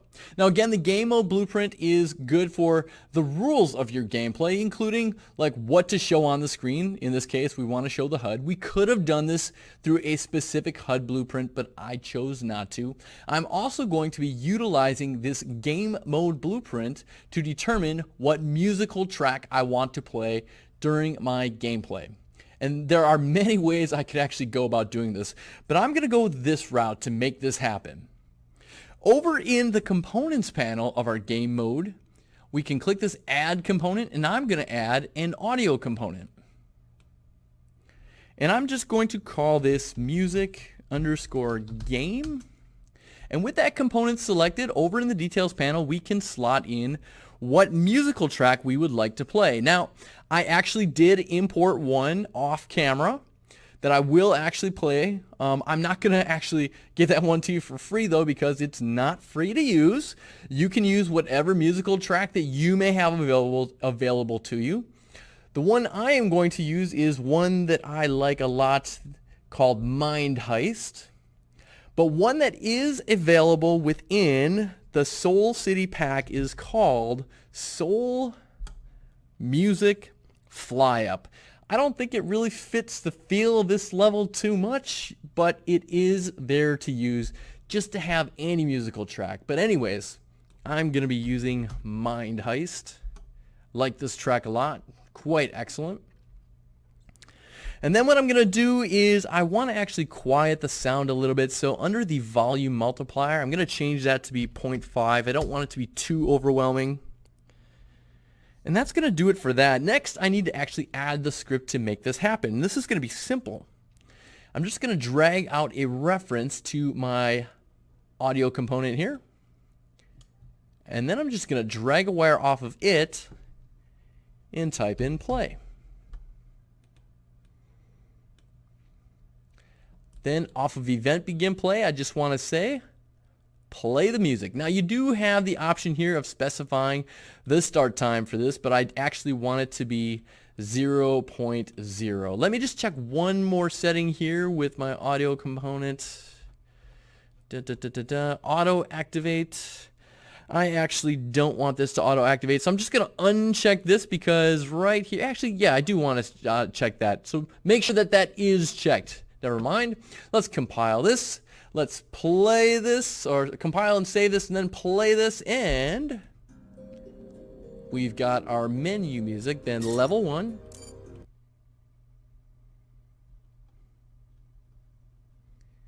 Thinking.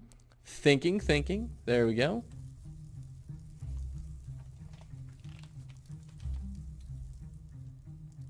Hear that music in the background?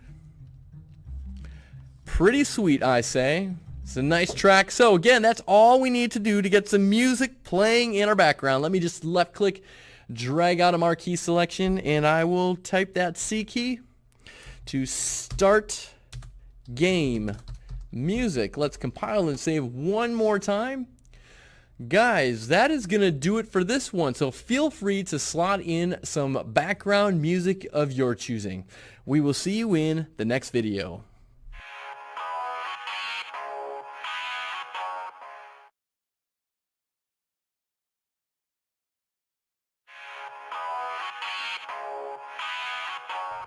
Welcome back, everyone. In this video, our goal is to create a function to add points to our score and then call that function when a target is shot so that we can actually have some score incrementing on our HUD. Now, before we get to that, one thing I forgot to mention in the last video that I wanted to make sure I covered just in case any of you come across this. Now, this is a relatively short game and your musical track should cover the entire length of your game, but in case you need your music to loop, I'm going to show you where you can do that.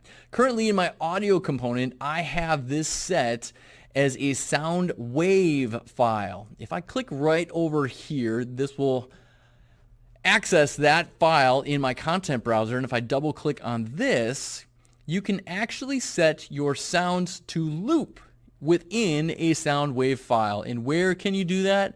Right here, there is a checkbox to make it looping for a sound wave file. So just wanted to point that out if you are using a sound wave file for your musical track.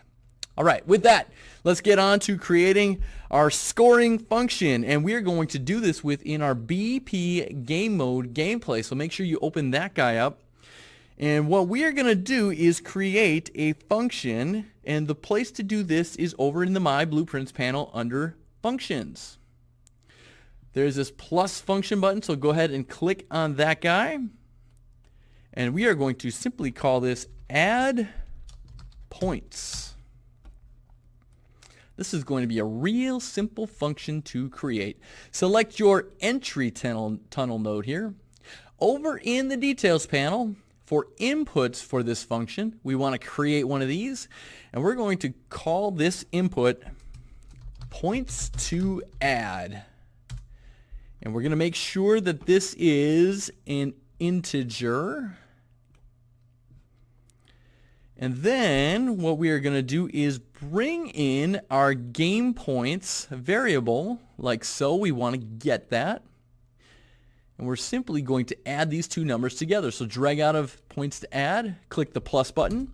We want to do integer plus integer plug these both in like so that we add those together. And then what we want to do is set our game points. So I'm going to hold down the Alt key, left click, and drag in our game points to set it. Like so. So with that, I'm going to just compile and save here. If I was to jump over to the event graph in this game mode gameplay blueprint, if I was to then drag out our add points function, you can see what this function node is going to look like. It's going to take in some points to add, which is right there. Then it's going to add it by our existing game points, which starts off at 0, and then it's going to set it as our new total. So I don't really need this function node within our event graph of game mode gameplay, so I'm just going to delete it out there. I just wanted to show you what that function node is going to look like when it is used. Okay, so and with that now created, and again, make sure you've compiled and saved, we're going to jump into our BP target parent blueprint. Double click on this guy to open them up. And we're going to be looking for where we destroy our actor here. So you want to come under where we're destroying our projectile and target when hit. And towards the very end of this, you see this destroy actor, which is going to destroy whichever target we shoot with a projectile. Now we want to build off of this. And the reason we want to build off of this is because we want to call our points to add function. So this is what we're going to do. We're going to right click. We're going to get game mode. Which game mode do we want to get? Well, we've just been working in our game mode gameplay, so let's drag a wire off of this and type in game mode, and there's my cast to BP game mode gameplay. I'm just going to extend this execution wire right in like so. And now with our as BP game mode gameplay, I can drag off of this and access that function I just created. So drag off of this and type in add points. Now how many points do I add? Well, right here in our target parent, we have created a points variable that I will plug in like so. That's how many points we want to add. Now, remember, all of our other target blueprints inherit from this one. So in our parent, we default our points to be 100. However, if you look in, say, BP target 500, which inherits from our BP target parent, we also have a place within here under the class defaults where we can set how many points this is worth. So right now my target 500 blueprint is worth 100. Why is it worth 100? Well, because it still is inheriting that default value from my target parent. Let me set this to be 500. Like so. Okay, so now my BP target 500 should actually be worth 500 points. Compile and save. Okay, so now I'm just going to jump in and play. I know I've got some 500 point targets out there, so let's see if this actually works. Let me just make sure I've compiled and saved my target parent right here as well. Before I do, let me just actually left click, drag, tap that C key, add points to total stored in game mode gameplay blueprint. Compile and save that one more time.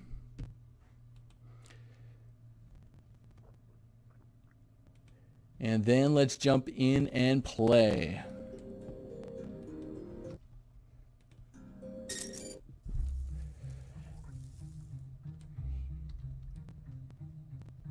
Damage being dealt. Music in the background. More damage being dealt. Now I know I've got some targets spawning down here. You can see I've been building out my level slowly between videos. Down here I will have Some targets spawning in. There's a 500 pointer. You can see in the upper left it is obscured by a lot of debug text, but you can see that if I shoot the targets, my 100 point targets are worth 100, my 500 point targets are worth 500, and my score is currently 1,200, and it is obstructed by a whole lot of debug text. But you can see that that is actually functioning. I swear it's actually functioning. Alright guys, that is going to do it all for this one. We've got a functioning game score. Something you may want to do now is go through your target blueprints here, and with each of these selected, you can go into the class defaults and set how many points these are all going to be worth. So my 1,000 point one should actually be worth 1,000 points, etc. Anyways, that is going to do it all for this one, guys. We will see you in the next one.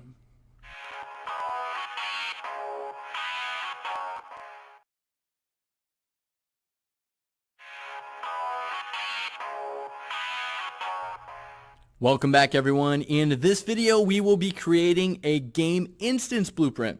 Now, this is a special blueprint type that can store information about our game over an entire session. It will not have its variables reset when transitioning to a new level. Now, we'll need this in order to set up our game timer properly. First, let's just focus on creating the necessary assets to make our timer work as intended. Remember, those game mode blueprints, the variables contained within a game mode blueprint revert back to their default values whenever you enter in a new level. With a game instance blueprint, that is not the case, okay? You will see why this is important for our timer as we go on. So without further ado, in our framework folder, let's create a game instance blueprint by right-clicking, blueprint class. You will not see it in the common classes, so you have to search for it in the all classes section down here. Just type in game instance, and we want to select this game instance, not platform game instance, just game instance, and select, and we'll name this BP underscore game instance, like so. Now, we are also going to create an enum variable within this framework folder as well. And you'll see what this is used for in just a moment. An enum is short for an enumerated list. And what I'm going to use this for is to list out some possible level names. So I'm going to right-click, come under my blueprints option right here, and over in this file menu is an enumeration. So we can left click on this guy, and I'm going to call this E underscore level selected. Now, I am only going to create one playable level in this project, but with this timer system set up, you should be able to extend this to set how much time you want to have available as your time limit for a level 1, a level 2, a level 3, etc. Okay, so with this asset created, I'm going to go ahead and double click on this. And it's going to look rather empty. Currently, we have nothing in our enumerated list. And what I want to do here is list out some level names. So I'm going to click this new button on the far right, and I'm going to type in for our display name, level underscore 01. Click new again. I'm going to list this as level underscore 02. And then once more, I'm only going to go up to level underscore 03. If you eventually build out this project to have 10 levels, you're going to want to add to this, but I'm just going to do 3 as a quick example. I'm going to save this, and then I'm going to close this out. And then I'm going to jump into my BP game instance. Double click on this guy to open them up. And I'm going to create a new variable inside of here. And this variable is going to simply be called level selected. Now for the variable type, I'm going to come over to the details panel under variable type, click this drop down, and I'm going to search for this. We're going to be searching for the enumeration we just created. So if I type level selected, we can see there is an enum level selected. That is the enumeration that we just created. So go ahead and click on this. You can compile, and you can see you can set a default level. We want this to be level 01, and you can set this to be any level that you select right here, but I want it to be 01. Again, we're just setting the groundwork for our timer system in this one. This is all going to come together in the coming videos. Okay, so with that, make sure again you have compiled and saved. One more thing I need to make sure that we do, we have created this game instance blueprint, but this has not currently been set in our project settings. So come back to your main level editor, come under settings, project settings, and in our maps and modes over on the left hand side, down at the very bottom, for our game instance class, we need to swap out this default game instance with our newly created BP game instance. Now note that there is no like save button here or anything like that. As soon as you slot that in, you are good to go.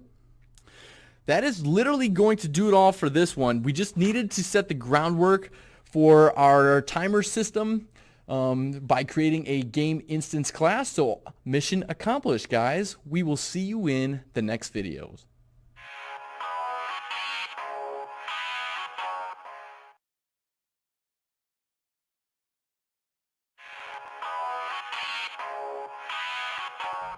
Welcome back, everyone. In the last video, we set out to create a game instance blueprint for the purposes of setting up our game timer. In this one, our goal is to set up our level's time limit depending on which level was selected. Now note, we only have one level to select right now, but we'll show you how you could set this up for multiple levels. I'm going to start out working in our widget blueprints here. So I'm going to jump into my UI folder. And I'm going to access my WBP start menu, double click on that guy to open them up. And I'm going to jump on over to the graph tab. Now currently we have this script where once we click on the button that says level 1, we're going to open up level 1. Simple enough. Well, I'm going to do something a little bit more fancy here. I'm going to create some separation between these two nodes because I'm going to put in a little bit of script between here. First thing I'm going to do is I'm going to right click.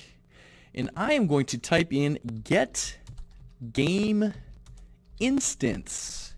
You have seen me do this before for getting a game mode, but I'm going to do a get game instance because I want to cast to my BP game instance. And why am I doing this? Well, the reason I am doing this is because I want to set some variable in my BP game instance. Remember, when we casted something, we can talk to any variables, functions, etc. that live within that blueprint. Now, if you remember back from the last video, inside our BP game instance, we created this variable called level selected. And it's got a default value of level 01, but it could be set to 2 or 3. Jumping back to my WBP start menu, I now want to talk to that. So I'm going to drag a wire off of this and type in set level selected. I want to talk to that variable. Make sure you hook in your execution wire like this. And because we selected level 01, I want to make sure that in my game instance, I'm saying we have selected level 01. You can click this drop down to change that. And then I'm just going to keep the flow of execution here by hooking this into my open level 01. And let me just left click marquee selection, tap that C key, and type in level 1 selected, like so. Make sure we have compiled and saved this. Now I want to jump on over into my game mode gameplay blueprint. So coming back to your framework folder, jump into game mode gameplay, and I want to add 3 new variables. Come under the variable section, click this plus variable, and I'm going to make one called level underscore 01 underscore time limit. I will change this to be an integer. And with that, I can simply select it, right click and duplicate it. And I'm going to call this level 02 time limit. Then right click on that, duplicate, level 03 time limit. And I'm going to compile here so I can set some default values. So I'm going to change my level 01 time limit, my first level time limit, to be 120. I'm going to change my level 02 time limit to be 150 seconds. I'm just coming up with some numbers at random here. Level 03, sure, let's make it be 180 seconds. Okay. With that, we've got this event begin play node where we are currently showing the HUD and starting the game music. Let's add some more functionality, shall we? So let's do this. Let's right click, type in get game instance. And you guessed it, we're going to drag a wire off of this and we are going to cast to our BP game instance. We want to talk to that in some way. Let's make sure we hook in this flow of execution like so.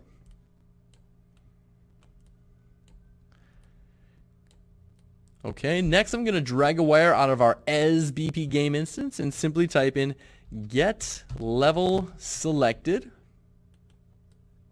Whoops. And then what I'm going to do is drag a wire out of our level selected here, and I am going to bring in a node called a select node. It's this guy right here.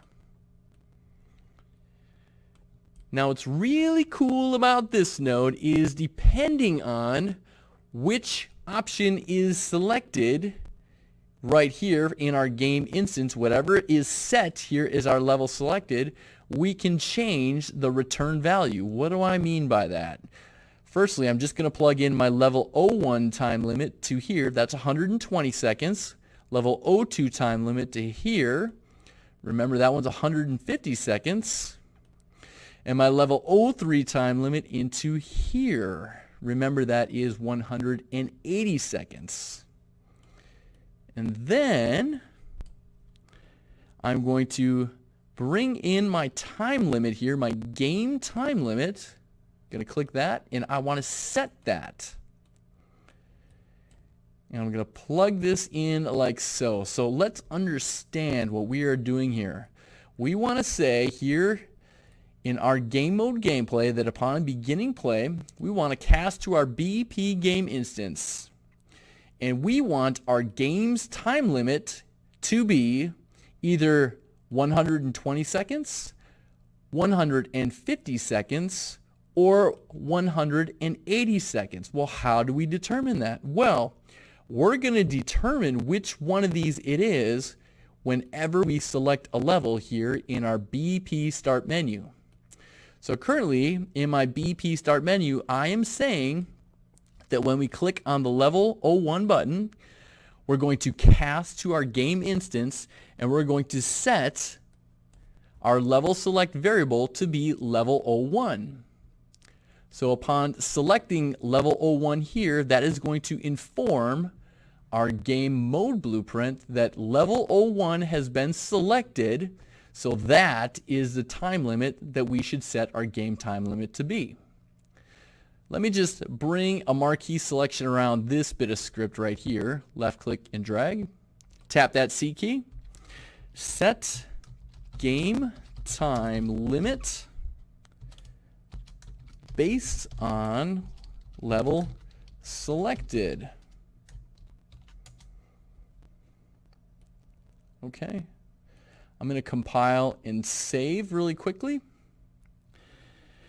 And now I'm just going to jump in and play, and the time displayed should be accurate to what we have it set to. So right now it should be, because we click on this level 01 button, it should be set to level 01, which in our game mode gameplay is going to then select this 120 seconds as our time limit. So let me just jump in and play.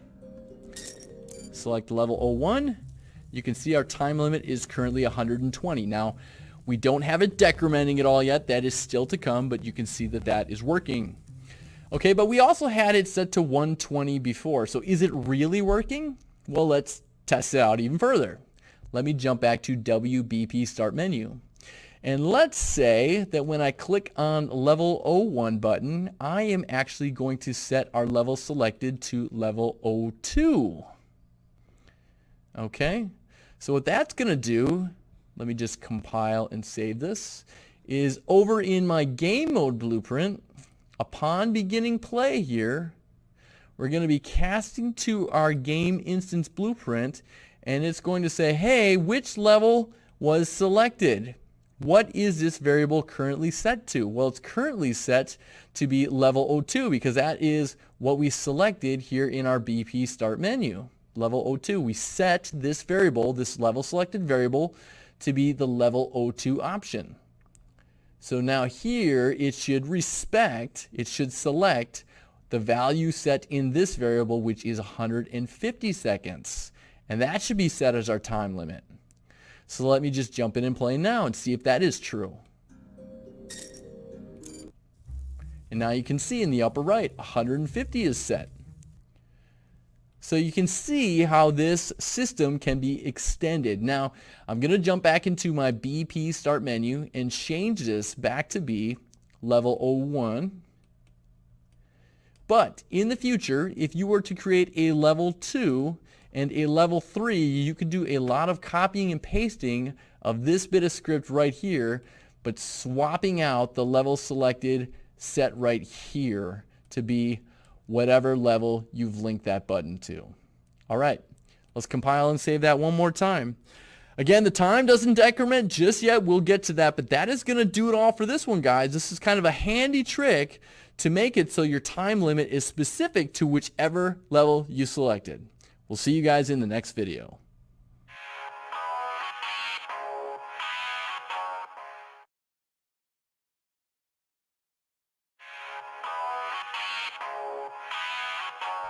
Hello and welcome once again. In this video, our goal is to add a function and write some script to get our game timer decrementing, that is counting down. So one thing I wanted to point out from our last video that I missed is why did we keep our level selected variable in our game instance blueprint? Why not a game mode blueprint?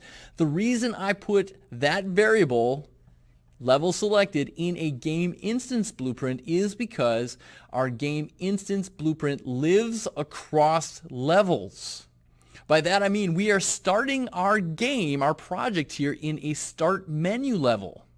And remember, in our start menu level where we are bringing on our BP start menu widget, we are currently setting this level selected variable in the BP game instance to level 01. And then we are transitioning to a new level. By transitioning to this new level, this set variable in our game instance will still remain because it's the same game session. If this was a game mode blueprint, that variable would reset back to its default. So very important to understand that. Anyways, let's get on to a decrementing timer, shall we? This is going to be done within our BP game mode gameplay blueprint. So jump on over into that. You can see all the script we've got living in here so far. First thing I want to do is create a function. Click on that plus function button. This one is going to be called decrement timer. And this is going to be a relatively simple function. I'm just going to bring in my game time limit, like so. We're going to get that. Then I'm just going to drag a wire out of this, type in the minus key. This is going to be integer minus integer. I'm going to leave this hard-coded to 1, so we're going to take our game time limit, subtract it by 1, and then we are going to set our game time limit. So I'm going to hold down Alt, left click, and drag. And we're going to hook this in like so. Relatively simple, right? Okay, so then jump on over to your event graph. And we are going to be building some more off of this event begin place sequence node. So let me just bring this on down a little bit. And I'm going to drag off of this then 3 output pin and type in set timer by function name. Now this is a really cool function that takes in a function. In our case, it's going to take in the function decrement timer. So I'm just going to hit F2 on this, copy that exact name, and plug it in right here, decrement timer. And then I'm going to set the time to be how long, and again, this says how long to wait before executing the delegate in seconds. So I'm going to set this to be 1.0 seconds. And I am going to set this to loop. So what this node is going to do is call upon our function here every second to take our time limit, subtract 1, and update our time limit. That's it. Because this is set to looping, this is just going to continue every second. All right. One thing I do want to do, and this is for future purposes, I am going to right click on this return value here, and I'm going to promote this to a variable and call it timer. Now the reason I am promoting this to a variable is because I'm going to reference this to pause our timer when we complete a level so that that timer does not continue decrementing. Kind of important for later on purpose. Anyways, that should be all we need to actually get our timer decrementing. Let me just left click and drag out a marquee selection here. Whoops, rather big. Tap that C key. Run level timer. Compile and save. Let's play. Click level 1. And you can see we now have a decrementing timer that is decrementing every second. So guys, that is going to do it all for this one. We now have a working timer. We'll see you in the next one.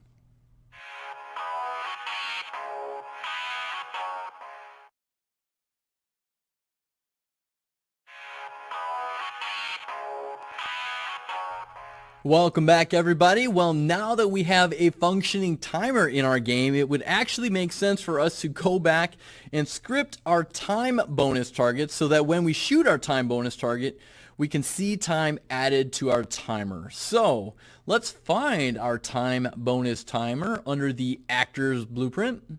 There it is, BP target plus time. And what I want to do is I want to add a variable in here, and I'm going to call this bonus time. I'm going to make it an integer.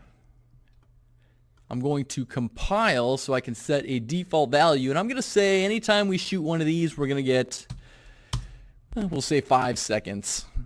Obviously change that to whatever you would like it to be. Now, again, this particular target blueprint inherits all the functionality, including the behavior as to what to do when you shoot it from our BP target parent. Just as a quick sanity check here, make sure you've gone into the class defaults and set your points here to be 0 for your target plus time, so you don't actually get any points when you shoot this. And also make sure you've checked whether or not the lifetime for this particular target is 1 second, 10 seconds, however many seconds you want it to be before it disappears. Okay, so make sure you've done that. Anyways, jumping back into my event graph, what I want to do is I want to do something when we overlap the target collision. So left click on your target collision to select it, right click on it to add an event. And we want to do something on begin overlap. And not just when anything overlaps it, but when the other actor is our first person projectile. So when our first person projectile has been the thing that is overlapping our target's collision here, I want to get the game mode. And from here, I want to cast to our game mode gameplay, because I want to talk to that. Hook that in like so. And I want to get time limit. Get the game time limit. And I'm also, since I'm right here, I'm going to drag a wire off of this and I'm going to set game time limit. Like so. And now the reason I'm getting our game time limit is because I want to get however much time we currently have left in our game. And I am going to add, so drag a wire in plus. We want to do integer plus integer. How much time do we want to add to our time limit? Well, we're going to add our bonus time, which is currently 5 seconds. And then we are going to set that as our new time limit. Now remember, our time limit is decrementing every second. Make sure you hook this in as well. And let's also, while we're here, let's play a sound, shall we? Because it'd be good to have a little special sound effect when we shoot this thing. So let's keep this flow of execution going. I'm going to type in play sound. Let's do a play sound 2D. It's going to be kind of like a special, like, hey, you got a special target sound. And I'm going to just slot in VR confirm. That is an audio asset that comes with your content packs here as well. VR confirm. That's in the engine content, by the way. Okay, so with that, let me kind of frame up on that script so you can see what I've done here. I'm just going to left click and drag out a marquee selection. Tap that C key. Add time if player destroys with projectile. Okay, I want to compile and save this. Now I do need to test this. So I'm currently in my level 01. I've jumped out of my start menu level. I'm going to find a BP target time plus, drag that out here. Man, that's really kind of bright, huh? I'm going to spin it around here. 90 degrees. I am also going to be sure that with this target selected, go back into my details panel. I want to set this as a standalone target. Just a one-off. And I want to take the trigger volume here, select that component, and move it so that I can overlap that trigger volume and have it actually spawn in. Let me just make it a little bit bigger like so. Set that down here. Move it back here. Okay, so when I jump in and play here, I'm going to overlap this trigger volume, pay special attention to my timer to make sure that that is working properly. So here we go.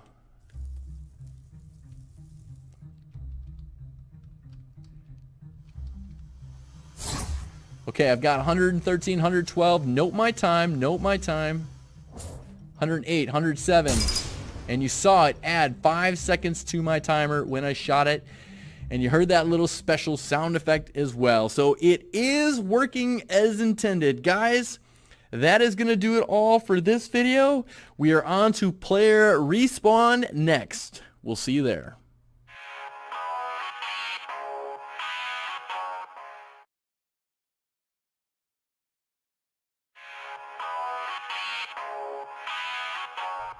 Welcome back, everyone. In this video, we will be creating the script to respawn our player back to the start of the level whenever they die. Now, this will be one of the more difficult videos we are going to get through, but we will get through it together, taking it step by step. First thing we need to define after our player dies is where are they going to respawn. And to do this, we're going to be accessing our BP game mode gameplay. Double click on that guy to open them up. And within here, we're going to create a variable. And this variable is going to be called respawn transform. And I'm going to change the variable type here to be a transform. Now if I compile, over in the details panel, we can see that a transform is made up of location, rotation, and scale data. Now, we don't really need scale data, but we are concerned about the location of our player being respawned as well as the rotation. We're not going to actually set any defaults here just yet because we're going to be doing something a little bit more intricate. What we are going to do is set this variable from our first person character blueprint. So jump on over to your first person BP folder, blueprints, and access your first person character. And in here we need to find our event begin play. And if you can't find that, you can simply right click, type in event begin play. And there mine is. Mine is currently hooked up to some motion controller VR type stuff. And what I'm going to do is drag this out like this because I want to use my event begin play for more than just this little bit of script that it's already hooked into. So pulling it back like this, I can drag out a wire and bring in a sequence node like so. And I'm actually going to hold down Control and left click to place this wire into the bottommost, then one output pin. Okay, so with that done, I'm just going to move this up a little bit. And what I'm going to do is I'm going to right click and do a search for Get Game Mode. And we were just within our game mode gameplay, so I am going to drag out of this and do a cast to our BP game mode gameplay. And I'm going to hook in the then 0 pin into that. And out of our game mode gameplay, I'm going to say let's set respawn transform. Again, when we cast, we can access any of the functions and variables that live within that particular blueprint. So we're going to set our respawn transform like so. And now we've just got to determine what do we want to set our respawn transform to be. Well, if I just right click down here, I can get actor transform. And the target for this is ourself, meaning the first person character. I'm just going to plug this in.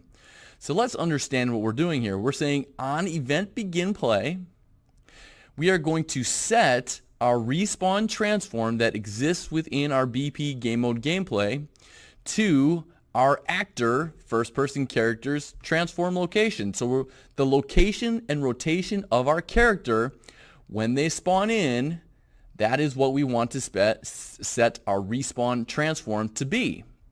That's going to be real handy because no matter where we have our players start located in the level, that is where we are basically saying we want our BP game mode gameplay respawn transform variable to be.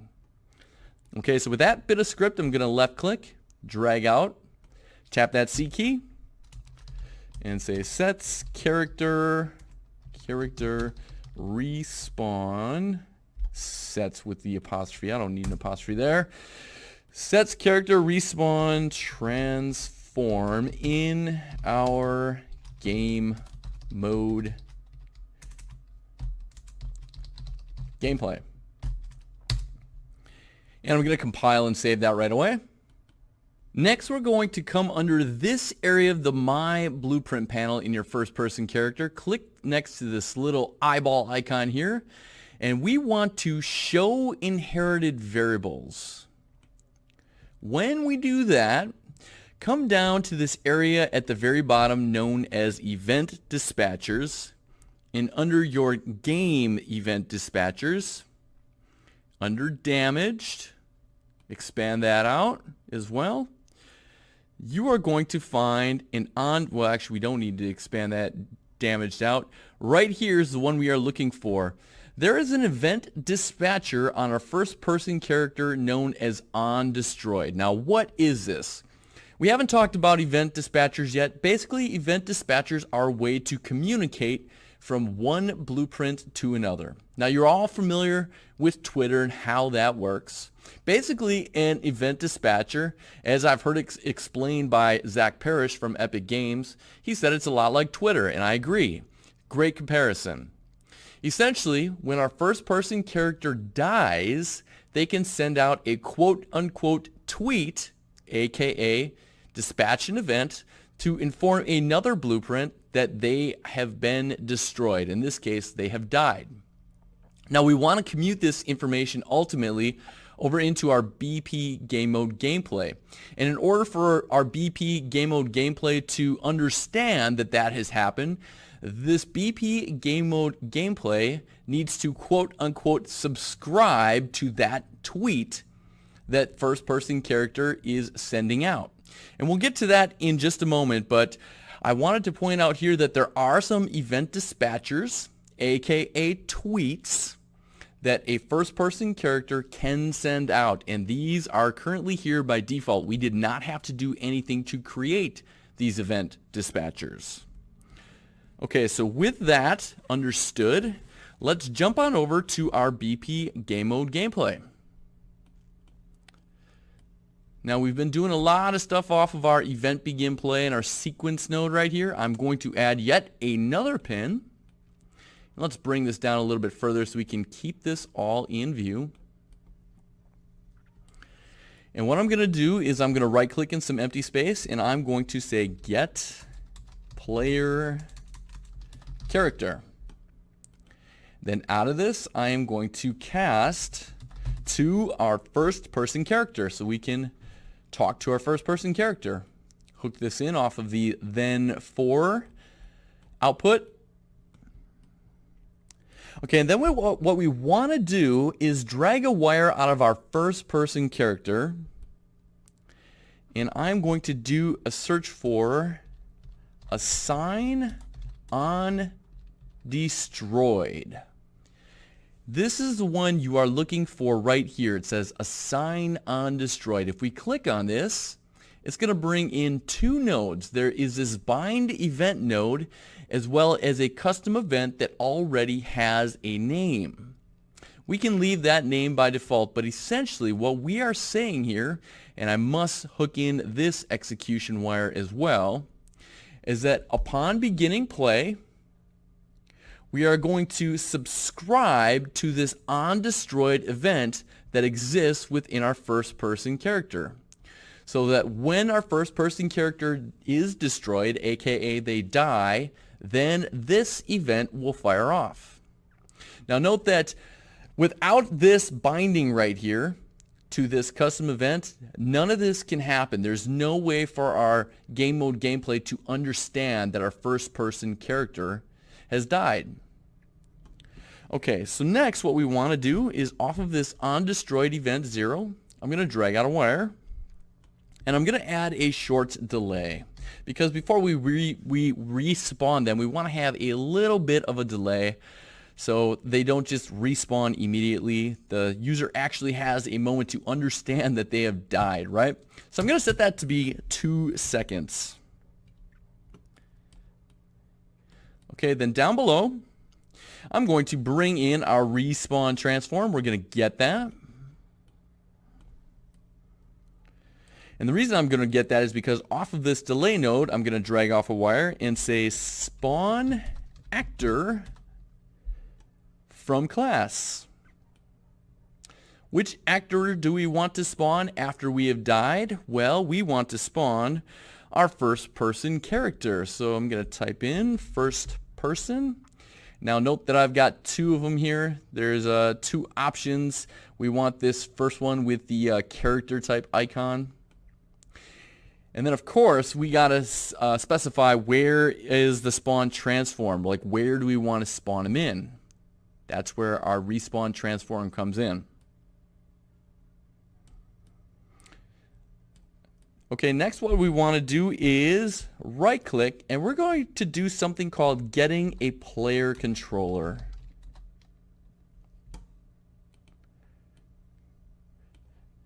Now the player controller is this thing that exists as a framework blueprint. We are going to be dealing with it a little bit later actually, but it is the blueprint that determines us controlling, having some control over our pawn.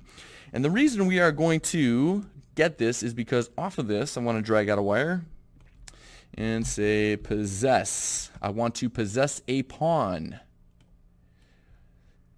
So after our first person character has been spawned, after dying, I want to possess a new pawn. Which pawn?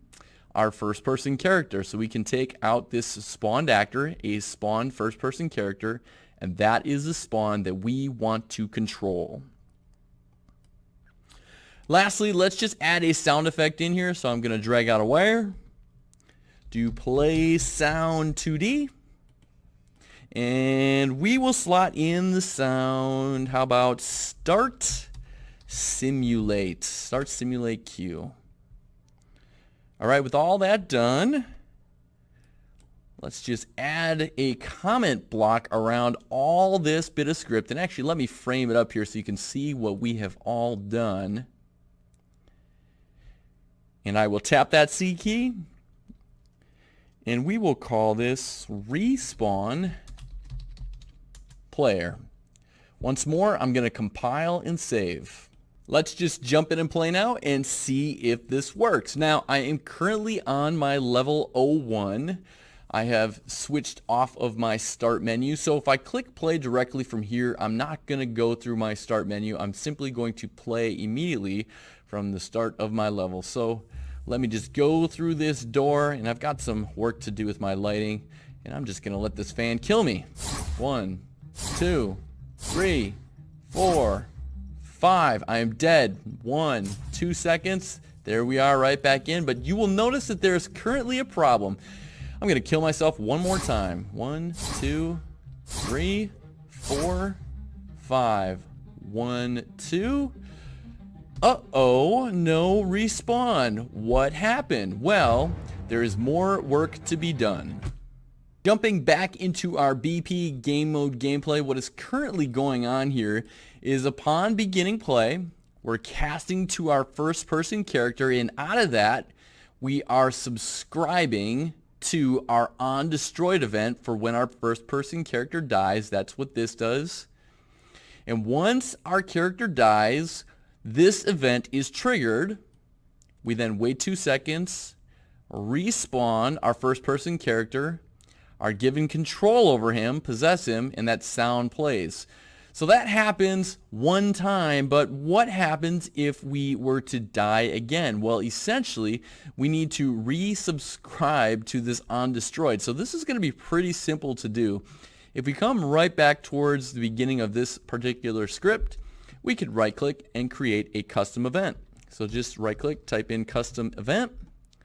We will call this respawn. Plug this in like so. And now we created this custom event, but there's nothing calling it. So what we're going to do is come to the very end of our respawn script here after our play sound 2D. And now because we have created that custom event, I can drag off of a wire and type in respawn, and there is the call function for respawn. That is going to call for this custom event to then go off and resubscribe to that on destroyed event so that this can fire off again. So it doesn't matter how many times we die, at the very end of us dying and being respawned, this will link back to here.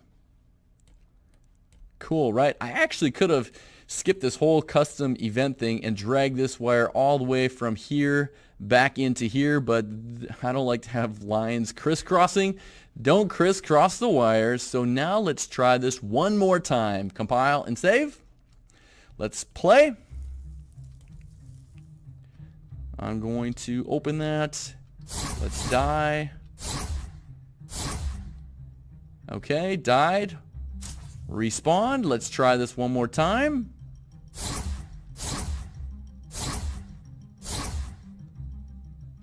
died, respawned, and you'll notice my time is not resetting either, which is what I want. It continues to tick down. Let's try dying a third time. Died and respawn. Time is continuing to tick down as well. So that is working as intended. Guys, that is going to do it all for this one. We now have a respawn system in place. Let's just recap one more time exactly how this is all working, because I understand this can be a little confusing. So here in our game mode gameplay, we did create a respawn transform variable. We created it to live in our game mode gameplay, but we are not setting the location and the rotation here. Instead, in our first person character, upon beginning play, upon the very beginning of our game, we are setting our spawn transform to be the exact location where our first person character spawns in. That's pretty cool. Then jumping back to our BP game mode gameplay, we are saying that upon beginning play, we're going to ask our first person character we would like to subscribe to his on destroyed tweets, that event dispatcher. Again, and our first person character, here is an event dispatcher that lived here automatically called on destroyed. That will happen, will send out a tweet whenever our character dies. So once our character does die, this event will fire off. We'll wait 2 seconds. We will spawn a new first-person character at that respawn transformation, and then we will be able to possess it. We play a sound, and then we say, trigger that respawn custom event right here so that we can subscribe to any more on-destroyed tweets, event dispatchers, that happen again. Guys, that is going to do it all for this one. We'll see you in the next one.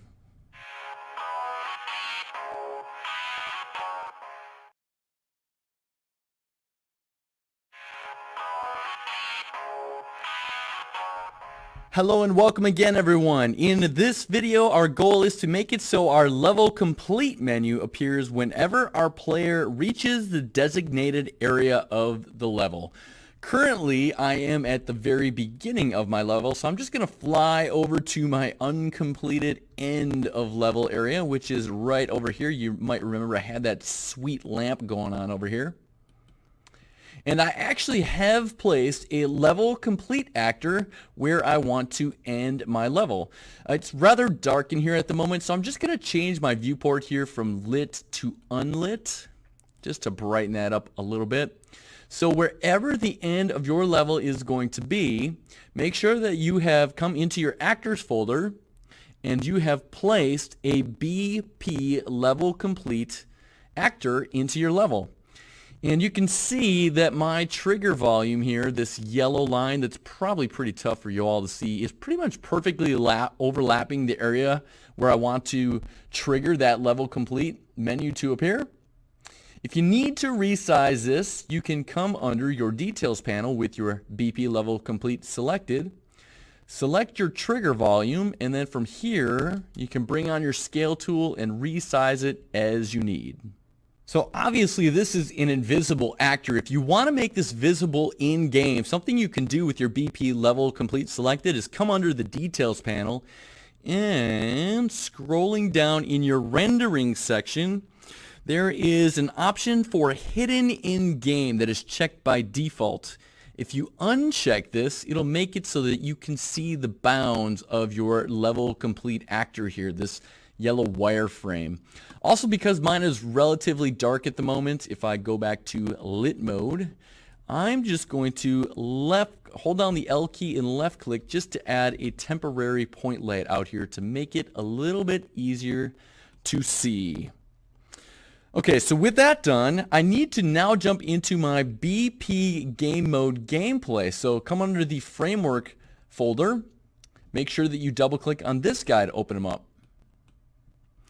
Now earlier we added an audio component to our BP game mode gameplay for our game music. We're going to do something similar for when we complete the level. We're going to have a little fanfare music. So just going to add another component, an audio component, and I'm going to call this music underscore level complete. And then over in the details panel, with that selected, I can decide which music or sound I would like to play. Now, I did import some fanfare type music to play off camera between videos. I'm not going to share this one with you because it is not one that is shareable by me. So slot in whichever sound you would like. But the one I have imported is called Victory Fanfare, and I'm sure it will sound familiar to a lot of you. Okay, and then with that done, I need to actually create the script where this can possibly trigger. So I'm just going to come down here in my BP Game Mode Gameplay, find some empty space, and I'm going to right click and I'm going to create a custom event. And I'm going to call this level finished. Now the first thing I want to do when we finish the level is I want to stop our timer. Now you may remember from earlier, we created our level timer up here, and I did this thing where I promoted our timer here to a variable called timer. I did that for this purpose right here so I can stop that timer. So here is that variable down in my variables panel. I'm going to left click and drag this in and get it. And then I'm going to drag off of this and say pause timer by handle. So that is going to stop our timer from continuing on. Next thing I want to do is right click and I want to type in get player character. Several things we want to do here on finishing the level. Then I'm going to drag out a wire and I'm going to say disable input, because we don't want to be able to control our player anymore. Now, our target here is our player character, but I also need to fill in the player controller. So let's right click and get player controller. Again, the player controller is a framework blueprint that allows us to control our first person character. Let's plug that in like that. Next, out of our player controller, I'm going to drag out a wire and I'm going to do a search for set input mode UI only.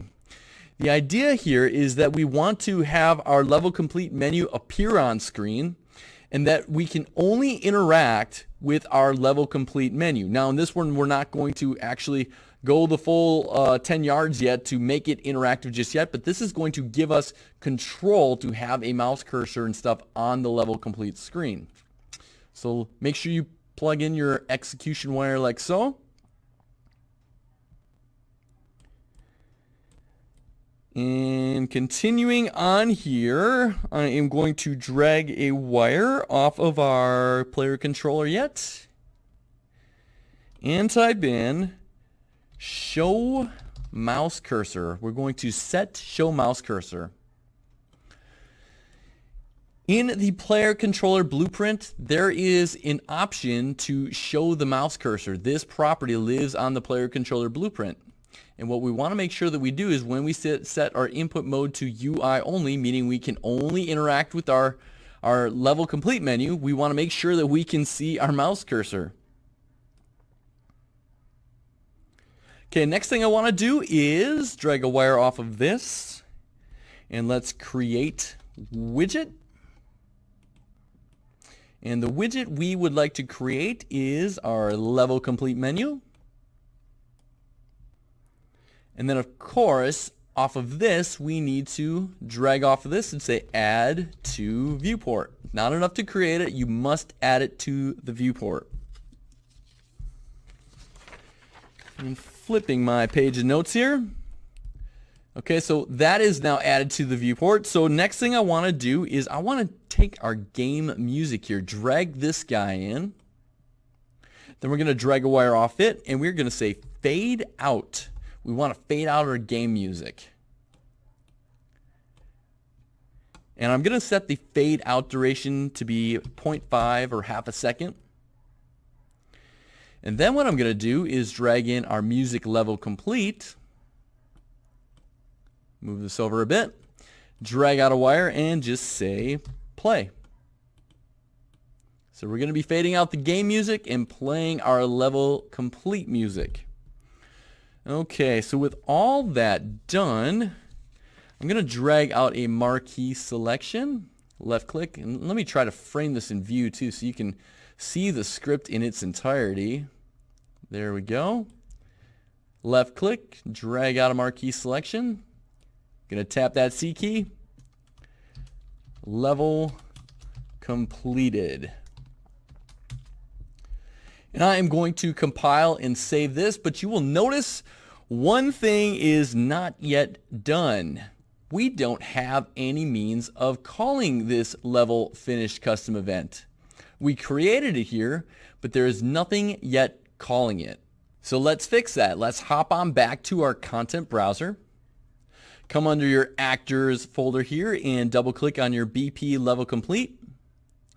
And we want to do something when we overlap this trigger volume. That is this big boxy area.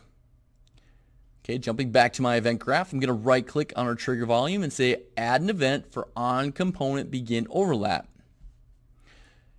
Now we want to do something when it is our first person character overlapping it. So we're going to drag out of our other actor.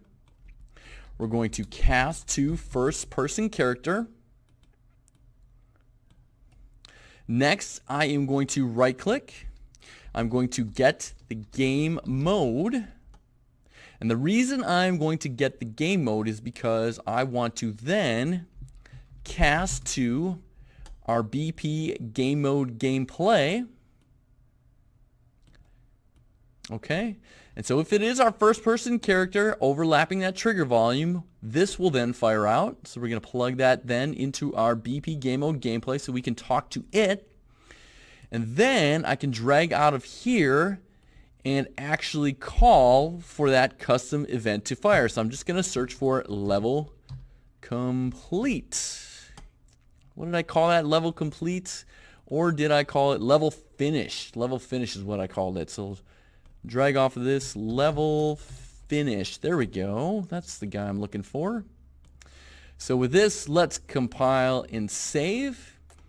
And now I am just going to right click and play from here in my level so I can quickly finish my level without going all the way through it.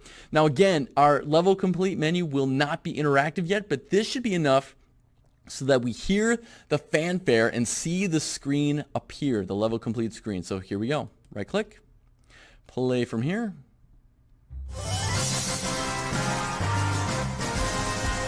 And the reason our music was playing right away, and this was something that I messed up earlier on, is because, let me fly to the end of my level. There it is because, and this is where I hesitated earlier with our music, is in our BP game mode gameplay, my music level complete. If I go in here, I do have this set to auto activate. Now you saw me hesitate earlier on with our music game. I was not sure if I needed to uncheck that as well. We can go ahead and uncheck that as well. So if I compile and save, this should then make it so that this music only plays when I tell it to play via scripting. So here I am, not yet overlapping that end of level trigger volume, right clicking, playing, hearing the normal music, and then you can see I can see the bounds of my level complete because I unchecked hidden in game, and here we go.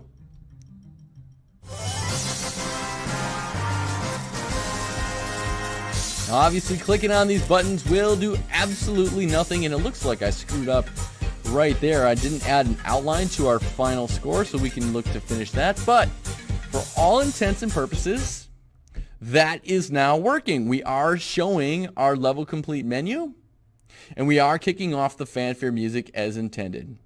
All right, guys, that's going to do it all for this one. We will see you in the next one.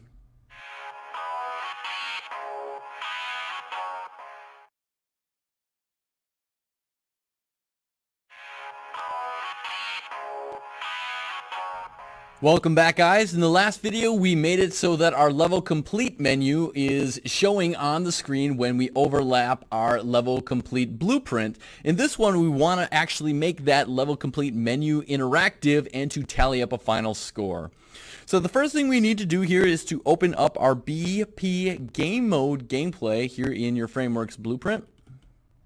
And I want to add a new variable. And this one we are going to call time remaining multiplier.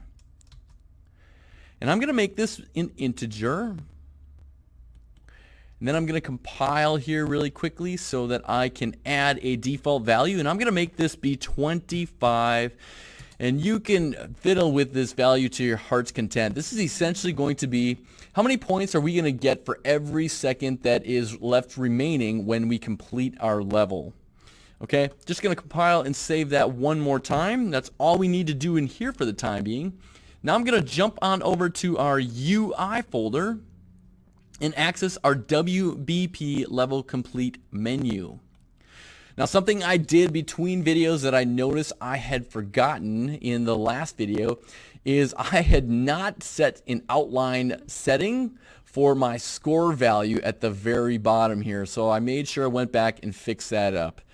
Innocent mistake. Okay, within here we want to bind some variables. And the first one I'm going to select is our target text, our target value, not our target text. That first point value over there, and you can select it down here in your hierarchy, or you can select it right here. And over in the details panel, we want to create a binding for this. So click on this bind button, create binding. That's going to jump us on over to the graph tab. I'm going to select our function here that we are starting to create, hit F2. And I'm going to call this get, what do I want to call this? Let's call this get target score, like so. And in order to do this, I am going to right click, get our game mode. Which game mode do we want to talk to? We want to talk to our game mode gameplay, like so. And out of our game mode gameplay, we want to extract our game points.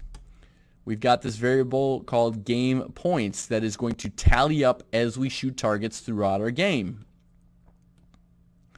And then I can simply just plug this into the return value, and there's going to be a conversion node that is going to convert this integer variable into text, like so.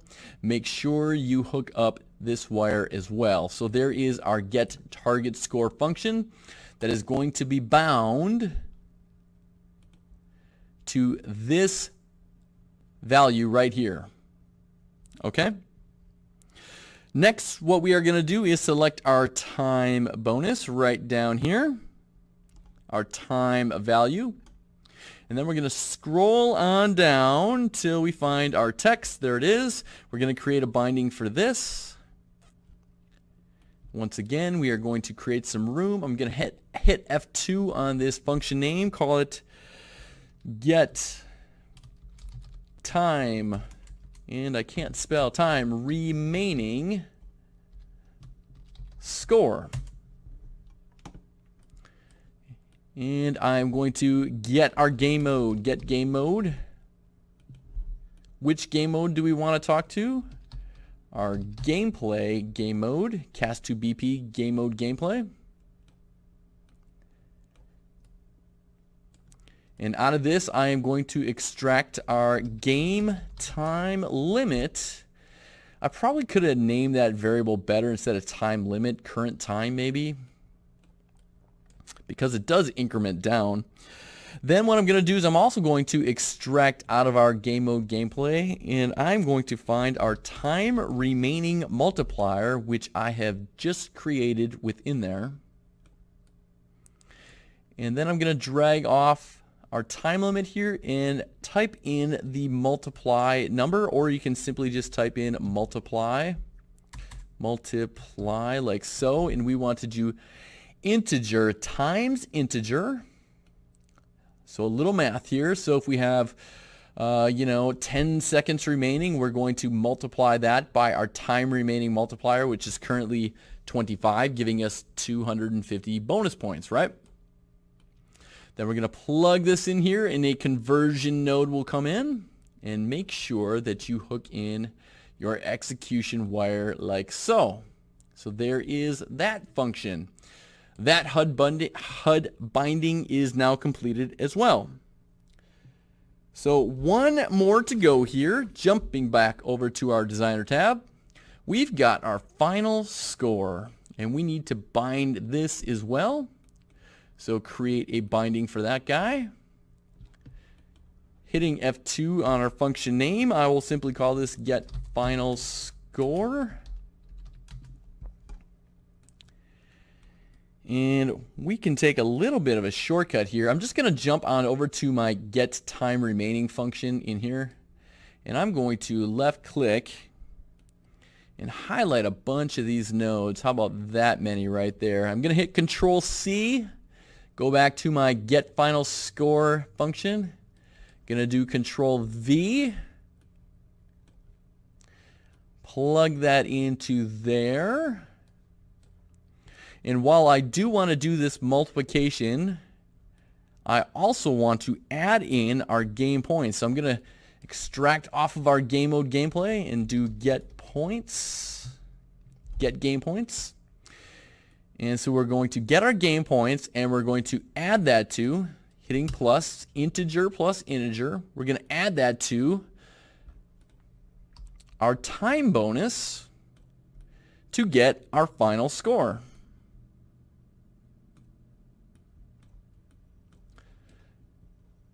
Make sure you hook that in as well. Compile and save. And now all those HUD bindings should be completed. Okay, let's jump in and play really quickly, and then we will worry about making our quit and our restart buttons functional on our level complete menu. So let's make sure that the score tally is working. Jumping in and playing. I've just set up a target spawner really quickly here to make it so that I've got some targets to shoot. This is the incompleted end of my level. Right click, play from here. I'm going to overlap this trigger volume. Just a bunch of 100-point targets. I've got 500 points. All right, and here we go. Levels completed. So I've gotten 500 points per target. My time bonus ended up being quite hefty because I had a whole lot of time remaining, and you can see the math is done here. Target points and time bonus to come up with our final score. All right, let's jump back into our level complete menu widget blueprint, and let's jump into our event graph. And let's make our buttons actually functional. So I'm going to left click, drag out a marquee selection, and delete out these existing event nodes. And I want something to happen when we click on our quit button over here. So in your My Blueprints panel, you're going to see you have access to talking to your quit button. Select that. Let's do something when we click on it. And all we need to do is drag a wire off of this, and there is a function already built in called quit game. Simple enough. Just going to left click, drag around that, tap that C key, and simply call it quit game. And then I am going to select our restart button widget and say on click for this guy. We will add an on clicked event. And off of this, I'm going to drag out a wire and call upon a function called remove from parent. What this one does is it actually removes our level complete menu from the screen. Then I'm going to right click and I'm going to get player controller.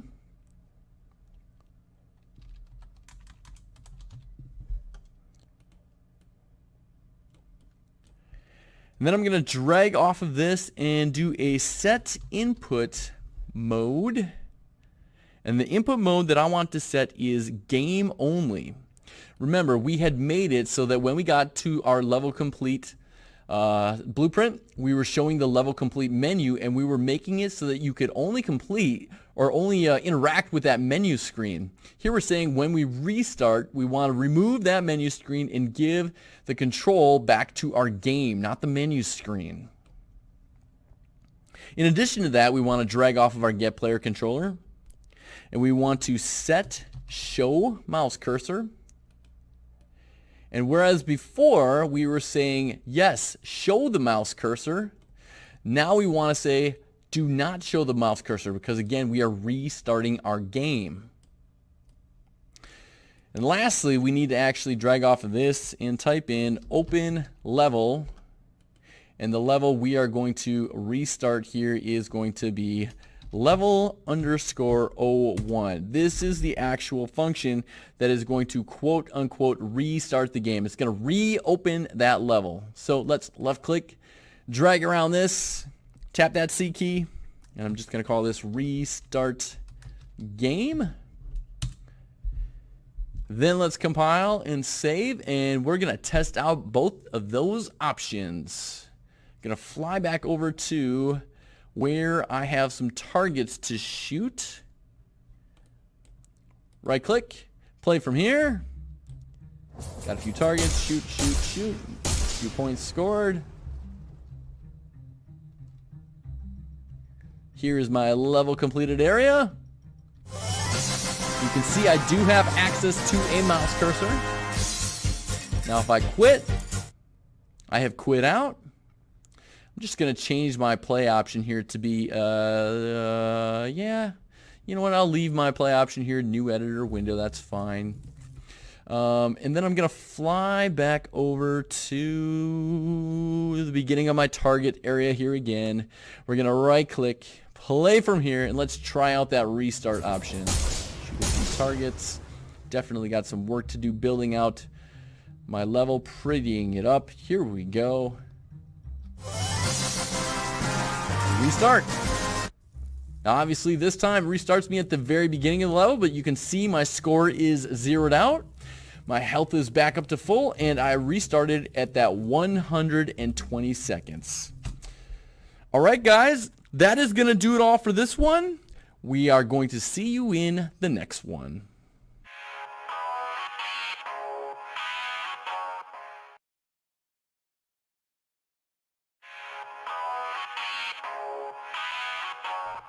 Hello everybody, in this video our goal is to make it so our game over menu appears whenever time runs out. So the way we're going to do this is by working inside of our BP game mode gameplay blueprint. So find your way on over to this directory and then double click on your game mode gameplay to open it up.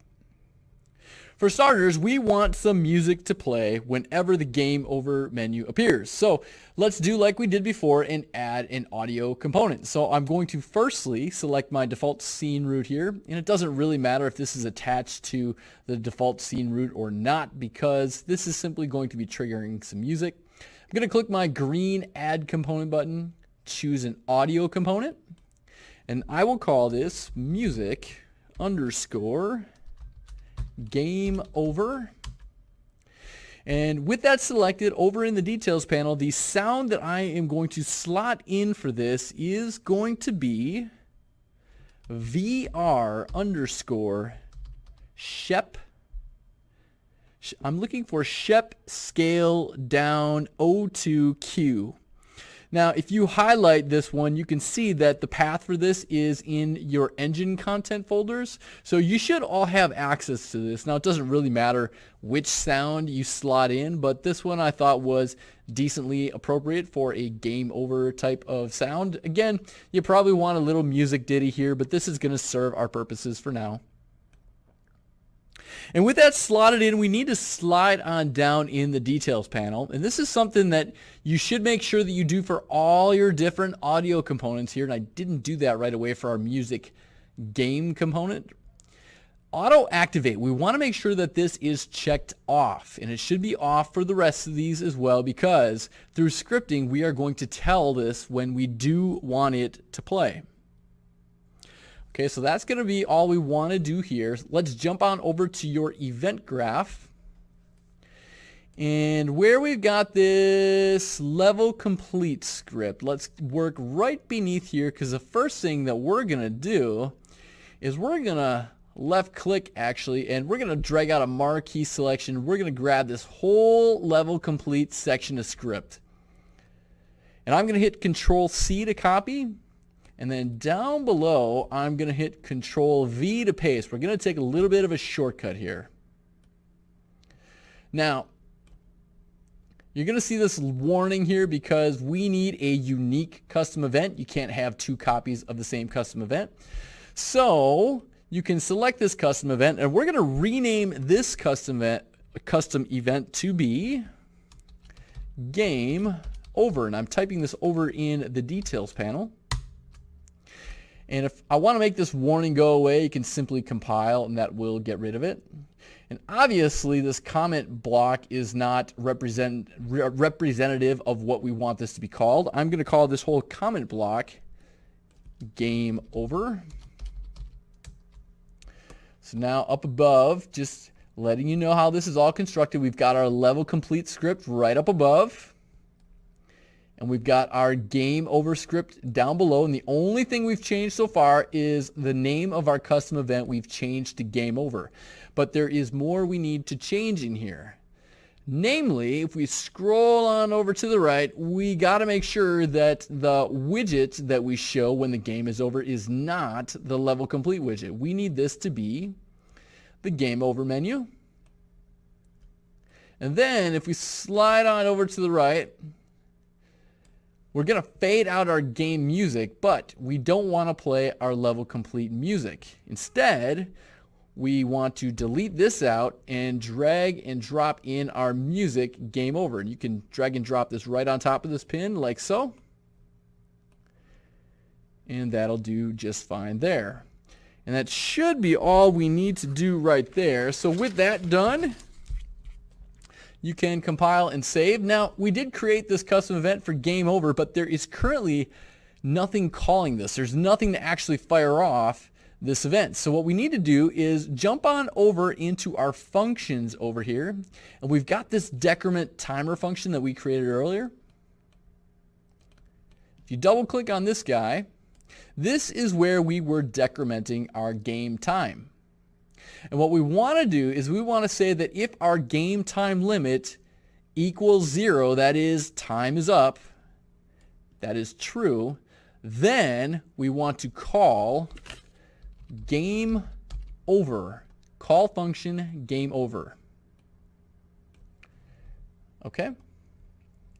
So with that, let's compile and save.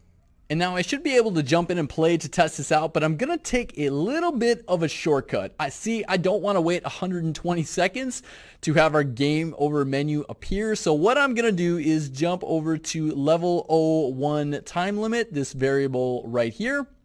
I'm going to change our level 01 time limit to be 5 seconds. And also note too that I am not starting from our main menu. I am starting from level 01. That is currently the level you see here. So if I click play from here, I'm just going to launch directly into level 01 instead of going through my start menu. So here we go. Hit play. 5, 4, 3, 2, and 1. And you heard my quote-unquote Game Over music there, more like a sound effect. And our game music did cut out, so everything is working as intended here in terms of the Game Over menu showing up. But you will notice that these buttons do not yet function. So that is to come in the next video, but mission accomplished for this video. We will see you guys in the next one.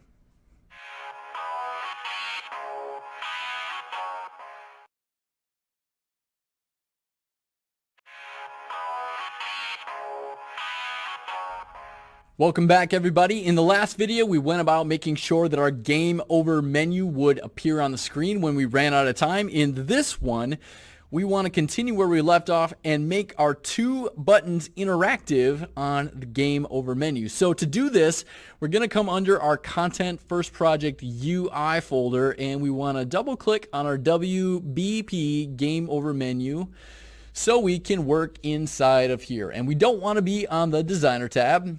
We want to do some scripting, so we're going to jump on over to the Graph tab in the upper right here. So we want to make something happen when we click on the Quit button. So with that, come along your My Blueprint panel and select your Quit button. And you may be wondering, why does this Quit button appear here in the My Blueprints panel? Well, if you jump on over to the Designer tab and you select your Quit button over in the hierarchy, you will notice that over in the Details panel, there is a little checkbox that says, is this a variable that can be accessed over in the graph? And it is checked. It did that by default, but it makes it so that when this is checked like it is, over here in the Graph tab, you have easy access to it. So that's good to know for any of these different widgets that you place over here in your hierarchy. The text by default is not variable, but you can check that to access that as well. Good to know. So with my Quit button here, I want to add an on-clicked event. So let's click this plus button. And there is our on-clicked event. And I'm simply going to drag out a wire and type in quit. And there's a function for this called quit game. And quit preference right here, you got an option for quit or background. The one you want is simply quit. And that's literally all we need to do here. So I'm going to left click, drag out a marquee selection, tap that C key, and label this our quit game script. Simple enough. Next, let's select our restart button. And here we want to do something as well when we click it. So let's click right here and add an event for when we click on the restart button.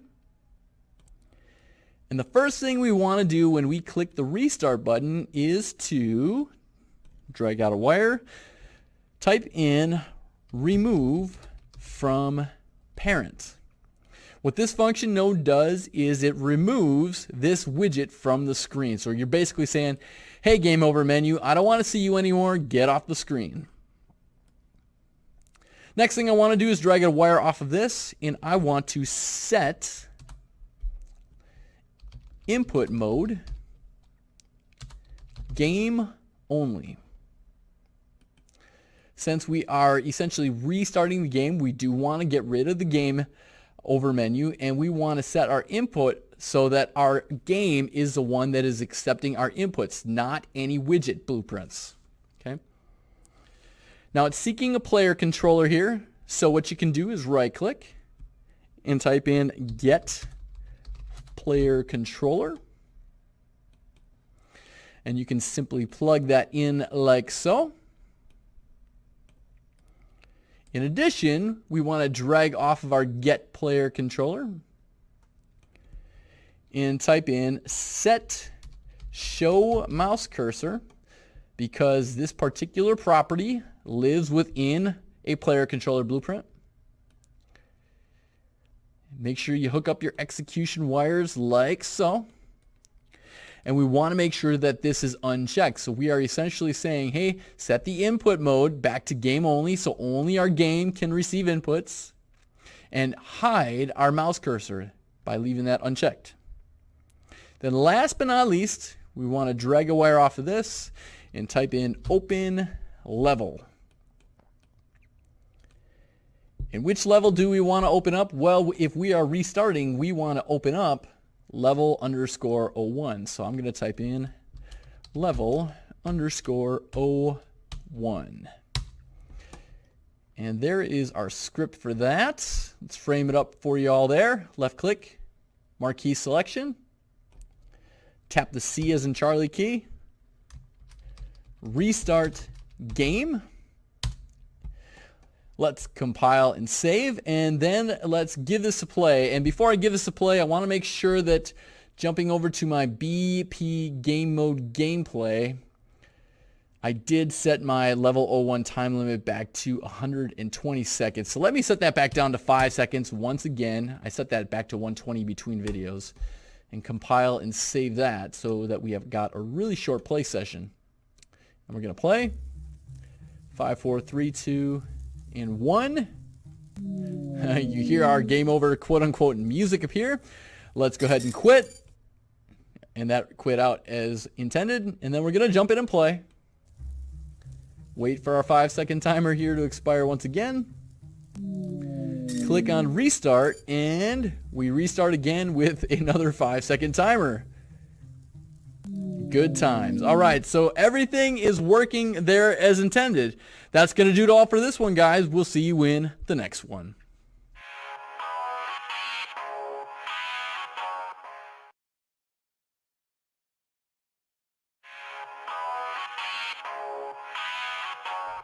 Welcome back, everyone. In this one, we are going to create a player controller blueprint and assign it to our BP game mode gameplay blueprint. Now, from this player controller, we'll be able to add script to enable us to pause and unpause the game. Remember, we made that whole pause menu. We need a way to bring it up. And the player controller is an excellent place to put this functionality. So, find your way on over to the framework folder under your first project. We're going to right click. We're going to create a new blueprint. And this one is going to be a player controller blueprint. And it says a player controller is an actor responsible for controlling a pawn used by you, the player. We will call this guy BP underscore player controller. And with that created, I'm going to save it right away. Right click and save. And what I want to do is I want to insert this as the player controller to be used when we are within our BP game mode gameplay. Under the authority, I should say, of our BP game mode gameplay. Now, this is the game mode, again, that is running the show when we are actually playing the game. So I'm just going to double click on this guy to open him up. And over in our class defaults, I'm going to change out our default player controller class right there to be our BP player controller. Let's compile and save that. Next, let's open up our BP player controller. And I want to create a variable inside of this guy so you can see in your viewport here, there's nothing really to see. This is more of a functional blueprint than anything. We're going to create a variable, and this one is going to be called is game paused? Question mark. And if we compile, we've got a checkbox to determine if the game is paused or not. This is going to be of a Boolean type. And next, I'm going to jump on over to the event graph and start scripting some functionality. I'll left click and drag out and delete those existing nodes. Let's use the P key, P as in Paul, to pause the game. So I'm going to right click and just type in the letter P, maybe P input. There is our list of input events. There's my P key, so I will select that guy. And I want something to happen when we press the P key. Well, the first thing I want to do is do a check to see if the game is already paused. So I'm going to drag in this variable. We're going to get it. I'm going to drag off of this and bring in a branch node. Hook this in like so for when we press it. So if the game is not already paused, if it is not, we're then going to set our isGamePause variable. I'm going to hold down Alt, left click, and drag to bring in a setter. So if it's not already paused, we are then going to change it to, okay, now it is paused. And next what I'm going to do is we are going to create the widget. Create widget. This is going to be our pause menu.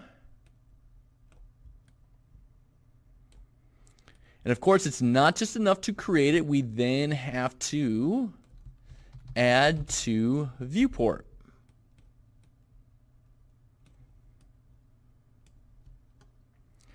After this, we're going to drag out a wire and we are going to set show mouse cursor. And we are going to check this. Now, before, when we did our setting of showing the mouse cursor or not, we had to right click and we had to get the player controller. Well, we are within a player controller blueprint. And if I was to actually select our class defaults button up here, within our class defaults, if I do a search for show mouse cursor, you can actually see that this property of showing the mouse cursor lives on a player controller blueprint. So that's why we don't have to get player controller, because we are within a player controller blueprint. Okay, next I am going to drag out and do a search for set input mode. And we want to set our input mode to be game and UI only, and there's a reason for this, which we will explore in just a little bit. For the player controller, before we did a get player controller and plugged it into this, all we need to do is right click and say self to get a reference to ourselves, because we are a player controller, and just plug that in there. Now for the in widget to focus on, we're going to say, hey, we want to focus on the pause menu. Just going to drag that out of our creation of the pause menu widget, like so. I'm going to double click on the wire to create a little reroute node here. And then what we are going to do is drag off of here and type in set game pause. This is the function node that is actually going to pause the game, but it only is going to pause it when we actually check this box. And I'm actually going to put a comment node on our set input mode game and UI really quickly. We're going to address this again in just a moment, why this is set to set input mode in game and UI only, but I'm going to add a comment here as a quick reminder to you. Must set this so P can be recognized again when the game is paused. We're going to run into a problem intentionally when we first get this up and running, and then we're going to fix it. This has to deal with that aspect. Okay, so that is going to make it so now when we are in our game, if we have not already paused the game, we're going to set it to be paused. We're going to create that pause menu widget. We're going to add it to the viewport. We're going to show the mouse cursor. We're going to set it so that we can control our actual UI screen and the game will be paused. Let me just compile this and save and jump in and play. Now note that if I jump in, if you right click on the screen, by the way, your mouse cursor goes away, so that's why I'm restarting. So I'm going to play. Here's my mouse cursor. If I try clicking the P key to pause right now, nothing happens because our game mode gameplay blueprint is not overruling, is not lording over our main menu screen, our start menu. Remember, we created a separate game mode for that. But now when I jump in and play, if I tap that P key, I can bring up the pause menu.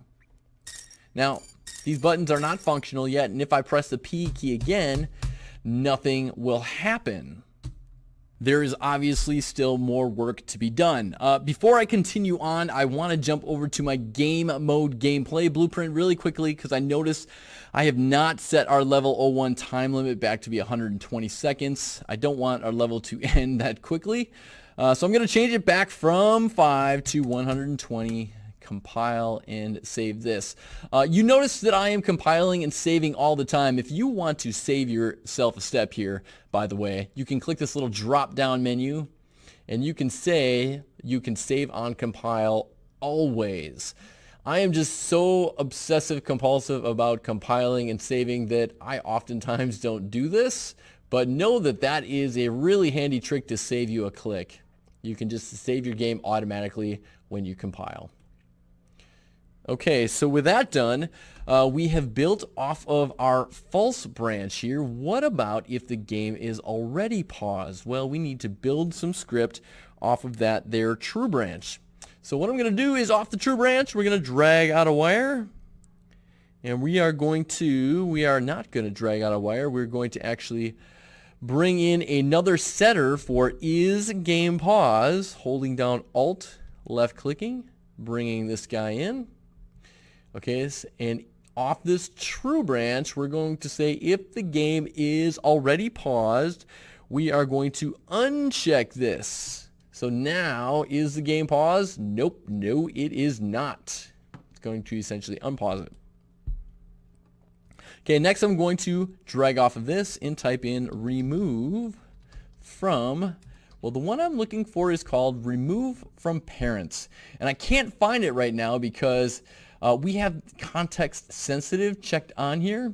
What I'm trying to remove is this pause menu widget. So what I can do is drag off of this because I'm going to need to plug this into this node anyways. Remove from parent. So now this will show up in my right click menu because this is contextual. Remove from parent removes a widget, and in order to find that I have to have a widget as the target when I am not within a widget blueprint. I'm in a player controller blueprint. Okay, so then with that done, we are going to show mouse cursor. Since we are unpausing it, we want to not show the mouse cursor. We're returning back to gameplay. Then I'm going to drag out a wire and type in set input mode game only because we are returning to our gameplay. For the player controller, I can simply right click and say self because we are working within a player controller blueprint. That'll give us control over just our game, no menu screens. And then lastly, we're going to drag off of this and say set game paused and leave it unchecked because we do not want to pause the game.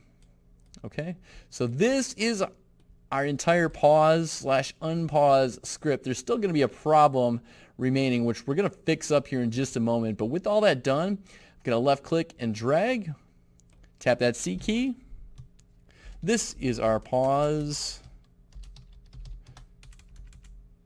/ unpause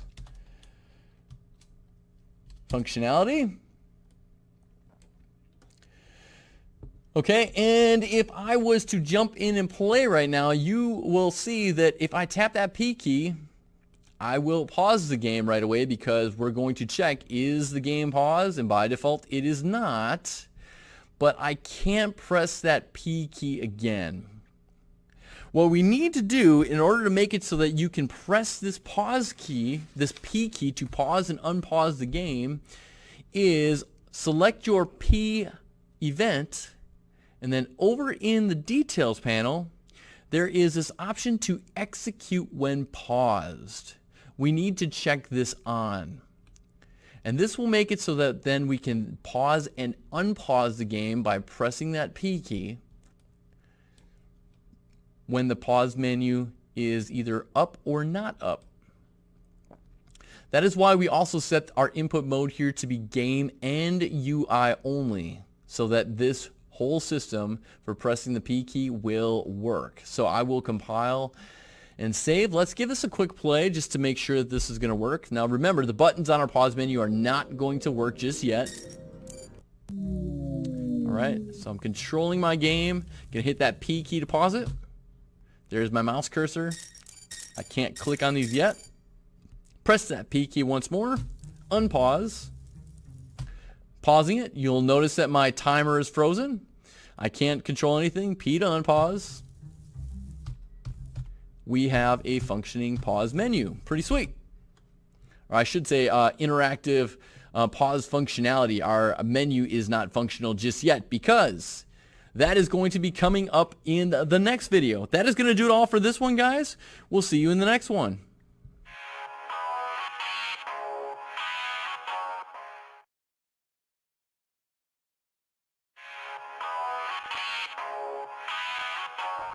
Welcome back, everyone. In this video, we are going to make the buttons on our pause menu interactive. And I'm actually going to jump into our WBP pause menu to obviously make that functionality happen, but also because I want to add a third button here. We've got quit and resume. What about restart, huh? What about restart? Why not have three options here? So what I'm going to do is I am going to right click on, say, our quit button here. I'm going to copy this.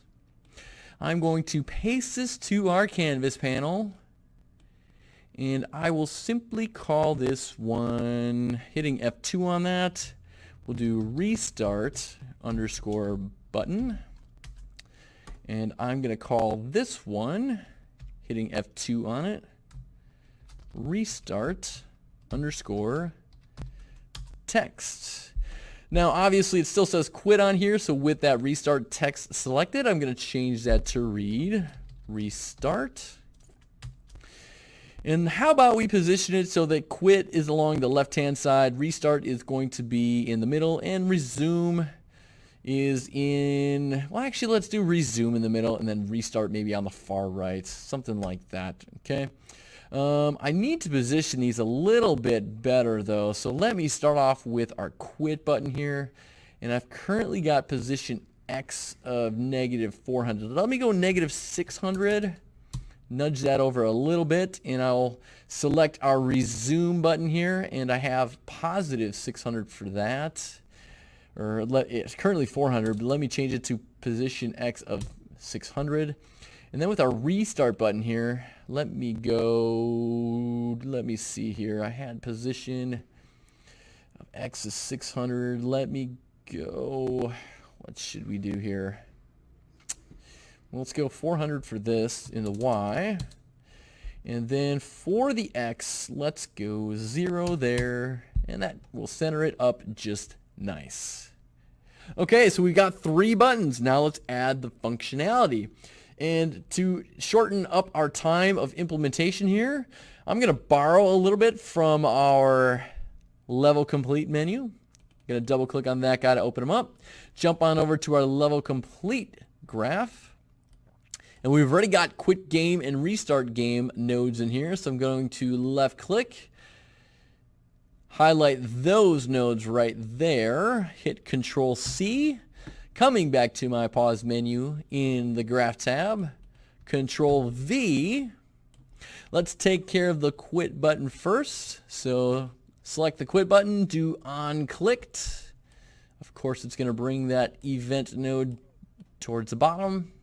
We'll hook that in, left click, C key, quit game.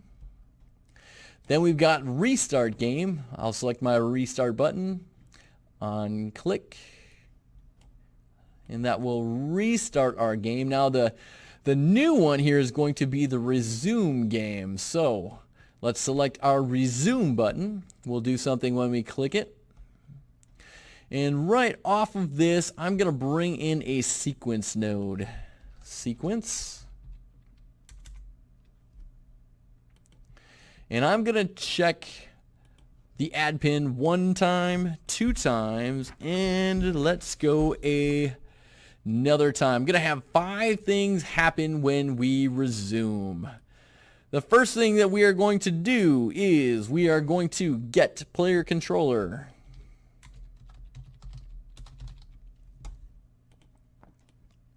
And then I'm going to drag off of this and say cast to our BP player controller, hooking this in like so. And we are going to drag off of the as BP player controller and say is game pause. We're going to talk to that variable. We are going to set it And we're going to say that when we click that resume button, that this is empty. No, the game is no longer paused. We're going to resume play. Okay, then dragging off of our get player controller as well, we are going to type in set show mouse cursor. And because we are resuming play, we do not want to show the mouse cursor, so leave that blank.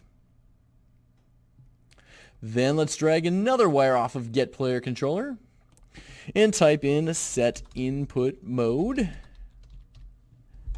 to be game only.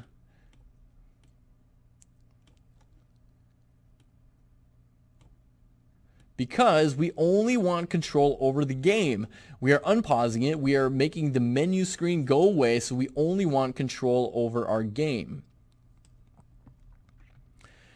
Next, what we are going to do is drag a wire out, and because we are within our WBP pause menu, I can simply do a search for remove from parent, and because we are within our widget blueprint here, I don't have to find a target. Our target is ourselves. This is a thing that we want to remove from the screen.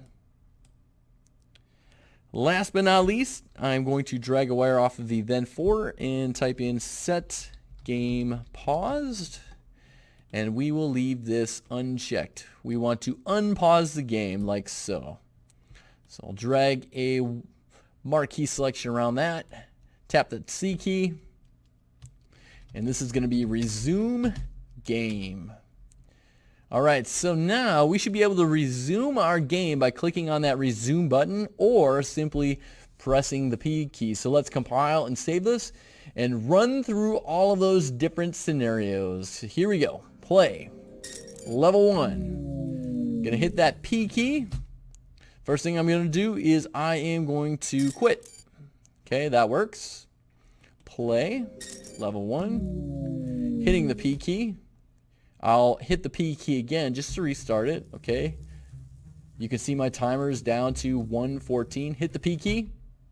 Now let's restart. That should restart my timer and everything as well. And you can see it did restart my timer. So I'm going to hit the P key again. I'll hit it again. We're at 113 seconds, so I'll pause it. Now when I resume, I should be back at about 1:11 seconds, right, which is right where I was at before. And there we resume. So that is working as intended. All right, guys, we have a fully functioning end-to-end game. In the next video, we will take a look at how it is all shaping up. We will see you guys in the next one.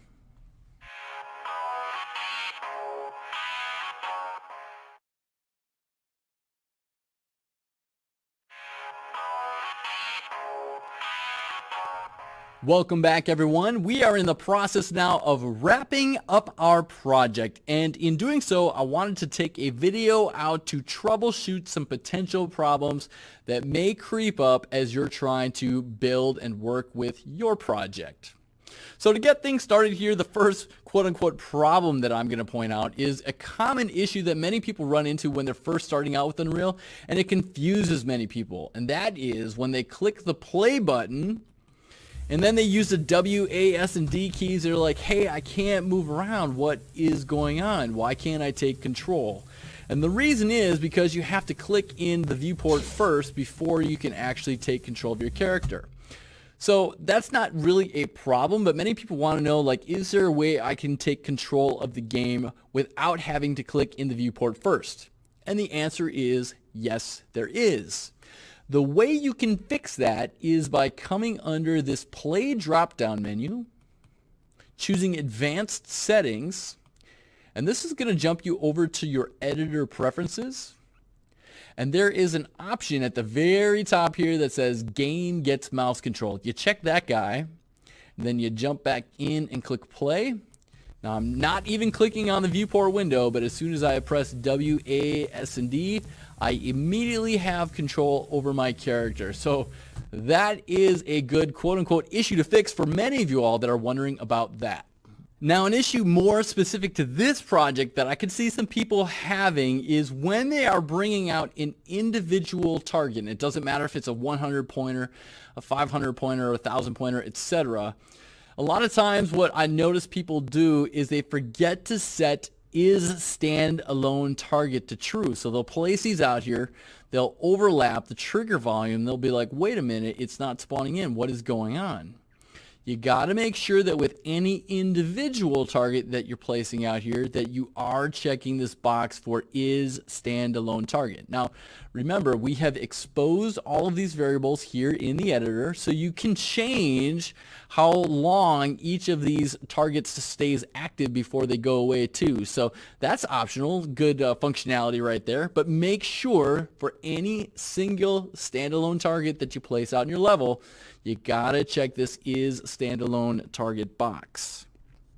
Another issue that I want to point out as it pertains to targets, and I made this mistake earlier when I was building out my level, is any target spawner. And I'm going to place a new one out here to demonstrate it because I don't want to wreck anything that I've currently got out here. Let's see, target spawner. Let's see, say I place one right at the edge of my riverbed here. And let's say suddenly I want to make it so that my trigger box here, which is denoted in this yellow outline, is much, much bigger.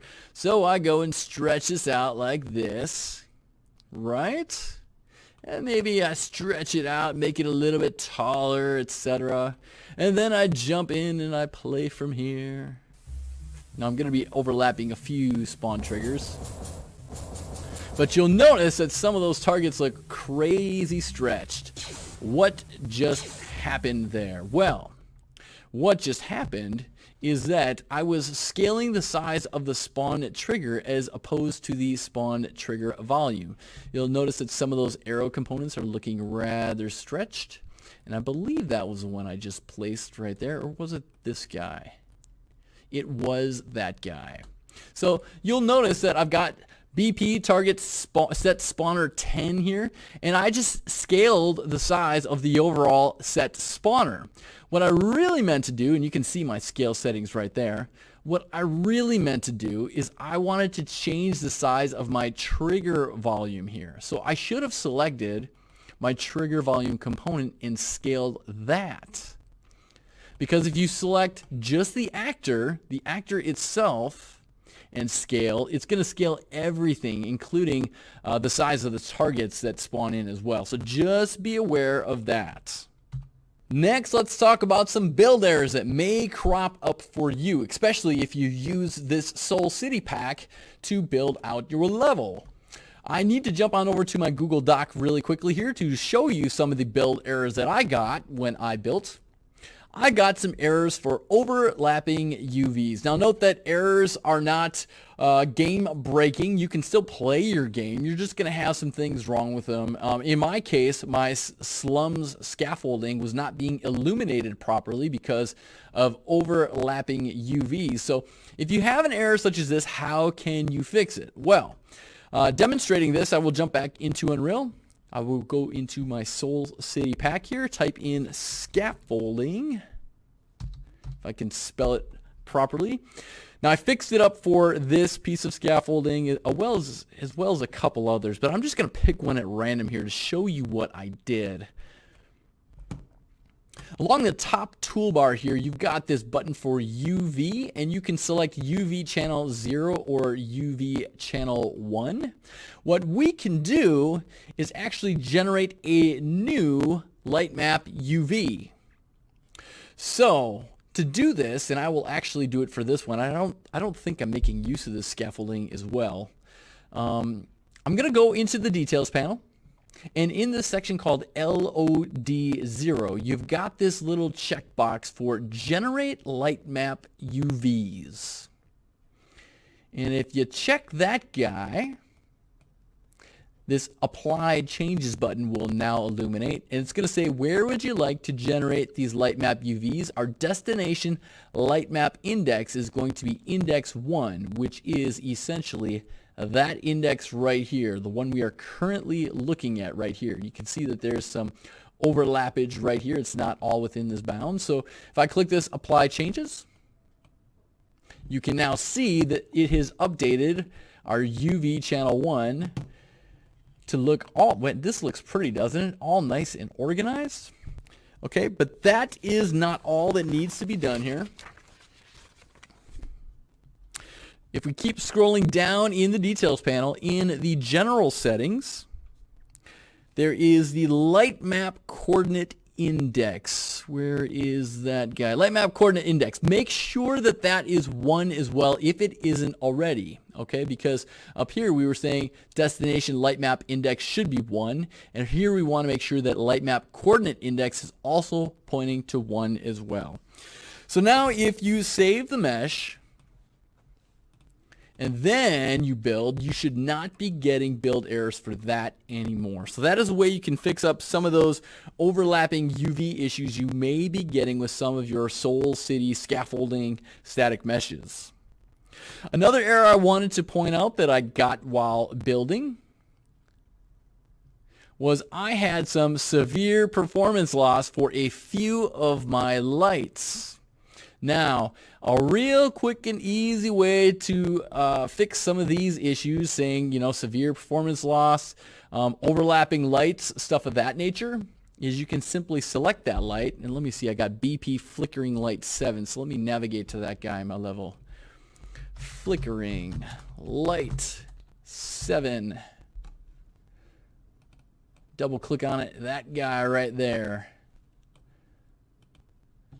Okay, what you can do is with that particular actor selected, there he is, BP flickering light 7. Let me focus in on that guy. Oh, there he is over here. That one, you can change its mobility to be static, and then when you build, it will get rid of that error as well. All right, hopefully that has helped alleviate or solve / fix some of the issues that you may be having. Keep some of those things in mind. Now, other resources that you can seek out. Unreal Engine 4 has a community, a very helpful community that will help you with some of these questions. You can go on the Unreal Engine 4 message boards. They have an area called Answer Hub as well, where you can post a question and people that work at Epic Games will try to help solve your questions as well. I use it all the time. Professional developers use it all the time. There's no shame in that. We all get stuck from time to time. Hopefully that helps. All right, guys, that's going to do it all for this one. We will see you in the next one.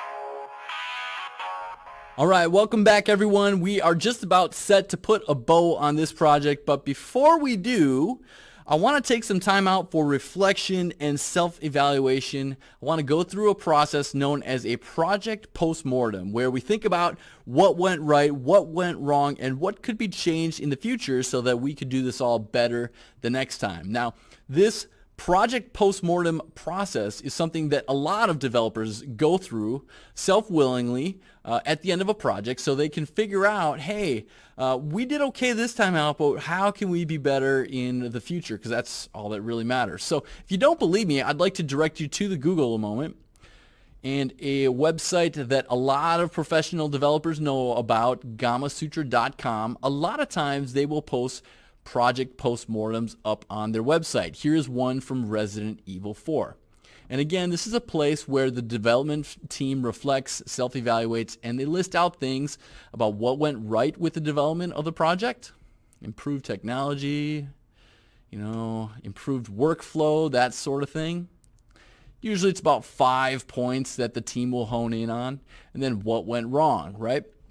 Now, a lot of these things do tend to be process oriented, not necessarily having to do with how good the project turned out, but they can be either process orientation type things or things with the project themselves. So before we do our own project postmortem here, I just want to play through our level and see what we got, see what I have, so you can see what I did well and what I did not do so well. Here we go.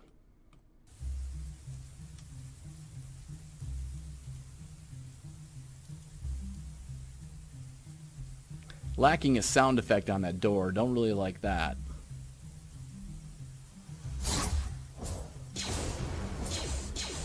I find those targets a little bit hard to see sometimes.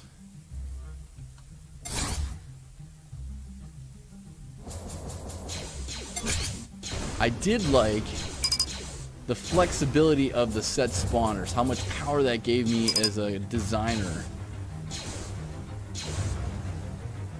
A lot of parameters that I could specify as I was building this out. I'll try to catch this next elevator on over.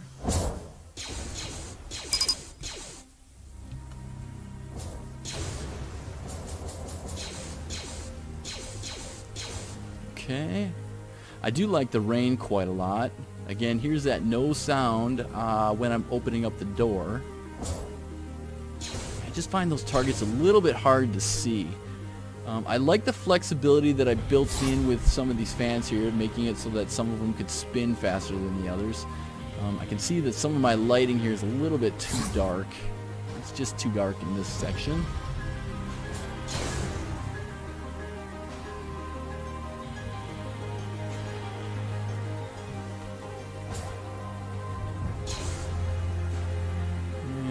Obviously, I know I've got a sky without clouds in it, although it's raining anyways. I didn't really take great pains to ensure that it was realistic or anything.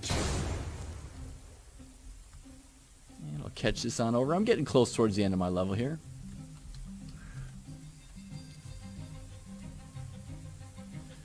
One thing that I'm not going to be exposing for you here that I know I did not like is that when I do die by touching the water would kill me if I landed in it. Here it's too dark as well.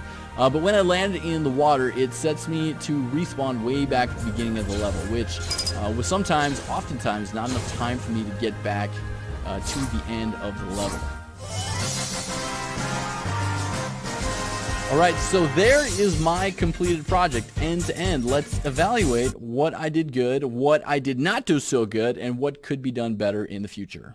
Let's start with what I thought went right. I think one thing that went pretty well was getting the level scale and character metrics mostly right due to the pre-planning that we did at the very outset of the course. Now, I did modify some of my characters' jump parameters and speed and even the outlay of the level a little bit as I went through the creation of this project, but it didn't deviate too far from my originally intended design here. One thing I definitely did is our fan corridors here. That's where our player had to pass through the spinning fan blades. I definitely widened them out. I thought I was going to make them more narrow, but I decided I wanted and needed to make them a lot wider than I actually did. I didn't add this last bend at the very end of my map. Didn't feel a need to add this balcony. But in general, the actual scale of this map was pretty darn close to what I had in the end. So I thought that went pretty well.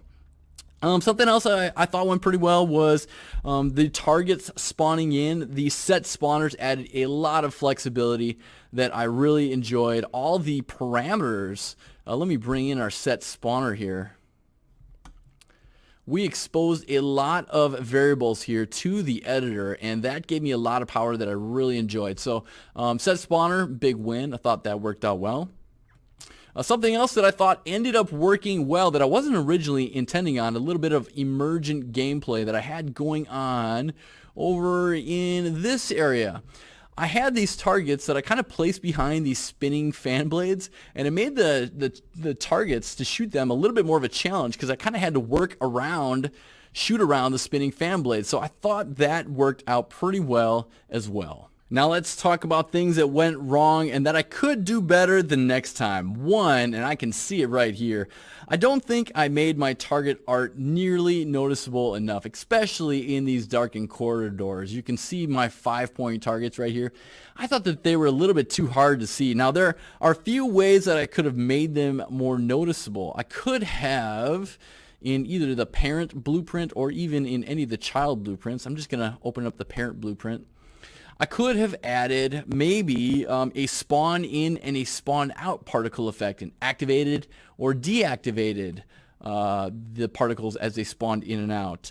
maybe even a looping particle that plays around the targets while they're hovering in midair, just to make them stand out a little bit. Maybe even add a sort of border, another mesh behind the main target here, just to help it stand out a little bit more. For me, I thought that the targets did not stand out nearly enough, especially the point targets.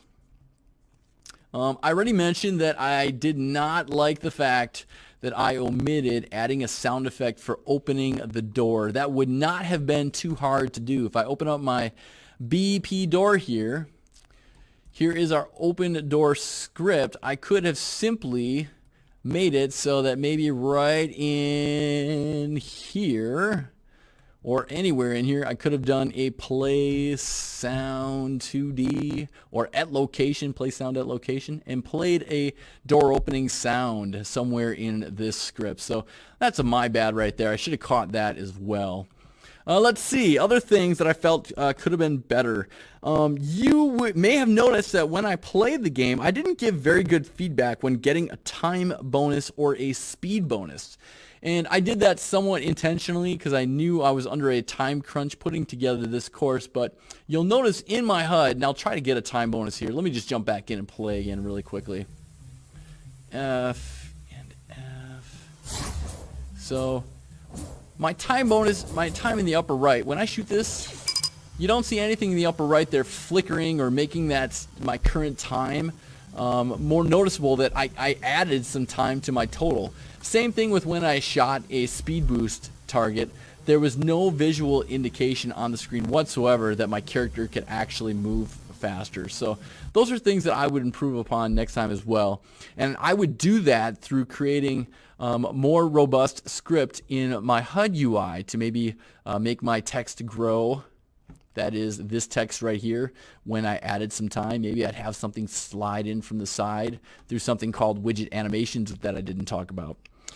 What else could I have done better? Well, as I mentioned, I did not like the fact that every time I would die playing my game, I'd get respawned back to the very start of my level when I touched the water, for example. And I knew that that was going to be somewhat of a problem, but to create a checkpoint system was going to add a lot more videos, so I opted not to do it. And it's probably a little bit more advanced than it is for beginners. So maybe at some point I'll add bonus videos for that. Let me know if you are interested in those. Last thing, obviously this is not much of a game. The fact that we are traversing through this level, kind of racing against time to shoot targets, it's really not that interesting of a game. To make it a little bit more of a game, it might have been nice to at least have a leaderboard to compare your scores against others. We didn't include that in this course as well. I have that included in another Pac-Man style course, but that adds a whole lot more videos and is beyond beginner level as well. So those are some things that I would have changed or done better next time. Let me know of some things that you may like to see in the project. Maybe I'll add a bonus video if it's not too bad. Let me know. Okay, that's going to do it all for this one, guys. We are one step away here from packaging up our project and putting a bow on it. We'll see you in the next video.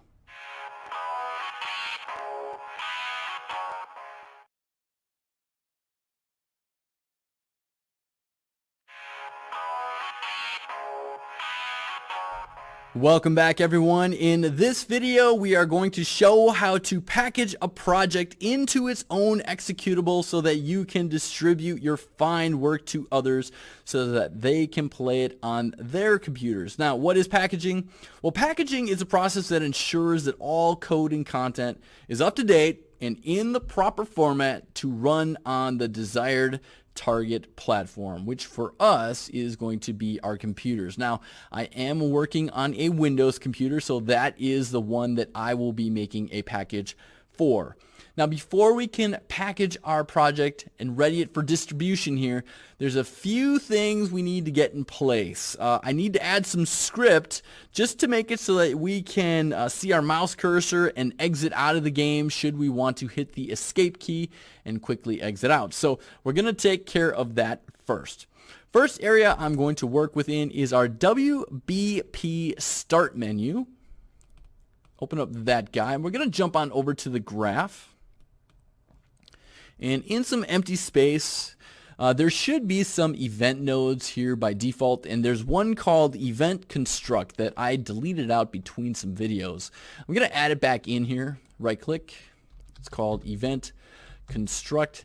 This is sort of the event begin play for widget blueprint. You can think of it kind of like that. And right below this, I'm going to right click and I am going to get player controller. And I'm going to drag out of here so that I can set show mouse cursor. The show mouse cursor property lives within our player controller. So we want to say that when we start up our main menu here, our start menu, that we can see the mouse cursor. And in our package project, this is something that you want to do before you package it. So I'm going to left click and drag, hit that C key. Show mouse cursor. Let's compile and save that. Okay, that one's good. Next thing I want to work within is our start menu level. Let's jump on over to there. And then I want to access, I have some lights in here for some stuff I was messing around with. Gonna delete that out quickly. I'm gonna jump into my level blueprint. Dock this along the top. And in here, I'm going to find some empty space. Right click, type in escape.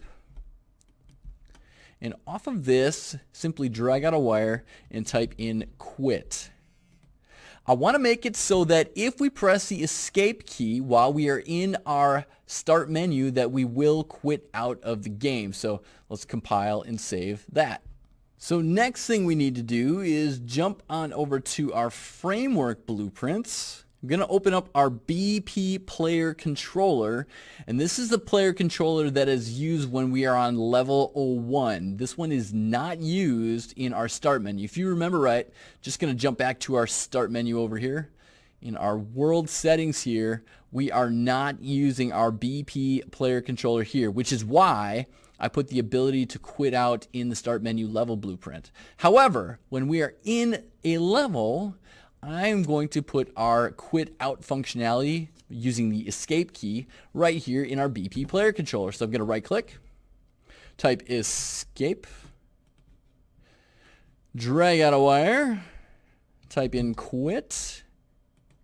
And that should be all we need to do in this one. Now I understand that you can, pause the game with your player controller when we are in there using this functionality, and you can press quit from the pause menu screen, but I just want to give players an easy way to quit out of their game as well in my package project. Okay, so with that done, the next thing we need to do is access our project settings. So I'm going to exit out of here and here. And along the top toolbar, you've got your settings. We'll come under project settings. And over in your maps and modes, right over along the left-hand side, you need to set a game default map. Now, this is the map that will open when you open up or you click on your executable for your project that we're about to create. So we want to make sure that this is set to our start menu. We've got our editor startup map, which is the one we're going to default when we open up the editor. The game default map is the map that we default to when we start up our executable project. So make sure you set that to be start menu. Also, just as a quick sanity check, make sure you've got your game instance class set down here to be BP game instance. And then these are my other project map mode settings as well. BP game mode gameplay is my default game mode. This is my default player controller, etc. So make sure those line up. Next thing we need to take care of is jump on over to our packaging settings right over here.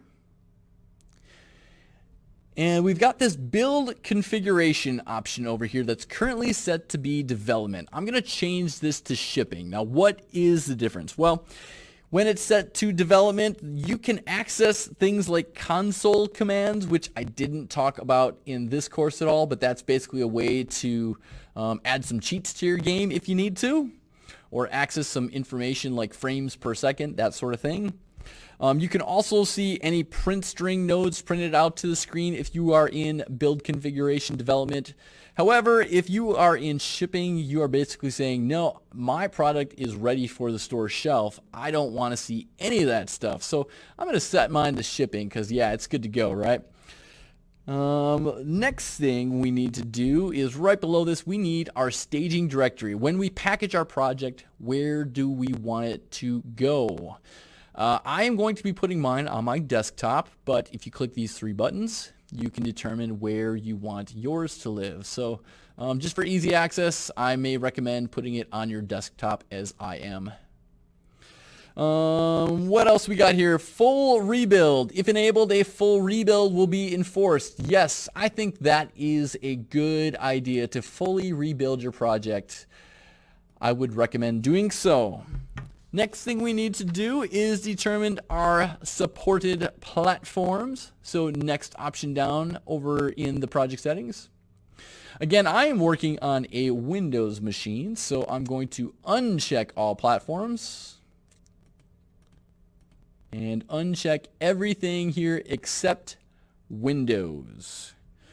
With that, cross our fingers here. Hopefully everything should be good to go. Jumping back to our main editor, coming under our file menu, right down here we have the option to package our project. And you can see there's an exclamation point next to everything we said was not Windows.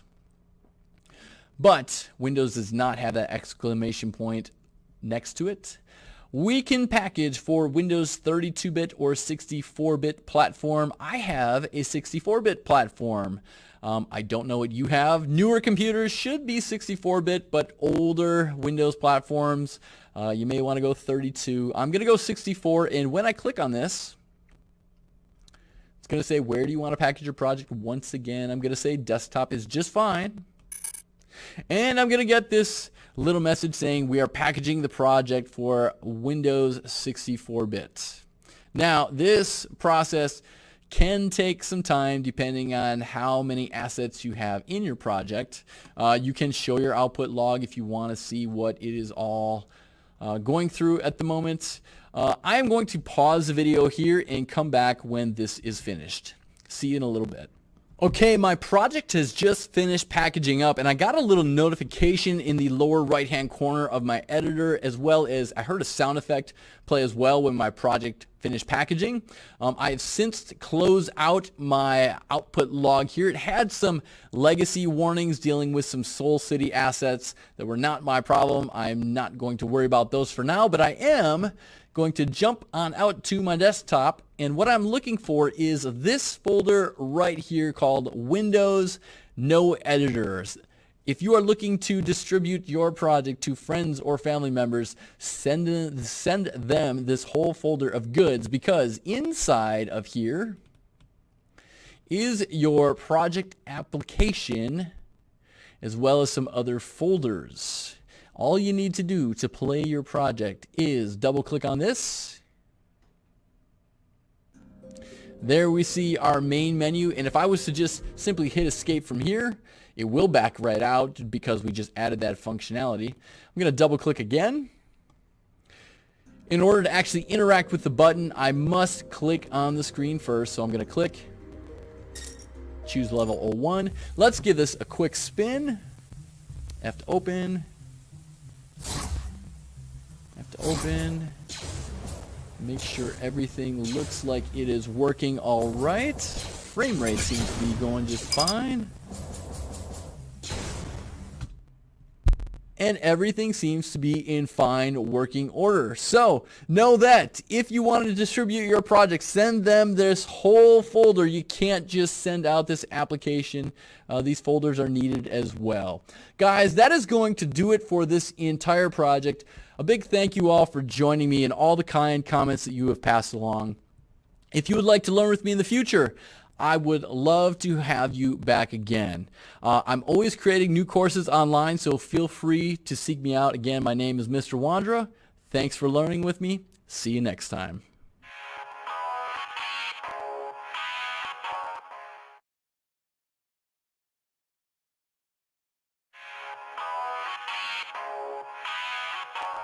Welcome back, everyone. In this special bonus video, I'm going to show you guys a couple methods to make it rain in your level. And I do believe it would be appropriate to make it rain since our Soul City content pack has some assets that make it look like it is raining. For example, throughout my entire level, on my floor here, I place this material that looks like raindrops are falling upon it. Now, if I'm to move up in our sky a little bit, you don't actually see any rain falling whatsoever.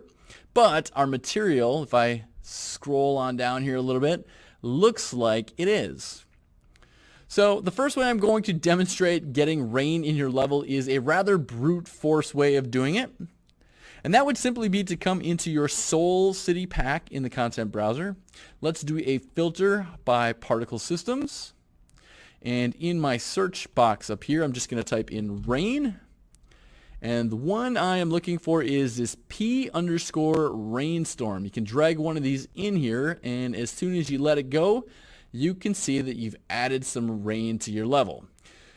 But you will notice a problem that is immediately apparent. If I am to move over to the right here, it is only raining in that small stretch. Back over here, it is not raining at all. And way over here, it is not raining at all, just in that one little sliver. So a couple ways you could go about fixing this. And one would be you could place a whole bunch of these rain particles all throughout your level to encompass it all. Or you could come into the rain particle asset itself, double click on it, and in here there are some modules related to this emitter, related to how this rain particle falls, how big it is, how long it lives, etc. For example, you could come in and adjust the initial location at which this particle emitter is spawned. Now, we didn't talk about this at all throughout the course, the cascade editor here, and honestly, I don't really want to get into this too much, but I do want to just point you to where you could possibly make some alterations to your P_rainstorm particle. Little bit of warning here, if you are going to go this route of modifying the particle itself to be much bigger, to spawn a lot more raindrops, etc., you may want to duplicate this asset first. So that is how you can get rain all throughout your level. And of course, if you're going to have some rain, you probably want some sound to back it up.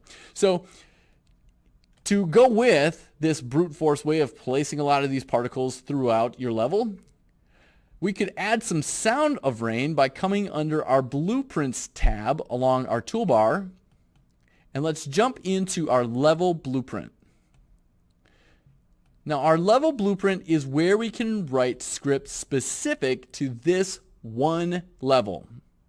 And you see a couple event nodes that live out here by default. I'm going to get rid of this event tick, but I do want this event begin play.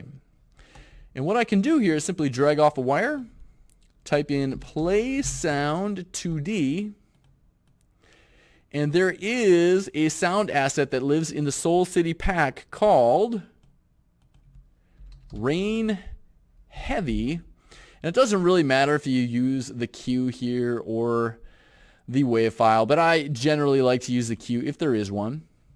And so this should be enough for us to hear some rain while we are playing. So I'm just going to compile that and save, and then click play.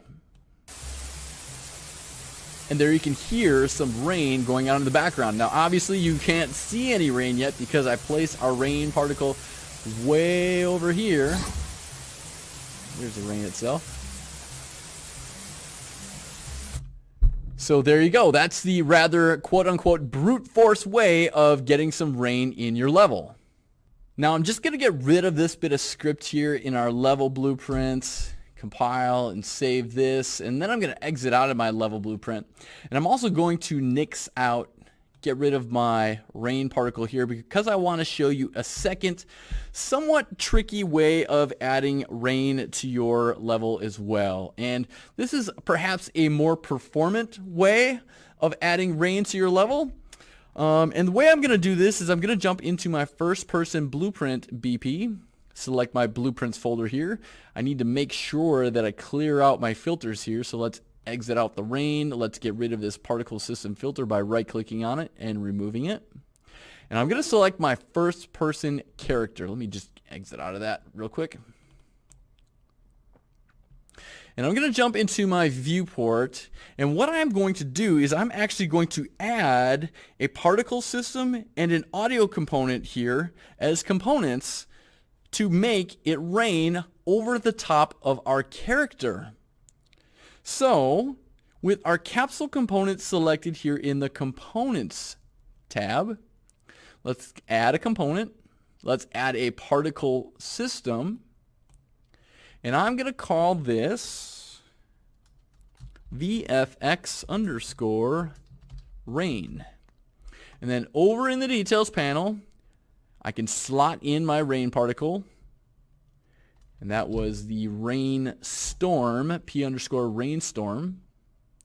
And you can see that already it is raining above our character. And then to coincide with that, I'm going to select our capsule component once again because I want this component to be attached to our capsule component. That is to follow us around all nice like. And I'm going to add an audio component here. And I'm going to call this SFX underscore rain. And with that selected, over in the details panel, I can slot in that sound cue, rain.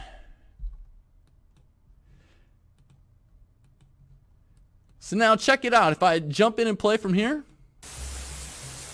it'll just take a moment there, but you can hear the rain, you can see the rain, and now you'll notice that the rain is essentially following me wherever I go, and people are none the wiser that it's not actually raining way off in the distance.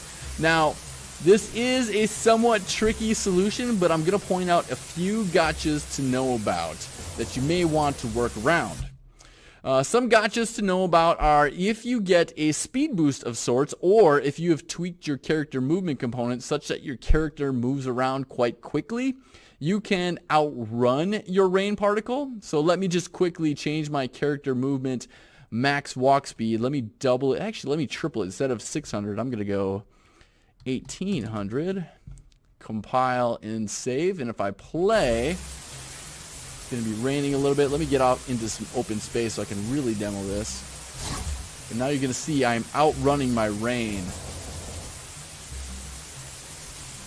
And then it catches back up to me. So that is a little gotcha to know about.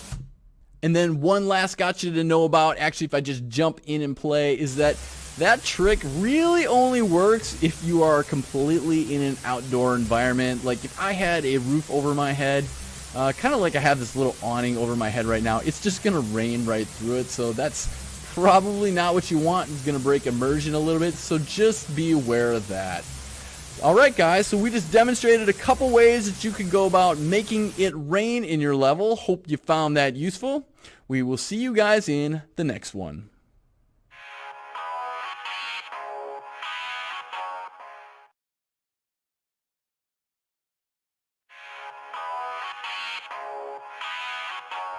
Welcome back everyone. Another special bonus video for you all. In this one we will be customizing our projectile. That is, we will be changing the look, the sound, and even the feel, that is adding some force feedback for all you controller users out there, of shooting our projectile. So let's get right to it. I am in my content first person BP blueprints folder, and we're going to double click here on our first person projectile. And the first thing we want to do is change the look of our projectile, because hopping over to our viewport here, it's kind of bland, just this yellow ball. Let's do something a little bit more interesting, shall we? So let's click on our sphere static mesh, that is this yellow ball, and let's change our associated static mesh to be shape underscore narrow capsule. Now it's a little small for the time being, but we're going to stretch this guy out here. So with that still selected, come under your location, rotational settings, etc. We're going to firstly change the location in our X to be -50. Our Z here is this weird value. Let's just change that to be 0 as well. For the rotation, I'm going to set that to be X of 180. The Y is going to be negative 90. And the Z is going to be 180 as well. And then I am going to change up the scale settings here. So we've got scale X of 0.1, Y of 0.1, but I want to set the Z to be 1.0. So something kind of long. Now you see I just made everything big, and the reason for that is because I got my lock setting here, so I need to unlock it. Let's change my X to be 0.1, the Y to be 0.1, and we do want our Z here to be 1. I'm essentially going for a Star Wars blaster shot type of thing. Okay, and to help reinforce that, I'm also going to change out the material here to be, if you just type in vertex, not vertex, but vertex, there is a red one in here that I want to use, this vertex red only. So now you got some sort of a glowy red color. Okay, and then I want to select our projectile component next. Few things I want to change here. I want to make this go a little bit faster. I'm going to change the initial speed here to be 8,000. The max speed is also going to be 8,000. And I'm going to say I do not want this to bounce. So I'm going to uncheck my should bounce here. And the projectile gravity scale, I am actually going to make this be 0 as well. Gravity is not going to affect this laser shot. Okay, with that done, going to compile and save here quickly. Next, we're going to jump on over to our event graph over here. And towards the end, so this is our script for when our projectile hits something. And towards the end here, we've got this destroy actor. And there's a little note here that says, then destroy this projectile. I'm going to remove this. Going to simply select it and delete it out here. I'm going to get it back there in just a little bit, but I want to remove that for the time being. And instead, I want to move towards the front end of this script. And let me just make my event graph here a little bit bigger. And off of our event hit here, I'm going to add some script in this area. The first thing I'm going to do is I'm going to drag a wire out of my event hit. And I am going to spawn an emitter at location. Let me just bring this all up here like that. And I'm going to say that the emitter I want to play is P underscore explosion. What am I doing here? Well, I've made my projectile not bounce. So what I want is for this laser shot to play a tiny explosion when it hits something. This event hit is going to fire off when our projectile hits something. And so we want to play a little explosion. Right now my scale settings are all at 1 across the board. I don't want it to be a big explosion, so I'm going to set it to be 0.2 across the board. And next I need to specify where am I going to play this explosion at. Well, I want to play it at the hit location. So when this projectile hits something, this event hit is going to output the hit location, and so I can plug this into the input of the location for where to spawn the emitter. Okay? Then what I want to do is directly after this spawn emitter at location, I'm going to drag a wire off of here and say destroy actor. And your wire should be flowing like so. Let me just back this up a little bit. So as soon as our projectile hits something, we're going to play an explosion, a little explosion, at our hit location. Then we're going to destroy the actor. Which actor? Ourselves. That is this projectile blueprint. Okay, with all that done, there's a little bit more work I want to do, but that's going to be done in the first person character. So let's just compile and save this quickly. So then jumping over to our first person character blueprint at this location, there is some script that already exists in here. here for spawning the projectile. And so find your way over here and over to the right where we are spawning our actor first person projectile. There is this play sound at location. I am actually going to swap out this sound, and I have actually imported another sound effect that I'm going to use that will sound very familiar to you all. I have called it SFX Blaster Shot. I'm not going to share this asset with you all because I don't have the rights to it, but I have permission for myself to use it for demonstration purposes, but I cannot distribute it. So I'm just going to compile and save this quickly. And so now if I jump in and play, there's still more I want to do, but I'm just going to demonstrate what we've got so far. So make sure you compile, save, play, and you can see little explosion playing. Our projectile is not bouncing. You're hearing that blaster sound effect. That's pretty cool, right? Now, wouldn't it be even cooler if we could make a hooked up controller rumble? I think so, so let's take care of that now. Simply move on over to the right here, and we can extend this flow of execution after we've spawned the first person projectile and played the sound. We're simply going to firstly right click, say get player controller. And after we've done that, we're going to drag out of here and type in play dynamic force feedback. So this node is going to play some force feedback on a controller that you may have hooked up. So make sure you plug in your execution to the start. And it's asking for an intensity and a duration. Now you can fiddle with some of these values, but I tried some of this before recording this video, and I'm going to go with like 0.5 for intensity, and a duration I'm going to go with something like 0.1. Let me just compile and save, and I do have a controller hooked up to my computer, so let me just try this out, clicking play. All right. So now, if you do have a controller hooked up, which I do, and you fire a shot, you will feel a little force feedback. To me, I could actually spend some more time tweaking and tuning that value, but fiddle with that until your heart's content. All right, guys, there we go. We have made a customized projectile. Hope you like that one a lot. We will see you guys in any future bonus videos we add. See you later.